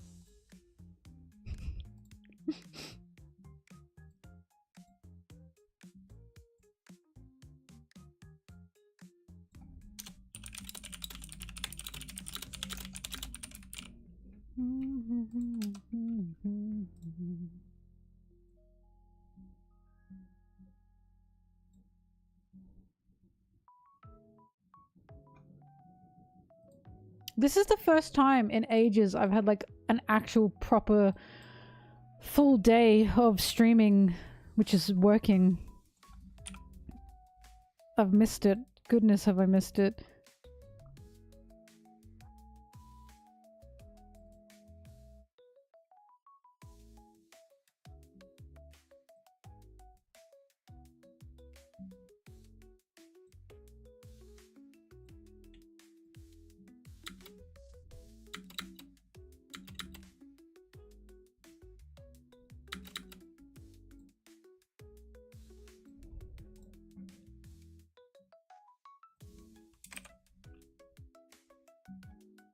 Nothing happened.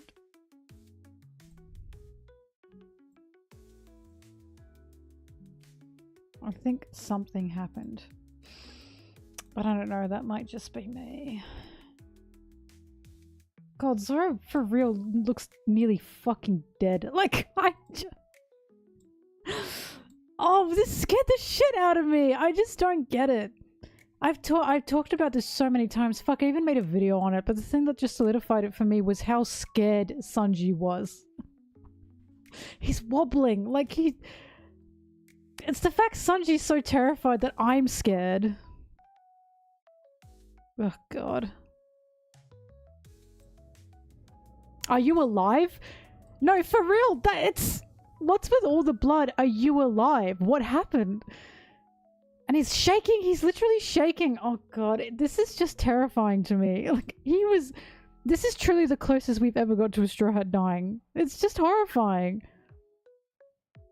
I remember being shocked when people thought this was cool. I was like, but he did, like, he was basically dead, and Sanji was horrified.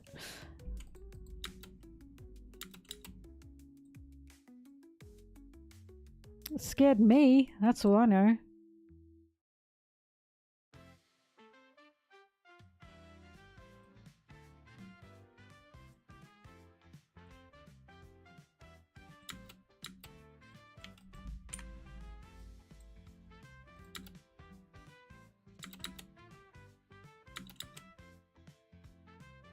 I like those nipples out.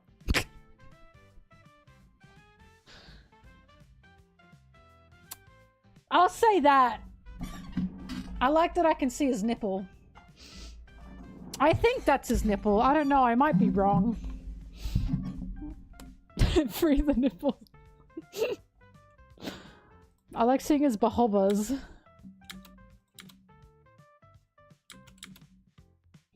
I think his pants should have ripped as well.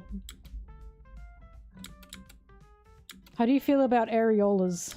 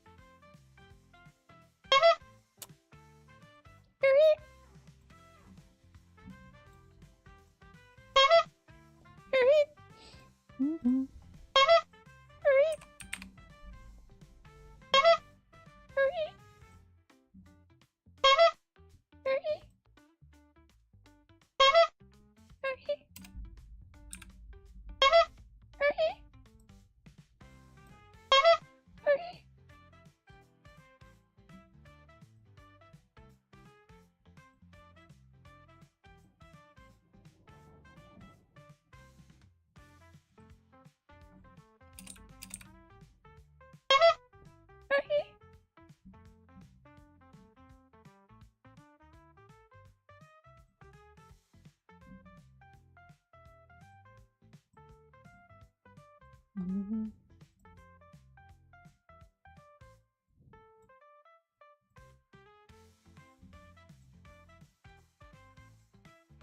If I was Zoro, I'd beat him.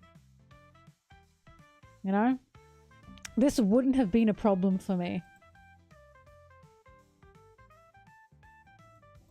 I guess that's why I'm not Zoro. Because I can beat him, you know?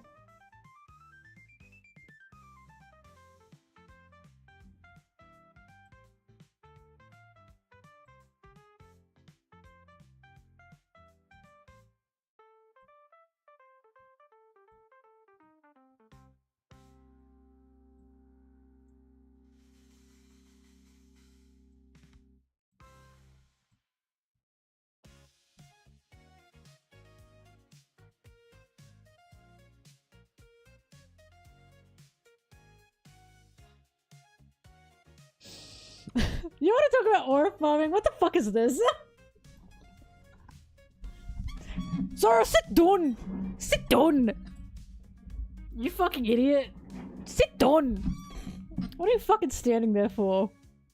Well, how did he get into this position? Was he like the mum from Hereditary where she like screamed and she goes, you know what I mean? Where she locks in?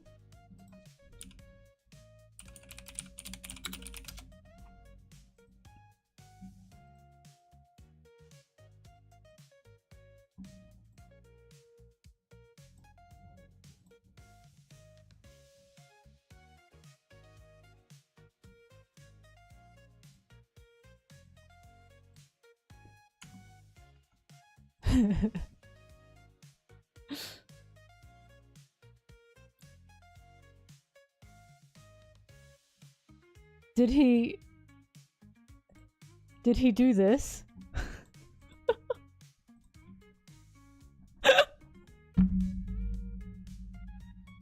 Did he do this in the pain bubble? Is that how he ended up in the position?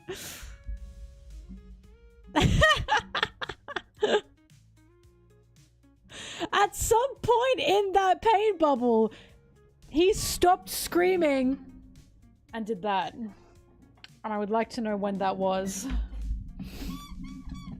You know?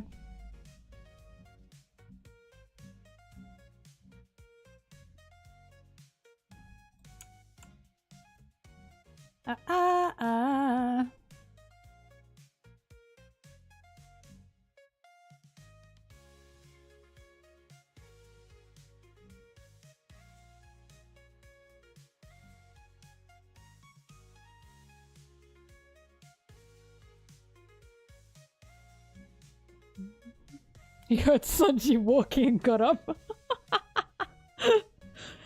Fuck, I can't let him see me on the ground. You know what Oda is a coward for? Not showing us what happened after this. Because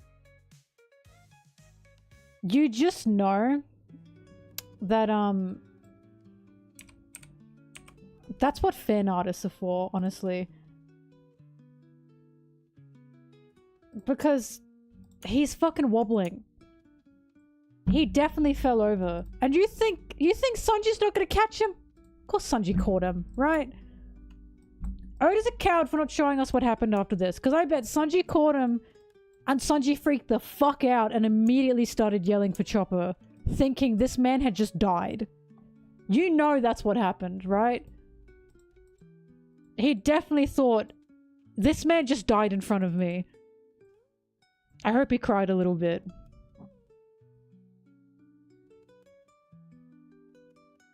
Well, they burned. Bro, he was dying. What is there, a bug? He fucks and dies? Is that what he does? Like the majority of bugs do?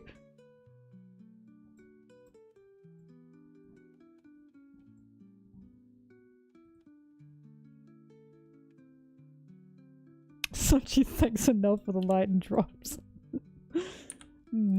Yes.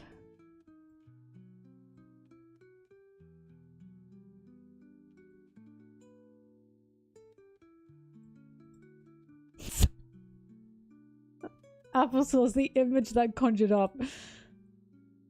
was not very good, but thank you for that. Thanks, I appreciate it.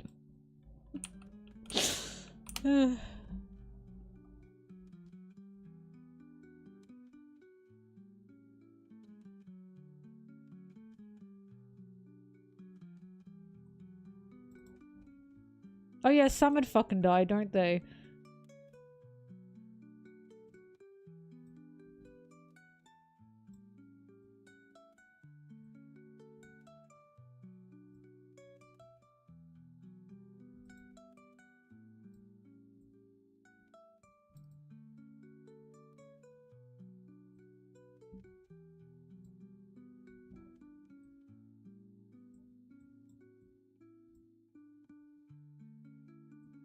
Salmon? Saturn? No, you're stupid, that's not me.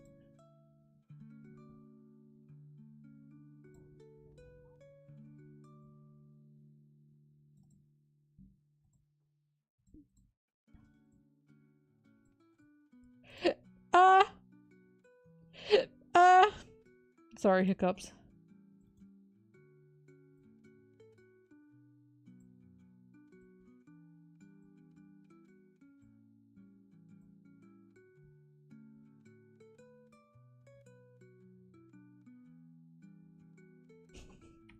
Have you seen the video of the guy impersonating Michael Jackson on like a fake reality, like a fake talk show? And he's going, "Wow! Wow!" It's in my head and I can't get rid of it. Woo! Wow! I have to try and find it. Hang on.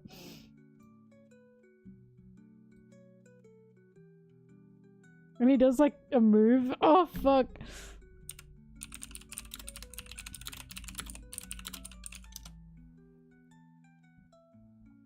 I always see it on Instagram.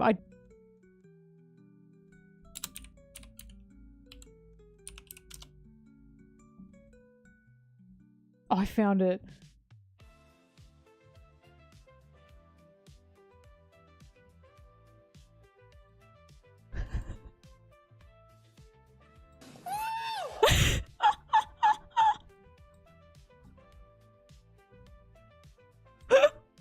Did you hear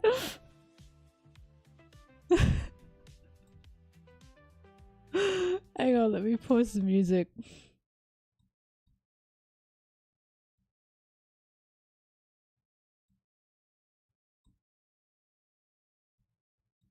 It's called Brazilian Michael Jackson. Apparently this is a Brazilian show.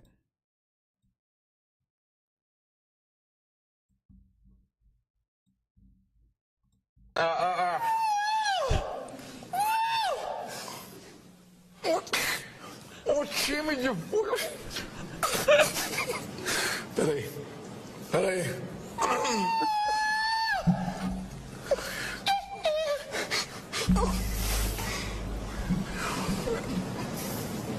Michael.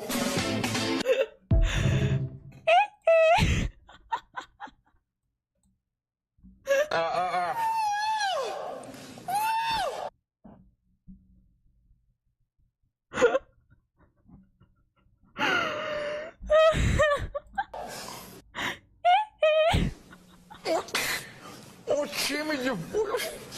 That fucking move is crazy. Peraí. Peraí. Brazilian Michael Jackson daily. Wow, that must be what I've been seeing.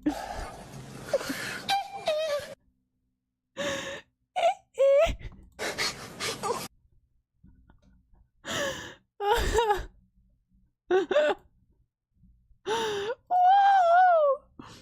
Whoa! Oh, I love it. I keep getting it on my Instagram, and I keep getting it on my Instagram because I keep liking it. So it keeps showing me the next one.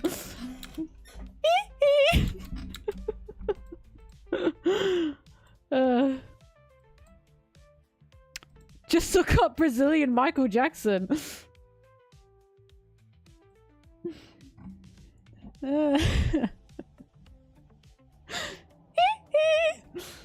God. That's Brazilian, I can feel it. God. Do you love that kind of shit on your daytime public access TV? Well, so do we apparently. More of that. More of that, please. Most of what they said in the video was, whoa! Whoa! And Michael. Oh, God. Anyway. Sorry, that's been in my head for a very long time. Bye-bye.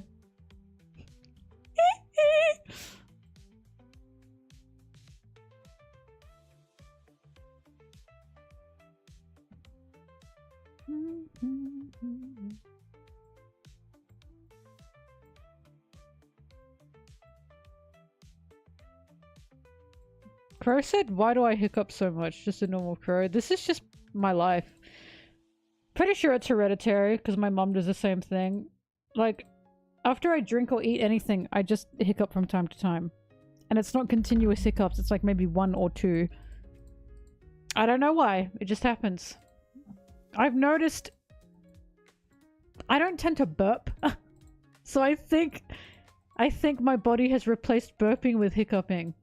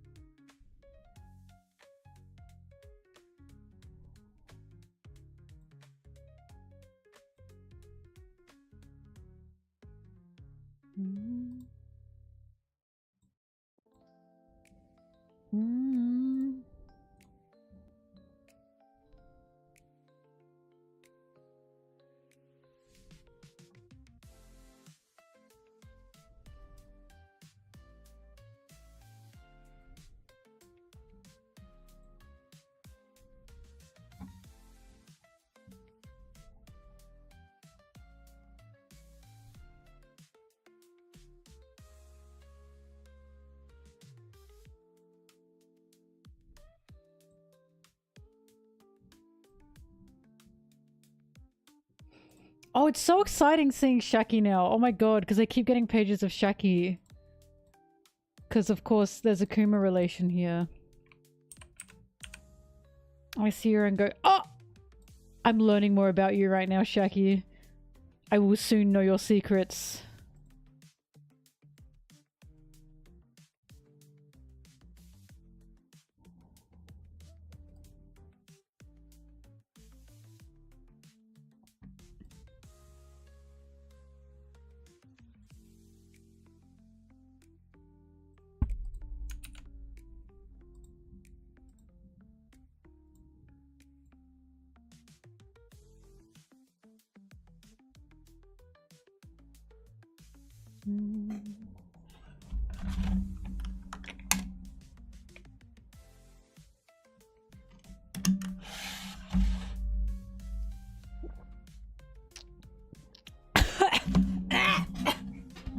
The water was too cold and it made my teeth hurt and then I choked Oh god.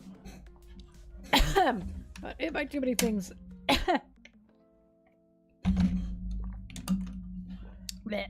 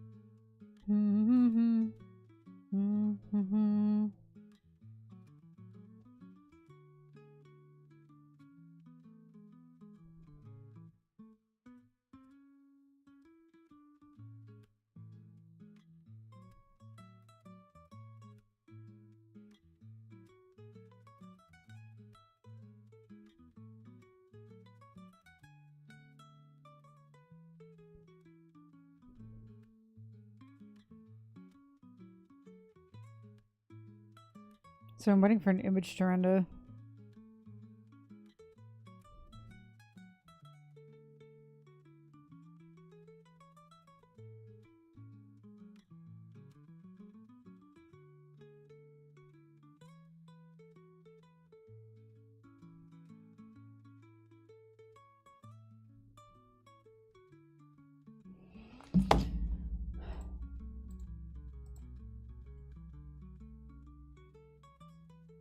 Kuma, Shaki.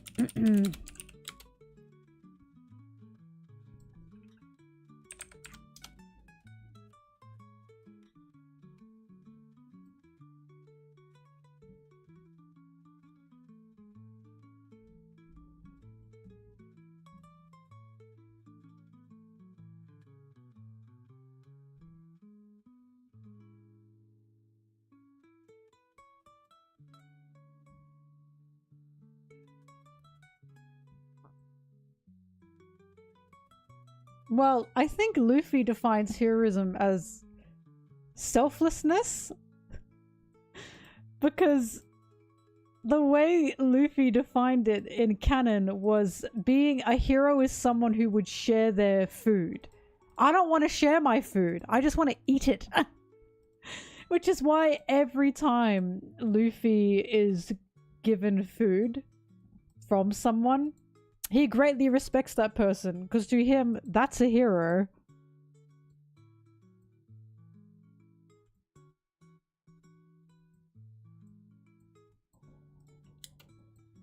I guess that's a sacrifice in a sense, to sacrifice your food.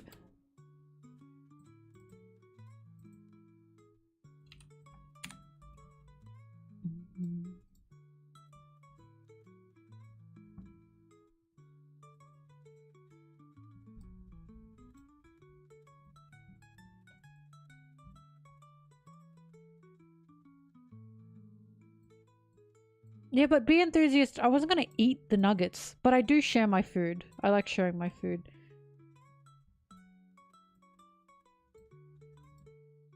Well, Tama shared her food with Luffy as well. And Rebecca as well. Remember, Rebecca spent all her money to give Luffy that lunchbox. And Luffy greatly appreciated that.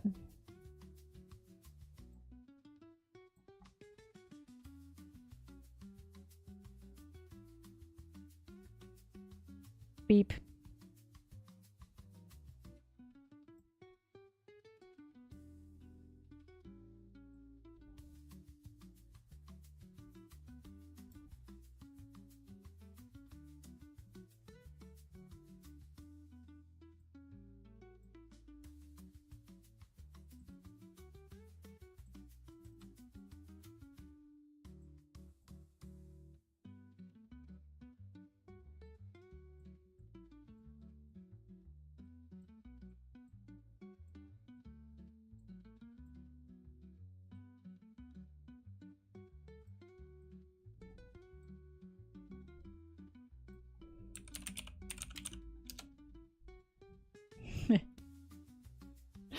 Sorry, I feel kind of bad because earlier today.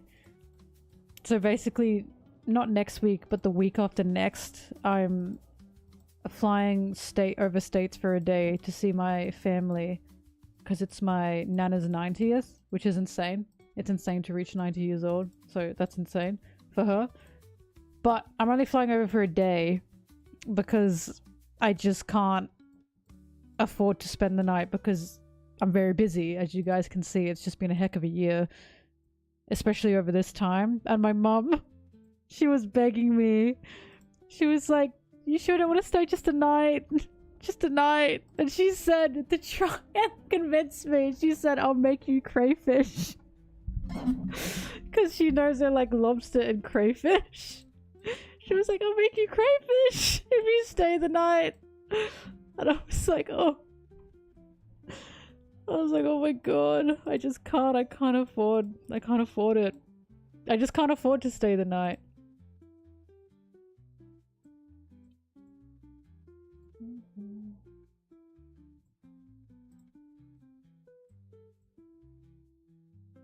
I'll make you crayfish. She dangled a carrot in front of me.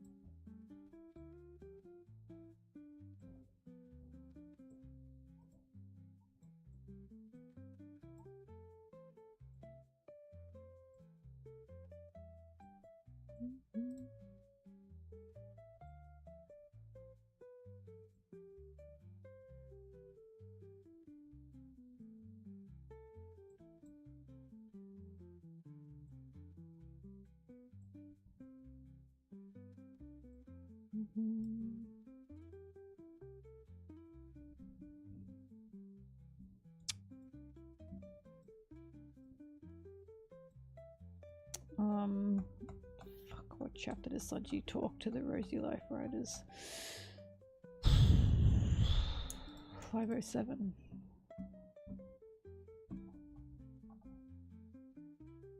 Oops, not 507, that doesn't make sense. It's 607. No, that doesn't feel right. 603.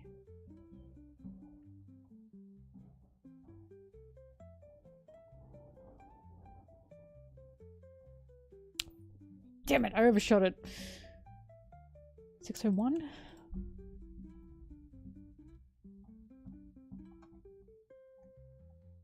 No, I overshot that too, so as with Sanji.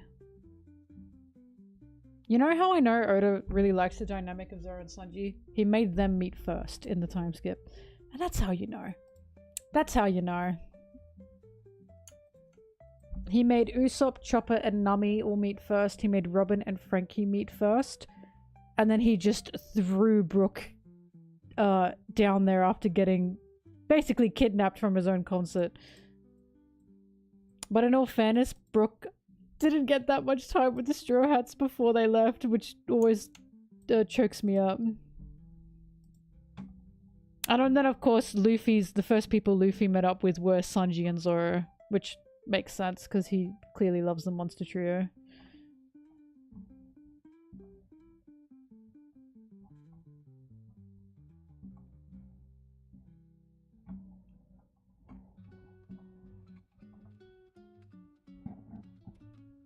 No, not now. 598 it must be.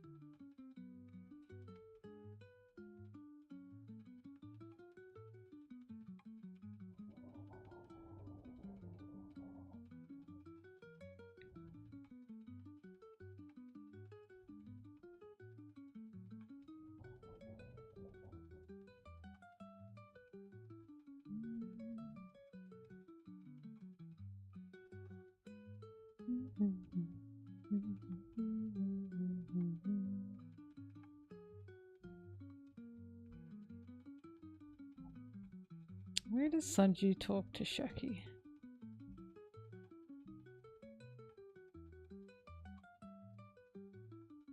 There it is.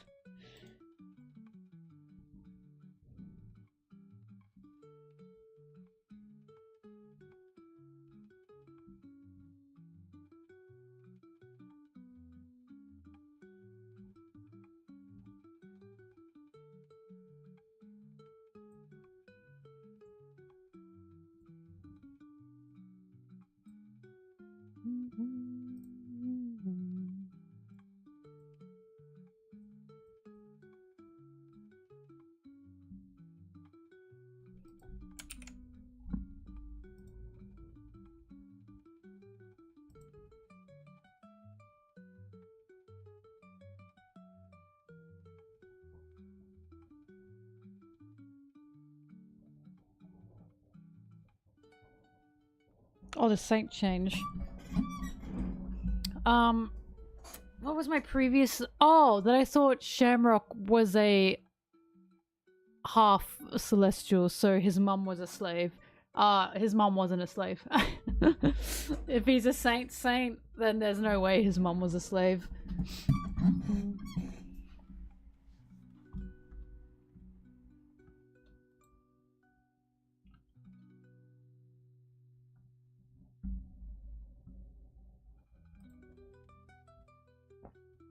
By money, eh?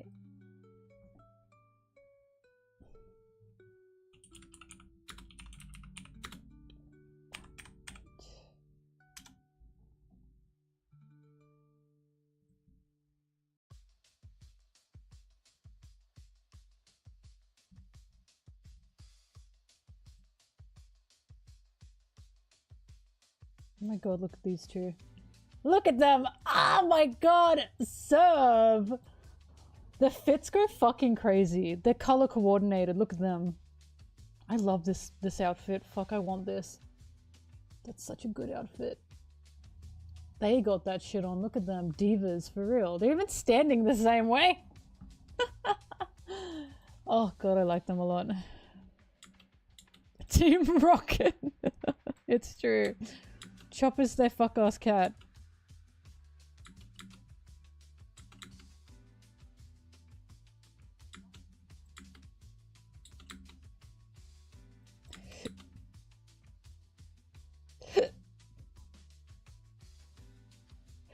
Oh god.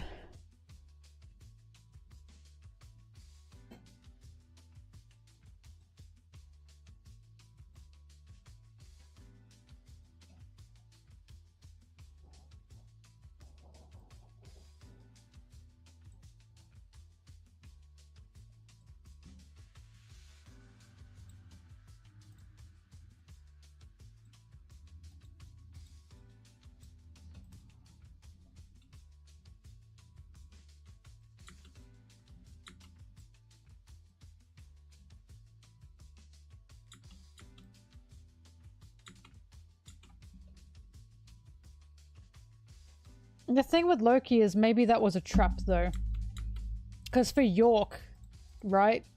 That was a trap. And she knew that. To an extent, she knew that. So who's to say if they would have actually given that position to Loki? Also, I don't think that would have made him a saint. We have yet to see someone be given the saint title. I just don't think they do that.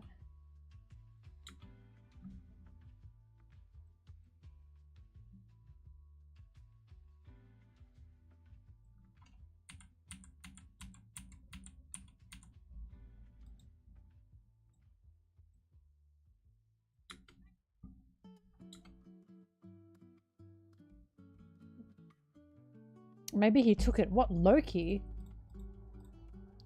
Who took it?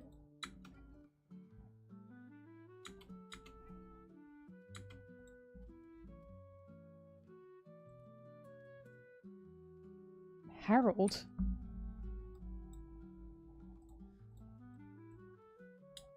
Oh, I see what you mean. Maybe, I just don't know.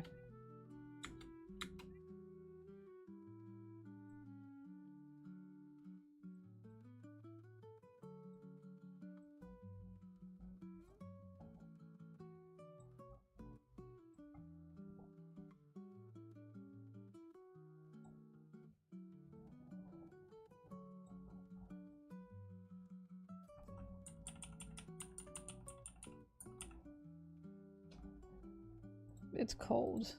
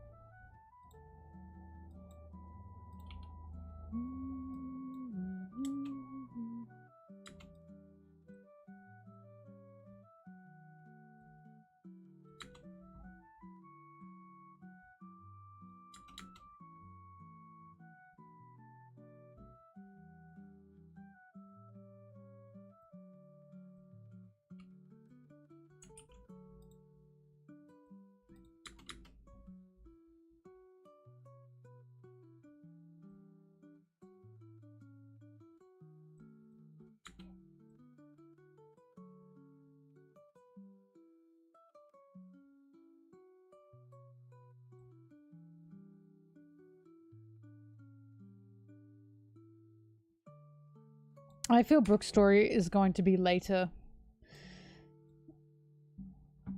Again, I don't know what Oda's gonna do, but I feel like Brooke's story is possibly by the end of Elbaf. Once things have settled and Brooke is like, guys, I gotta tell you something. Or it's gonna be later than that.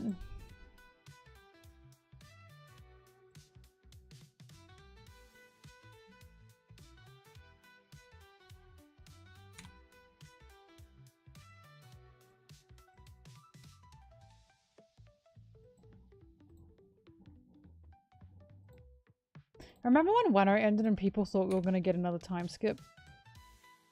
I don't think we need another time skip, but the only reason I want it is to see Sanji's hair get longer. That's it! That's the only reason I want it.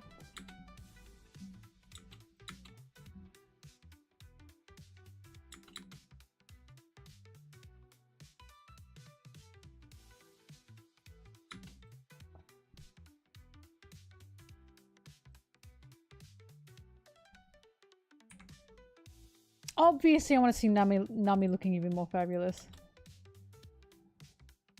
I'm no chump. I want MILF Sanji. Who do you think I am? Dilf I want MILF Sanji. That's what I'm itching for.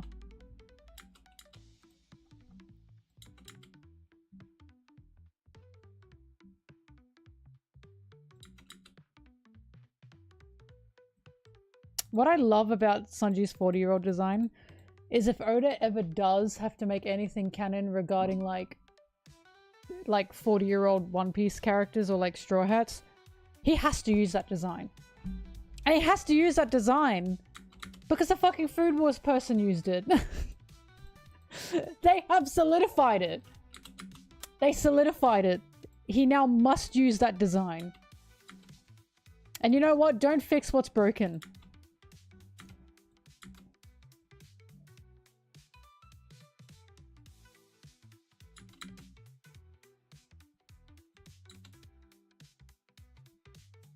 That Food Wars chapter was so funny because it was clearly they were writing a story with the excuse to make 40-year-old Sanji.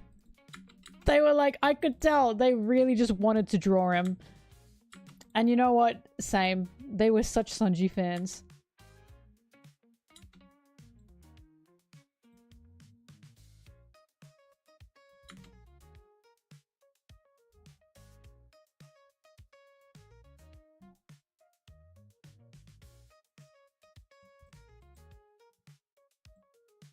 Oh god, I was hoping to get to 20 minutes today. I'm starting to get weak.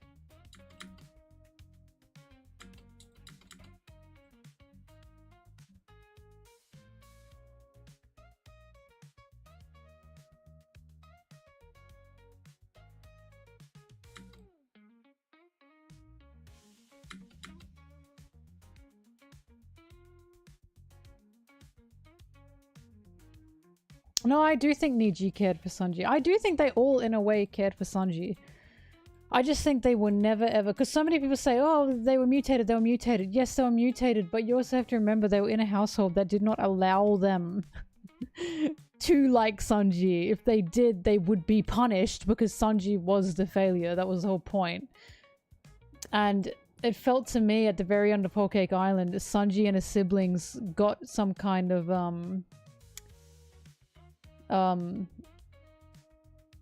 the word I'm looking for. Oh god, I've lost the word.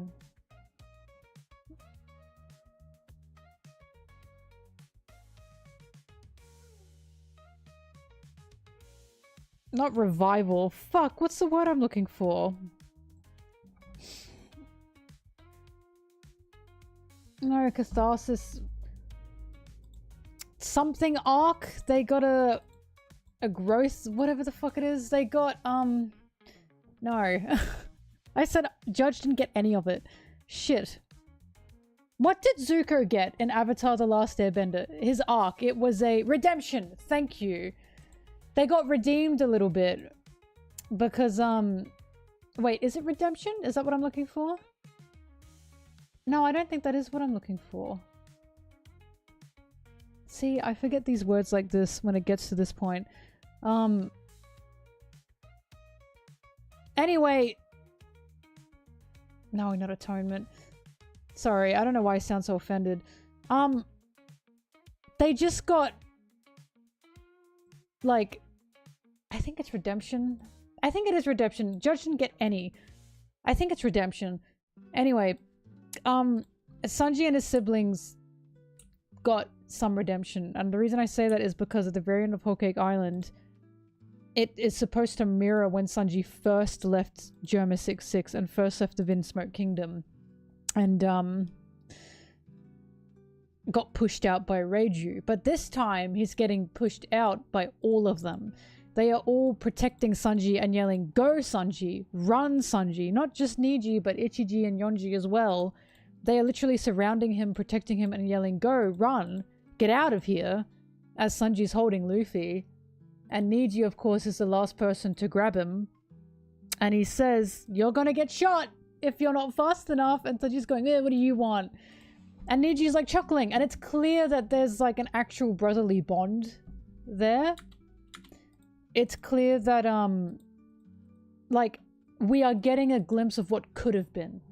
Had this been a healthy family that Judge did not fuck up, because Judge is the epicenter of abuse in the Windsmoke family, we are seeing what could have happened between them. They could have actually been brotherly, and they could have actually had a healthy relationship with Sanji. But they never got that, because they were all fucking guinea pigs for Judge, which is just disgusting, you know? They're all test tube babies for him.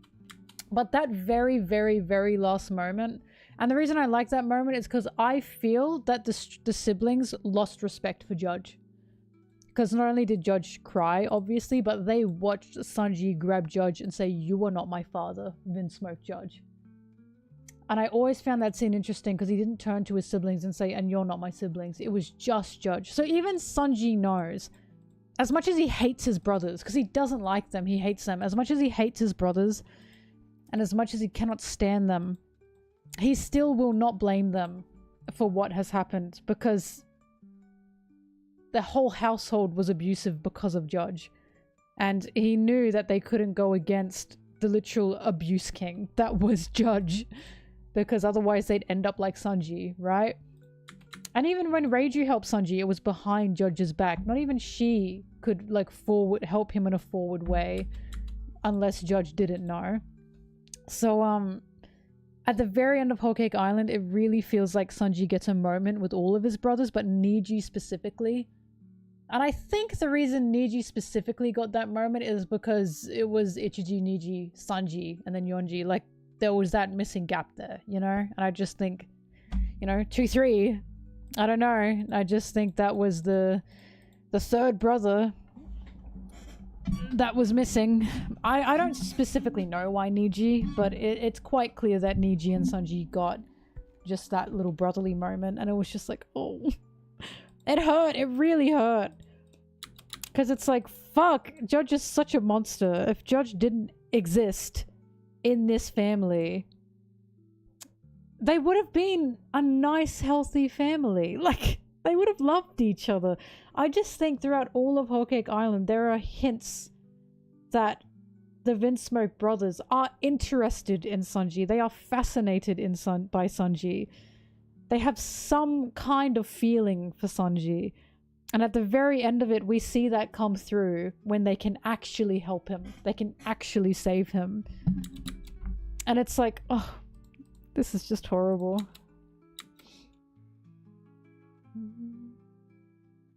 I always say that when it comes to the Vinsmoke brothers and their unemotionness, I always say it's so interesting because Reiju didn't get the unemotional modifier, basically. But Ichiji was the redhead one. Niji's the blue head and Yonji's the green head. But I always found it interesting because Reiju didn't get the unemotional modifier. And Reiju wasn't emotional. She's not very emotional. And of course, interpretation is what it is, but there are so many scenes or like background scenes in Whole Cake Island where the brothers display some type of emotion or some type of empathy. One of the biggest ones is Yonji picking the grape for the little bear to eat. You don't do that if you don't have any emotion, you know? Because a lot of people say Reiju's the modifier where she had to obey Judge's orders. They all have to obey Judge's orders. But she had emotion. She had emotion, right? And she wasn't modified to not have emotion. Like, she actively is emotional, but just not much. Like, when the brothers were laughing at Judge, she said, what did you expect? You fucking modified them to be that way. Reiju wasn't modified to be emotionless. She was modified to listen to Judge, but she was not modified to be emotionless. The reason he made the brothers without emotion is because Reiju had emotion, and he thought that was not good enough. But what I'm saying is Reiju literally learnt how to not have emotion. It's like the fact that we're even like, oh, I thought she was. No, she just learnt to not do that, because if she were emotional, she'd get fucking picked on. She'd get bullied. We saw that in the Vinsmoke household, if you were different, such as Sanji, you got picked on, right? Because Judge deemed him a failure. And I've talked about this. The reason they picked on Sanji is because Sanji being a failure changed Judge's mood. Because Sanji was a failure, Judge didn't appreciate or praise any of them. And it's because he was too focused on Sanji being a failure. And we get the scene of when Sanji's locked up and when Judge is with the kids without Sanji, he's smiling. And he's saying, oh, my kids who I love, and they're all happy and they're laughing and hugging together. When Sanji was there, that was not happening. And it's because Judge is an abusive fucking asshole who is basically painting a target on Sanji's back, saying, fuck this guy, you don't want to be like this kid. Like, this kid is making me upset, so all of you don't get nothing, because he's a problem, right? That's what they were all doing, and that's why they all picked on Sanji, because they were frustrated that they weren't getting any prize or any praise because Sanji existed, because Judge wasn't allowing them that. Because they're just fucking kids, man. They were just kids, so they picked on Sanji. But I do think the brothers had some semblance of emotion, and I do think it was there. I just think they were in a household that never allowed it to work, you know? I think they were in a household that never allowed them to develop or grow any emotion, and that's the metaphor, right, for the Vinsmokes. That's the metaphor for a house like that. How can you possibly expect to learn and grow empathy or true kindness or true emotion in an abusive house like that? Like, that whole thing, all of it is meant to be a showing of a familial abuse and what it does to a person. Even the genetic mutations, that can all be a metaphor for, like, Oda doesn't want to make it too real, so he's gonna say, oh, they're genetically modified to be like this. But you can easily, you know, strip the metaphor off and see what he's trying to say, which is when you were raised in a household like this is what it's gonna look like. Dad's gonna look like an evil king, masked monster that you don't even know. Your brothers are gonna seem like emotionless monsters because they are beating you up. Your sister is going to seem, you know, bigger than you and more powerful than you, even if she may try to help you, but only behind the scenes. Like, all of it was just basically a sugarcoating to try and not make it too real, because Oda's put emphasis on, as much as he wants to tell a good story and a serious story, he's also very aware of if he includes real life things or real life scenarios such as real life diseases aside from scurvy. There are people in the world that suffer from those real life diseases, and he doesn't want someone to read that and be reminded basically of their disease and then get bummed out. So even if he writes something like familial abuse in One Piece, like Whole Cake Island, he adds Power Ranger shit to it. He adds kings and princes and princesses. He adds genetically modifying emotions, blah, blah, blah, blah, blah. Because he doesn't want to make it too real, because then he doesn't want to turn off the viewer or basically trigger the viewer, right? He doesn't want to do that because he's very aware of how this can really affect someone. And I always said that's a sign of a fantastic writer, that he knows what he wants to do. He's not writing something that he wants it to trigger you. He wants it to make you feel something, but he doesn't want it to ruin the fantasy and remind you of your own shitty life, basically. Not in that way, anyways. Which is, again, it's just a fantastic way to write. But, it's one of the reasons why I like Whole Cake Island so much. But, the other reason why I like thinking that the brothers do have some kind of emotion is when they laugh at Judge. And Reiju's like, what do you expect? They're emotionless. I prefer to think that they're just laughing at him because they fucking hate him. I prefer to think that they're laughing at him because they have watched him turn into nothing.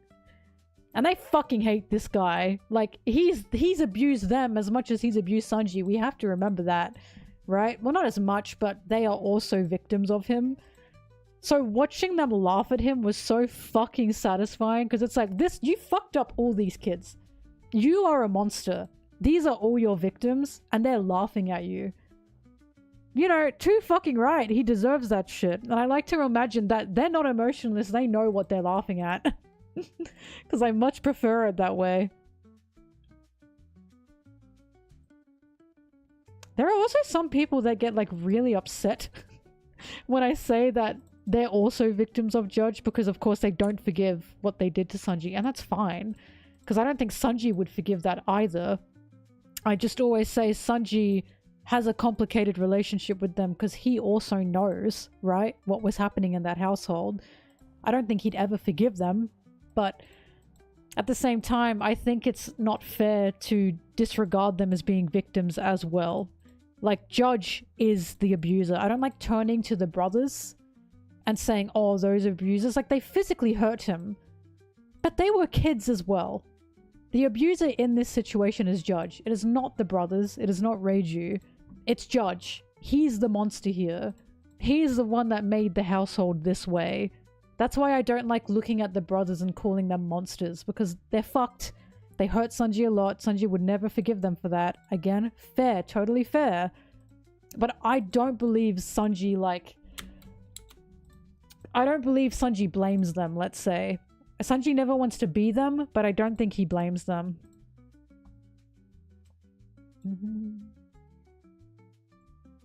Because he blames Judge. Again, he said to Judge, "You're not my father," but he didn't turn to his siblings and say, "And you're not my family."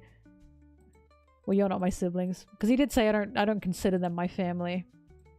But it clearly has a different connection with the siblings than he has with Judge.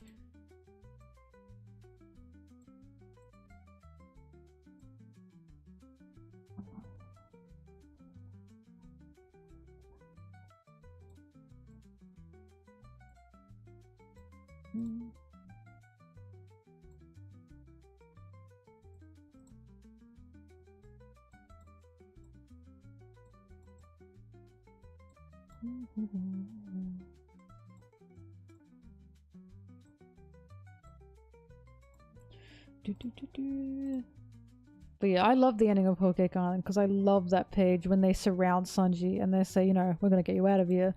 And they all go, "Run, Sanji! Go, Sanji!" And they're helping him out.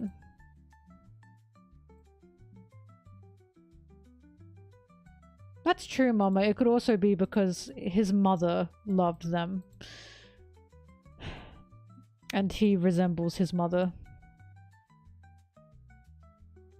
God, Judge is such a fucking monster. He fucked up that entire family. Got his wife killed. Got his children, like, broken, mutated monsters just to be soldiers. One of his kids ran from him. From the abuse. Jesus.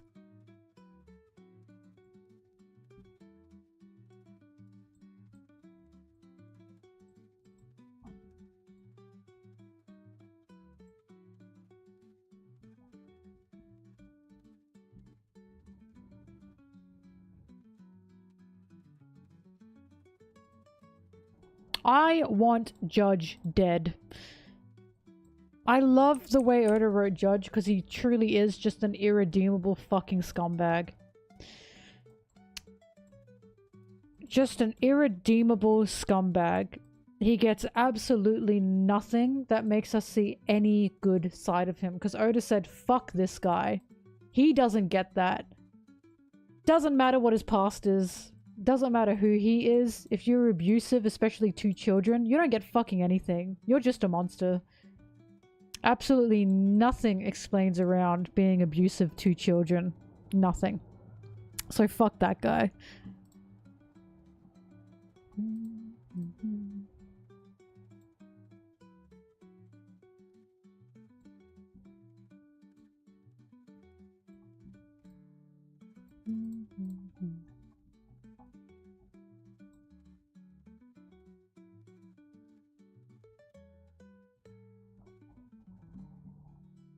Every time I see why did Sora even marry him, he was a tyrant. I think it's not a long shot to say that he probably kidnapped a woman. Like, he was a military tyrant. Somehow I don't think this was any kind of marriage that was wanted from Sora. It feels arranged to me. Remember, this guy went around and beheaded kings. I somehow don't think Sora was someone that wanted to be with him. Or a political marriage, yep.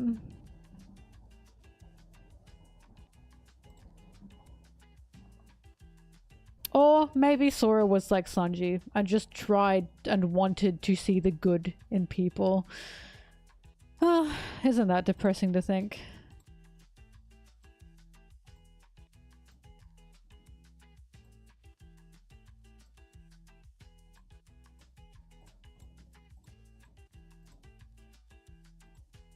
I don't know, something that really irks me with Sora and Judge is basically how Sora was just a baby machine to him.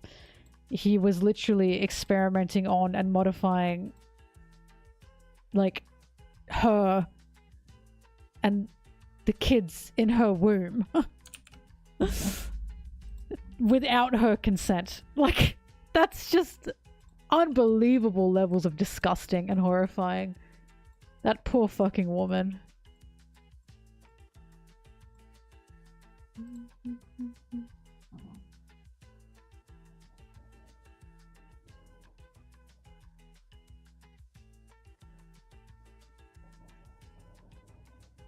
Here's the thing with Judge, and here's the thing with usually abusive parents in general. It doesn't matter what Sanji does. Judge will never, ever, ever, ever, ever, ever, ever acknowledge him. Even by the end of Whole Cake Island, when Sanji had saved them and stopped Big Mom in his own way and gotten out of there and shown his power, Judge still didn't acknowledge him. He still said to Luffy, he's emotional, he's weak, he's a loser, basically. Like, what do you see in him? And of course, Luffy was like, see ya. But how insane is that to think after everything Judge just did, Sanji just did for Judge? How Sanji literally saved his life. And Judge is still like, no, he's a loser. Judge is never going to acknowledge Sanji. But I think that's an important part, because the whole point of Sanji and Sanji's relationship with Judge, and with any, I want to say like, with Zeph as well, and also with Luffy, is Judge's praise and acceptance has been hanging over Sanji's head his entire life. One of the reasons he even went back to Whole Cake Island is because he thought Judge might have changed. He was thinking, maybe Judge is different now. And Judge went, nope, I'm still an arsehole. Like, he says that. Sanji says that to him. He says, I thought maybe you changed. And Judge basically says, no, I'm worse. And as Judge is beating Sanji up when they first meet each other again, Sanji speaks to himself and says, little Sanji, is a parent worth your respect just because they're your blood parent? Are they worth that? Like, he's fighting within himself because he doesn't know, should he respect this man? It's just a struggle for him. All his life he's had Judge's acceptance hanging over his head. All his life his blood father, or the man that he called father, said, I disown you. I don't respect you. I don't acknowledge you. I don't want you to be mine. And that fucks Sanji up for the rest of his life. Because now he's a fucking self-sacrificing lamb. Because he just doesn't think he's useful for any reason apart from being used, basically. Which is why, I think it's important that Judge doesn't acknowledge Sanji. Because even if he does, Sanji doesn't fucking care about it anymore. The whole point of Whole Cake Island is Sanji's finally gotten past that monster. The thing that was always, like, hanging over Sanji and kind of, like, ruining him, I'd say mentally, is that he never got Judge's acknowledgement or approval. Is that the man that he called father never acknowledged him. So when Whole Cake Island has that moment of Luffy accepting Sanji and saying, well, that's you. That's just you. And when Sanji grabs Judge and says, you're not my father anymore. This is Sanji saying to Judge, I don't need your acknowledgement anymore. I don't need you to want me anymore. I don't need you to praise me. I don't need you. I found people who like me for me. Just because you're my father, my blood father, doesn't mean your word means anything to me anymore. That's why that scene is so big. That's why it means so much. Because he's finally accepting, I don't need this man to have to acknowledge me. I can move past this now, right? Because, God, it's one of the reasons I love that scene so much. Because it means so much. Everything about that scene as well, one of the things I like about Judge and his design is how big he is. And it's not just him being big, because him being masked as well is crazy, because he literally looks like a supervillain. And I always thought, because that's how he would look in a little boy's eyes. If a little boy were being abused, he would look like a supervillain. He would seem like he's wearing a mask. He would look that big, right? He'd look incredibly daunting to a little boy who was being abused by his father, right? I always thought that was the metaphor for Judge. And the reason Judge is so big and so important is because he's always looking down on Sanji. Even when Sanji is an adult, Judge is always looking down on him. Always, right? And that's why the scene is so big when Sanji grabs Judge and he brings him to his knees. And he looks down on Judge and says, "You're not my father." It's literally him saying, "I don't need you anyway. After all this time, I don't need you anyway." Like, he was literally always hanging over Sanji. Over Sanji's head, over Sanji's life, over Sanji's fucking mental state. That's why Sanji never felt he was ever useful or never wanted anywhere. Because of Judge. Because the one guy that should love him unconditionally didn't want him. That's gonna fuck a kid up. You know? That's gonna fuck someone up for the rest of their life.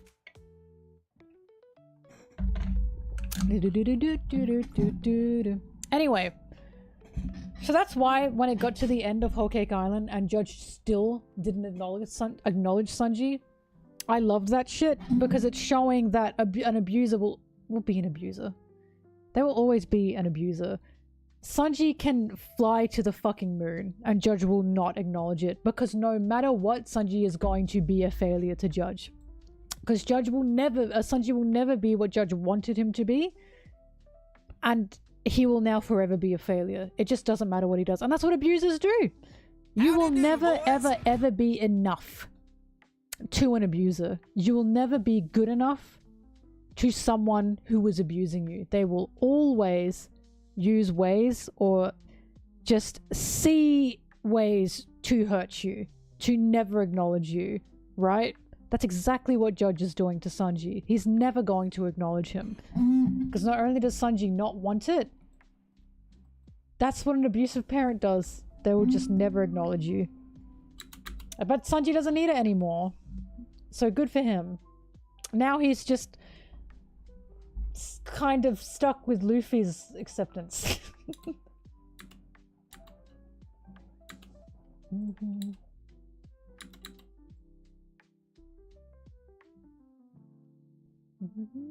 That's like, this is why Whole Cake Island is just so insane to me, because I'm very privileged and fortunate enough to have not gone through any familial abuse in my life, but I know people who have. And Whole Cake Island is just an incredibly real depiction for what happens, basically, and for what someone like Sanji in that situation goes through, and to who Judge is.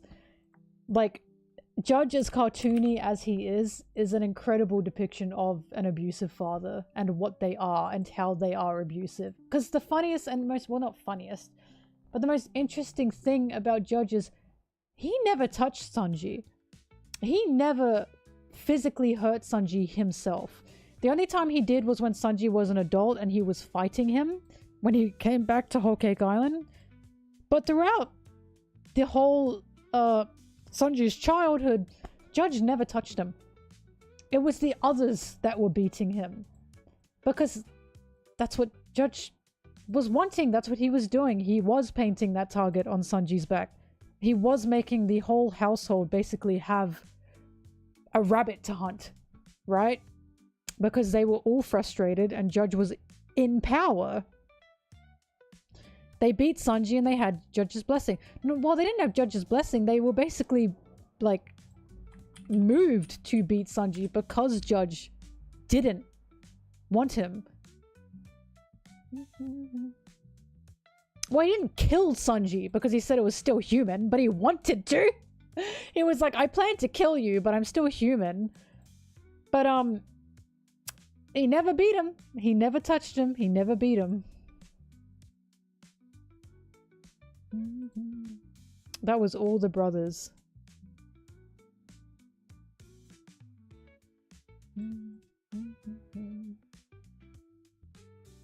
We must maintain the Sanji slander. Well, that's just how malicious he was, right?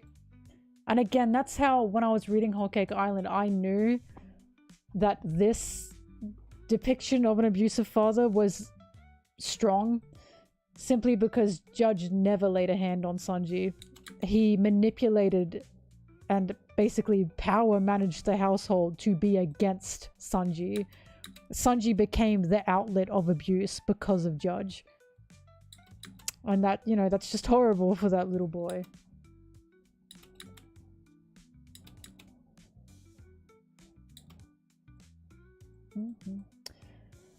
Of course that makes it hurt more when Zeph was trying to make them all turn against Sanji to get him to go. But of course the reason Zeph did that is because he said, Sanji won't fucking leave unless we do this. Because God knows how long Zeph has been trying to get Sanji to see the world and to travel. But in Zeph's mind, it was, if he thinks that we don't like him, maybe he'll go with someone who actually wants him. But of course, the straw that broke the camel's back was when Sanji heard Zeph was saying how stubborn Sanji was. And how Sanji just won't leave unless they do something like this. And Sanji went, damn. They got me.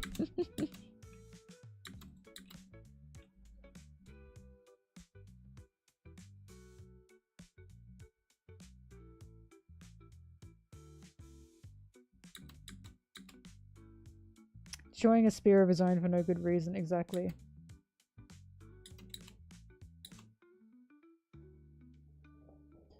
Gigi? What? Gigi? Monsieur Flamingo, Gigi is what Sanji calls Zeph.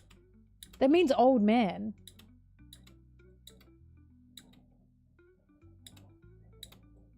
I was gonna say, I don't know why she'd be calling him that.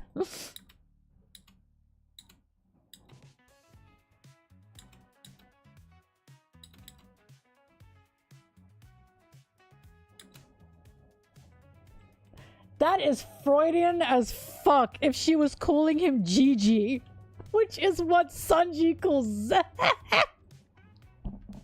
Sigmund Freud! He can't keep getting away with it! What's up with Oda naming Zoro's mom Terra and Sanji's mom Sora? Because he's a fucking freak. Because he knows what he's fucking doing. The real answer is just because everything about Sanji and Zoro has been made to mirror each other. Everything.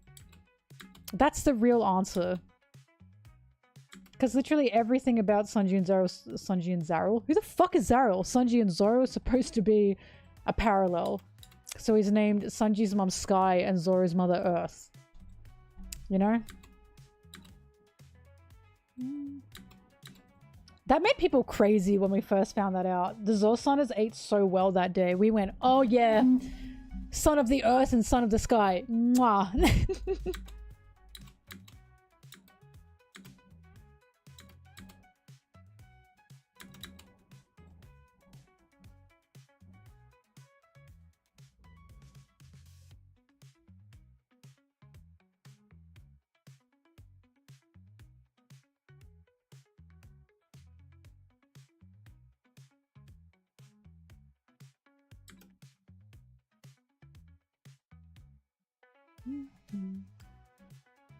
I say it in the video, but this is one of my favorite panels in One Piece. It's just such an incredible panel.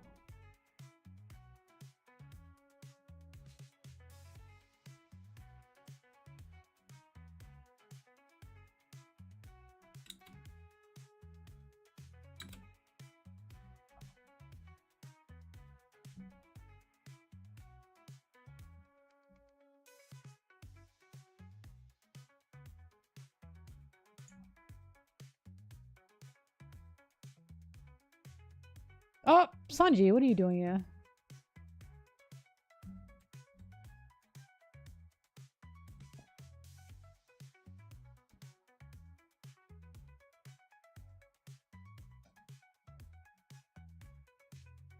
But literally one of the reasons I like Whole Cake Island so much is because of that theme of blood family and the complications that come with blood family, especially when you're from a household like Pudding's, Katakuri's, or Sanji's, or Reiju's, and how to feel. Because something that always peeved me with comments on that is people not understanding why Sanji didn't want them to die or didn't want to leave them to die. Because in the manga or in the canon, Sanji says, well, if I let you die, someone like my real father, which is Zeph, would be disappointed in me.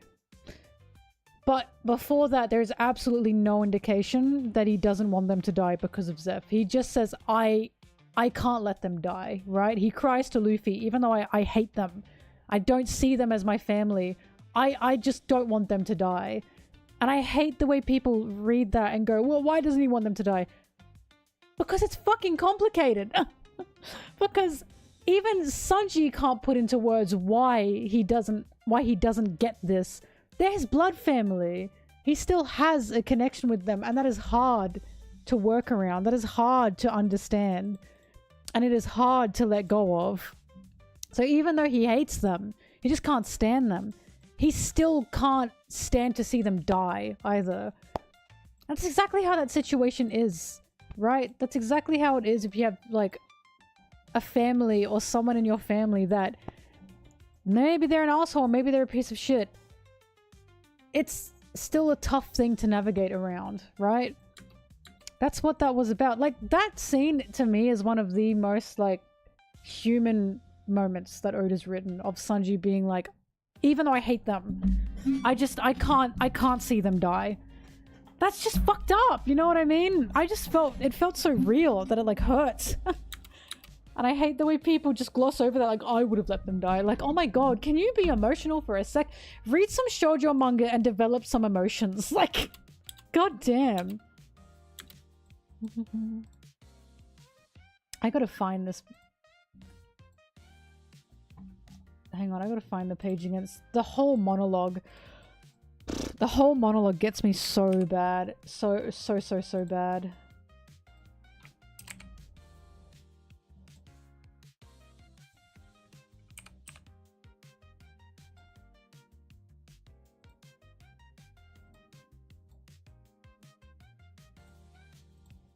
Eight, 5, 6.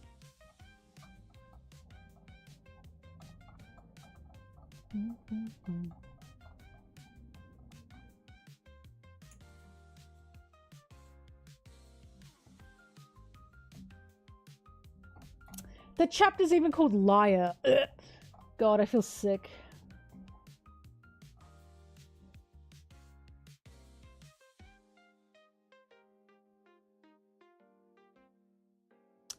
Oh, I fucking love them. Oh, sorry. Chopper said Luffy and Sanji had a fight?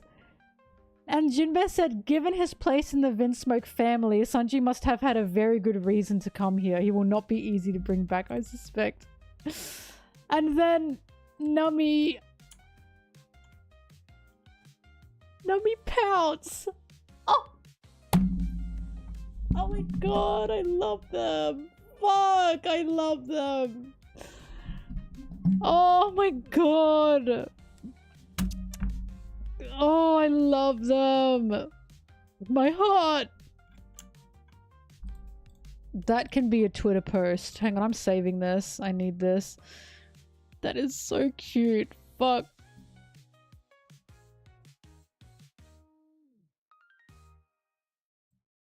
But I gotta save this. Oh god. Frankie. Kuma. The pout. Oh. This is why I hate the way people talk about Nami and Whole Cake Island. Like, she just gave up on Sanji. Are you stupid? The whole point was he scared the fuck out of her. Scared the shit out of her. But she still missed him. She still wanted him back. It upset her because of how much she cares about him. Like, jeez. You tell people Nami cares about Sanji so fucking much and they go la la la la la, or they just don't believe you. Just ridiculous. She just clearly cares about him so much. Oh, this is such a cute panel. Oh, Nami, my girl. That is so cute. Also, hi Pedro, I miss you. Well, I've said that the reaction that Nami had was incredibly understandable. Again, people talk about the Nami reaction as if, oh, what is she doing? Arlong Park, blah, blah, blah. First of all, in Arlong Park, she actively worked to not hurt anyone. In Arlong Park, she actively hurt to make sure she didn't hurt the crew, apart from maybe kick Zoro once or twice. But second of all, Sanji scared the shit out of her. Nami even said, you scared the shit out of me. And her reaction was a knee-jerk reaction of fear and anger. Which is fucking fair enough. Anyone would have reacted like Nami in that situation. I think the issue that people see is they see Luffy not falling for it. So they look at Nami. And they say, how come Nami has fallen for it? And it's like, because she's not fucking Luffy, is she? Because Luffy has a different head on his shoulders. And Luffy is very well known and a lot better at reading people. That's kind of his specialty. Nami, on the other hand, was terrified. She was literally crying at Sanji, we'll leave, we'll leave. Just stop, we'll leave. And he kept going. Like, he scared her. Nami even said, you scared me.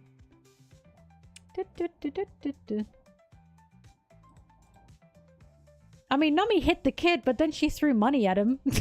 Which, we know how much that means to Nami. And she didn't beat up Usopp. She stabbed her own hand to not kill him.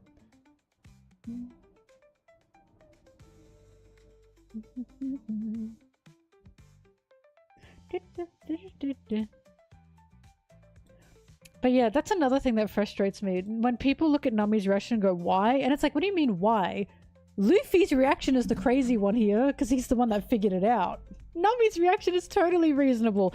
It's just anyone in that situation would be like Nami and would be crying and angry. It's called being human, you know what I mean? Like, Nami will now assess the entire situation in this very moment in 10 seconds.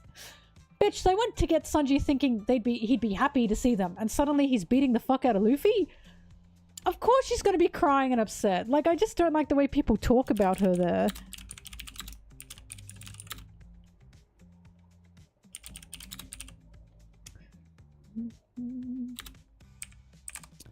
Nami, Jinbei, Chopper, manga page 856.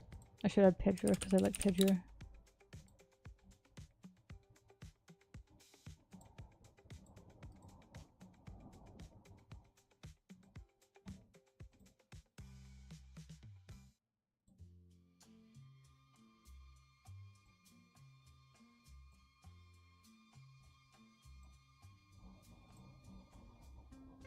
Anyway, I wanted to read the monologue.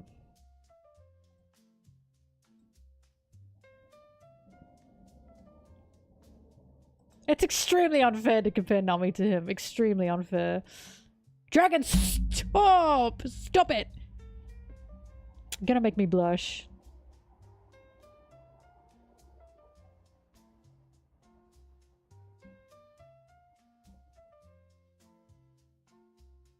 When I first saw this scene, I thought they were fucking.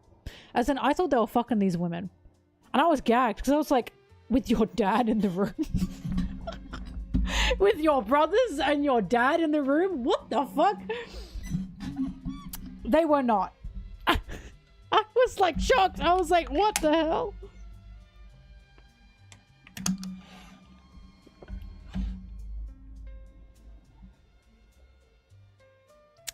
This is disgusting. I wish they'd have sent that one on Sanji's crew.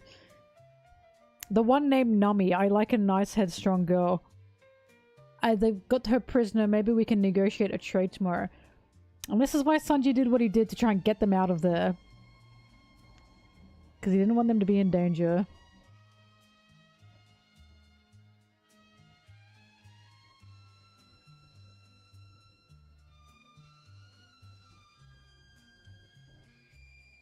A real whopper.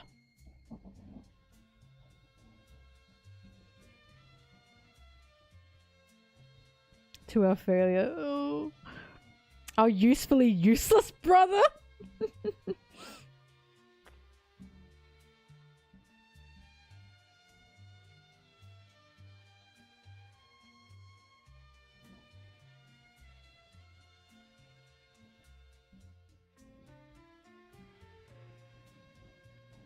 Oh, dying. I love this panel of Sanji, this one.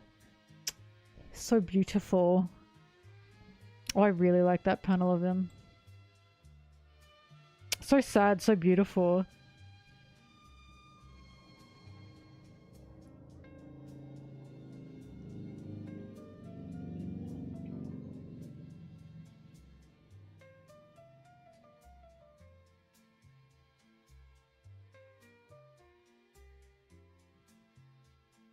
Oh, this shit hurts.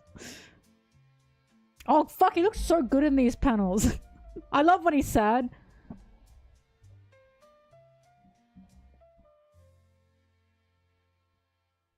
People have just realized this, and I understand I'm Miss One Piece, but this was supposed to mirror how he fed his mother.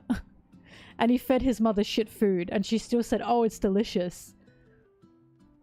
Like, that was the point of this scene. That he's remembering that same kindness that made him want to be a cook in the first place, and now Luffy is reminding him of why he's even his cook. That's the point of this scene.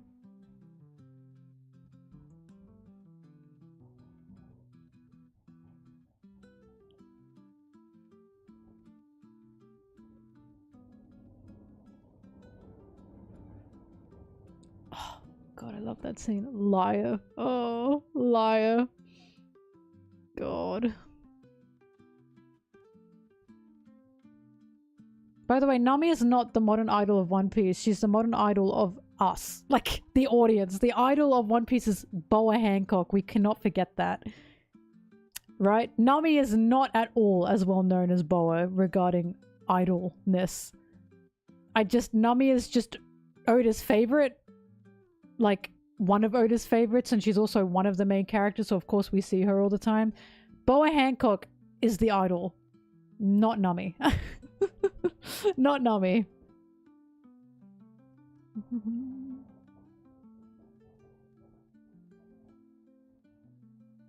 Also, in a way, Shirahoshi as well. But poor Shirahoshi. Fuck, poor Shirahoshi. She doesn't deserve any of... Poor Boa, actually. Yeah, both of them. They don't deserve that shit. But not Nami. Nami's never been an idol. She's just a pretty gal. Anyway, sorry, liar. Fuck, I love this scene. I'm looking at it because I like it so much. I just really fuck with this.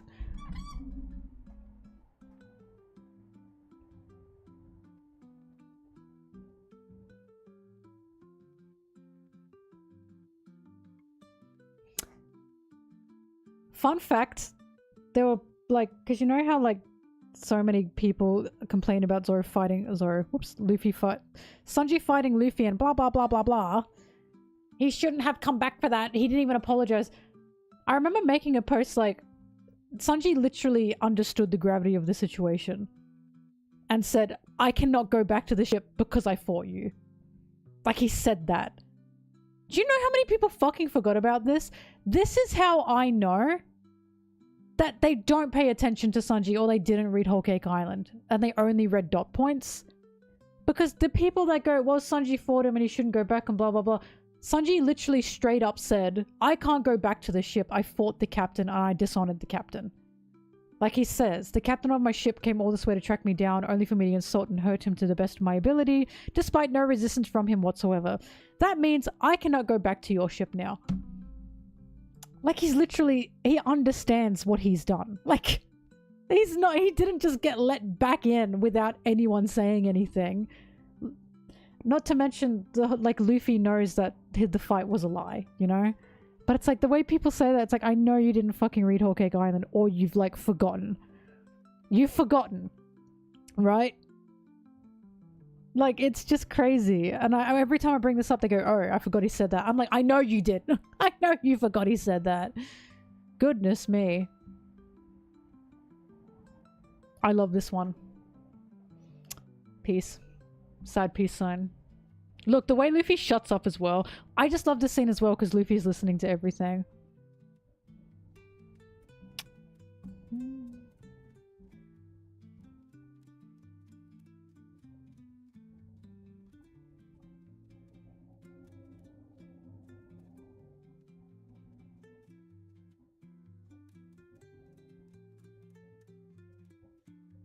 They're scum of the earth to whom I owe nothing but my hatred, but I cannot bring myself to abandon them to their fate and run away.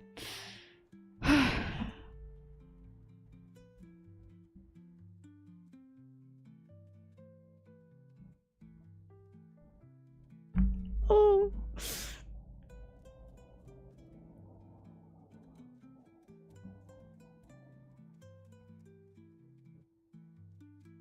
And he punches him.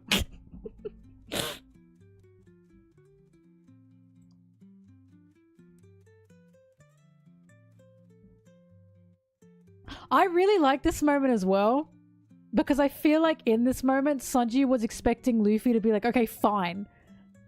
Fine, I'll leave you then, right? And you can see it in his eyes. But then he says, tell me how you really feel. Oh! Fuck! Oh, I hate it here! Oh, I love One Piece! God. Get cooking already, Zoro. Isn't this cute? The way he imagines the crew and he's imagining Zoro saying, get cooking already, and he starts crying.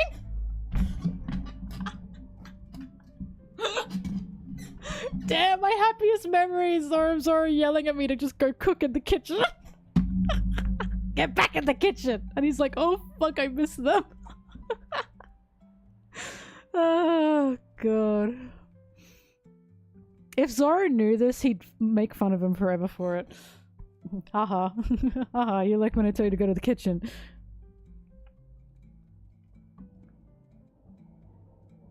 Oh god. Oh, here it is. And the... Oh. Luffy, I want to go back to the sunny. Oh! One of my favorite panels ever. Ever. Just insane. I feel insane. I feel crazy. Insane. Ugh. This whole monologue. I don't have the guts to run away. Once the ceremony starts, I can't stop any of it on my own. And yet, I still want to save those scumbags whom I don't even think of as family. Oh, I like his little blush here. That's who you are! Oh. This line, I don't have the guts to run away. I love that line.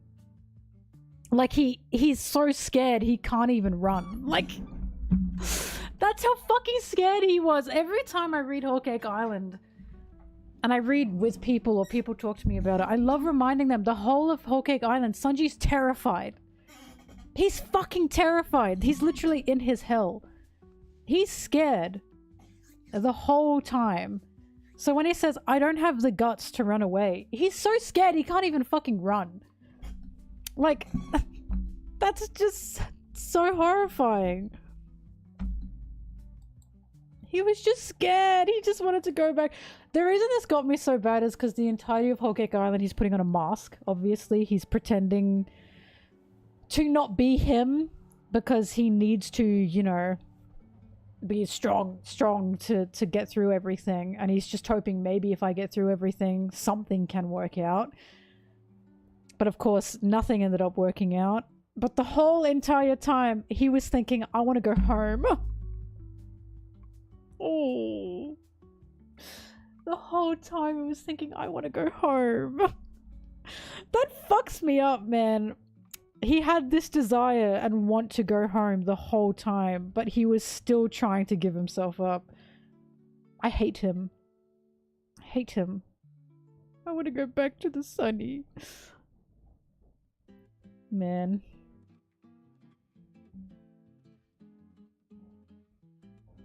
Yeah, the scene before when he accepts that he's gonna die is fucking horrifying. That was like insane when he was like, I'll just die. Like, oh my god, he's like, yeah, this is it. Oh my god, chewing ice.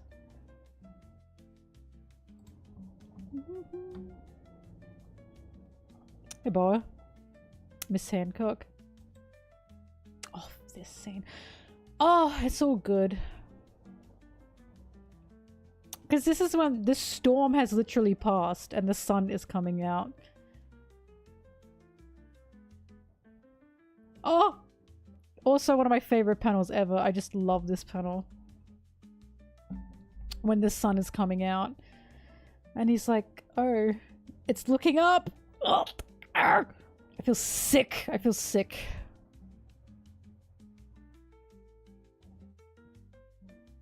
No, Sanji would be vulnerable in front of Zoro. That's not the reason. I think the reason Zoro wasn't in Whole Cake Island is because Zoro's fucking stubborn. He's incredibly stubborn. Sanji has shown vulnerability in front of Zoro multiple times. One of the biggest ones is asking Zoro to kill him. That's vulnerability. Him saying to Zoro, I need you to kill me. That's incredibly vulnerable. He's incredible. No, Zoro and Sanji are vulnerable with each other.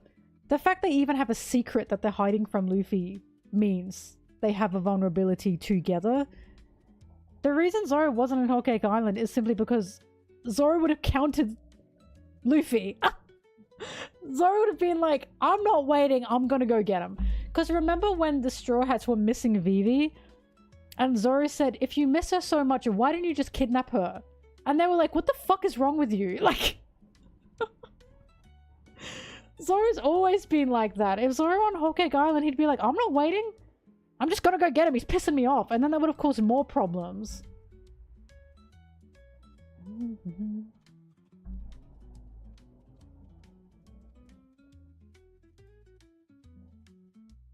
I think he would have caused more problems because Sanji would be like, leave me alone. Jesus.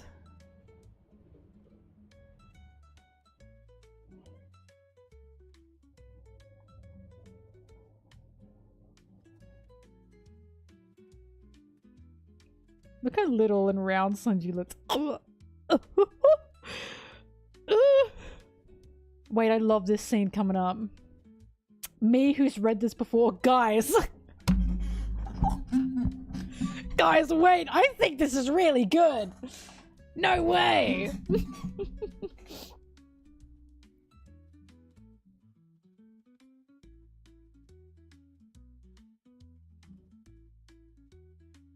You silly Billy.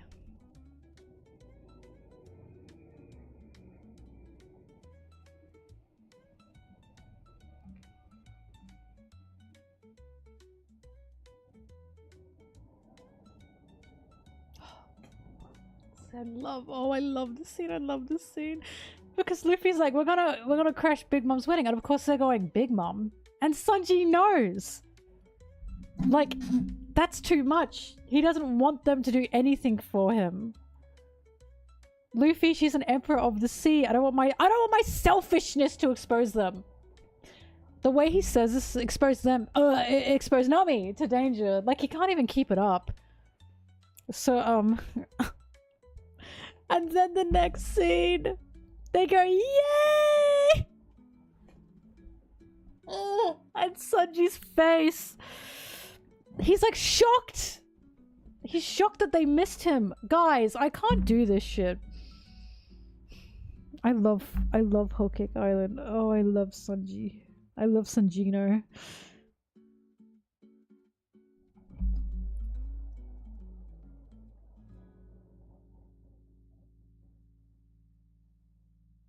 Look at him. He's so little. Oh, fuck me up. He fucked me up. He's so little and hopeful. Look at his big eyes. Oh my god, I hate you. I'm saving this as well.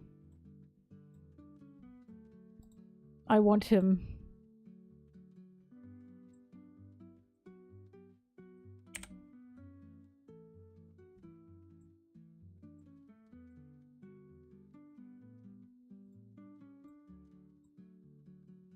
I know what the next panel is. Hang on.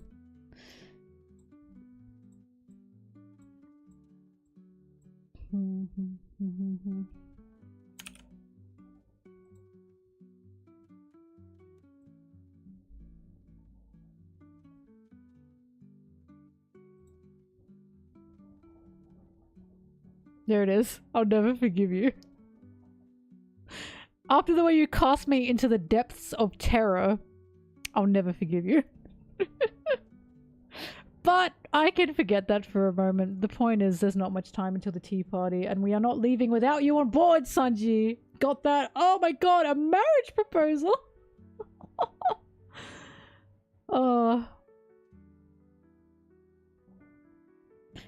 I'm just convinced the reason people talk so harshly about Nami and Whole Cake Island, or the way Nami gave up on Sanji and Whole Cake Island, is because they just don't like them. You know what I mean? Like, they don't like their dynamic. They don't like the fact Nami cares about Sanji, or they don't like the fact Sanji cares about Nami, I suppose. So they try and convince, like, no, she gave up on him, she didn't care about him. And it's like, she cared about him so much that she still refused to leave. Like, she still refused to leave without him with them. Like, come on. Also, look at Chopper. That's a really good Chopper. That's a really good Chopper.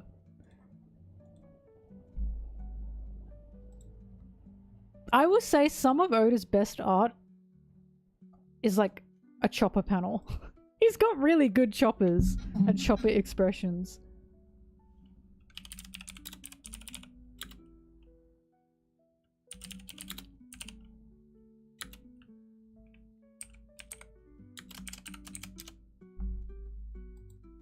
Oops.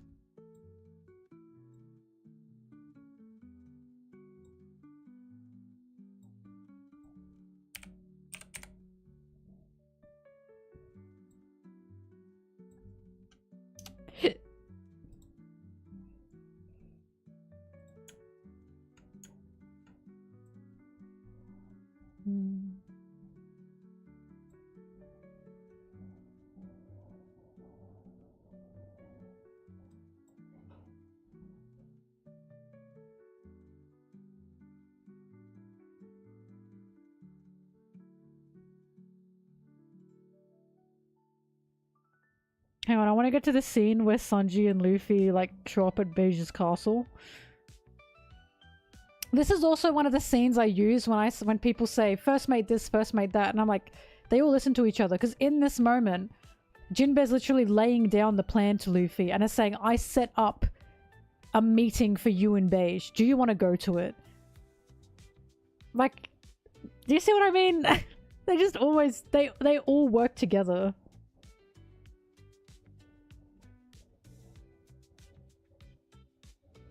Yeah, Jinbei grabbing Chopper by the antlers. Where is it? That's really funny. He's a telephone.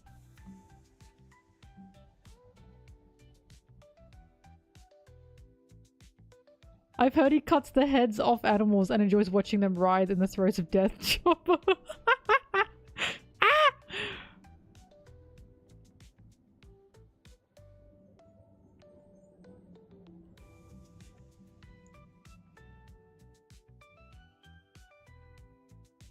I wonder how many people thought Beige would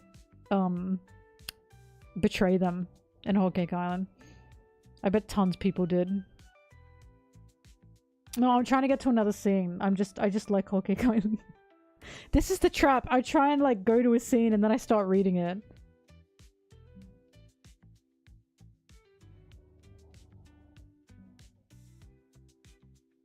Luffy, are you insane? Are you insane? Is Luffy for the plan?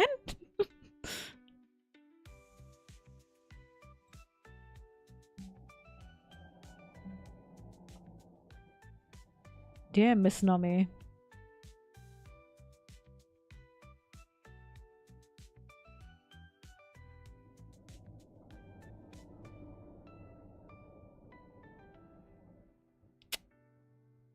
Oh, Praline. I think it's this. I think he says, you two look really dirty. And then they look at each other. Yeah, there it is! That's what I was looking for. Shop. I really like this scene.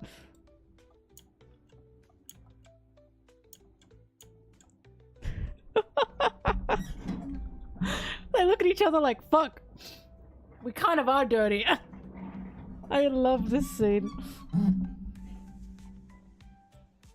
Whoops.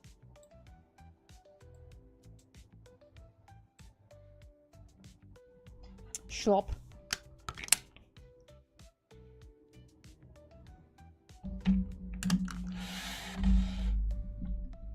And shopping without his hat.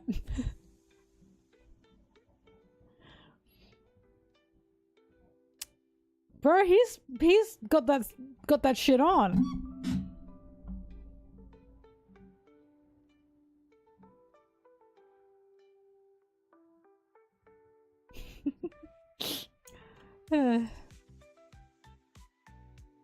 Oda, why didn't I get to see Sanji in the bath? Why didn't I get to see Sanji and Luffy taking a bath together? I know though, you know? You coward.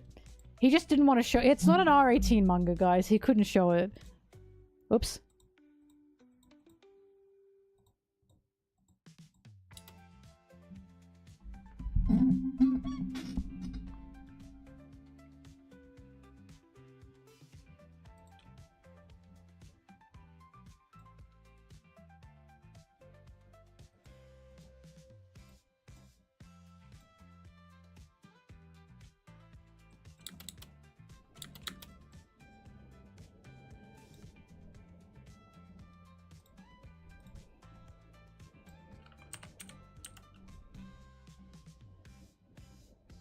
That's fine. I can understand them for you.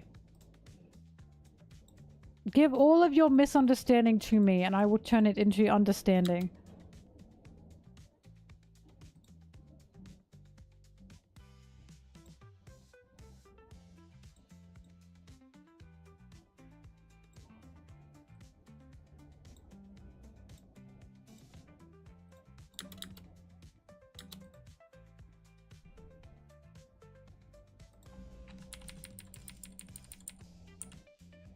Monsieur Flamingo, I ship Baron Tamago with you because you love him so much.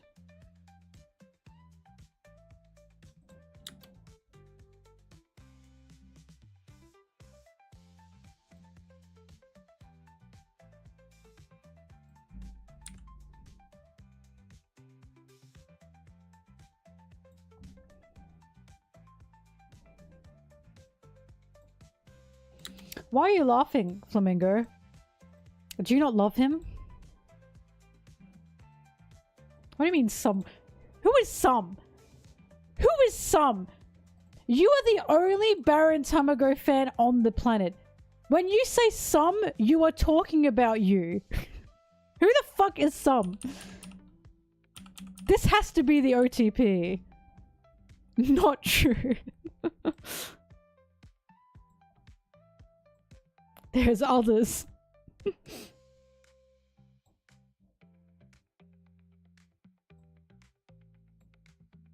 He says unconvincingly.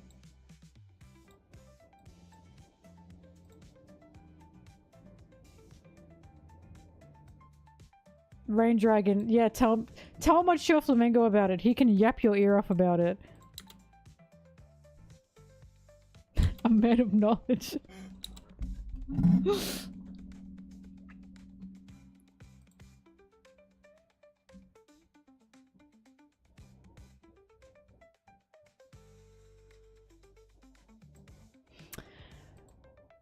Okay, it's 7 AM nearly.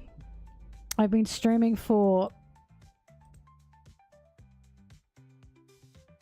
Fuck, nearly 10 hours. I gotta go. YouTube's about to crash. To crash on me. Okay, guys. Okay, I'm getting... Oh, guys, I'm getting in my box. I'm getting in my box. Wait, it's 12 hours, isn't it? It's 12 hours for YouTube, not 10. Never mind. I scared myself. Okay, sorry. It's 12, not 10. Anyway. Okay, goodbye, everybody. Thank you for joining. I'm in my box. I'm in my box. I will not be streaming tomorrow. Question mark. Hang on. What day is it tomorrow? No, I think I'll be streaming tomorrow. I'm just trying to remember if I have anything on. I don't think I do. I don't. Okay, I should be streaming tomorrow. If not, it's because something has come up, as always. So thank you, everyone, and I will see you tomorrow, hopefully. Bye-bye. Bye-bye, bye-bye, bye-bye, bye. Bye.